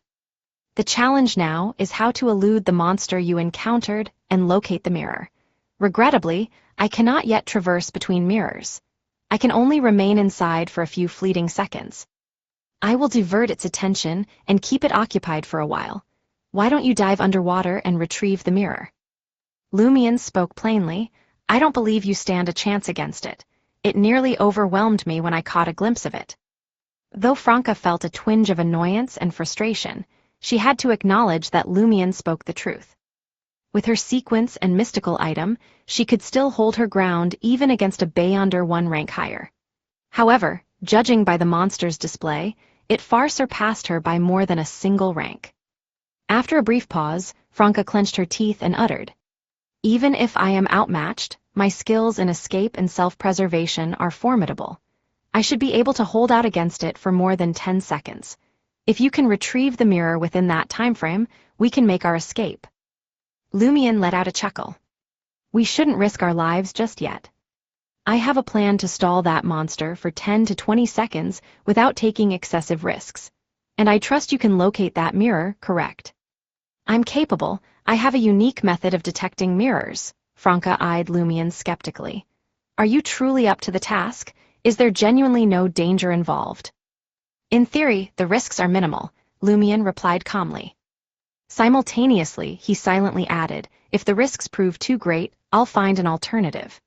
Mr. K, Madame Hella, Madam Magician, the Great Being, and the power of inevitability are all viable options. Franca wasted no time and pursed her lips as she spoke. All right, just to be safe, I'll create a mirror substitute for you. Naturally, Lumion had no objections to something that could effectively reduce the risk. After Franca produced a small mirror and crafted the corresponding substitute, Lumion gripped the ritual silver dagger and encircled the pond-like puddle, creating a spiritual barrier. Throughout the process, he maintained a distance of 4 to 5 meters from the water's edge, fearing the monster would drag him under. Putting away the ritual silver dagger, Lumion turned to Franca with a genuine smile. What comes next involves one of my secrets. Could you turn around? Very well, Franca was content with his straightforwardness. She inwardly sighed once more. Does Jenna misunderstand Ciel? As Franca turned around, Lumion placed the carbide lamp aside and began the summoning dance. He intended to summon the monster, but he wouldn't allow it to possess him. Lumion believed that the higher the level of a peculiar creature, the more aware it would be of the corruption within his body. This made it less inclined to attach itself to him. In other words, as long as he refrained from issuing commands that would influence the monster, it was likely to observe the summoning dance eagerly, waiting for an opportunity to attack. However, it was intimidated by the seal and the corruption and dared not act upon its thoughts. It would only truly engage him once the dance concluded. The summoning dance lasted for 20 to 30 seconds, ample time for Franca to submerge herself and locate the mirror. As long as Lumion could escape this world before the monster attacked, there would be no further issues. Of course, if he couldn't harness the corresponding powers of nature in this place and allow the summoning dance to take effect, he could always employ an alternative method. Amidst the contorted and frenzied dance, Lumion's spirituality stirred the forces of nature, forming a connection that dissipated into the surroundings, only to be obstructed by the spiritual barrier. After a few seconds, ripples appeared on the surface of the puddle, and a pallid figure emerged, floating above the water. It bore a resemblance to a human, with an inflated body and a gargantuan face occupying half its form. The monster floated toward Lumion and came to a stop in close proximity. Lumion dared not gaze directly at it. With his eyes half shut, he called out, "Hurry!" Without hesitation, Franca discarded the carbide lamp, took 2 steps, and leaped into the water. With a splash, water splattered around. A cold, damp sensation penetrated Franca's skin as near darkness enveloped her vision. Guided by the faint glow of the carbide lamp seeping through the water, Franca swiftly descended to the depths. Suddenly, dark creatures resembling seaweed extended their hair-like tendrils, slithering around Franca as if alive. Franca paid them no mind and continued her descent. Just as the seaweed was about to touch her, it unexpectedly burst into black flames. The black flames burned silently underwater, showing no signs of extinguishing. The seaweed didn't turn to ash, but their consciousness was snuffed out. They floated in the water, swaying with the currents. Farther away, a multitude of seaweed continued to surge forward, obstructed by layers of condensed frost. Beside the puddle, Lumion, engrossed in the summoning dance, did not look at the monster. However, he heard a sound akin to a bubble popping. A putrid odor wafted towards him, accompanied by an enveloping chill. An image flashed across Lumion's mind. The bloated monster with its enormous face was less than a step away from him, almost clinging to his back. He could even perceive its breath. Hiss, Lumion instinctively gasped, refusing to interrupt the summoning dance. In the water, Franca, having dived deeper, finally sensed the presence of the mirror. Her form suddenly faded, vanishing from her original position. Franca's figure swiftly materialized on the ancient silver mirror, resting silently on the seabed. She retrieved the artifact and swam towards the surface, a look of joy adorning her face. She had just confirmed that this mirror truly led to the underground tunnel in the outside world. Beside the puddle, Lumion was filled with anxiety as he kept his gaze fixed on the water's surface.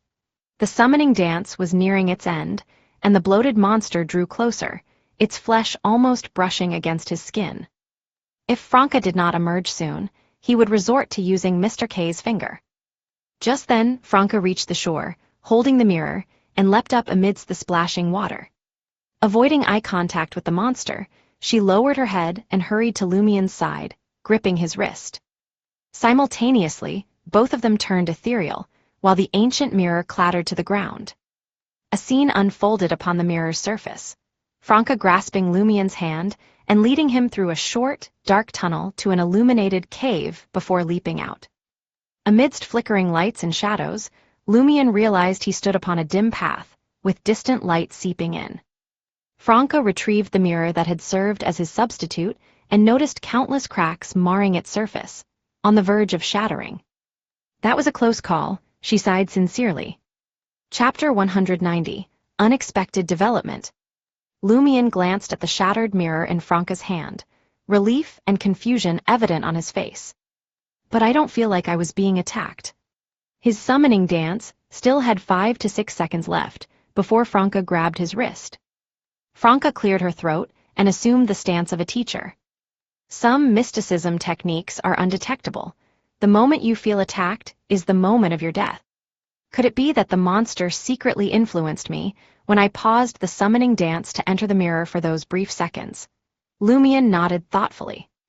Yes, the bleeding in that space caught us by surprise. we had no idea how to prevent it. As he spoke, he looked at Franca's face and noticed her smooth skin, devoid of any scars. It was impossible to tell that blood had seeped out from multiple places. Franca touched her face and pondered before saying, "It's indeed very bizarre, but we did lose some blood. As a witch, I have a mystical perception of the amount of my blood. In other words, the damage we suffered in the special mirror world isn't fake. It's just that we didn't leave any wounds. Damn it, I didn't bring the carbide lamp." As she spoke, she turned around and searched through a pile of gravel on the side of the dim tunnel. Lumion didn't have time to retrieve his carbide lamp either. He could only observe Franca's every move with the help of the distant light. In less than 10 seconds, Franca pulled out a mirror from the rubble. The mirror appeared to be made of pure silver. The patterns on both sides were mysterious and sinister, and its surface was dark and lifeless, as if time had eroded it. As expected, there's a corresponding mirror in reality. Franca did her best to avoid being reflected in the silver mirror with its classic design. She also instructed Lumion, in unsafe places or when encountering strange occurrences, try not to look into the mirror if you can. Otherwise, something terrifying might happen. We mustn't touch such mysterious and evil objects of unknown origin. Lumion, who hadn't mentioned to Franca that he couldn't look in the mirror after using the mystery-prying glasses to disguise himself, nodded. "I understand that the exit is a mirror. What I can't figure out is how we entered that space without noticing. We didn't come across anything along the way." "That baffles me too." Franca covered the surface of the classic-styled silver mirror with a handkerchief and other items. She stood up and said, "This thing seems to be closely related to the demoness pathway. How about you give it to me? I'll find something valuable to compensate you later." "No problem," Lumion chuckled. "You don't have to ask, I can't beat you." Franca clicked her tongue and said, "No, the spoils of war must be distributed fairly. Otherwise, there will surely be conflicts within the team. I used to be taken advantage of like this in the past. If it weren't for my good nature and not holding grudges, I would have sought revenge long ago." "Why does it sound like you're cussing me?" Madame Lumion silently muttered.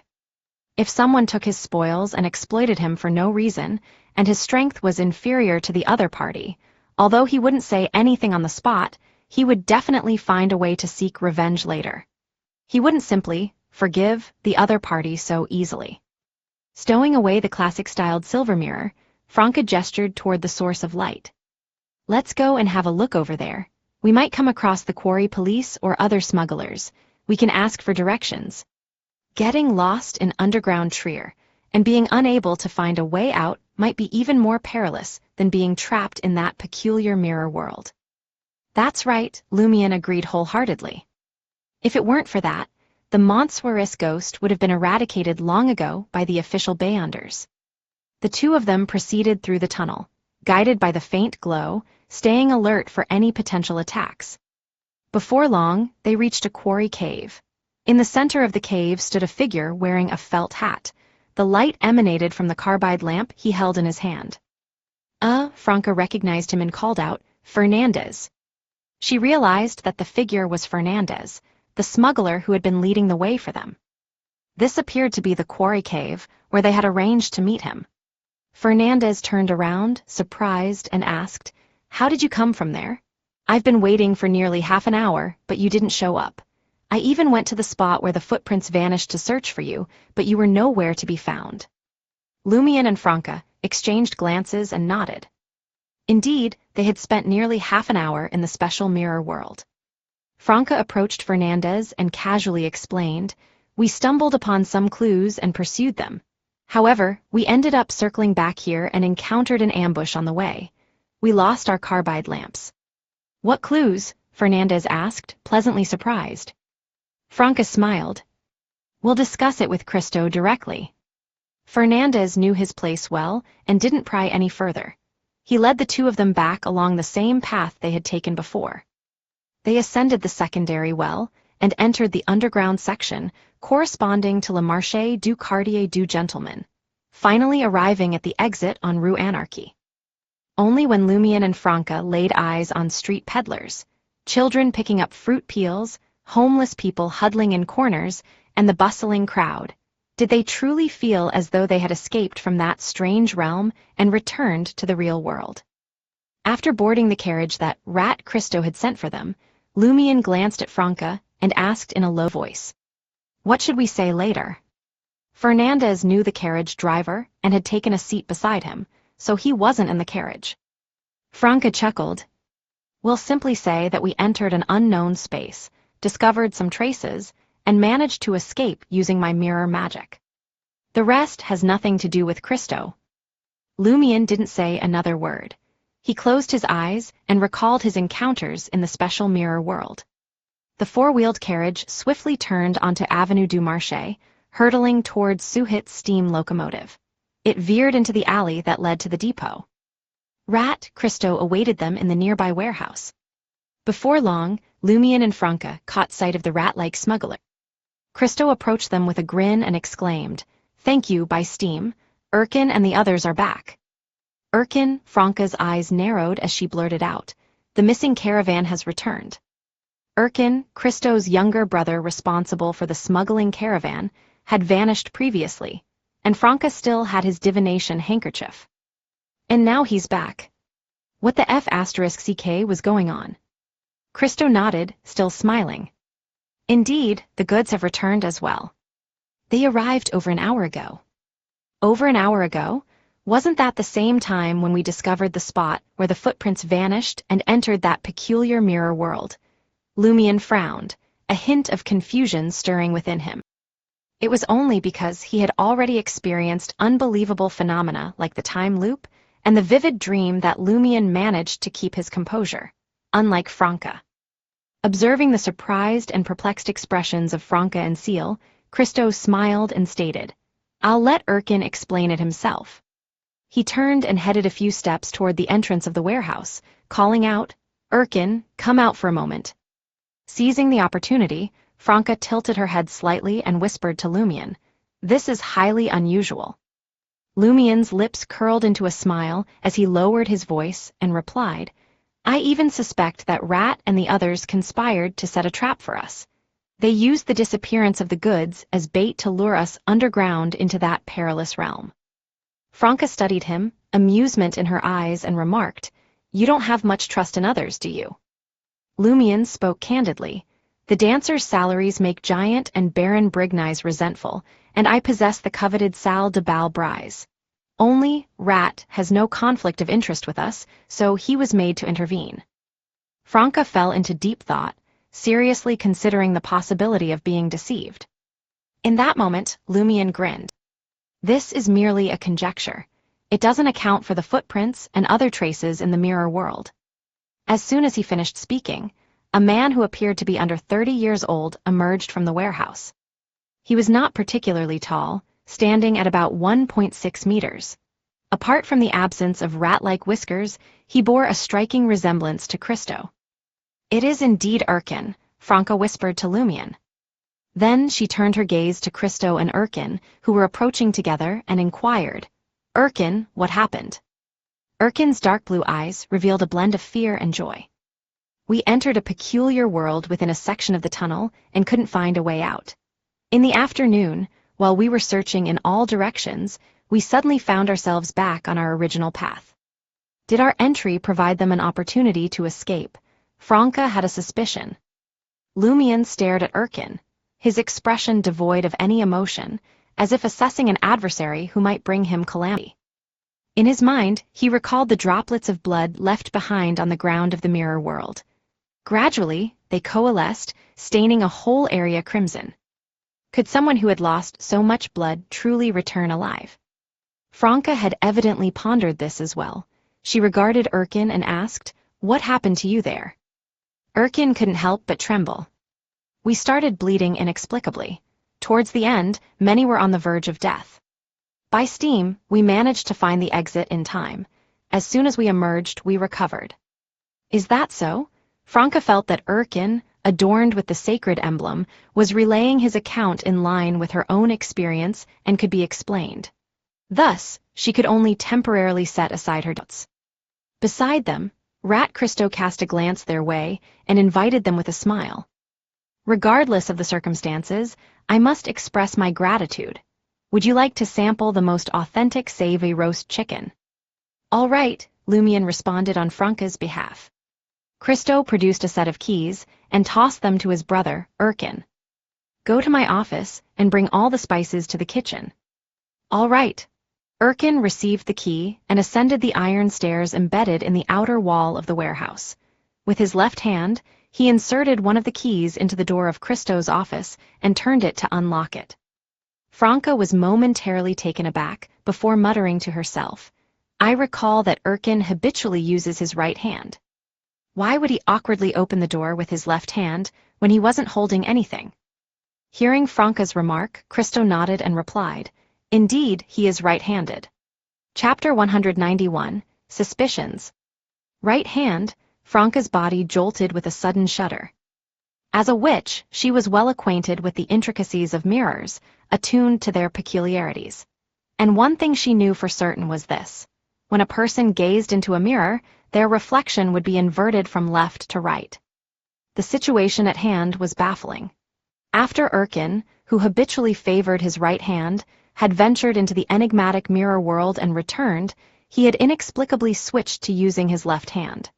Franca and Lumian, however, had not experienced such a change. What could this mean? Franca trembled with unease. Just then, Christo reappeared at the warehouse's bottom floor, bellowing instructions to Erkin on the upper level.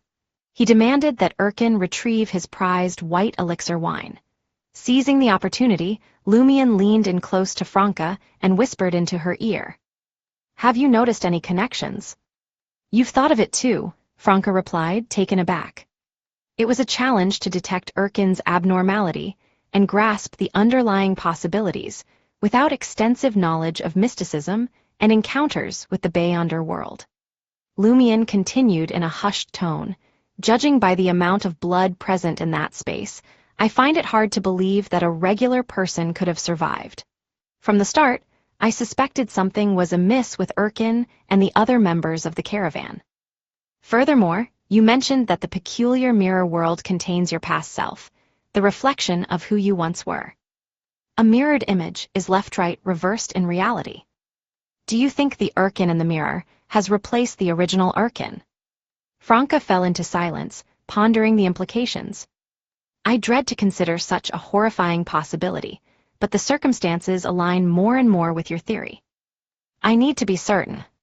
As they conversed, Erkin descended from the warehouse's upper level, clutching a sack filled with various spices and 2 bottles of white elixir wine. He made his way towards a nearby grayish-white 2-story building.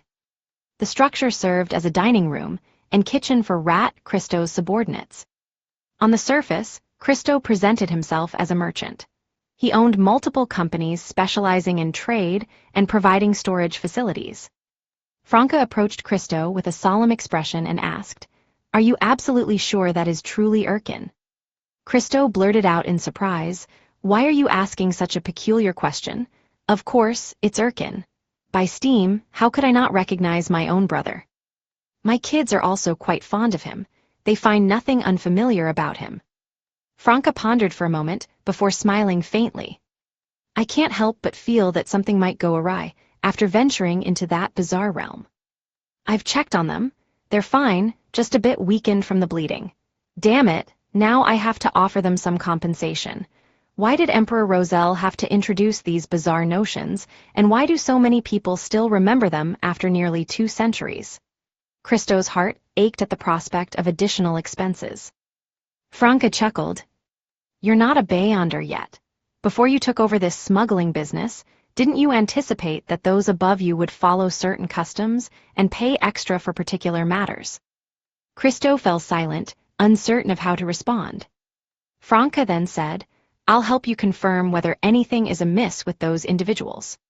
Franca retrieved her makeup box and Erkin's handkerchief, preparing to perform a divination in front of Christo. Erkin's whereabouts, Erkin's whereabouts. As Franca chanted in Hermes, her eyes darkened, and she gently caressed the surface of the makeup mirror. Lumian observed as the mirror shimmered with watery ripples of light. Soon a scene materialized within its depths. Erkin, dressed in a blue shirt, stood near the kitchen, engaged in conversation with the chef. I knew everything would go smoothly. Rat Christo chuckled. He then gestured towards the warehouse. I have some matters to attend to. You can explore the area on your own or wait for me in the dining room. Once the short-statured leader of the smugglers had entered the warehouse, Lumion turned to Franca. It appears that the real Erkin might be dead. Thus, the divination results indicated the person, who originally belonged to the mirror world. Do you still think something is amiss with Erkin and the others? Franca furrowed her brow. And if not, Lumion laughed, should we cover our eyes and ears and pretend we didn't see, hear, or discover anything? Franca pondered for a moment before responding, perhaps, because I'm using mirror divination, it will be easier to pinpoint the individual within the mirror. I shall attempt another method. Surveying the warehouse area, she picked up a short wooden stick and held it before her, pressing down from the top. After uttering a similar divination statement, the wooden stick snapped, pointing directly at the grayish-white, two-story building that housed the kitchen and dining room. Erkin was there. Franca fell silent momentarily before declaring, "Let me see if that mirror can be of any assistance." She referred to the classic-styled silver mirror that served as a gateway to the peculiar realm, hoping to employ it in banishing all the monsters that had emerged from within. Lumion eagerly trailed behind Franca as they entered the dining room. Their eyes were immediately drawn to a woman wearing a grayish-green dress. She appeared to be in her late 20s, holding the hands of a boy and a girl. Tears of joy streamed down her face as she embraced Erkin, who had just emerged from the kitchen. "You're finally back. Pepe. Pepe, play with me." Amidst the clamor of excited voices, Erkin's face radiated sheer happiness. His brows and eyes reflected pure joy. Franca paused in her steps, silently observing the heartwarming family reunion for a long while. Eventually, she let out a sigh and remarked, "Let's give it a little more time." Lumion maintained a smile. "Are you finding it hard to bear?" Franca sighed. The real Erkin might already be dead. After all, this is his reflection. If I were to expose his true nature now, kill him, or force him back into the mirror, not only would his wife and children fail to show gratitude, but they would also despise me. "You're right," Lumion chuckled. "In any case, if anything untoward happens in the future, whether someone lives or dies is not our concern. We simply need to exercise caution. Why should we appear as the villains? No one will thank you for it. Yes, let's avoid Rat, Christo, and the others for the time being. If we don't encounter them, it's as if nothing has occurred." Franca's inner conflict grew.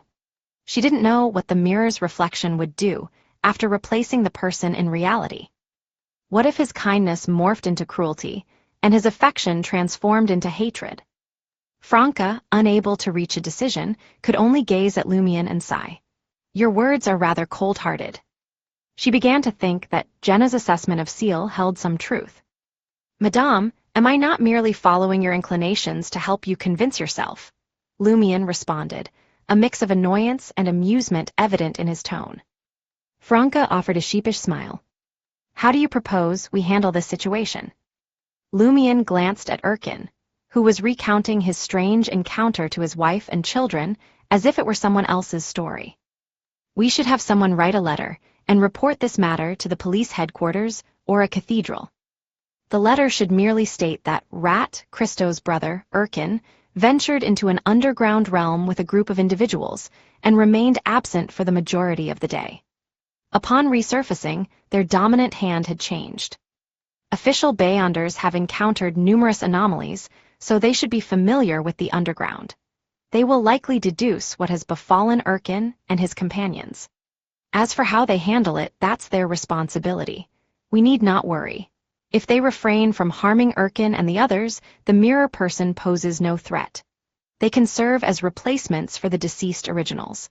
And if those monsters are eliminated, we won't have to confront pain and animosity, let alone compensate anyone.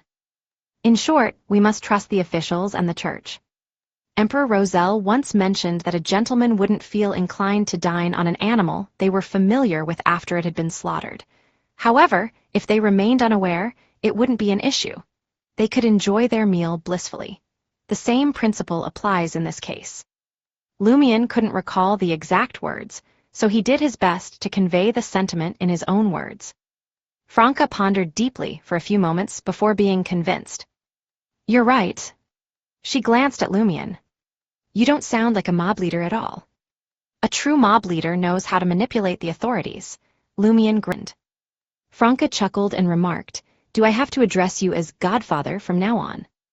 Without giving Lumion a chance to inquire further, she swiftly added, A mob's Godfather. Yes, for now, you don't have the means. I'll take responsibility for leaking the information to the officials. Mob's Godfather? Lumion had heard his sister mention this as the subject of her next book. He grasped the general idea, but couldn't help feeling a tad disheartened. In the ensuing hours, he and Franca joyously attended a banquet hosted by Rat Christo, engaging in lively conversations with Erkin and the other smugglers. Lumion couldn't stop raving about the delectable Savai roasted chicken. It was seasoned with an array of spices, its surface glistening with a similar concoction. The golden skin boasted juiciness, tenderness, and an aromatic essence. He sliced a piece of the crispy skin-covered meat and let it soak in the succulent juices for a moment before savoring it. The experience was pure bliss, rendering it impossible for him to cease indulging. As the banquet drew to a close, Franca noticed only a handful of people remained at the dining table. She turned to Rat Christo, a smile playing on her lips. Come closer, I have something to ask you. Christo, momentarily taken aback, shifted his chair nearer to Franca and responded with a smile. And what's the matter? Franca smiled and whispered, In truth, Ciel and I also ventured into that peculiar world. Fortunately, we managed to escape. With that, she swiftly produced the roast chicken's knife and drove it into the table in front of Rat Christo. Her voice turned icy as she interrogated him. What's concealed within that shipment? You nearly got us killed. I don't know. Christo glanced around, beads of cold sweat forming on his forehead. Realizing that only he, Franca, and Ciel remained at the table, he hastily explained, I genuinely don't know. The boss instructed me to bring it to Trier. Chapter 192, Verification. Boss, Lumion was alarmed. He hadn't anticipated the connection to Gardner Martin, but now things were starting to make sense. Why did the smuggling caravan vanish on a known route that had been used before? And why was Rat Christo so eager to seek their help? If he had only lost a shipment, he would have made more confirmations. It would have taken time for him to reveal his vulnerabilities and mistakes to his peers, who might be eyeing his position.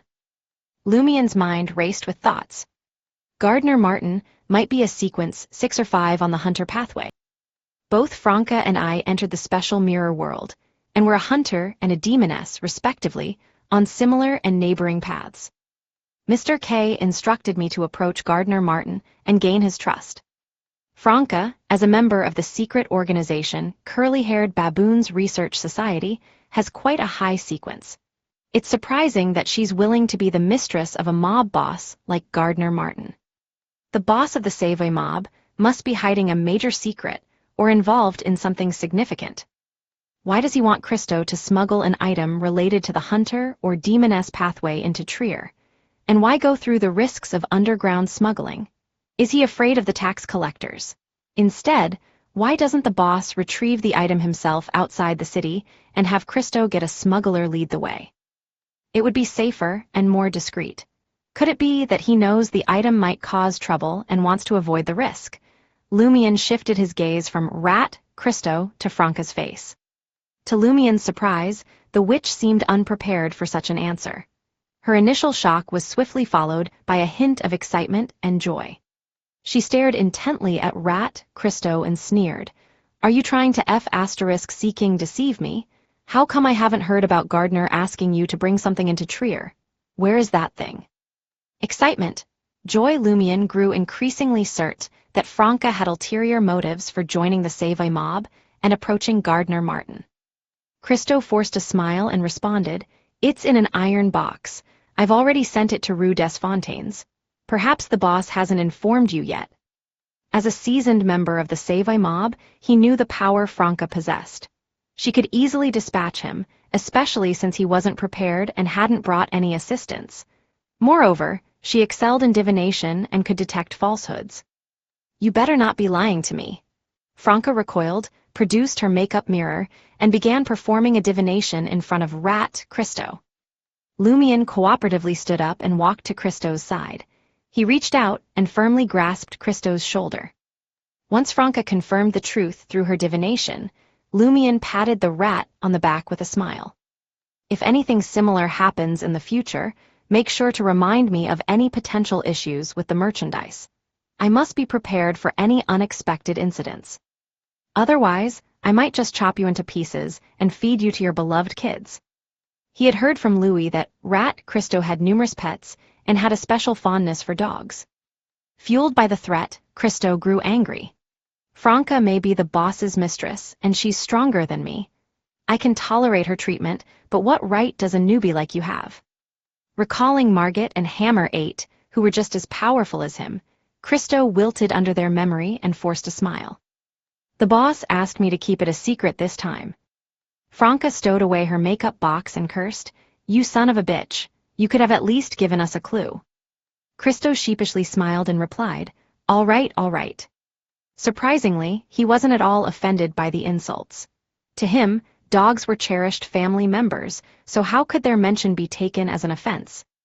He often warned his lecherous subordinates that laying a hand on his wife was akin to touching his dog. Observing Franca and Ciel's softened attitudes, Christo curiously asked, "Is that strange world really as Erkin described?" Before Franca could respond, Lumion patted Christo's shoulder with a smile. "Haven't you figured it out yet? Has a dog eaten your brain? We were just bluffing you. We didn't enter any strange world at all. We simply suspected something was amiss with your goods, considering the previous smooth smuggling operations and the sudden involvement of a Beyonder incident. So, we decided to deceive you." Rat Christo couldn't help but feel vexed. Indeed, if Franca and Ciel had truly entered a strange world, they wouldn't have returned so swiftly. Erkin and the others had been missing for hours. How could he have been so foolish? Why did he fall for their ruse? Suppressing his emotions, Christo looked at Franca with a fawning smile. "Please don't tell the boss that I revealed the existence of that item. He will not be pleased with me." Franca cast a strange glance at Lumion and said to Rat Christo, "Fine. From now on, you owe me a favor." "All right," Christo hastily agreed. After bidding farewell to the leader of the smuggling operation, Lumion and Franca exited the warehouse and turned onto the narrow street of Avenue du Marché. "I realize today that Christo is a complete fool. He's incredibly gullible," Franca remarked, breaking the silence as she glanced at Lumion beside her. There was a hint of a smile on her face, but it didn't quite reach her eyes. "You're quite skilled at deceiving others." Lumion assumed a composed demeanor. "In Cordu, you must have heard about Cordu, right? They call me the Prankster King." Franca, familiar with Cordu due to the wanted poster, smiled at Lumion and responded, "Did you lie to me earlier then? Heh, Jenna's assessment of you wasn't entirely off. You possess cunning and trickery." "You're my sister's companion. I've been telling you the truth," Lumion said sincerely, maintaining an honest expression. However, he didn't divulge the complete truth. Even if Franca were to confirm it through divination, she wouldn't detect any signs of deception. Franca observed his expression and nodded in satisfaction. "I am willing to trust Muggle's brother. Let's pretend you don't know about Gardner's item. There are certain things that can be harmful if you were to uncover the truth. I won't inquire about it either." "All right," Lumion acquiesced, obediently playing the role he had assumed in front of Aurore. The two then went their separate ways on Avenue du Marché. One headed toward Salle de Bal Brise, while the other turned onto Rue des Blouses Blanches. It was already past 8 p.m., and the sky had darkened.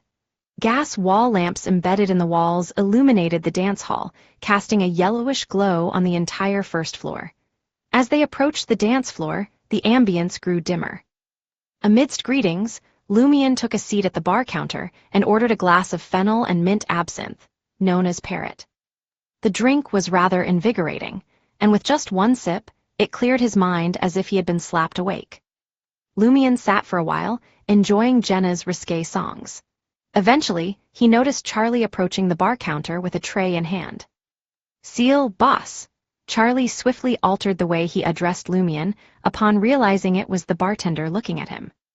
Lumion took a sip of the psychedelic green liquid and asked with a smile, "Do you prefer the dance hall or the underground bar in the motel?"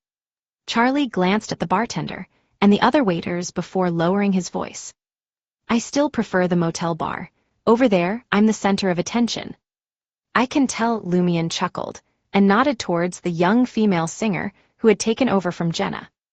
"Is she your friend's daughter?" Charlie had previously mentioned a friend who had fallen victim to a loan shark. Pressured by Baron Brignies, the friend tragically committed suicide by jumping off a building, and now his daughter was forced to sing at Salle de Bal Brise. "Yes," Charlie replied with a sorrowful expression. The female singer, dressed glamorously in a revealing blouse and skirt, was around Jenna's age but lacked the same allure.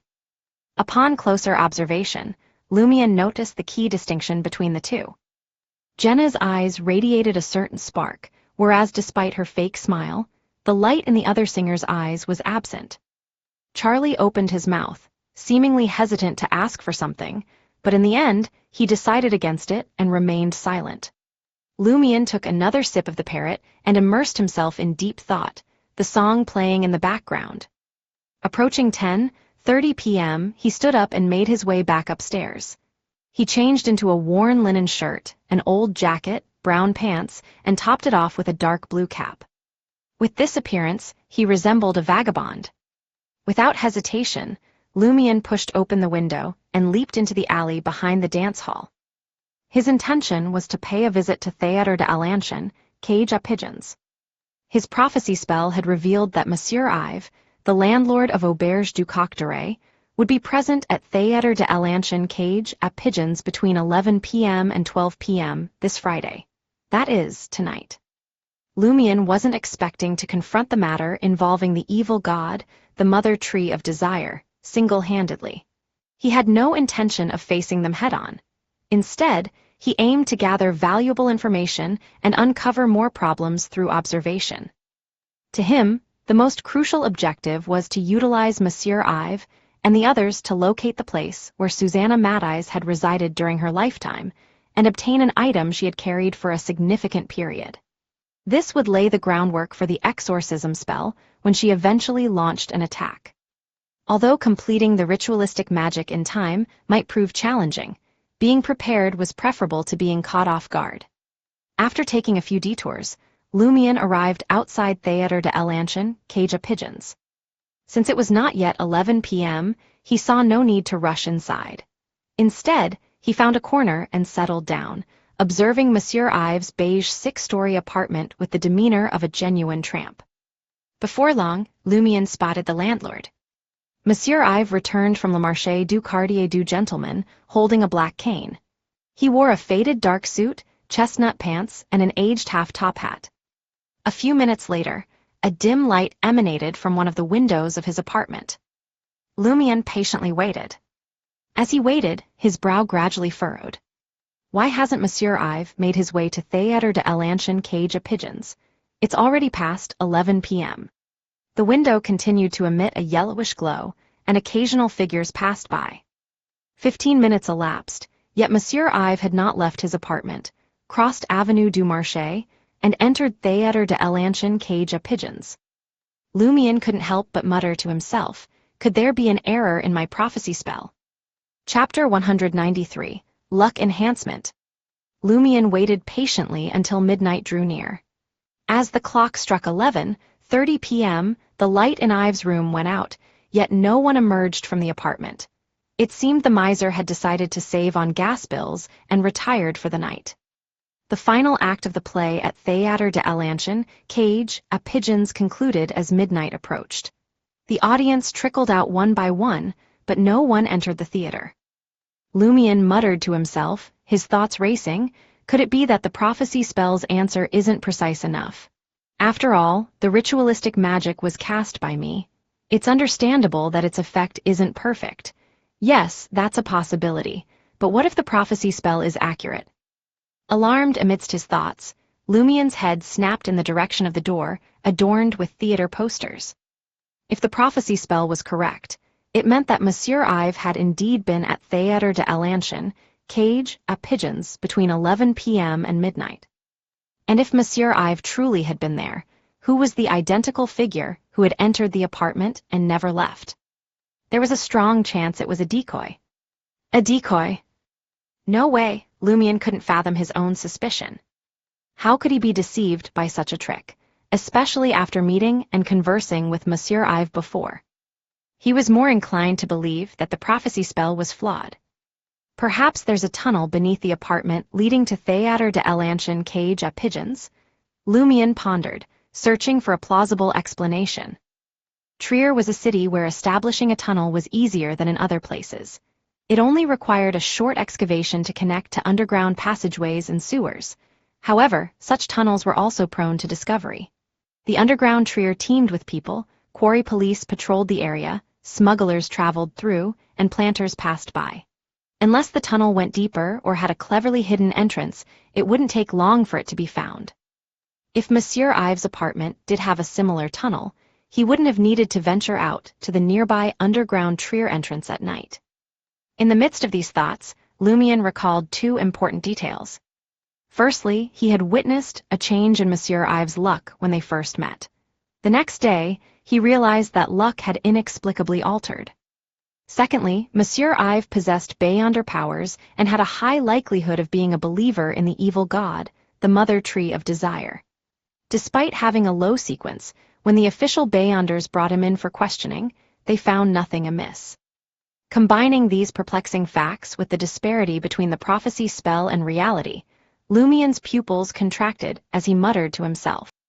A decoy, could it be real? Was the person residing in the opposite apartment all this time after the robbery a mere decoy? Is that why his luck changed, and the official Beyonders failed to detect anything wrong? How is it possible for him to resemble Monsieur Ive so perfectly? Did he employ a mystical item akin to the mystery-prying glasses or some other method? And where is the real Monsieur Ive hiding in Théâtre de l'Ancienne cage à Pigeons? The more Lumion pondered, the more unnerved he became. No one had discovered the substitution that took place. At the very least, Christo's men showed signs of mirror-like reversal. The situation is growing increasingly sinister, befitting a follower of an evil god. Lumion sighed deeply. From the assortment of the pervert's abilities, Lumion had already deduced that Monsieur Ive had sent something awry after being robbed. After all, even a single virile door held value as money. No robber would willingly discard it, and if it had truly been discarded, it meant that the robbery was not the true objective. It was understandable, then, that Monsieur Ive had prepared himself to conceal his secrets from the official Beyonders.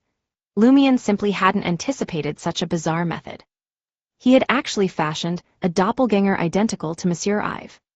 For a moment, Lumion couldn't ascertain whether the decoy in the apartment was an ordinary person, adorned with Beyonder cosmetics, or a devotee of the evil god with extraordinary powers. If it was the former, Lumion desired to seize the opportunity in the dead of night, apprehend the decoy, administer a thorough thrashing, and extract the truth. Then, he would deliver the decoy to the police headquarters or a cathedral, leaving the official Beyonders to conclude matters. If it was the latter, he dared not act impulsively. No one knew the decoy's sequence level or the breadth of its abilities. Lumion turned his head once more, casting a glance at the brick-red, three-story building housing Théâtre de l'Ancienne cage à Pigeons. He noted that no more patrons emerged from its entrance, dispelling his idea of venturing inside for another look. The final performance of the day had concluded. After contemplating for a while, Lumion resolved to make some preparations. He rose slowly to his feet and proceeded toward le Marché du Quartier du Gentleman, skulking in the shadows untouched by the glow of the gas street lamps. Along the way, he scrutinized the vagabonds slumbering in the corners of the roadside, his gaze deep and earnest. Finally, he found a suitable target. Huddled beneath a makeshift barricade in the alley, the vagabond's clothing was tattered and stained with mud. His legs bore the marks of dog bites, festering wounds oozing yellow pus. In Lumion's eyes, this individual was plagued by misfortune. He would face a series of calamities in the next 2 or 3 days, with his very life potentially at stake.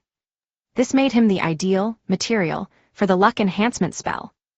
Yes, Lumion intended to employ the ritualistic magic of the alms monk, the luck enhancement spell, to fashion an item capable of transmitting ill fortune. If the fake Monsieur Ive were to be plagued by misfortune, continually beset by various predicaments, there was a high likelihood that he would reveal his predicament to the official Beyonders.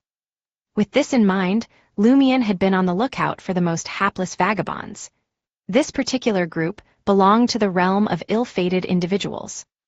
With his cap pulled low, Lumion approached the vagabond, positioning himself so the gas lamps on the street cast his face in shadows. He crouched down, black-gloved hands ready, and gently prodded the tramp. "You," the tramp stirred, his voice filled with pain and confusion. "I need your assistance with something. Willing to lend a hand?" Lumion produced a silver coin, worth 1 viral d'or, adorned with cherubs and intricate lines. The tramp's eyes were immediately drawn to the gleaming coin. Without hesitation, he nodded and replied, "No problem." As he spoke, he extended his hand, already imagining the aroma of apple whiskey sour and hearty meatloaf. Once the silver coin was in his palm, the tramp's eyes widened suddenly, fixated on something behind Lumion. He blurted out in shock, "That's..."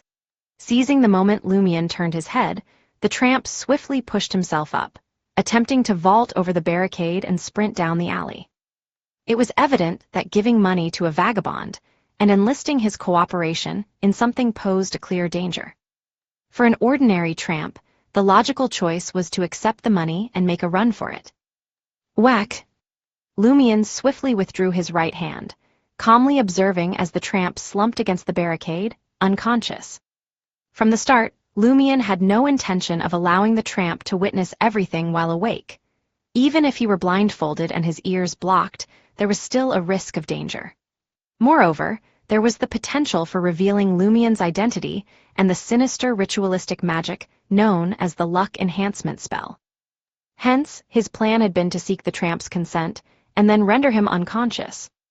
Lumion assisted the tramp to his feet, as if supporting a drunken companion, and guided him to the nearest entrance to underground Trier. Finding a concealed spot nearby, he secured the tramp, binding his hands and feet, blindfolding him, and muffling his ears. Once everything was in place, he stealthily returned to Salle de Balbrise, retrieving a carbide lamp and the necessary tools. Without delay, he went back to the entrance, carefully lifting the unconscious tramp and making his way to the quarry cave where he had previously performed the prophecy spell. This time, however, the ritual had undergone a change. While it remained a dualistic ceremony, the orange candle representing a deity and other supplicants had been replaced with one of a grayish-white hue. It still contained Lumion's blood. To enhance his chances of success, Lumion intended to utilize the ritualistic magic to pray to the corruption sealed within his chest, mobilizing a fragment of its power. After constructing the altar and erecting a wall of spirituality, he plunged Hedsey's tainted dagger into the tramp, allowing his blood to flow into a metal vial. The tramp stirred, only to be swiftly rendered unconscious once again. Lumion disinfected and bandaged the wound, blending the blood with ash from his own hair to create an ink-like substance. Using the thinnest paintbrush at his disposal, he meticulously outlined a series of intricate and enigmatic symbols on faux goatskin parchment. The design consisted of interwoven blackthorns forming a ring, snakes with entwined heads and tails, a river composed of these serpentine figures, distorted lines, a peculiar eye, and more. By the time he completed a fraction of the intricate work, Lumion's forehead was drenched in a sheen of cold sweat. He positioned the tramp, and the faux goatskin adorned with symbols upon the boulder that served as the altar. Dripping perfume into the flames and sprinkling powder, Lumion took 2 steps back, fixing his gaze upon the gently flickering yellow candle flame, and uttered ancient Hermes words. Power of inevitability. You are the past, the present, and the future. You are the cause, the effect, and the process. As before, the flame of the deity's candle compressed to its utmost limits before expanding, swelling to the size of a clenched fist. Its hue transformed to a silvery black shade, distorting everything in its vicinity. Gray mist filled the air, and a tempest of darkness whirled about. Lumion, his ears assailed by frenzied murmurs, endured the vertigo and switched to the Hermes tongue. I implore you to alter this destitute man's fate. I pray that you will take away his misfortune. At this juncture, Lumion took a step forward and ignited the faux goatskin adorned with mysterious symbols using the silver-black candle flame. Placing it within a natural crevice on the altar's surface, he observed as the parchment began to smolder. In the next instant, he produced a gold coin worth 5 viral d'or, engraved with the sunbird, and positioned it near the tramp's outstretched hand. To those gripped by greed, money was an irresistible lure. It served as the optimal conduit. Lumion, burdened by a sensation akin to carrying a weight of over 500 kilograms, retreated a step, awaiting the consumption of the smoldering faux goatskin before commencing the final incantation. Gray amber, a herb that belongs to Inevitability, please pass your powers to my incantation. The entire altar abruptly ignited, assuming an ethereal semblance. Before Lumion, an illusory, intricate, and chilling river of mercury silently coursed its way. It enshrouded the tramp and the gold coin, amplifying the murmurs in Lumion's ears and causing the cyan veins upon his face to bulge. Instinctively, Lumion recoiled from the agony of supplicating for a boon. Suddenly, the illusory image shrank, descending upon the surface of the gold coin resting upon the altar. Everything returned to its former state, except for the gold coin, which now appeared dimmer under the silver-black illumination. Chapter 194, Triggered. At the sight of this, Lumion hastily concluded the ritual and extinguished the candles in the proper sequence. The frenzied ravings that had filled his ears vanished, and the searing pain abruptly ceased before it could overwhelm him. Once he tidied up the altar in a rough manner, Lumion shifted his gaze to the 5 viral d'or coin. It no longer appeared peculiar. Bathed in the glow of the carbide lamp, it shimmered with a captivating golden sheen, indistinguishable from any other coin. Lumion's eyes darkened suddenly, as if he were observing a living being, examining its fortune. Normally, he couldn't see an object's fate, but this time was different. After focusing, he realized that the gold coin was enveloped in black vapor tinged with a hint of blood-red glow. The former symbolized ill fortune, while the latter indicated a degree of impending catastrophe. Phew, Lumion let out a sigh of relief. This meant that the luck enhancement spell had succeeded. The tramp's streak of misfortune for the next few days had been transferred to the gold coin. However, if Lumion didn't find another person to bear this fate within 3 days, it would revert to the tramp, permanently untransferable. Lumion continued to gaze at the tramp for a few more seconds, confirming that his luck had temporarily returned to normal, neither good nor bad. Satisfied, Lumion, already positioned at the edge of the altar, reached out and picked up the 5 viral d'or, which served as the medium for luck transference. He wasn't concerned that this act would transfer the misfortune attached to the item onto himself. That's because activating the luck enhancement spell required specific conditions. Firstly, the recipient had to willingly accept the gold coin and subjectively desire to possess it. Secondly, throughout the entire process, the recipient had to exploit a situation they shouldn't have. In other words, if Lumion used the gold coin to make a purchase, the shopkeeper wouldn't suffer any ill luck merely because they accepted the item, unless they sold Lumion something counterfeit or dishonestly manipulated the transaction for illicit gain. Likewise, if Lumion discreetly slipped the gold coin into Charlie's pocket without his immediate awareness, Charlie wouldn't encounter misfortune when he eventually used it. As the original owner of the coin, Lumion naturally remained unaffected by the luck enhancement spell when he retrieved it. The 2 straightforward methods to trigger the luck enhancement spell were to keep the coin in his pocket and allow the target to steal it. He could also feign leaving it behind so the target could pick it up. Lumion believed that unless individuals like Monsieur Ive, who had acquired a miserly habit, underwent a significant transformation, they would still harbor an enduring fondness for money. Falling into such a trap would be easy for them. After erasing various traces on the altar, he hoisted the tramp onto his back and ascended to the surface. He dumped him back into the alley where he had been found, removing the ropes binding his hands and feet, along with the cloth covering his eyes and ears. Observing the tramp's condition, Lumion gave him a swift kick and departed. The tramp stirred slowly, uttering pleas of desperate fear. "Please let me go." He blinked his eyes open, instinctively scanning his surroundings. To his realization, there was no one in sight, and he found himself still slumbering in his usual spot. The tramp fell silent. As his senses gradually returned, his initial reaction was to delve into his pocket. A chill seeped into his mind, and with a gleeful expression, he retrieved a silver coin worth 1 Vril d'or. "It's still here. It's really still there. It wasn't a dream." Under the faint crimson moonlight casting its glow from above, and the street lamps illuminating the vicinity, the tramp fiddled with the silver coin repeatedly, assuring himself that it wasn't a counterfeit. Only then did he recall to examine his body. Soon he noticed that his arm was bandaged, and a sharp ache assaulted his mind. Apart from that, there was nothing out of the ordinary. The tramp stumbled to his feet, rubbing his backside as he muttered to himself, "It's not that kind of pervert." Having witnessed the world prior to his bankruptcy, he was aware that Trier housed its fair share of peculiar individuals. Consequently, various private organizations had sprung up. Some advocated that men and women existed solely for reproduction, while others believed that true love only blossomed between men.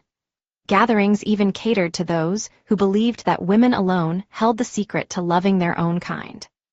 The tramp had initially suspected he had fallen victim to men with a peculiar fixation on foul, unwashed men. However, it seemed that wasn't the case. After pondering for a moment, he conjectured that someone had taken an interest in his blood and extracted some. The 1 Vril d'or was his reward. He had heard tales before of influential figures relying on continual blood transfusions to sustain their lives. "At least there's 1 Vril d'or." The tramp instantly rejoiced, no longer dwelling on the loss of blood. He even entertained the hope that the other party would seek him out once more. When the time came, he would willingly inquire about their desired price. Lumion relied on a copper coin toss to decide that he would spend the night at Auberge du Coq d'Oreille. Consequently, he returned to room 207 and slept until 6 a.m. After having breakfast and engaging in some outdoor exercises, then returning to the motel, changing his attire, and disguising himself, Lumion prepared to set off for Avenue du Marché to find the 2 cleaning ladies already hard at work. Lumion caught sight of a cleaning lady in her 50s, sporting a vibrant golden wig and makeup as she diligently cleared the trash in the lobby. Lumion halted his steps and asked contemplatively, "You're Elodie, aren't you?" He recalled Charlie mentioning her name. "Yes, Monsieur Ciel." Elodie straightened her posture. She wore an old yet clean grayish-white dress and stood at an average height of 1.65 meters. From her facial features, it was evident that she had been quite attractive in her youth. "You know me?" Lumion inquired nonchalantly. Elodie answered truthfully, "Monsieur Charlie Collins spoke of you before. He mentioned that you're the hotel's guardian." "Ha ha, just as expected of Charlie. That's the right attitude." No trace of inferiority or fear, Lumion started to feel that Elodie, the cleaning lady, wasn't a former street girl as Charlie had speculated. He casually asked, "I heard from Charlie that you used to be a theater actress." "Yes," a smile graced Elodie's face. "I performed in 2 theaters, taking on supporting roles. However, one of them went bankrupt and the other stopped hiring me for some reason. I was already quite old by then." As she reminisced about the past, a hint of melancholy appeared in her demeanor. Lumion nodded and glanced towards the motel door. "Have you heard of Théâtre de l'Ancienne, Cage Pigeons?" This was the question he was truly interested in. This cleaning lady named Elodie was originally a theater actress, but she had been hired by Monsieur Ives, the motel landlord who had a close relationship with Théâtre de l'Ancienne, Cage Pigeons. It was a little suspicious. Elodie's expression became animated.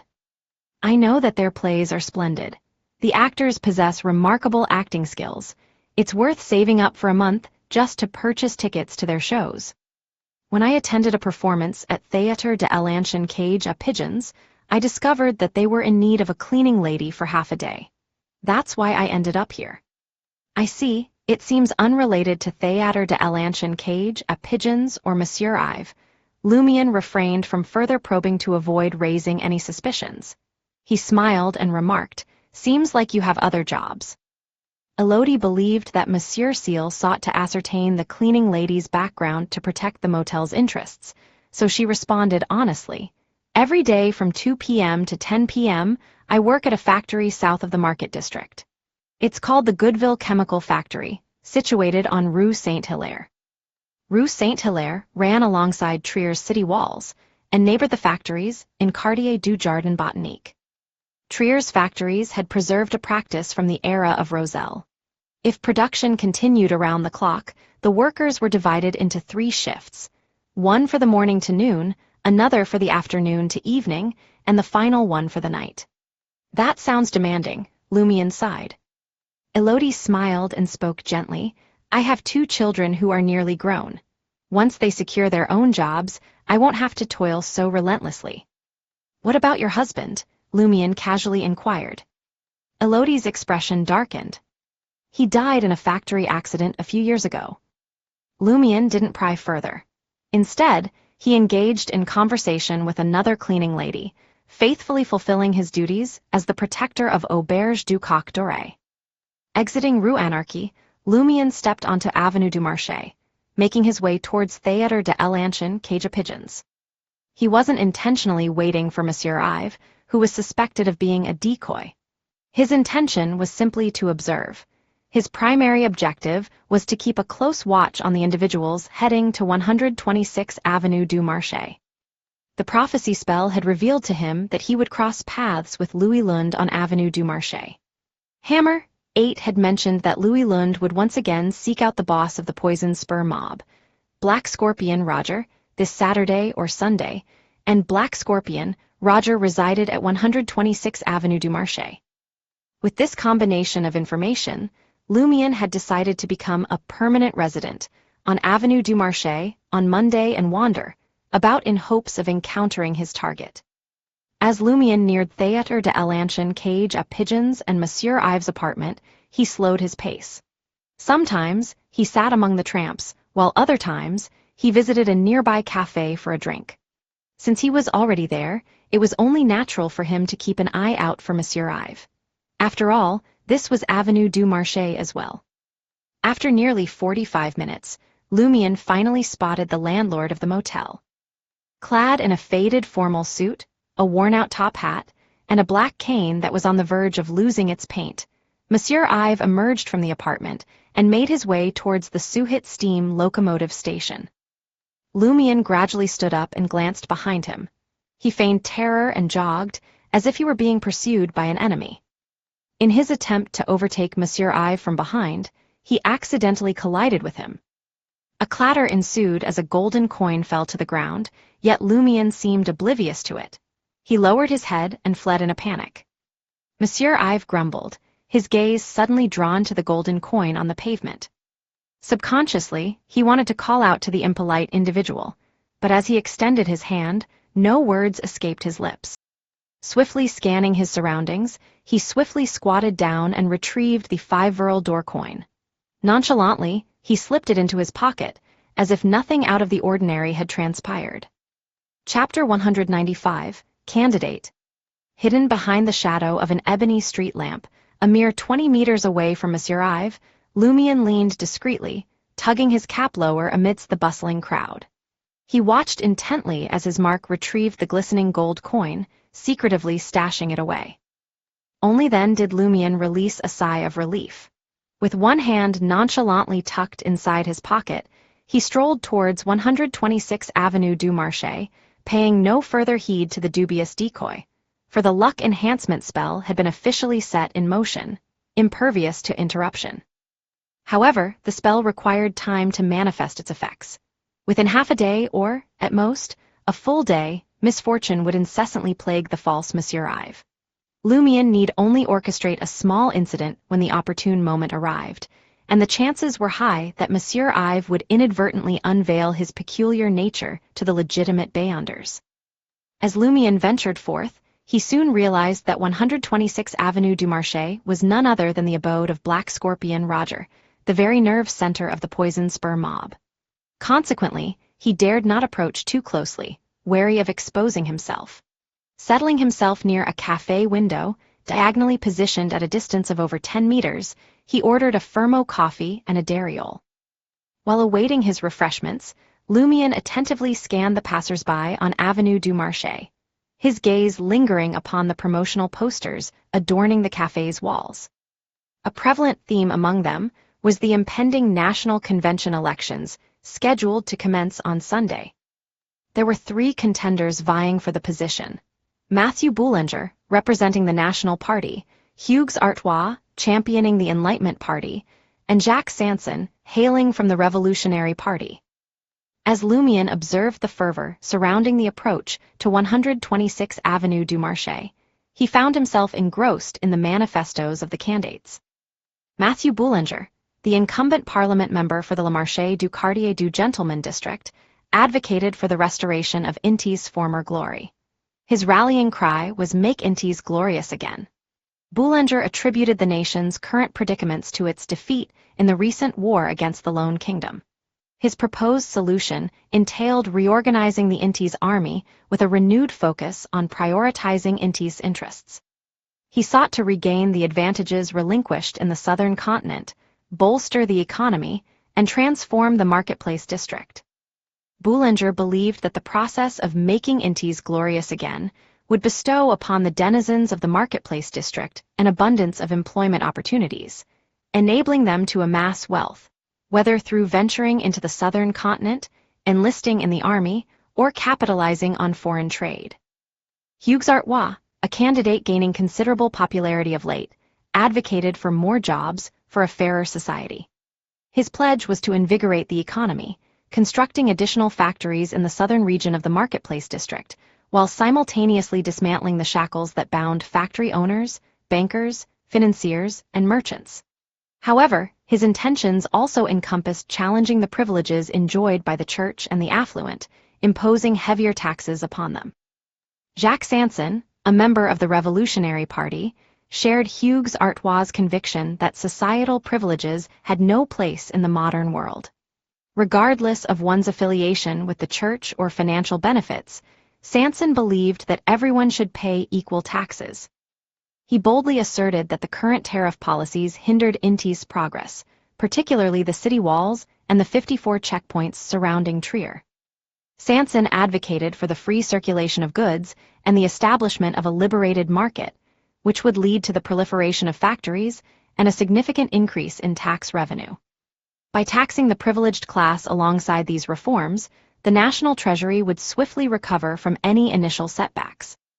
When the time came, Sanson planned to explore the implementation of Emperor Rosel's envisioned annuity guarantee system, providing essential protection to the workers in the marketplace district. His slogan resounded, "Take down those damned walls." Having finished reading the candidates' platforms, Lumion couldn't help but feel inclined to vote for Jacques Sanson. While it remained uncertain whether Sanson possessed the capability to realize his ideas, cheaper alcohol and goods would bring tangible benefits and security to the people in the marketplace district. As for taxing the privileged, they weren't overly concerned, as long as the burden didn't exceed a koppit. Yet it was evident that Jacques Sanson faced discrimination. His campaign posters were relegated to the farthest corners, barely visible. This treatment stemmed from the Revolutionary Party's perennial status as a minority within the National Convention. As the Poison Spur mob rallied behind Hugues Artois of the Enlightenment Party, Lumion directed his utmost attention towards this candidate. He not only perused Artois' election platform, but also scrutinized his color photographs. Artois, a man in his 30s, possessed a luxuriant head of black, fluffy hair with hints of gray at his temples. His nose stood tall and proud, complemented by deep blue eyes. His height commanded attention, and he exuded an air of refinement when dressed formally. "I can't allow this man to be elected, unless I dismantle the Poison Spur mob before that happens," However, the mob still enjoys the mysterious support of Madame Moon. Even if one black scorpion falls, another red scorpion will emerge. Yes, the elections are set to commence this Sunday. The police headquarters, military police, and official bayonders will be mobilized to vigilantly monitor each constituency. Causing trouble won't be easy. Should I involve the laborers, porters, and waiters of the Save mob? Lumion contemplated how to secure the national convention seat for both Matthew Boulanger and Jack Sanson. According to Inti's law, anyone residing in a constituency for at least 6 months and having a job or attending university possessed the right to register and vote in that district. Lumion himself had only arrived in Trier less than a month. Lost in thought, he maintained a watchful eye on the window, hoping to catch sight of Louis Lund. After a considerable time had passed, the golden sun ascended into the sky. Lumion realized that waiting was not a viable option. Firstly, his identity posed a problem. He remained under the intense scrutiny of the Poison Spur mob, preventing him from waiting in a building opposite Black Scorpion Rogers' residence. Such a vantage point would limit his view and increase the risk of overlooking crucial details. Secondly, as the leader of the Save mob, he had numerous responsibilities to fulfill and required moments of respite. Waiting 24 hours a day for 2 straight days was simply unfeasible. As these thoughts raced through his mind, Lumion was struck by an idea. Why should I do it myself, when I have so many subordinates, and even hired Anthony Reed with my own money? With that thought, Lumion rose from his seat and left the café, making his way towards Salle de Bal Brise. As he reached the middle of Avenue du Marché, Lumion's attention was drawn to a gathering by the roadside. At the outskirts of the crowd stood a circle of black-uniformed police officers, while 2 rows of mounted officers observed the passers-by. Amidst the 200 to 300 people, there stood a makeshift wooden platform. A man in a black suit, sans bow tie, commanded the stage. A massive poster displaying his photo adorned the outer wall of the house behind him.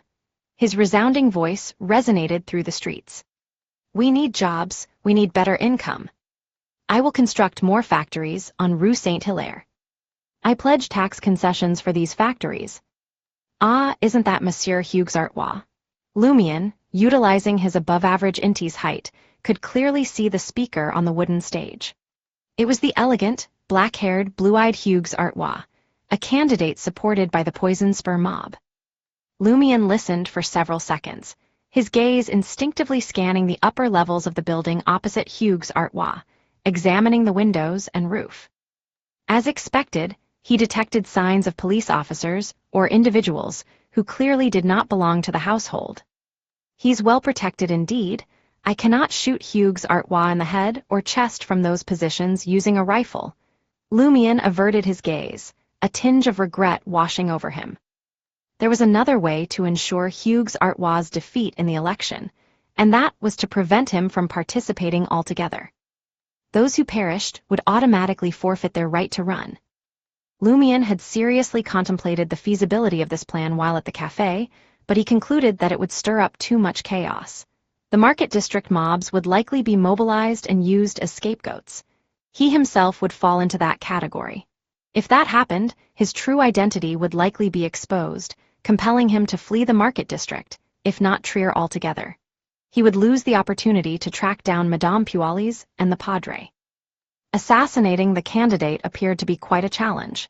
Even if he were fortunate enough to succeed, escape might not be guaranteed. Lumion shifted his gaze to the people standing behind the wooden platform. They were most likely members of Hugues Artois' campaign, a trio of men and 2 women. Among them, there was a woman with fiery red hair, rumored to possess noble lineage. Her features were striking, with chiseled lines on her face, yet there was an overall air of neutrality to her beauty.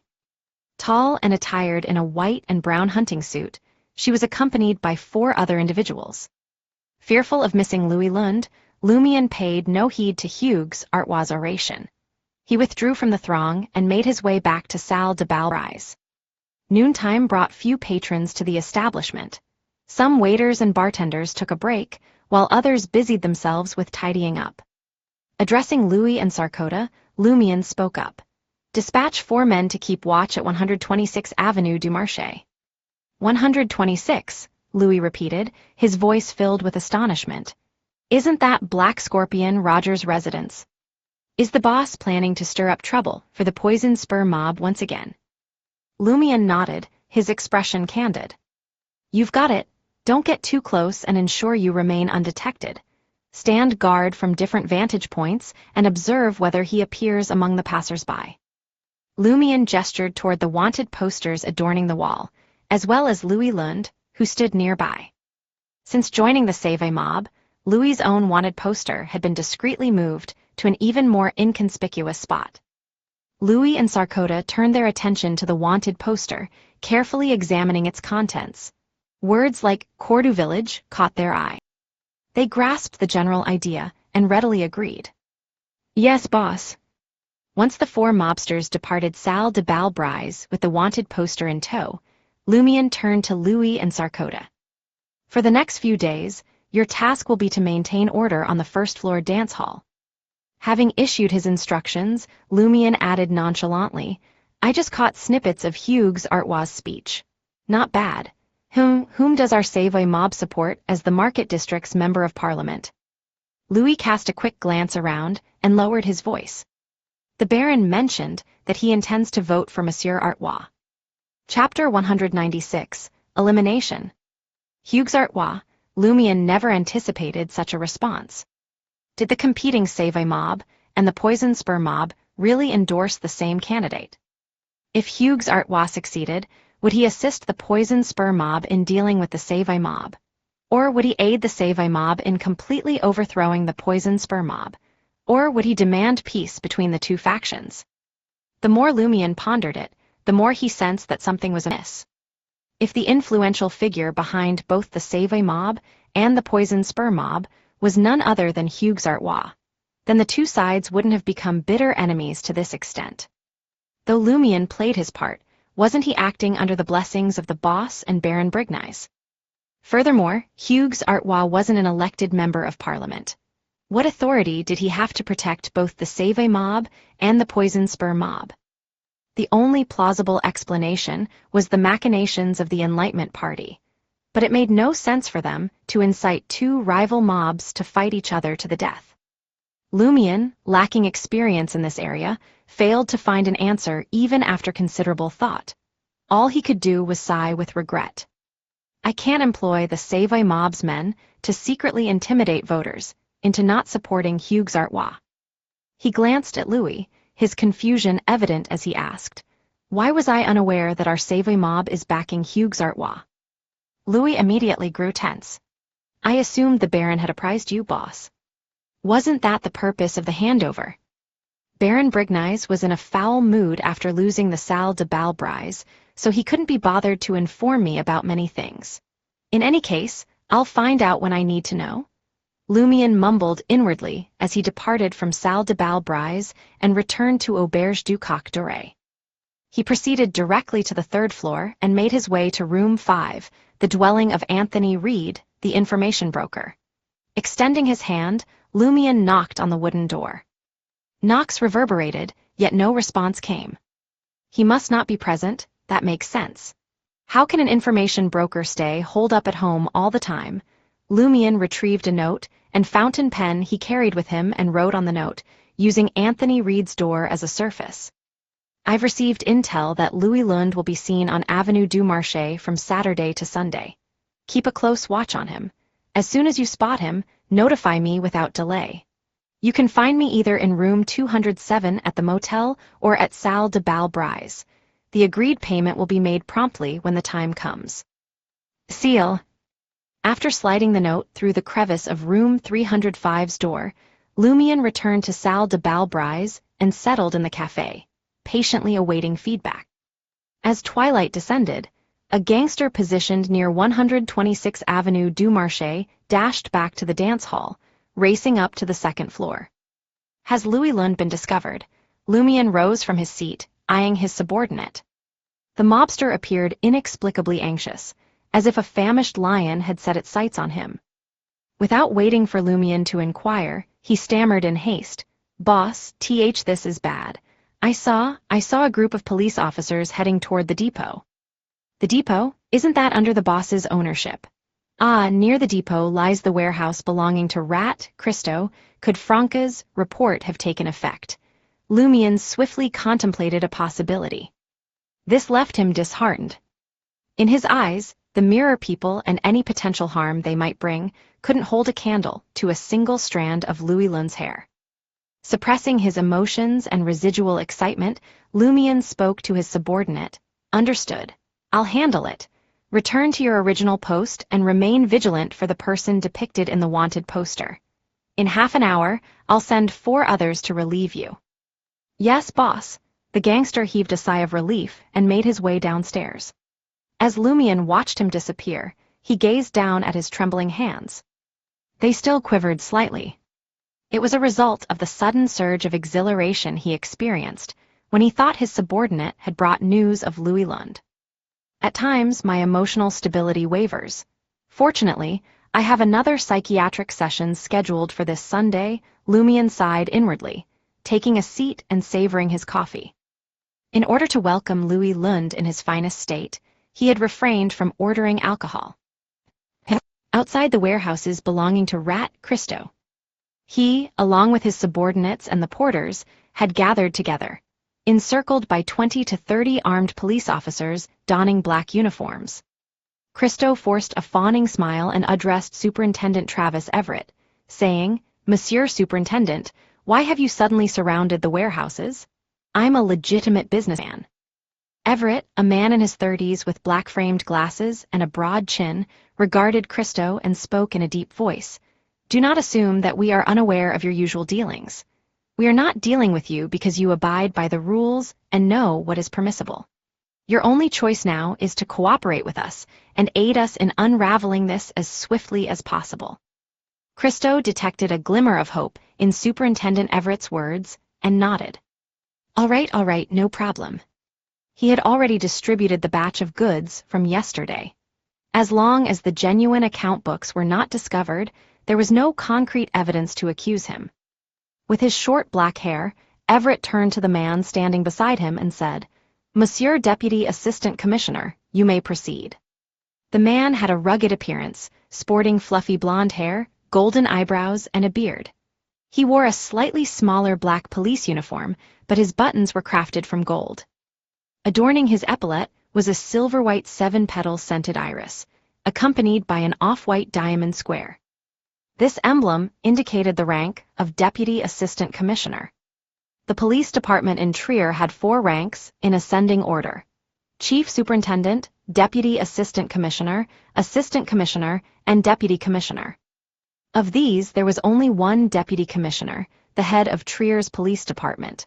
Across the entire Intes Republic, the Minister of the National Police Department, a commissioner, held a higher rank. The Assistant Commissioner and Deputy Assistant Commissioner served as Trier's Police Department's Deputy Minister and Police Committee members. Their epaulettes displayed off-white diamond squares beside the 7-petaled irises. There were 4 commissioners, 3 deputy commissioners, 2 assistant commissioners, and 1 deputy assistant commissioner, with no chief superintendents. In other words, this uncouth man with blonde hair and a golden beard held an equal rank to Imerk, the police committee member in charge of the entire Le Marché du Quartier du Gentleman. However, Christo was entirely unfamiliar with him. Just call me Angoulême, the rugged deputy assistant commissioner replied succinctly. His gaze swept across Christo, Erkin, and the others, inexplicably making them feel as if they were staring at the blinding sun, forcing them to lower their heads. Angoulême averted his gaze and instructed the plainclothes team behind him, You may bring that object forward now. 2 team members approached the nearby 4-wheeled carriage and unveiled a wide, flat, and sizable object covered in a black velvet curtain. They positioned the object beside Angoulême. Angoulême locked eyes with Rat Christo and the others, subtly raising his chin, and uttered, Line up in front of me, one by one. Christo sensed the kid in his pocket trembling visibly. He surmised that Angoulême was an official Beyonder, someone of considerable power. After a few moments of contemplation, he approached Angoulême fearfully, not daring to resist. Suddenly, Angoulême pulled open the black velvet curtain, revealing the complete appearance of the object beside him. It was a full-body mirror, simple and unadorned, mounted on a stand of rusted iron black. Christo's reflection appeared instantly in the mirror, capturing every detail. Christo remained unaware of anything amiss, but Erkin's expression underwent a drastic change behind him. Erkin abruptly turned to the left, attempting to escape. Almost 20 others followed suit, including laborers and porters. Bangs, bangs, bang. Angoulême's team had already prepared, raising their arms and squeezing the triggers. Bullets struck those fleeing, but it was as if they struck an illusion, passing through them and landing in the distance.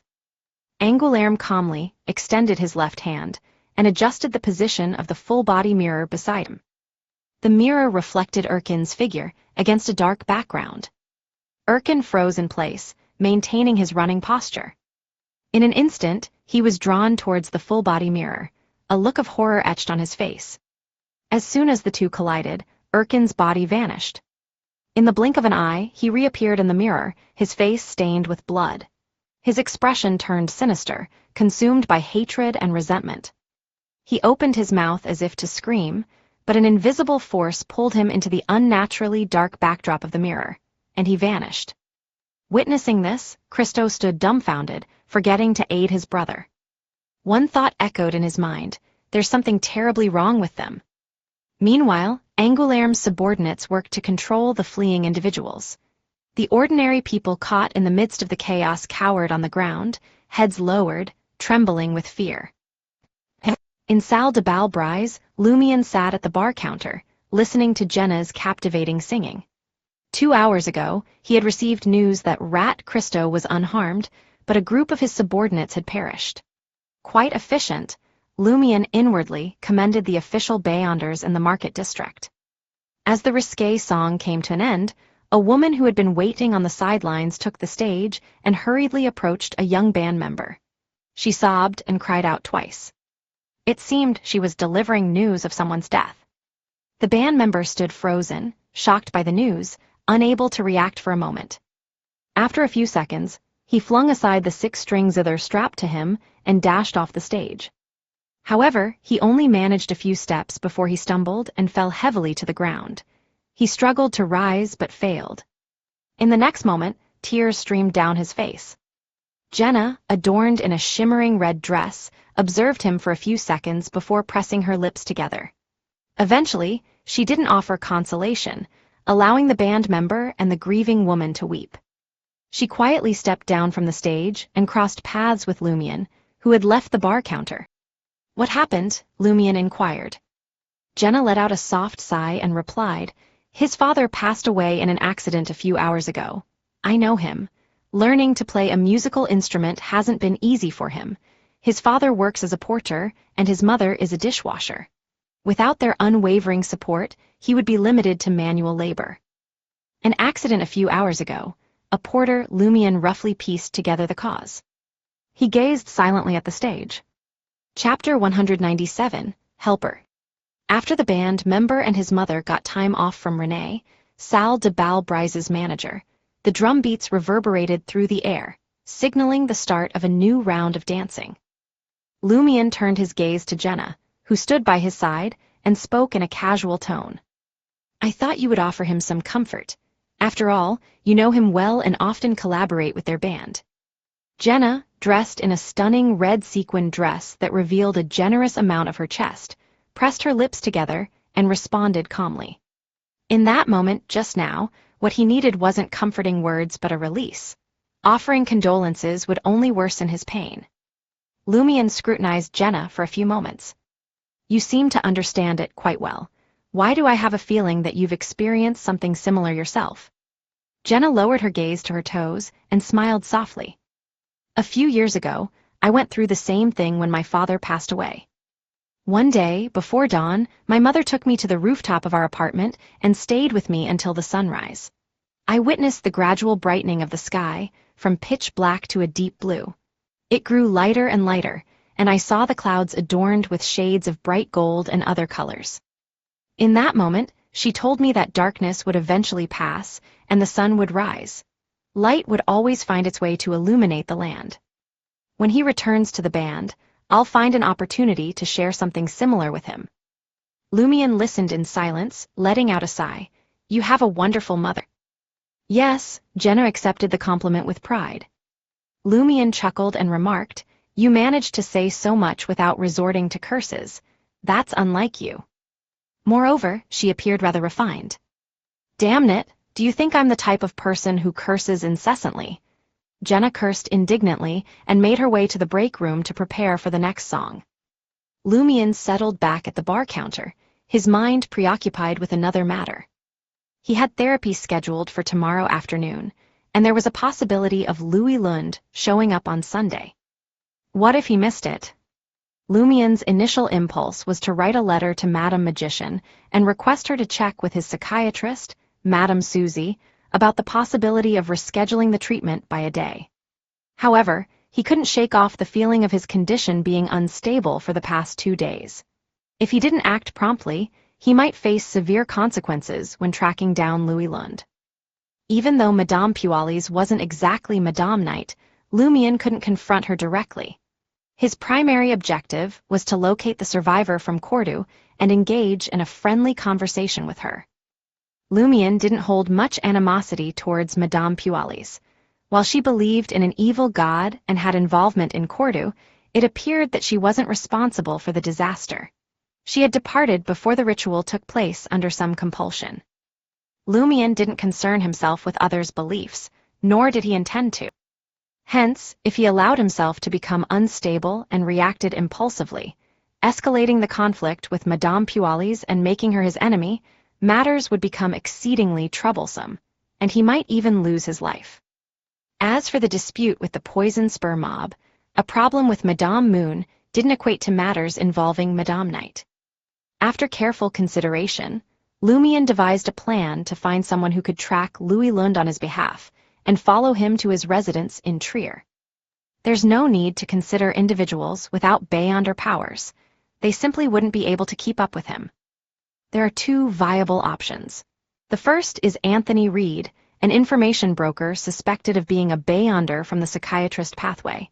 He possesses excellent tracking abilities and has already accepted my commission, receiving a deposit. Since the task involves locating Louis Lund, it naturally falls within the scope of the mission. If Anthony proves difficult, I'm prepared to offer more money. The second option is Franca. She, along with Aurore, belongs to the Curly-Haired Baboons Research Society. Franca knows my true identity and displays a certain level of concern for me. She is trustworthy to some extent, not to mention that she still owes me a favor. Franca possesses enough power to tail Louis Lund and even intercept him if necessary. As these thoughts raced through Lumion's mind, he rose from his seat, making his way to the bedroom on the 2nd floor and leaving Salle de Bal Brise through the window. Auberge du Coq d'Oreille, room 305. Lumion knocked on the wooden door. Please come in, Anthony Reed responded in a West Midseashire Coast accent. The door slowly swung open. The information broker stood before Lumion once more. His plump face, once slick with oiliness, appeared freshly scrubbed, enhancing his air of honesty. Wearing a grayish-blue worker's uniform, he seemed to have spent the entire day in the southern part of the Market District and Quartier du Jardin Botanique. I've read your note, Anthony Reed said, running a hand through his receding light yellow hairline. I've been keeping an eye on Avenue du Marché. Lumion felt a slight unease, but he surveyed the room and spoke directly. I have other matters to attend to between 2:30 p.m. and 5:00 p.m. tomorrow. If you happen to spot the target during that time, don't inform me. Simply follow him and ascertain his place of residence. Anthony Reed locked his dark brown eyes onto Lumion's for a few seconds. Very well. He made no mention of an additional fee, and Lumion was content not to broach the subject either. 3 Rue des Blouses Blanches housed a relatively new apartment building. Its beige facade boasted a charming curvature, featuring numerous irregular walls adorned with a variety of statues. Angels, animals, celebrities, and legendary objects found their place amidst the architecture. The building boasted an abundance of large windows, wall pillars, and scroll art, creating an atmosphere of grandeur. Lumion stood before room 601 and pressed the doorbell. With a jingling sound, Franca swung open the dark red door. Her flaxen hair cascaded naturally and voluminously, while she wore a loose white silk nightgown that gracefully reached her knees.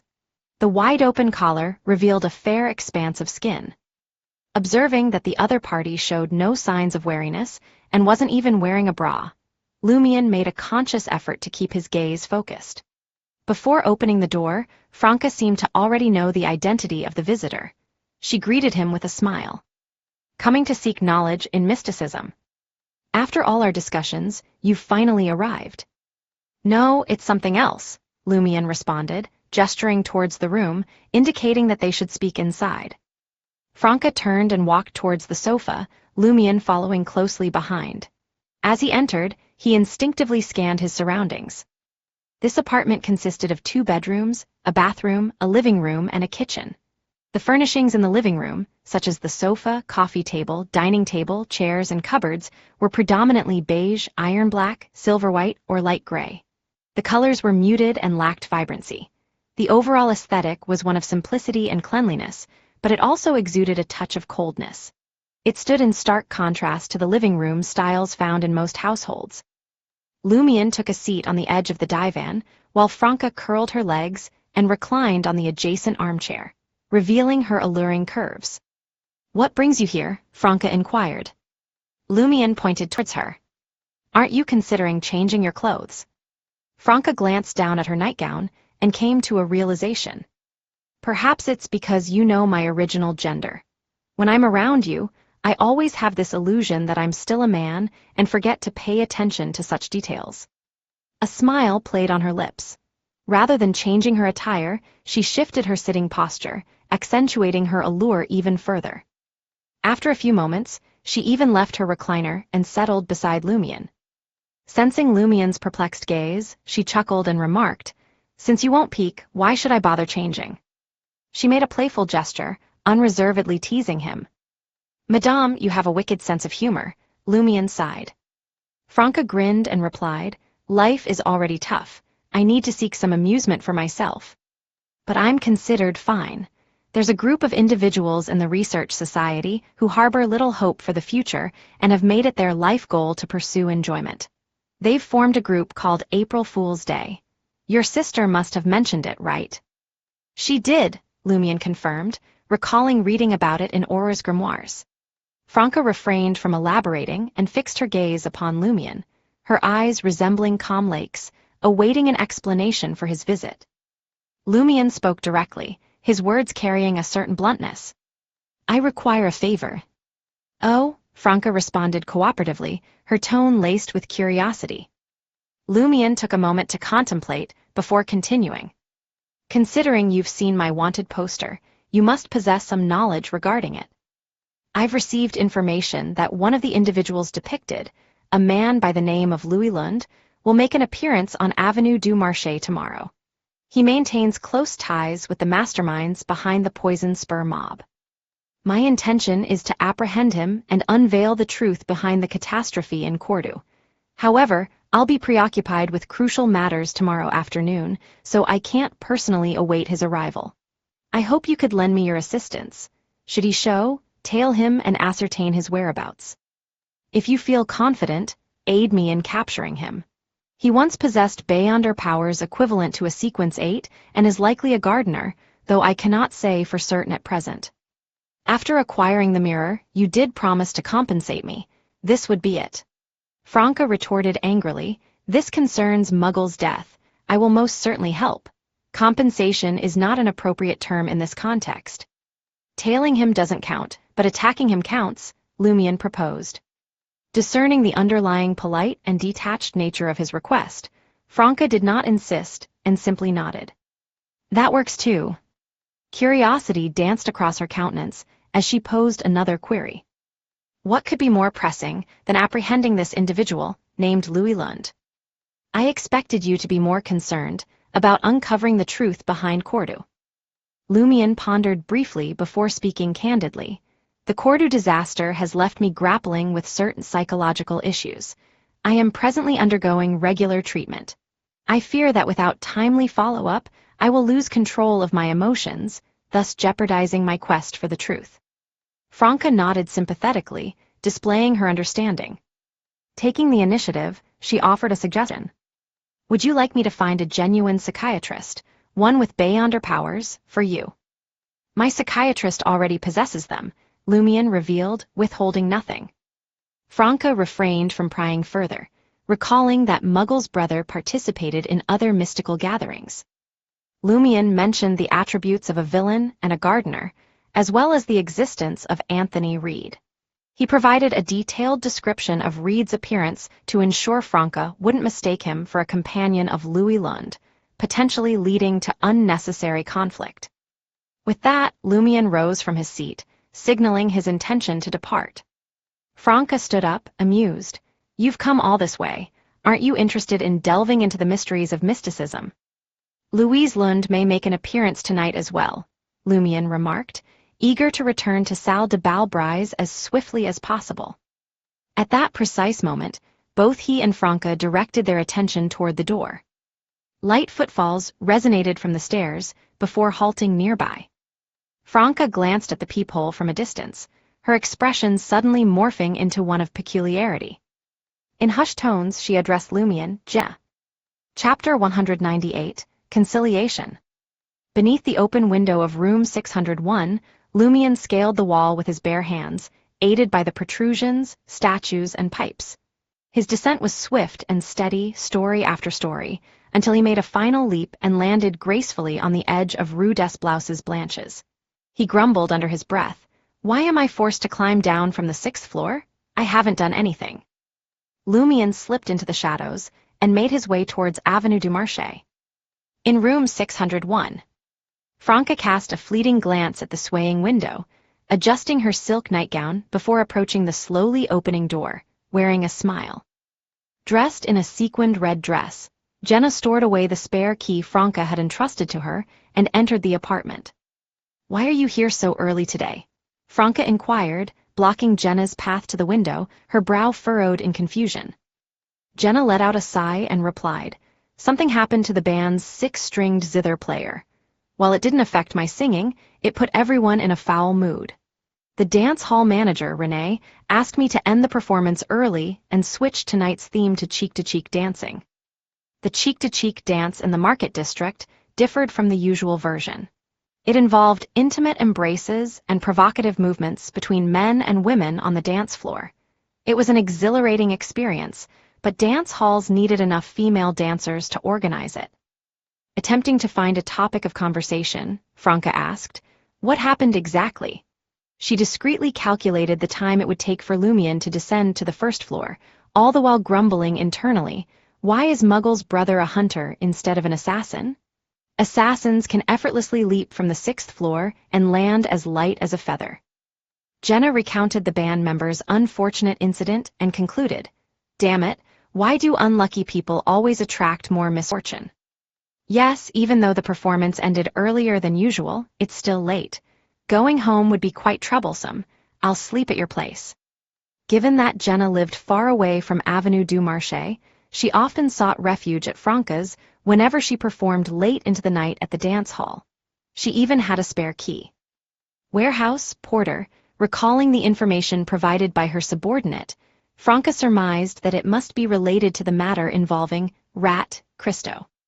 As she let out a sigh, contemplating how the innocent had lost their kin, Franca inwardly expressed her sorrow. "Brother 7 is incredibly efficient. I only informed him about the mirror people late last night, and the official Beyonders have already dealt with the anomaly before this evening." Brother 7 was the code name of a man from the Curly-Haired Baboons Research Society, a member of an official organization in Trier. His rank seemed quite high, and Franca had secret connections with many fellow researchers in Trier, often organizing private gatherings with them. However, Franca knew that the matters involving the mirror people wouldn't end there. The special mirror world still existed, the mystery artifact that Gardner Martins smuggled into Trier remained, and the classic silver mirror in her possession persisted. If these elements weren't eliminated entirely, it would only solve the problem temporarily. Franca couldn't predict when similar anomalies would arise in the future. Franca approached the classic-styled silver mirror, which allowed entry into the special mirror world, with caution and seriousness. She believed it held a secret related to the demoness pathway. "Why are you so quiet?" Jenna asked, extending her right hand and waving it in front of Franca. Franca snapped back to reality and let out a sigh. "I feel a bit sad upon hearing about their misfortune." It was precisely because she didn't want to face the pain of countless innocents that she followed Lumien's suggestion and handed over the matter to the officials. Jenna bypassed Franca and made her way to the guest room, intending to change into more comfortable attire. As she glanced around, she noticed that the living room window was open, letting in a refreshing breeze. "It was a bit stuffy," Franca quickly explained. Jenna regarded her with suspicion. "Why did you feel the need to explain?" Franca nearly choked on her own saliva. Thankfully, Jenna didn't dwell on it too much. She entered the guest room and headed towards the washroom, carrying her nightgown and pajamas. Once Lumien returned to Avenue du Marché, he began his rounds, starting with Unit 126, where Black Scorpion Roger resided. He approached the four mobsters disguised as beggars stationed at different entrances, far from their intended target. Lumien made a promise to each of them, guaranteeing 100 Verl d'Or by Monday. That night, he struggled to find rest in Salle de Bal Brise. Occasionally, he would wake up, straining his ears for any signs of movement outside the window, hoping to catch the sound of hurried footsteps. At dawn, while enjoying breakfast at the cafe and skimming through a newspaper, Louis ascended from the first floor and whispered in Lumien's ear.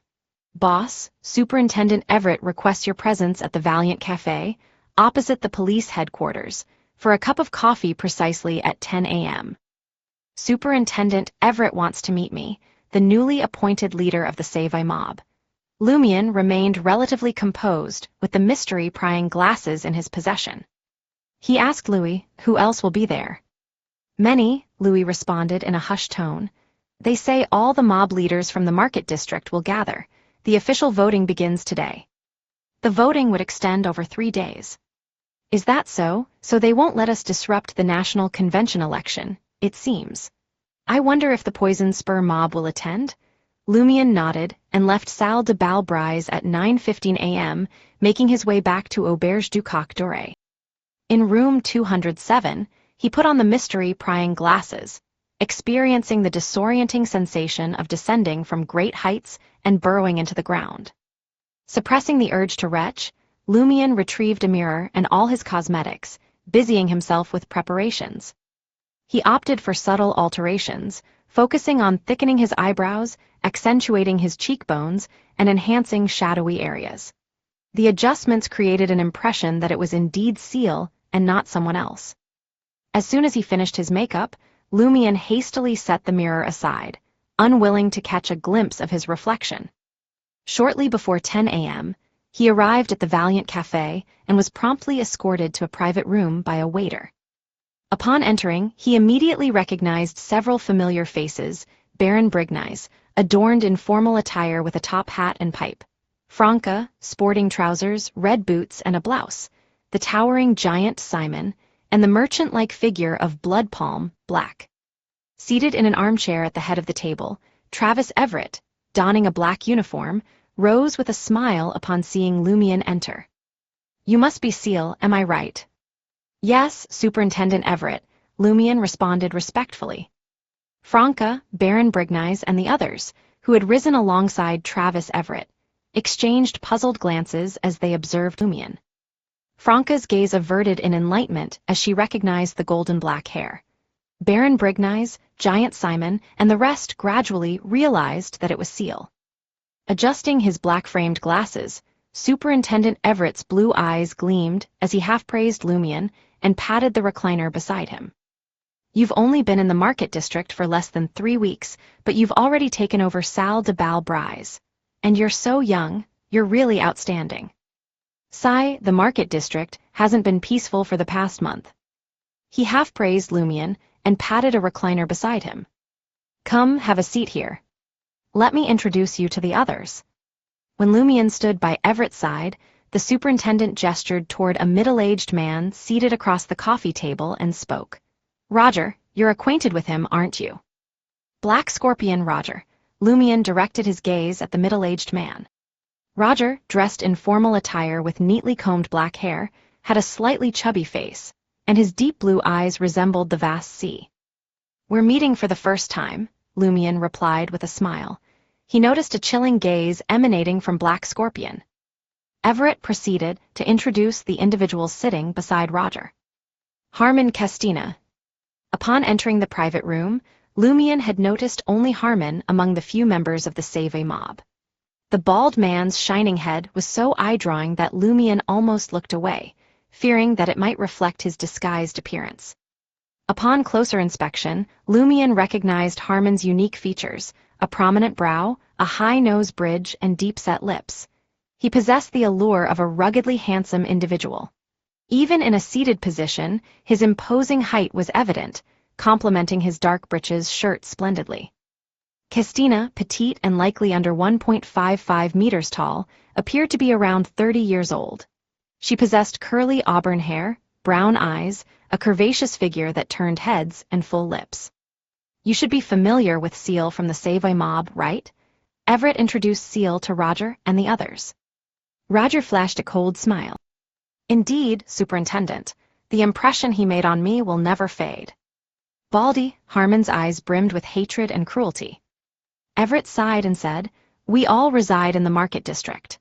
Only by coexisting peacefully can we secure a better future and greater wealth. If any conflicts arise, come to me. I'll mediate and arbitrate. Ciel, take this cup of coffee to Roger and hand over Salle de Balbrise's profits for the next 6 months. The issue between Margit and 8 ends here. If anyone troubles you regarding these matters again, feel free to inform me directly. Lumion observed Roger, Harmon, and Castina with a sense of amusement, realizing that their eyes held no mercy, only restrained coldness and malevolence. Baron Brignize and the others remained silent, watching the scene unfold as though it were a spectacle. Franca shook her head at Lumion, signaling him not to act recklessly. Lumion bent down and picked up the cup of coffee from the table. Suddenly, he raised his hands and flung the contents of the cup at Black Scorpion Roger. Reacting swiftly, Roger evaded the liquid, colliding with the coffee table. Harmon and Castina sprang to their feet. Simultaneously, Lumion pointed at Black Scorpion Roger and cursed, F*CKU, are you disregarding the superintendent's words? Playing dumb, are we? If you don't desire peace, speak up. Ciel shall await you at Salle de Balbrise. The look in your eyes tells me vengeance is on your mind. How brazen! Franca had not anticipated Lumion's audacity. Chapter 199, Unruly. Travis Everett concealed his emotions behind the black-framed glasses, rendering them inscrutable. Nevertheless, he made no attempt to halt Lumion's actions. It was as though he had transformed into a mere observer. Baron Brignize, Blood Palm Black, and the rest were taken aback by Lumion's reaction. They couldn't fathom his audacity to splash coffee at Black Scorpion, Roger in front of the superintendent, and sabotage the mediation. In particular, Baron Brignize felt as though he was encountering his former subordinate, now colleague, for the very first time. Is he far more unruly and reckless than I had anticipated? Does he refuse to accept any grievances and is unwilling to pay any price? Although he attempted to shift the blame onto Black Scorpion, Roger, and the others, it was evident to anyone with a modicum of sense and perception that Lumion was the instigator of the conflict, driven by a strong will of his own. Clearly, he had no intention of reconciliation. He sought only an excuse to undermine Superintendent Everett's proposal. Is this not a blatant slap in Superintendent Everett's face? The superintendent wielded considerable influence in the market district. A slight embellishment in reporting to higher authorities, or rather, stating the unvarnished truth, would draw the attention of official Beyonders and dismantle all our enterprises, including the leaders of the Save mob. Incensed, Baldy Harmon denied Lumion the opportunity to shatter the coffee cup on his boss. He lunged forward, stooped down, grasped the coffee table's edge, hoisted it, and flung it at the detestable individual. Cups clattered to the ground, splintering into shards. Lumion deftly evaded the projectiles, swiftly drawing his black revolver from beneath his arm. He trained it on Harmon amid the cacophonous crash of objects and the ensuing chaos. Baldy, Harmon chuckled, a product of his extreme rage. You country hog, do you spurn Superintendent Everett's gracious offer of mediation? Very well then, our poison spur mob shall entertain you, until one of us is vanquished from this game. Go ahead, fire away. Your audacity and lack of respect towards Superintendent Everett know no bounds. If you possess such ability, then pull the trigger.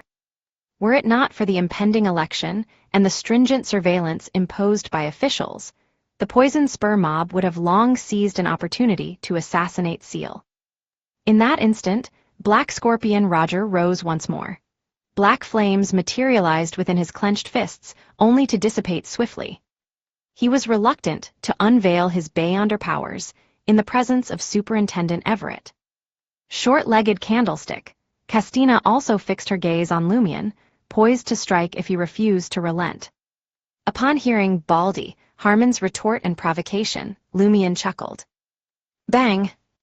Lumion squeezed the trigger, unleashing a yellow bullet hurtling directly towards Baldy, Harmon's skull.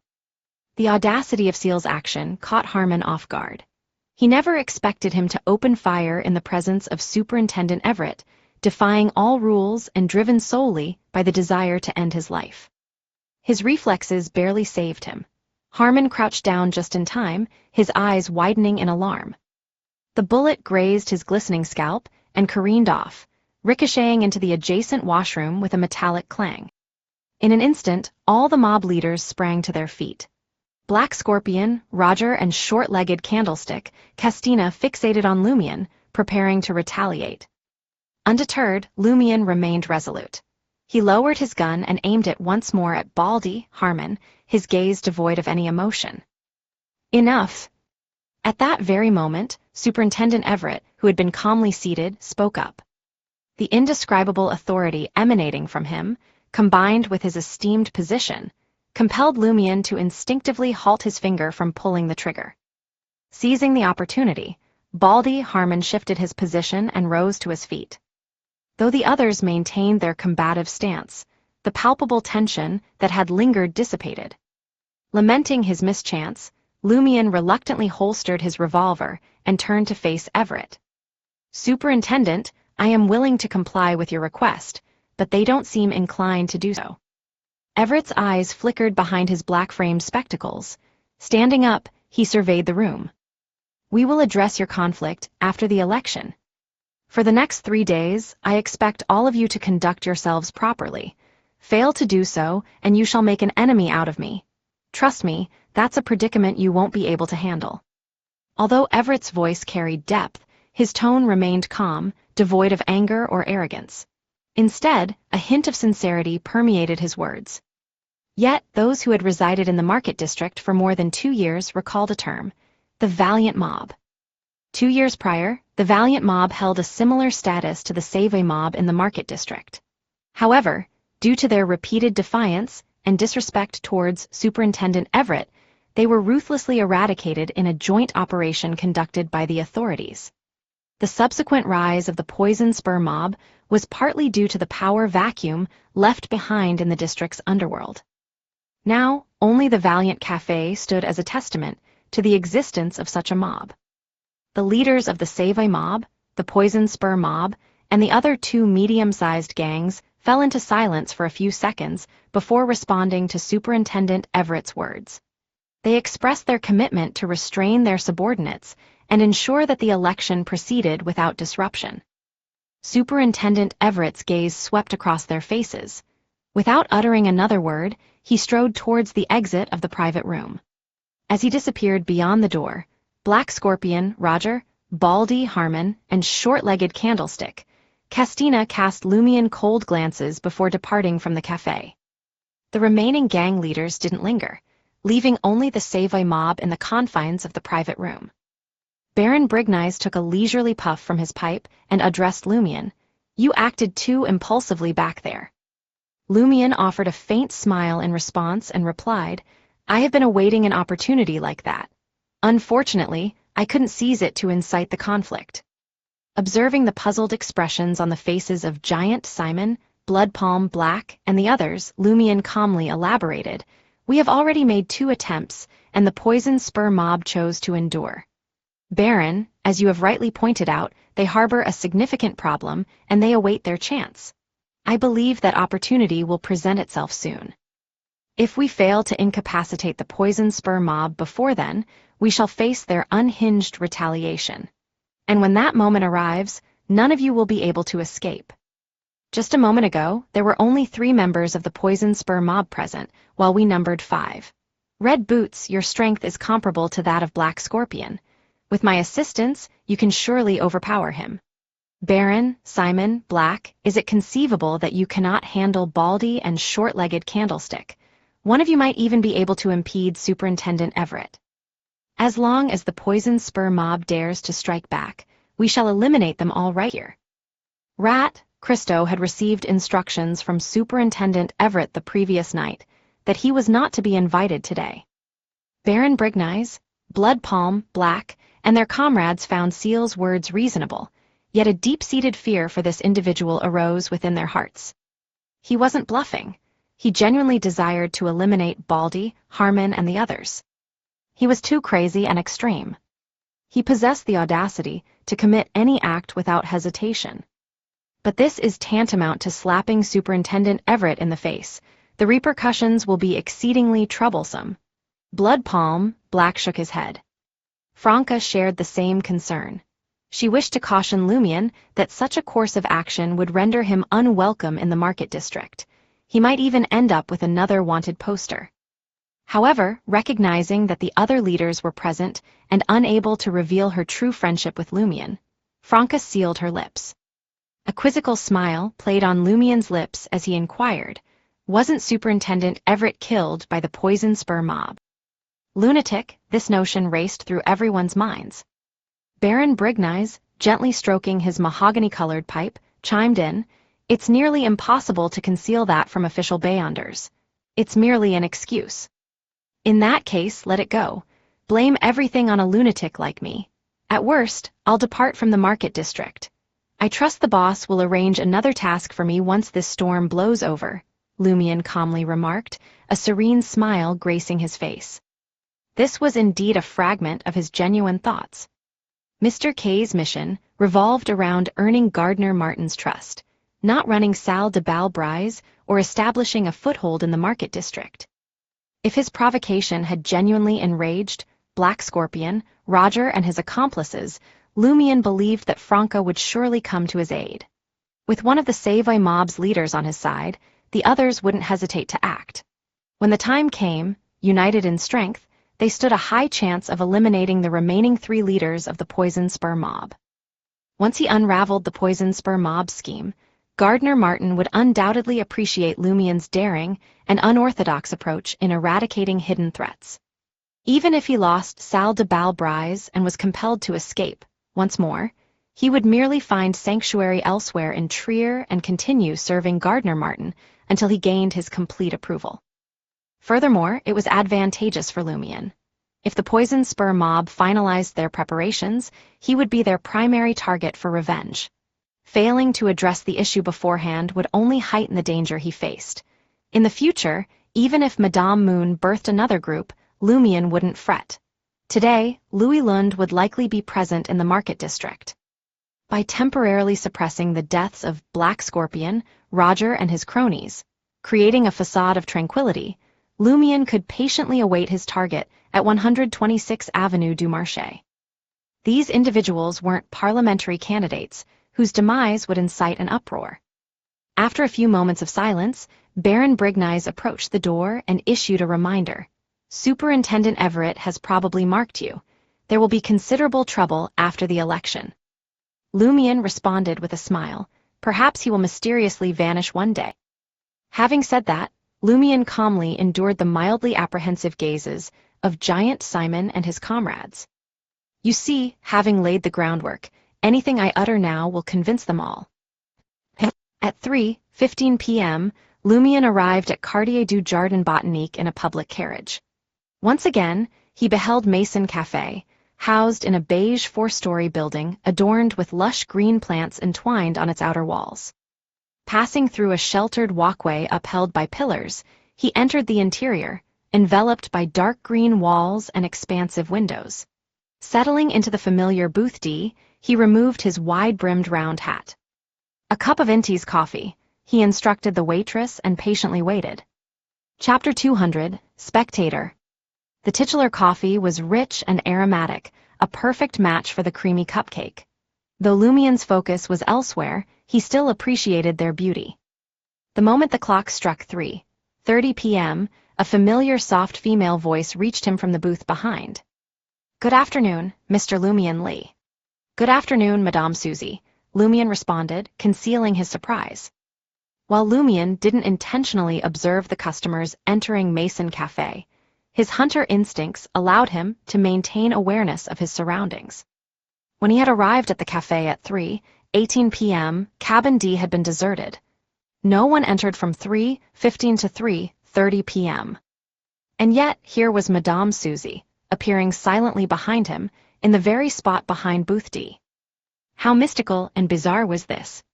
Susie's voice gently inquired once more, "How did you feel after your last treatment?" Lumien didn't hold back and responded simply, "I felt much better than before. At least I could release my emotions." That's a good thing. Suppressing your feelings and bottling up your emotions will only exacerbate your mental problems and lead you down a self-destructive path until your innate will to live is completely overwhelmed. Susie commented in a calm and soothing tone, confirming Lumien's transformation.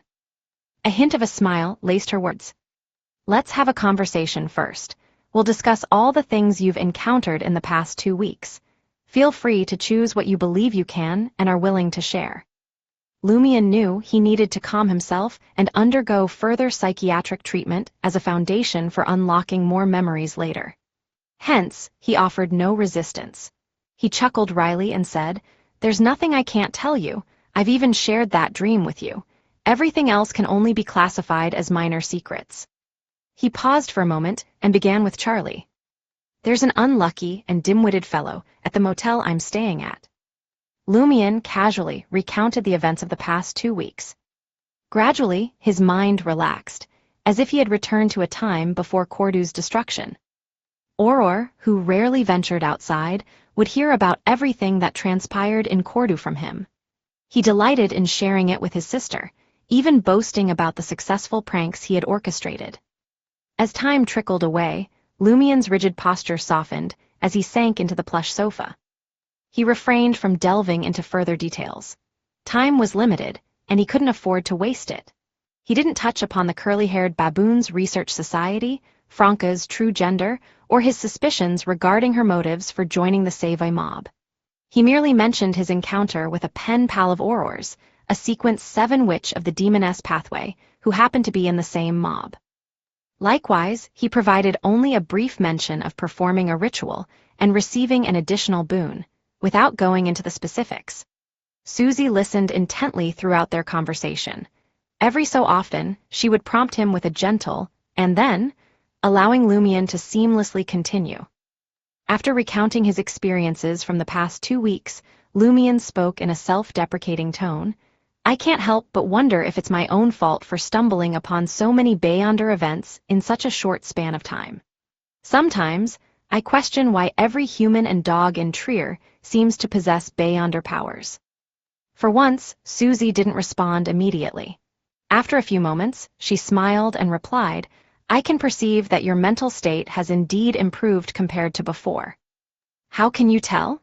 Lumien didn't mention the details of his tearful carriage ride upon seeing Aurore's obituary. He didn't believe that describing all of that was an accurate reflection of his mental state. Susie spoke in a gentle tone. "I can sense that you're reconstructing your social connections and beginning to form friendships." "Friends?" Lumien asked, slightly amused.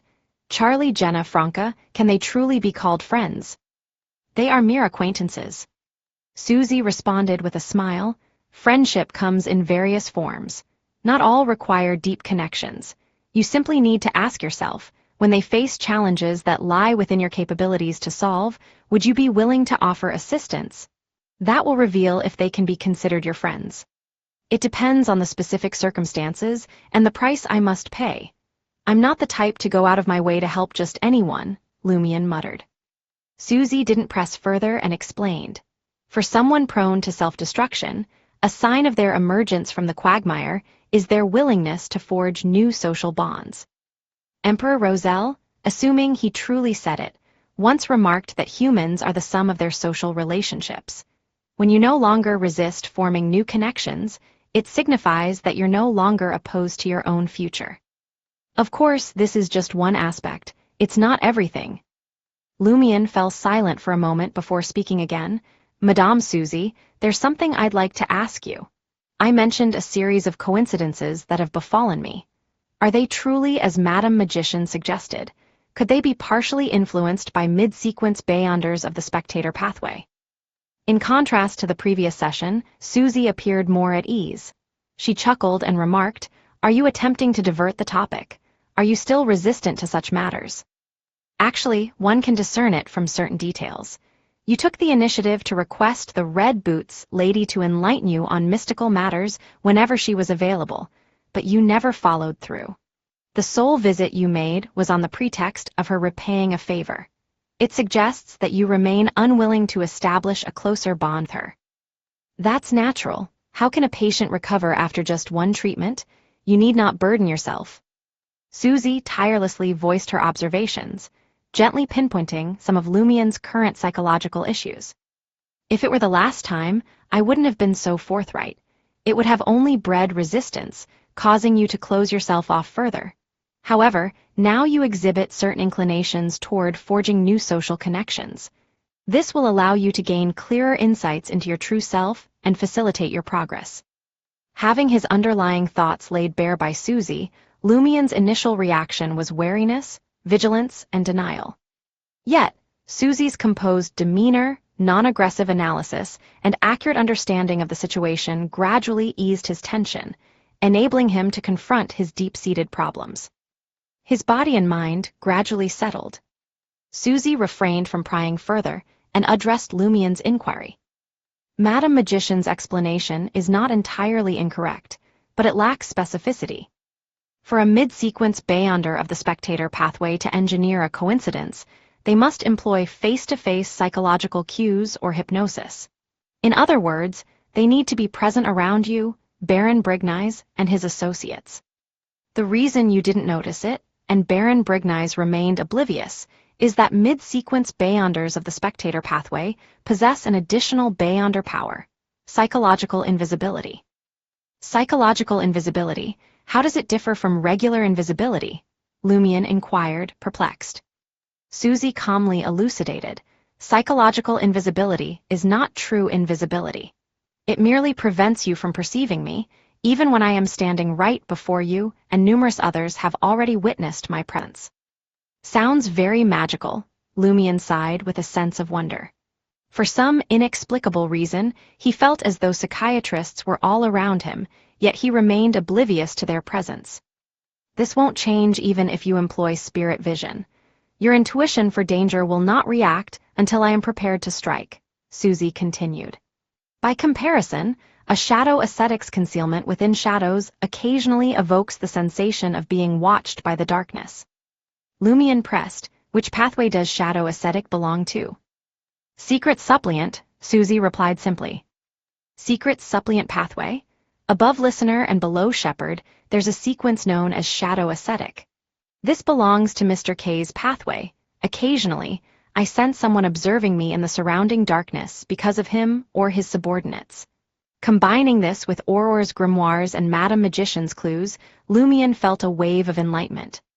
For the secret suppliant pathway, Auror had only noted down sequence 9 secret suppliant and sequence 8 listener. Madame Magician appears to write a substantial amount, but it's actually just an outline without much detail. It's not as comprehensive as Madame Susie's explanation. Lumion mumbled curiously and asked, "Aren't you concerned that revealing your pathway's beyonder powers to me might harm you?" Susie brushed off the question and continued, "If you're a high-sequence beyonder of the Spectator pathway, there's no need for such elaborate measures. Even if they're far away from you, they can subtly influence you, causing you to unknowingly follow their arrangements and create various coincidences. Though I too am a spectator, I must still caution you, beware of the spectator. High Sequence Beyonder, Lumion was alarmed. So, you arranged for the paperboy to deliver an outdated newspaper to me. Madame Susie is a High Sequence Beyonder, a true demigod. It wasn't me, Susie said, feeling a tad embarrassed. It was my companion. Companion? Lumion recalled Madame Magician's initial suggestion and guessed, the other psychiatrist. He was here last time too. Yes, Susie candidly admitted. Your condition is more serious, and I wasn't too confident, so I invited her along to assist me. Yes, as a precautionary measure. In fact, she's here today as well. She's sitting across from you. Across from me? Lumion glanced in surprise at the empty seat across the coffee table. Not only was there no one present, but there wasn't even an indentation from someone sitting there. In the next instant, he heard a gentle female voice with a hint of a smile and a slightly brisk tone. Hello. You've reached the end of the book.